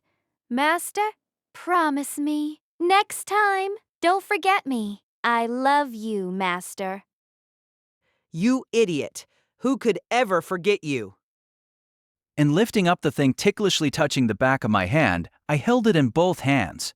Accepting those awkward, embarrassing feelings, the tiny little scorpion shuddered. Its carapace was red, and its eyes were a vivid scarlet, the color of a love that didn't fade, even after 400 years.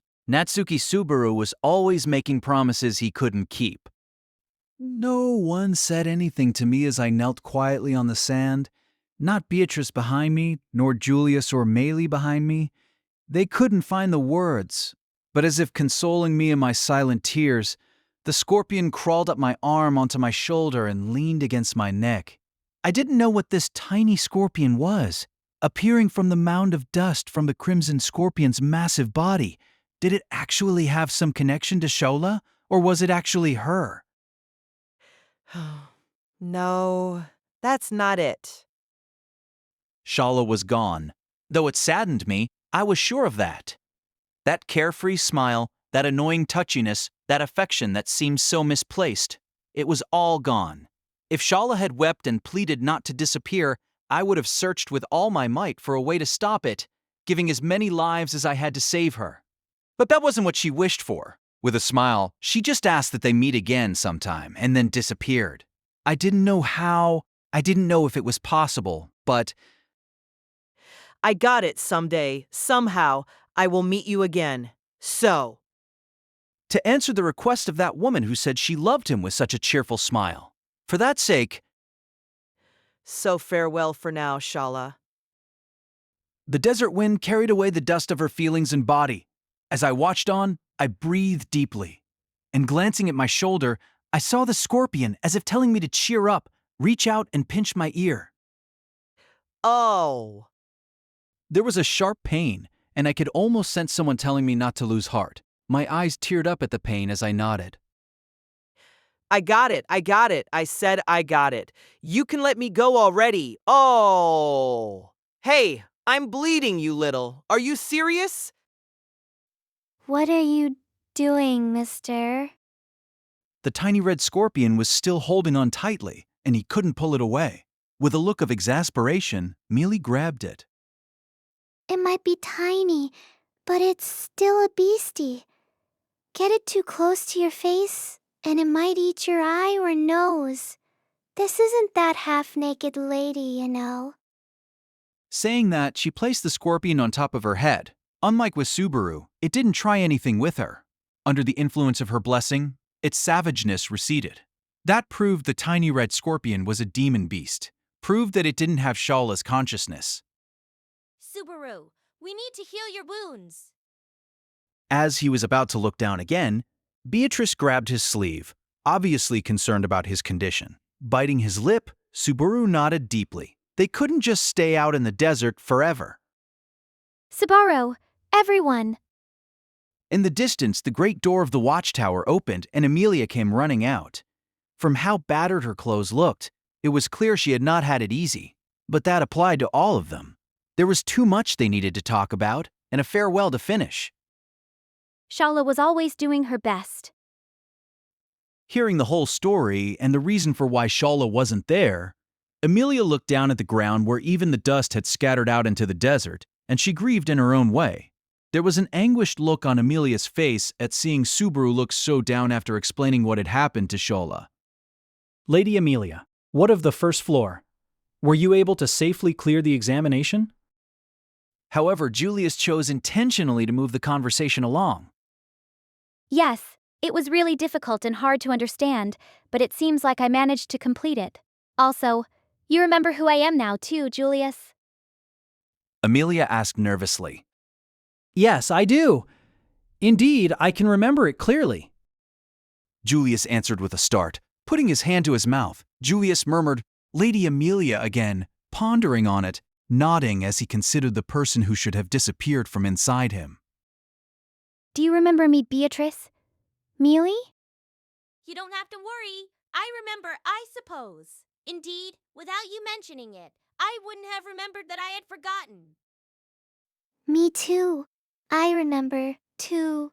And do you remember what you promised me? Of course, I'll never forget it. Thank goodness, Ram and Patrashu remembered me, so I thought it should be fine, but... Hearing their responses too, Amelia touched her hand to her chest in relief. Subaru stopped her there, though. Wait a second. If everyone remembers Amelia Tan now, then. Ms. Ram slew Lai Betankatos. Subaru's eyes widened at Julius's conclusion. Lai Betenkaios, one of the three archbishops of gluttony, and a mortal enemy with whom Subaru and Ram had a deep connection. However, if Amelia's name had returned, then... Can you remember, Rem? The gaping wound in Subaru's heart, the girl who had been forgotten by everyone. This journey was to take back what had been stolen, and for Subaru, it was primarily to rescue Rem. Impatient, driven by that restless hope, Subaru looked around at everyone. However... Sorry, Subaru. I can't remember Rem yet. Why? Betty, too? I can't remember Ram's sister, and... And what? Did something happen? I can't remember Julius either. The damage done by gluttony has not been completely undone yet. I suppose. Julius. Amelia nodded just like Beatrice. Mealy shrugged, not having known Julius before his name was stolen, but there was no reason for Amelia or Beatrice to lie, so Rem's and Julius's names had not been restored. On that point, I can imagine why my name is not yet restored. The Archbishop Roy Alfard, the gluttony who stole my name, is alive and bound. I suspect that is why my name has yet to return. Going through the main doors and back into the Pleiades Watchtower, the dragon carriage that had brought them to the tower was waiting on the 5th floor, and they were greeted by a familiar face. Amelia? And Natsuki, too. It's been a tick. Is that Anastasia? My eyes widened at the person waving her hand and smiling with an elegant restraint. I confirmed the gestures, behavior, and even expression were natural. This was a complete reproduction of the person that the artificial spirit Echidna couldn't quite perfectly pull off. No, not a reproduction. Since it was her natural character, reproduction wasn't the word. Anastasia, you woke up? That's right. Looks like I had a long nap there. Sorry for the worry. Echidna told me what's been happening. Echidna's still okay, then. Somehow. It doesn't seem like I'll be dying for the moment, aside from kicking myself. Don't be like that. I told ya. I chose this myself. So you don't need to go blaming yourself. You agree? Right, Julius? Me, indeed. Honestly, even though I was kept in suspense for quite some time by your decision, Lady Anastasia, I agree with your actions, though it is difficult to say so. Why's that? As your knight, I felt myself blessed at hearing the reason you chose to hide within yourself. Well, don't get too excited. Anastasia, you forgot Julius, didn't you? You seem to be getting on pretty well in spite of everything. I forgot whatever our original relationship was, and at least for me, I'm definitely madder than a wet hen. But She's enduring it as best she can, as you can probably see. Fortunately, I can tell her about the Julius I've gotten to know these past 2 months. Seems like maybe that was the reason I was born.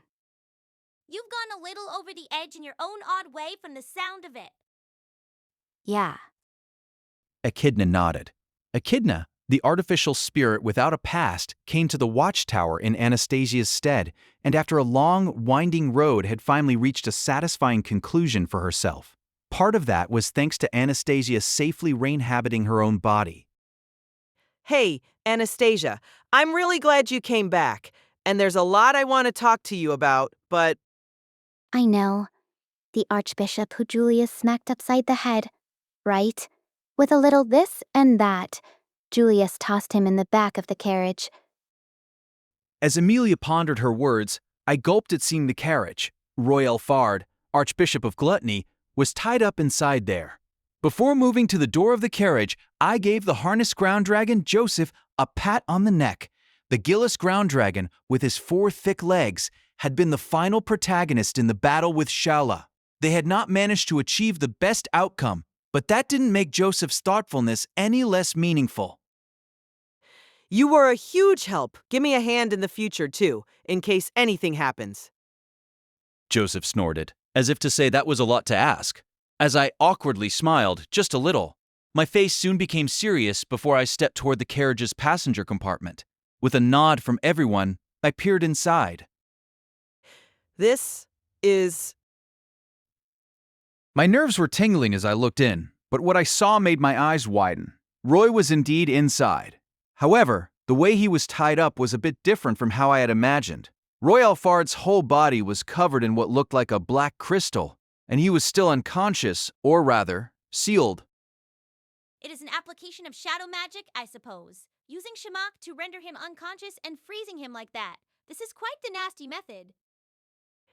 So then that black stuff is like a big wad of shamak? Startled, I looked at the seal again after hearing Beatrice's explanation. It was safe to say that Shamak was the magic I had relied on the most before my pact with Beatrice. I was stunned by Julius's ability to use it as a seal. Do not misunderstand, please. This is not a method I created myself. It follows the same theory as the most well-known seal in this world, though the difference in scale is incomparable. The most famous, you don't mean? The Witch of Jealousy. Indeed. Roy's seal was the same as the one used to seal the Witch of Jealousy in a land farther still to the east, keeping her in slumber these past 400 years. Why did you leave him alive, Julius? When the other one, when Lai Batankayatos died, Amelia's name returned. So then... There was no proof. That was the greatest reason I chose not to execute him. It is true that Miss Ram has slain Batenkatos. However, do we know if that is the sole reason Lady Amelia's name was returned? If it is not, then we might lose everything. Dash in. That case, what about using the Book of the Dead? Julius's logic was sound, so Subaru suggested the back door that existed in this tower. There was nothing better for knowing the thoughts of others, since it allowed the reader to experience a person's entire life. Even if we interrogate him, there's no guarantee he'll tell it straight. So using the Book of the Dead to know his innermost mind is... Subaru, I don't think that's good. But it should be guaranteed. With that... Mind if I break in here? Anastasia raised her hand as Subaru started to argue with Amelia, who reacted negatively to the idea of the Book of the Dead. Glancing at Subaru, who was looking frustrated, she put her pale hands together in front of her chest. I just heard about it some from Echidna, so maybe there are gaps, but Those books of the dead or whatever. Isn't it kind of dangerous to be trusting them? Dangerous how? What do you mean? You experienced it yourself, didn't you? Did you lose yourself for a while there, while I was out? Eck. How much had Echidna told her in such a short time? She hit me in a sore spot. To be precise, the books of the dead were not the true source of my memory loss. But it was true that reading them meant being heavily influenced by the person in the book. There was the example of Reed, too. There was no guarantee Roy Alphard wouldn't be reborn if my ego was overwritten while reading his book of the dead. Then are you saying letting him live is right? After all he's done. If you're asking me right and wrong, then I don't really think letting an archbishop live is right. But I have a theory about things. When it comes to lives, taking them should be a last resort. Any eye who thinks it's easy to kill another person ain't gonna meet a happy end. And that's not Hoshin talking. That's me. My eyes widened. I recoiled at the idea that such naivety existed in this brutal fantasy world of swords and magic, but at the same time, it felt right to me too. I also thought that the fewer people who had to die, the better. That went for allies, of course, but even for enemies, it was better to end things with fewer deaths. But this guy, all the things he did, does he deserve that sort of kindness? I'll kill when I don't have a choice. That's my resolve, and I'll get my hands dirty if I have to. But acting on impulse ain't right. And I think you'd agree with me there. That's why you can cry over someone. I'd rather have a long and fruitful relationship with that Natsuki, instead of the merciless and cold-blooded one. The ache of having lost Shala made me look down quietly. It wasn't fair when she put it that way, but it was undeniably effective. Subaru, I agree with Anastasia. When I think about Julius and Rem, I want to resolve this as fast as possible, but... At the very least, you need not trouble yourself over me. Having come this far, I believe caution should be prioritized over speed. My brother is on the line as well. Joshua had been left behind in Pristella. His memories being recovered was crucial too, and Julius's opinion was guarded but prudent. A swift conclusion to make up for the pain of loss. That was what Subaru impulsively desired. To sum it up, Anna and Julius believe the Archbishop of Gluttony should be transported to the capital, where he should be interrogated for the method of saving those afflicted by his authority. After that, he will not escape a death sentence. There are limits to taking age into account, too. I'm sure it will get to that in the end. Seeing the strength seep from Subaru's clenched fist, Echidna and Anastasia wrapped it up nicely. Emilia didn't express any arguments with that treatment of Roy. Taking him to the capital sealed like that was in a sense the same as had been done with Sirius. Are y'all okay with that? Yes. I want to be able to remember all the people who have been forgotten, too. Feeling encouraged, but at the same time bitter that she didn't disagree, I looked away from the Archbishop in the carriage and then suddenly sank to my knee.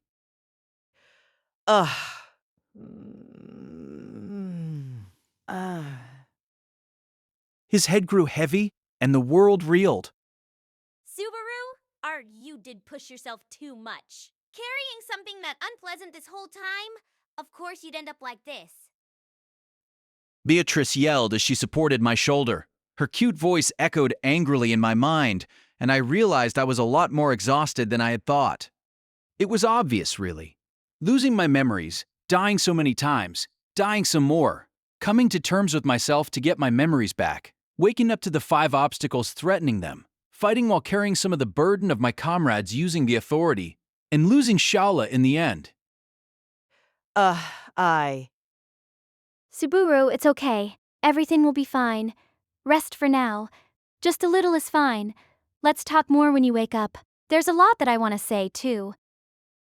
Slumping weakly, Emilia hugged me from the front. The soft feeling and sweet scent ordinarily would have made me tense up, but to me right now, they were a panacea. My consciousness faded into darkness. If I somehow died in the depths of that darkness, would I come back to where everything was still rampaging? Would I be able to search for a way to solve Shala?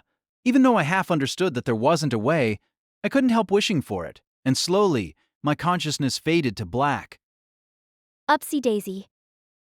Emilia lifted Subaru up after he passed out. Sleeping like the dead, it was clear to her just how much he had worked himself to the bone to deal with all the problems happening in the tower. Just how desperate he'd been to save all of them. Even though it must have been so difficult for him after losing his memories, Emilia had been so happy when she saw him run to her, when Betenkaitos had stolen her name, and she was forgotten by everyone. She wanted to tell him properly, so that Subaru, who worked so hard, wouldn't blame himself too much. What happened to Shala was all their faults, and also, Her master Flugel is a terrible person. the man who had foisted the title of Sage on Shala and left her in the Pleiades Watchtower with her new role. Even if he was one of the 3 great heroes who saved the world, he was on Emilia's list of villains after making Shala so lonely and making Subaru cry.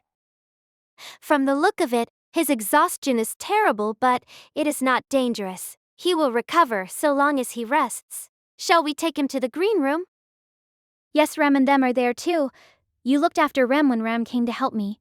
Didn't you, Anastasia? It's nothing too special. After getting myself back, I just saw Julius off going to help Subaru and Ram and Beatrice going to help you. Is all. Unfortunately, there wasn't any change in Rem. I see. Emilia's brow furrowed. Defeating Lai Betenkatos was in a sense getting revenge for Rem. But what mattered most was her waking up. Compared to that, revenge was just a trivial bonus. At the very least, that was what Ram would say without hesitation. Rem's revival was the most important thing. Let's hope we can get the answer to that out of Roy Alphard. Also, there are too many gaps to fill about this tower. No, the Great Pleiades Library. A grand library where you can learn anything. That was what Shala said. She was a bit haphazard, but all the more reason she was unlikely to spin a tale, I suppose. And it is certainly true that this is a grand library. They would have to find out whether that only meant the books of the dead or if there was something more to it. Because of that, there was something that Emilia had to tell them. After we move Subaru to the green room to rest, there's a place I would like you all to see, and someone I want you to meet. Is that related to the first floor? Emilia had cleared the final examination after going up to the first floor. Beatrice and the others knew that much already. The issue was, she had not explained anything else beyond that. What was there, who she had met, what she had done. It was such a strange and transcendent sort of thing that it was hard to know how to begin explaining, so It isn't that long of a story, but it is a bit complicated, so do you mind just coming to see for yourself? Emilia pointed high above her head toward the very top of the tower. There was something rough rubbing my head. Ugh, I groaned and opened my eyes. Blinking my eyes until my blurry vision came a bit into focus, I saw the source of the roughness, Beatrice licking me with her red tongue. Beatrice, sorry for worrying you. You really outdid yourself this time, didn't you? Sorry for always asking so much. Reaching out to my trusty steed, I smiled while patting her sharp face. This black-ground dragon was always saving me from danger. Of course, there was a debt I owed her for saving me after I lost my memories, but on this last go-round too, Beatrice had been left with an important role since Without Beatrice, Rim would have been in danger. Bringing her back is the greatest achievement of your life, Barusu. I can't totally deny it, so let's not dwell there. I pulled Biko out of the archive, and I recovered Emilia Tan's handkerchief for her too, though Rose Wow was pulling strings on both of those. More accurately, Roswell wasn't actually involved with Beatrice's issue, but putting it that way would stick it to Ram better, so I didn't correct it. As usual, Ram scoffed in aggravation at that. Seeing Ram leaning against the wall and holding her arms, I narrowed my eyes at just how painfully battered she looked. Sorry, Ram. Because of me, you, MG Gug. Don't be stupid. It's your fault that I was injured. You aren't the primary cause of anything in my life. The mere thought is disgusting. Disgusting is a bit much, and it's totally scary when you stick clumps of plants in people's mouths all of a sudden. Ha, Ram laughed, not feeling the least bit guilty. There was a giggle at that. You two really do get along. You look like siblings. Maylee was sitting on the green mat of vegetation on the floor, her legs splayed out while the tiny red scorpion sat on her head. Ram scowled at that. Barusu, a sibling. Even if I accept for the sake of argument that he is a hapless, hopeless brother unrelated by blood, anyone as useless as him would have been kicked out to have fewer mouths to feed. Was it really that Spartan in the Oni village? I'm glad I'm not an Oni, I guess. I was lying. I would have kicked you out simply because of the revulsion. Don't layer hypotheticals. That makes things so complicated. I fired back with a spittle-fleck shout in response to Ram's standard tune, but I also understood that in her own roundabout way, it was a show of concern for me on her part. She was telling me that my decision wasn't why she had been injured. That curt attitude, like always, was just like Ram. I looked around the room at the people in the green room, me and Beatrice, Ram and Maylee with the tiny red scorpion, and the sleeping princess lying on the bed in the farthest back of the room. Rem hasn't woken up. Unfortunately, no. I removed the head of that loathsome boar. Thanks to that, it seems Lady Amelia returned. But Julius and Rem haven't. What's missing? Pushing my fist against my palm, I bit down in disgust. It was a reminder again of what they had been talking about before I passed out. In the end, they had to directly ask Gluttony how to eradicate all the effects of their authority. So this is the injured list? Where did Amelia Tan and them go? They went upstairs to meet someone. On the first floor, so way up there. You know who it is, don't you, Ms. Ram? it's nothing important. Just a big and forgetful, violent old person. A forgetful, violent old person at the top of the watchtower definitely sounds like some key NPC. When I thought about a new person joining the cast at such a late point, I furrowed my brow. Who was the person Ram was describing? If it was an examiner like Reed on the second floor, then was it that loathsome sage? Then, Barusu, quit using Shala to feel better about your own powerlessness. The blood started rising to my head, but Ram's cool voice stopped me before I could stand up. I caught my breath and looked at Ram. She had me dead to rights. I heard about Shala. She was loud and unrefined and had holes for eyes to be so attached to you, but she wasn't so bad she deserved to disappear. If you regret it, then don't get angry. Cry. I'm sure she would be happier if you cried, instead of using her as an excuse to vent. And so would I. Ram. Though I still think she was wrong about the person she cared so much about. Ram flicked my forehead with that last bit. Knocked back down by it, even though it didn't hurt, I touched my forehead. Sorry. Besides, if it were Flugel on the first floor, Lady Amelia and I would have beaten him half to death before you could do anything. I don't know about Amelia Tan, but I could definitely see you doing that. Considering what happened to Shala, it was natural to think everyone in the tower would have some anger to spare for Flugel. But then, who is the old guy on the first floor? Just leave it for now. Even if they are of some use, it would be in asking about the victims of the Archbishop of Lust, not Gluttony. That sounds like a big development, but okay. Ram already had a clear priority order when it came to those things, and her ability to say so without hesitation was one of her strong points, and I felt much the same. The possibility of saving Lust's victims was tremendous, but it was Gluttony's victims that I most wanted to save, and I couldn't help wondering if there had been a better way to do that. Fool. Big sis? If you have time to waste worrying over such pointless things, then focus on resting your body and mind. You aren't the only one here who failed to make the optimal choices. Ram shook her head and touched her forehead. There was a delicate scar on the place where her horn had once been. Rubbing it, she then reached out toward Ram and lovingly caressed her sister's forehead too. I borrowed Rem's strength to defeat the Archbishop of Gluttony. I won as a result. But the price was heavy. I made her bear quite a heavy burden. I fought like I did when I still had my horn. If you had been carrying the burden then, your insides would have burst. I knew all too well that she wasn't exaggerating. Ram experienced hell just going about her day, breathing and acting normal. If she became serious, I couldn't begin to imagine how bad the feedback would be. Rem might resent it when she wakes up, but I don't regret it. I'm her big sister. Even if she hates me or holds a grudge, nothing will change. I only did it to make good on all of that. Well, that struck painfully close to home. Rather than regretting the past, set out to make a better future. That was Ram's declaration. Outside of those thoughts, though, I had raced to bend the past many times before. If Ram's outlook was the ultimate sort of constructive perspective, my return by death was the pinnacle of living in the past. My ability that allowed me to change what happened was always the result of some past that I regretted. Though it's always better not having to use it. Releasing my fist that had clenched again, I smiled bitterly. I acknowledged my attitude of using that ability to work hard for a future where everyone could smile together.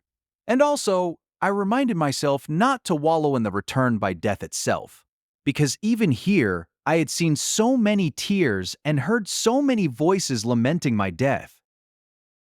I don't really get it, but it looks like you're feeling a bit better, mister. They can cheer you up, but I can't. So don't get too down. You promised you'd be a good role model for me, right? Yeah, I did, didn't I? All right, next time I'll keep it for sure. I nodded, looking at Mealy and the scorpion on her head. And then, as if giving my resolve a little push, Beatrice rubbed against my cheek. Even as hard and rough as her scaly skin was, once I was used to it, it didn't hurt to have it rub against my cheek. With a heartfelt appreciation for that show of affection, I stood up. I had been so exhausted I couldn't even stay up earlier, but it felt like some of my stamina had recovered. All hail the gracious and great green room spirit. Even Joseph was part of that all-out fight, but thinking how much the spirit in this room has helped us, no matter how much I thank them, it'll never be enough. The room they had been using as a heal point was home to a spirit that seemed to like healing living things' wounds, at least according to Shala. That was why Rem had been in this room from the moment they arrived at the tower. Well, not that we're lounging here because we want to. The spirit, huh? It would just be a waste of breath. What if it was the effect of Julius's blessing that brought it into existence? I see what you're getting at, but my allure is only effective on Biko, so I'm not too bitter. If it really was Julius's blessing, then I wonder if we can communicate with it. At a simple level, Julius's blessing made it easy for spirits to like him. Thanks to that, he was contracted to 6 quasi-spirits, now fully realized spirits, but if as a result they could communicate with the spirit in this room, it would increase their range of options. That spirit had been in this tower as long as Shalata, or maybe even longer. Maybe that nameless being could help in solving the riddles of this tower? Ram? Why the weird look? I feel an odd sort of air. This is... Just as she was about to say what it felt like, What? suddenly, a light filled the center of the green room, stunning all of them. Freezing at the sudden change, Subaru and Ram both leaped toward Rem. Meili and Beatrice were both obviously on guard, moving away from the light. Wait, what? What is that? No clue. For now, stay close. We don't know what. Whoa! Moving between Meili and the light, I cut myself off while I warned her to be careful. The reason was because the light grew stronger, blinding me. Covering my face with my arm, I cautiously peered into the light. The light gradually weakened and faded. Unsure whether to be relieved or wary, I saw it. Huh? A girl? Beside him, Ram was wary at seeing the same thing. She was correct. She and Subaru were seeing the same thing. However, Subaru's perception of that girl was completely different from hers. Subaru knew her name, because the girl lying on the floor of the green room was... Louis Arnebub. Louis Arneb had appeared in the center of the green room in a burst of light. The youngest sister of the 3 gluttony siblings. The gorger who should have been inhabiting the corridors of memory. Subaru was speechless to see her outside like this. But Ram didn't let that name pass. Louis Arnabet, that's the name of the final gluttony. Yeah, that's right. I didn't get to talk too much about it, but that's the final gluttony, Louis Arneb. Lies and Roy's little sister, supposedly. From the looks of it, she's unconscious. Looking closer, I agreed with Ram's cold observation. Louis was sleeping. Sleeping. I couldn't say the situation for sure. And why had she appeared here at all? As terrified as she was of me, and as broken by return by death as she had been, it was hard to imagine her recovering enough in these couple hours to try again. That was just how deep a scar death left on a person's heart. She's not supposed to have a real body in the first place. Damn it, this doesn't make any sense. Mealy, go get Amelia Tan and the others. Ram and I'll watch her. Mister, you're such a harsh taskmaster. Don't go dying now, all right? Edging backward, Mealy moved to the room's entrance. Subaru flashed a thumbs up at her reminder. On top of her head, the little red scorpion raised its pincer, as if copying him, and she turned around and headed to the first floor to get the others. Left behind in the room, Subaru and Ram.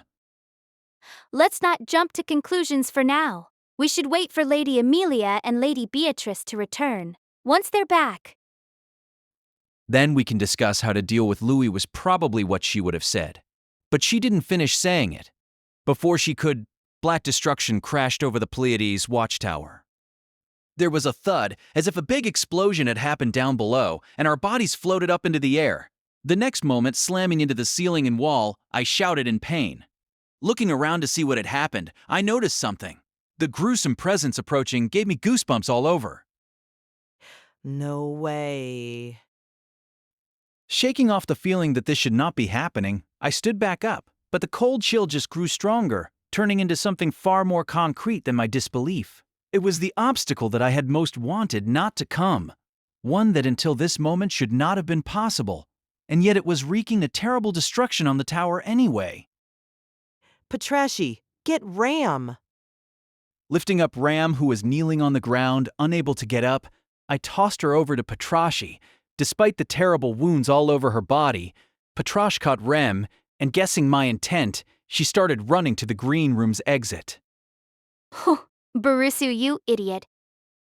I couldn't afford to listen to Ram's complaints. I dashed across the wavering ground. I raced over to Ram on her bed of vines. Lifting her up, I turned to follow Patrash to the exit, when I saw Louis lying on the floor. Shit. Damn it all. As I cursed angrily, the adrenaline coursing through me granted me a momentary brute strength in an emergency. With Rem's body under my right arm, I grabbed Louis's arm with my left hand. They were both light, and in an emergency like this, I could carry them both without worrying about the weight. Holding the both of them, I was just about to leap out of the room, when the dark shadow burst through the floor, coming between me and the exit, the dark shadow. The final obstacle that I had wanted to believe wouldn't come. The dark shadow of the witch, who was so attached to me, had attacked the tower now of all times. Ram! I tried to at least get Rem out from the shadow. However, the darkness covered everything in front of me, not allowing any opening. And on top of that, it continued to flow into the room, swallowing up everything to my left and right and behind me. Damn it, but I made it this far. Seeing the onrushing shadow, I felt regret fill my heart as I searched for an escape. If it swallowed me up, I would die and end up returning by death. If the restart point didn't get updated, I would end up having to redo this with Louis Arneb still inside me. If that happened, it would mean being controlled by the Archbishop in the form of that pale little girl again. Even though I had burned everything, to finish this loop, out of fear of that exact situation. Baruso, get a hold of yourself. You'll make Rem cry. Ram's and Beatrice's desperate voices rang out through the shadow. I took a breath to answer, but I couldn't get the words out. The black shadow swallowed me whole first. Swallowed up by the enormous shadow, my consciousness drifted in darkness, losing my arms, legs, blood, flesh, my very being. I experienced a moment of déjà vu. Swallowed up by some enormous sort of feeling, I felt myself being blotted out. I love you. Now, that's a nostalgic voice.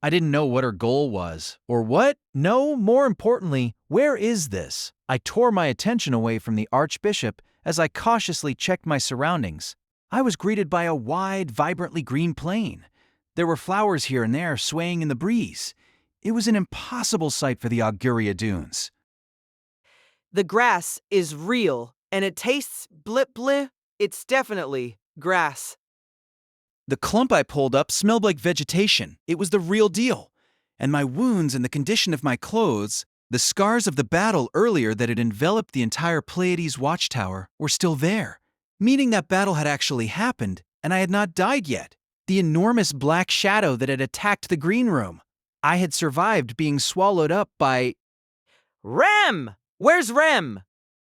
If Lewis was there, then Rem should be, too, since I had been holding her. Ignoring Louise, I immediately scanned the surroundings for Rem, and before long, I saw her lying quietly in the short grass. Rem? Ah, thank goodness. You're really safe. Running over, I confirmed she wasn't injured and slumped in relief. There were no obvious external wounds. Her body heat and breathing were the same as ever. With a heartfelt relief, I wiped the sweat from my brow and looked around. There was no trace of the tower or my friends anywhere. Emilia Tan, Biko, Ram?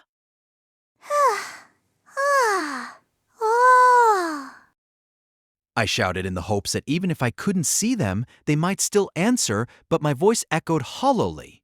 The only response came from Lewis, lying on the ground. Whatever she was planning in this unmanageable situation, I was the only one who could protect Rem, so I stood up to confront Lewis. As I moved my arms to get up, there was a tug. Eh? A hoarse gasp escaped me. The pull on the hem of my clothes wasn't that strong, but still, I couldn't move. My knees trembling, I started sweating incomprehensibly heavily. It was a genuinely strange impulse. My insides all started moving, and everything that made up the human Natsuki Subaru went wild, stricken by the sight. Ah. Slowly, her eyelids quivered, beginning to open. The faint blue of a clear lake that had been hidden behind those eyelids. I had loved how joyous and cheerful her eyes were, their occasion an impish gleam. That pleading gleam that made my heart ache. I had always loved that gleam. My heart leaped, my throat quivered, and I was speechless, like something was blocked. It was blocked. It was. My chest was filled with so many emotions. The words I wanted to say, the things I wanted to tell her, the pleas I wanted to make, they were all bottled up inside. Rem. My lips quivered, calling her name wistfully, pathetically. Even just that much was a struggle that I failed several times to achieve. Had I said it clearly enough for her to understand? Or was it just my imagination, and I'd failed to convey the most important things? Rem. A stream of tears poured from my eyes each time I spoke her name. Blinking quietly, her eyes showed a faint but clear light. At that point, I could tell that my desperate plea really wasn't just a trick of my eyes. She was really there. Rem was there. Weakly moving her lips, Rem tried to say something. Just a single hoarse sound from her lips was heartrending to me. Talking to her as she slept all this time, her shallow, sleeping breaths my only confirmation she was still alive. I had spent so many days and nights vowing in my heart to get her back. But in all that time, I had never once heard her voice. Closing my eyes, I could remember her voice calling to me, saying my name, all the time we had spent together. But they were all memories. I wanted to hear her voice again in a new tomorrow, and that was finally coming true. That wish was finally being realized. Rem, it's all right. Take your time. Ugh. Her lips slowly, impatiently quivered. I should be getting her some water to drink, but there was no obvious water around, and I couldn't take my eyes off her. One word was enough. If she would just say my name again, just that one word would be enough. Rem? Her lips moved softly, seeking something to wet her hoarse throat. She wet her tongue with saliva and managed to summon enough strength to open her mouth. And in those blue eyes where I could see my reflection, Who are you? Kneeling there, peering into her face, I caught my breath. When I finally let go of the breath that I'd been holding for a painfully long time, I thumped my chest, again and a third time, pleading with myself. You already considered this possibility. I had considered the possibility that Rem wouldn't remember me when she woke up. Considering Gluttony's authority, it was a natural progression. It was entirely plausible she would wake still having lost her name or memories. It was entirely plausible, so there was no way I wouldn't have considered it. Of course, that didn't mean the impact, the pain of it was nothing. But I wasn't so pitiful to act the tragic hero, despairing and cursing my fate, or raging at the unfairness of it all. And more than anything, she had already told me, "Show me how cool you are, Subaru." My name is Natsuki Subaru. Clenching my teeth, I looked down as the grief threatened to overcome me, and my expression twisted. Rubbing my face, I put on my best brave face and smiled at Rem, with that cheerful, entirely unfounded smile that was befitting of Natsuki Subaru. You might not remember it yet, but You are? My words trailed off for a moment, and I closed my eyes tightly. And then I looked back into those blue eyes and continued. I'm your hero. I've been waiting to see you again, Rem. And with that, for the sake of the girl to whom he had made his vow, he introduced himself as a hero. Donning the scarred and battered image of a hero, the boy took up that title again for this girl's sake. I'll renew it here, to start my story with her again from zero.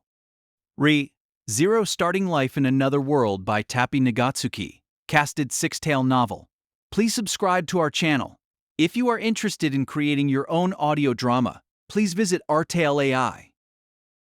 The sixth arc of Zero Starting Life Again in Another World is complete. Hello, this is Tappy Nagatsuki Plus, the mouse-colored cat. Thank you for sticking with me this long. With that, the sixth arc that began with Volume 21 is complete, and things have reached a stopping point. There may be some feeling like it was really something, choosing to end at a place like that, and you would be correct. Subaru still does not have a moment to catch his breath. The story is barreling straight into the seventh arc with an update to the party members. Zero is a story where the solutions and the highlighted characters change with each arc, so I hope you continue to enjoy that aspect of it too. There may also be some thinking like, hey, isn't this volume a bit heftier than usual? And you, too, are correct. It's a lot thicker than usual this time. That is also why this afterword is so dense, a last resort to finish the sixth arc. And as you can tell, the limit of the page width is already fast approaching, so let's move on to the usual thanks. To my editor, you said, if it's unreasonable, please say so quickly, and it was indeed unreasonable. The usual page count was absolutely impossible. I will do my best in the future and take your never again to heart. We are in this together, like two horses in a harness. Thank you so much. To the illustrator Otsuka, it helped a lot that you were reading the web version that I was working on simultaneously and could smoothly have the images ready. But I can't just rely on your helpfulness, so I'll be careful next time. I really do look forward to working with you on the next one too. To the designer Kusano, the cover with such odious characters on it is a masterpiece. I'm sorry for the underwhelming vocabulary I use for my thank yous in each volume. I love you. A sudden confession. In manga news, both Otori's and Aikawa's adaptation of the fourth arc and Sabata Nozaki's The Love Ballad of the Sword Devil are both being published in Gekkan Comic Alive. Minori Sukahara's The Frozen Bond is running in Manga Up. Thank you all so much. And to everyone else at MF Bunko J's editorial division, the proofreader, and all the bookstores, thank you very much for all your work. I'll be in your care next time as well. And, straddling the new year, the second half of the second season of the anime begins in January. Director Wates, the cast, and the staff, thank you all so much. And finally, I am grateful for all the readers who continue to support this series. With the end of the sixth arc, ReZero has reached a turning point. So I hope you will continue to join me. Let's meet again in the next volume, at the next hardship. Thank you. December 2020. Drumroll, please. And with that, I'm here again for the announcements. It's playtime with the newly restored master. It's not playtime, but you really have been on a roll showing up here again. Even though this was one of the few places where I was supposed to have an edge over everyone else, You don't have to define yourself so narrow-mindedly. You're still my evening star. You don't need to feel down. Just fall in love. Well, the closer last time was me falling for a different reason, but anyway, let's show the people our perfect harmony, eh? Oh, what? Are you finally coming on to me?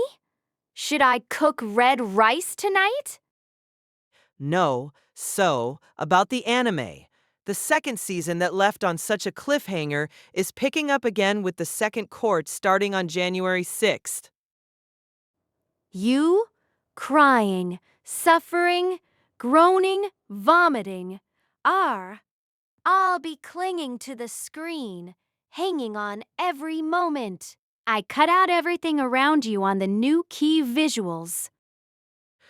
I guess that's a novel way to enjoy it. Why not focus on Amelia Tan or Bieko? Also, Volume 3 of the manga version of the fourth arc goes on sale in December. The master there has a different feel and look from the anime and light novel. 3 delicious versions of Master. So check out Re-Zero-Starting Life Again in Another World. Has there ever been anyone who was this big a fan of me personally? I mean, you're the entire appeal of this story, Master. That's overselling it. Like, that's actually kind of a sick perspective. Anyway, I'm grateful to say it is almost just a normal occurrence at this point, but thank you to the Shibuya Mari for holding a birthday event for Ram and Rem again this year. There is another special illustration by Shinichiro Otsuka this year, too. Ah, those twins with you, huh? I don't think I've seen that blue one moving and talking before. Then, check out the very end of this volume. Did you seriously not watch anything other than me in the anime? Even in the game The False Royal Candidator, coming out January 28th, all I see is you, Master.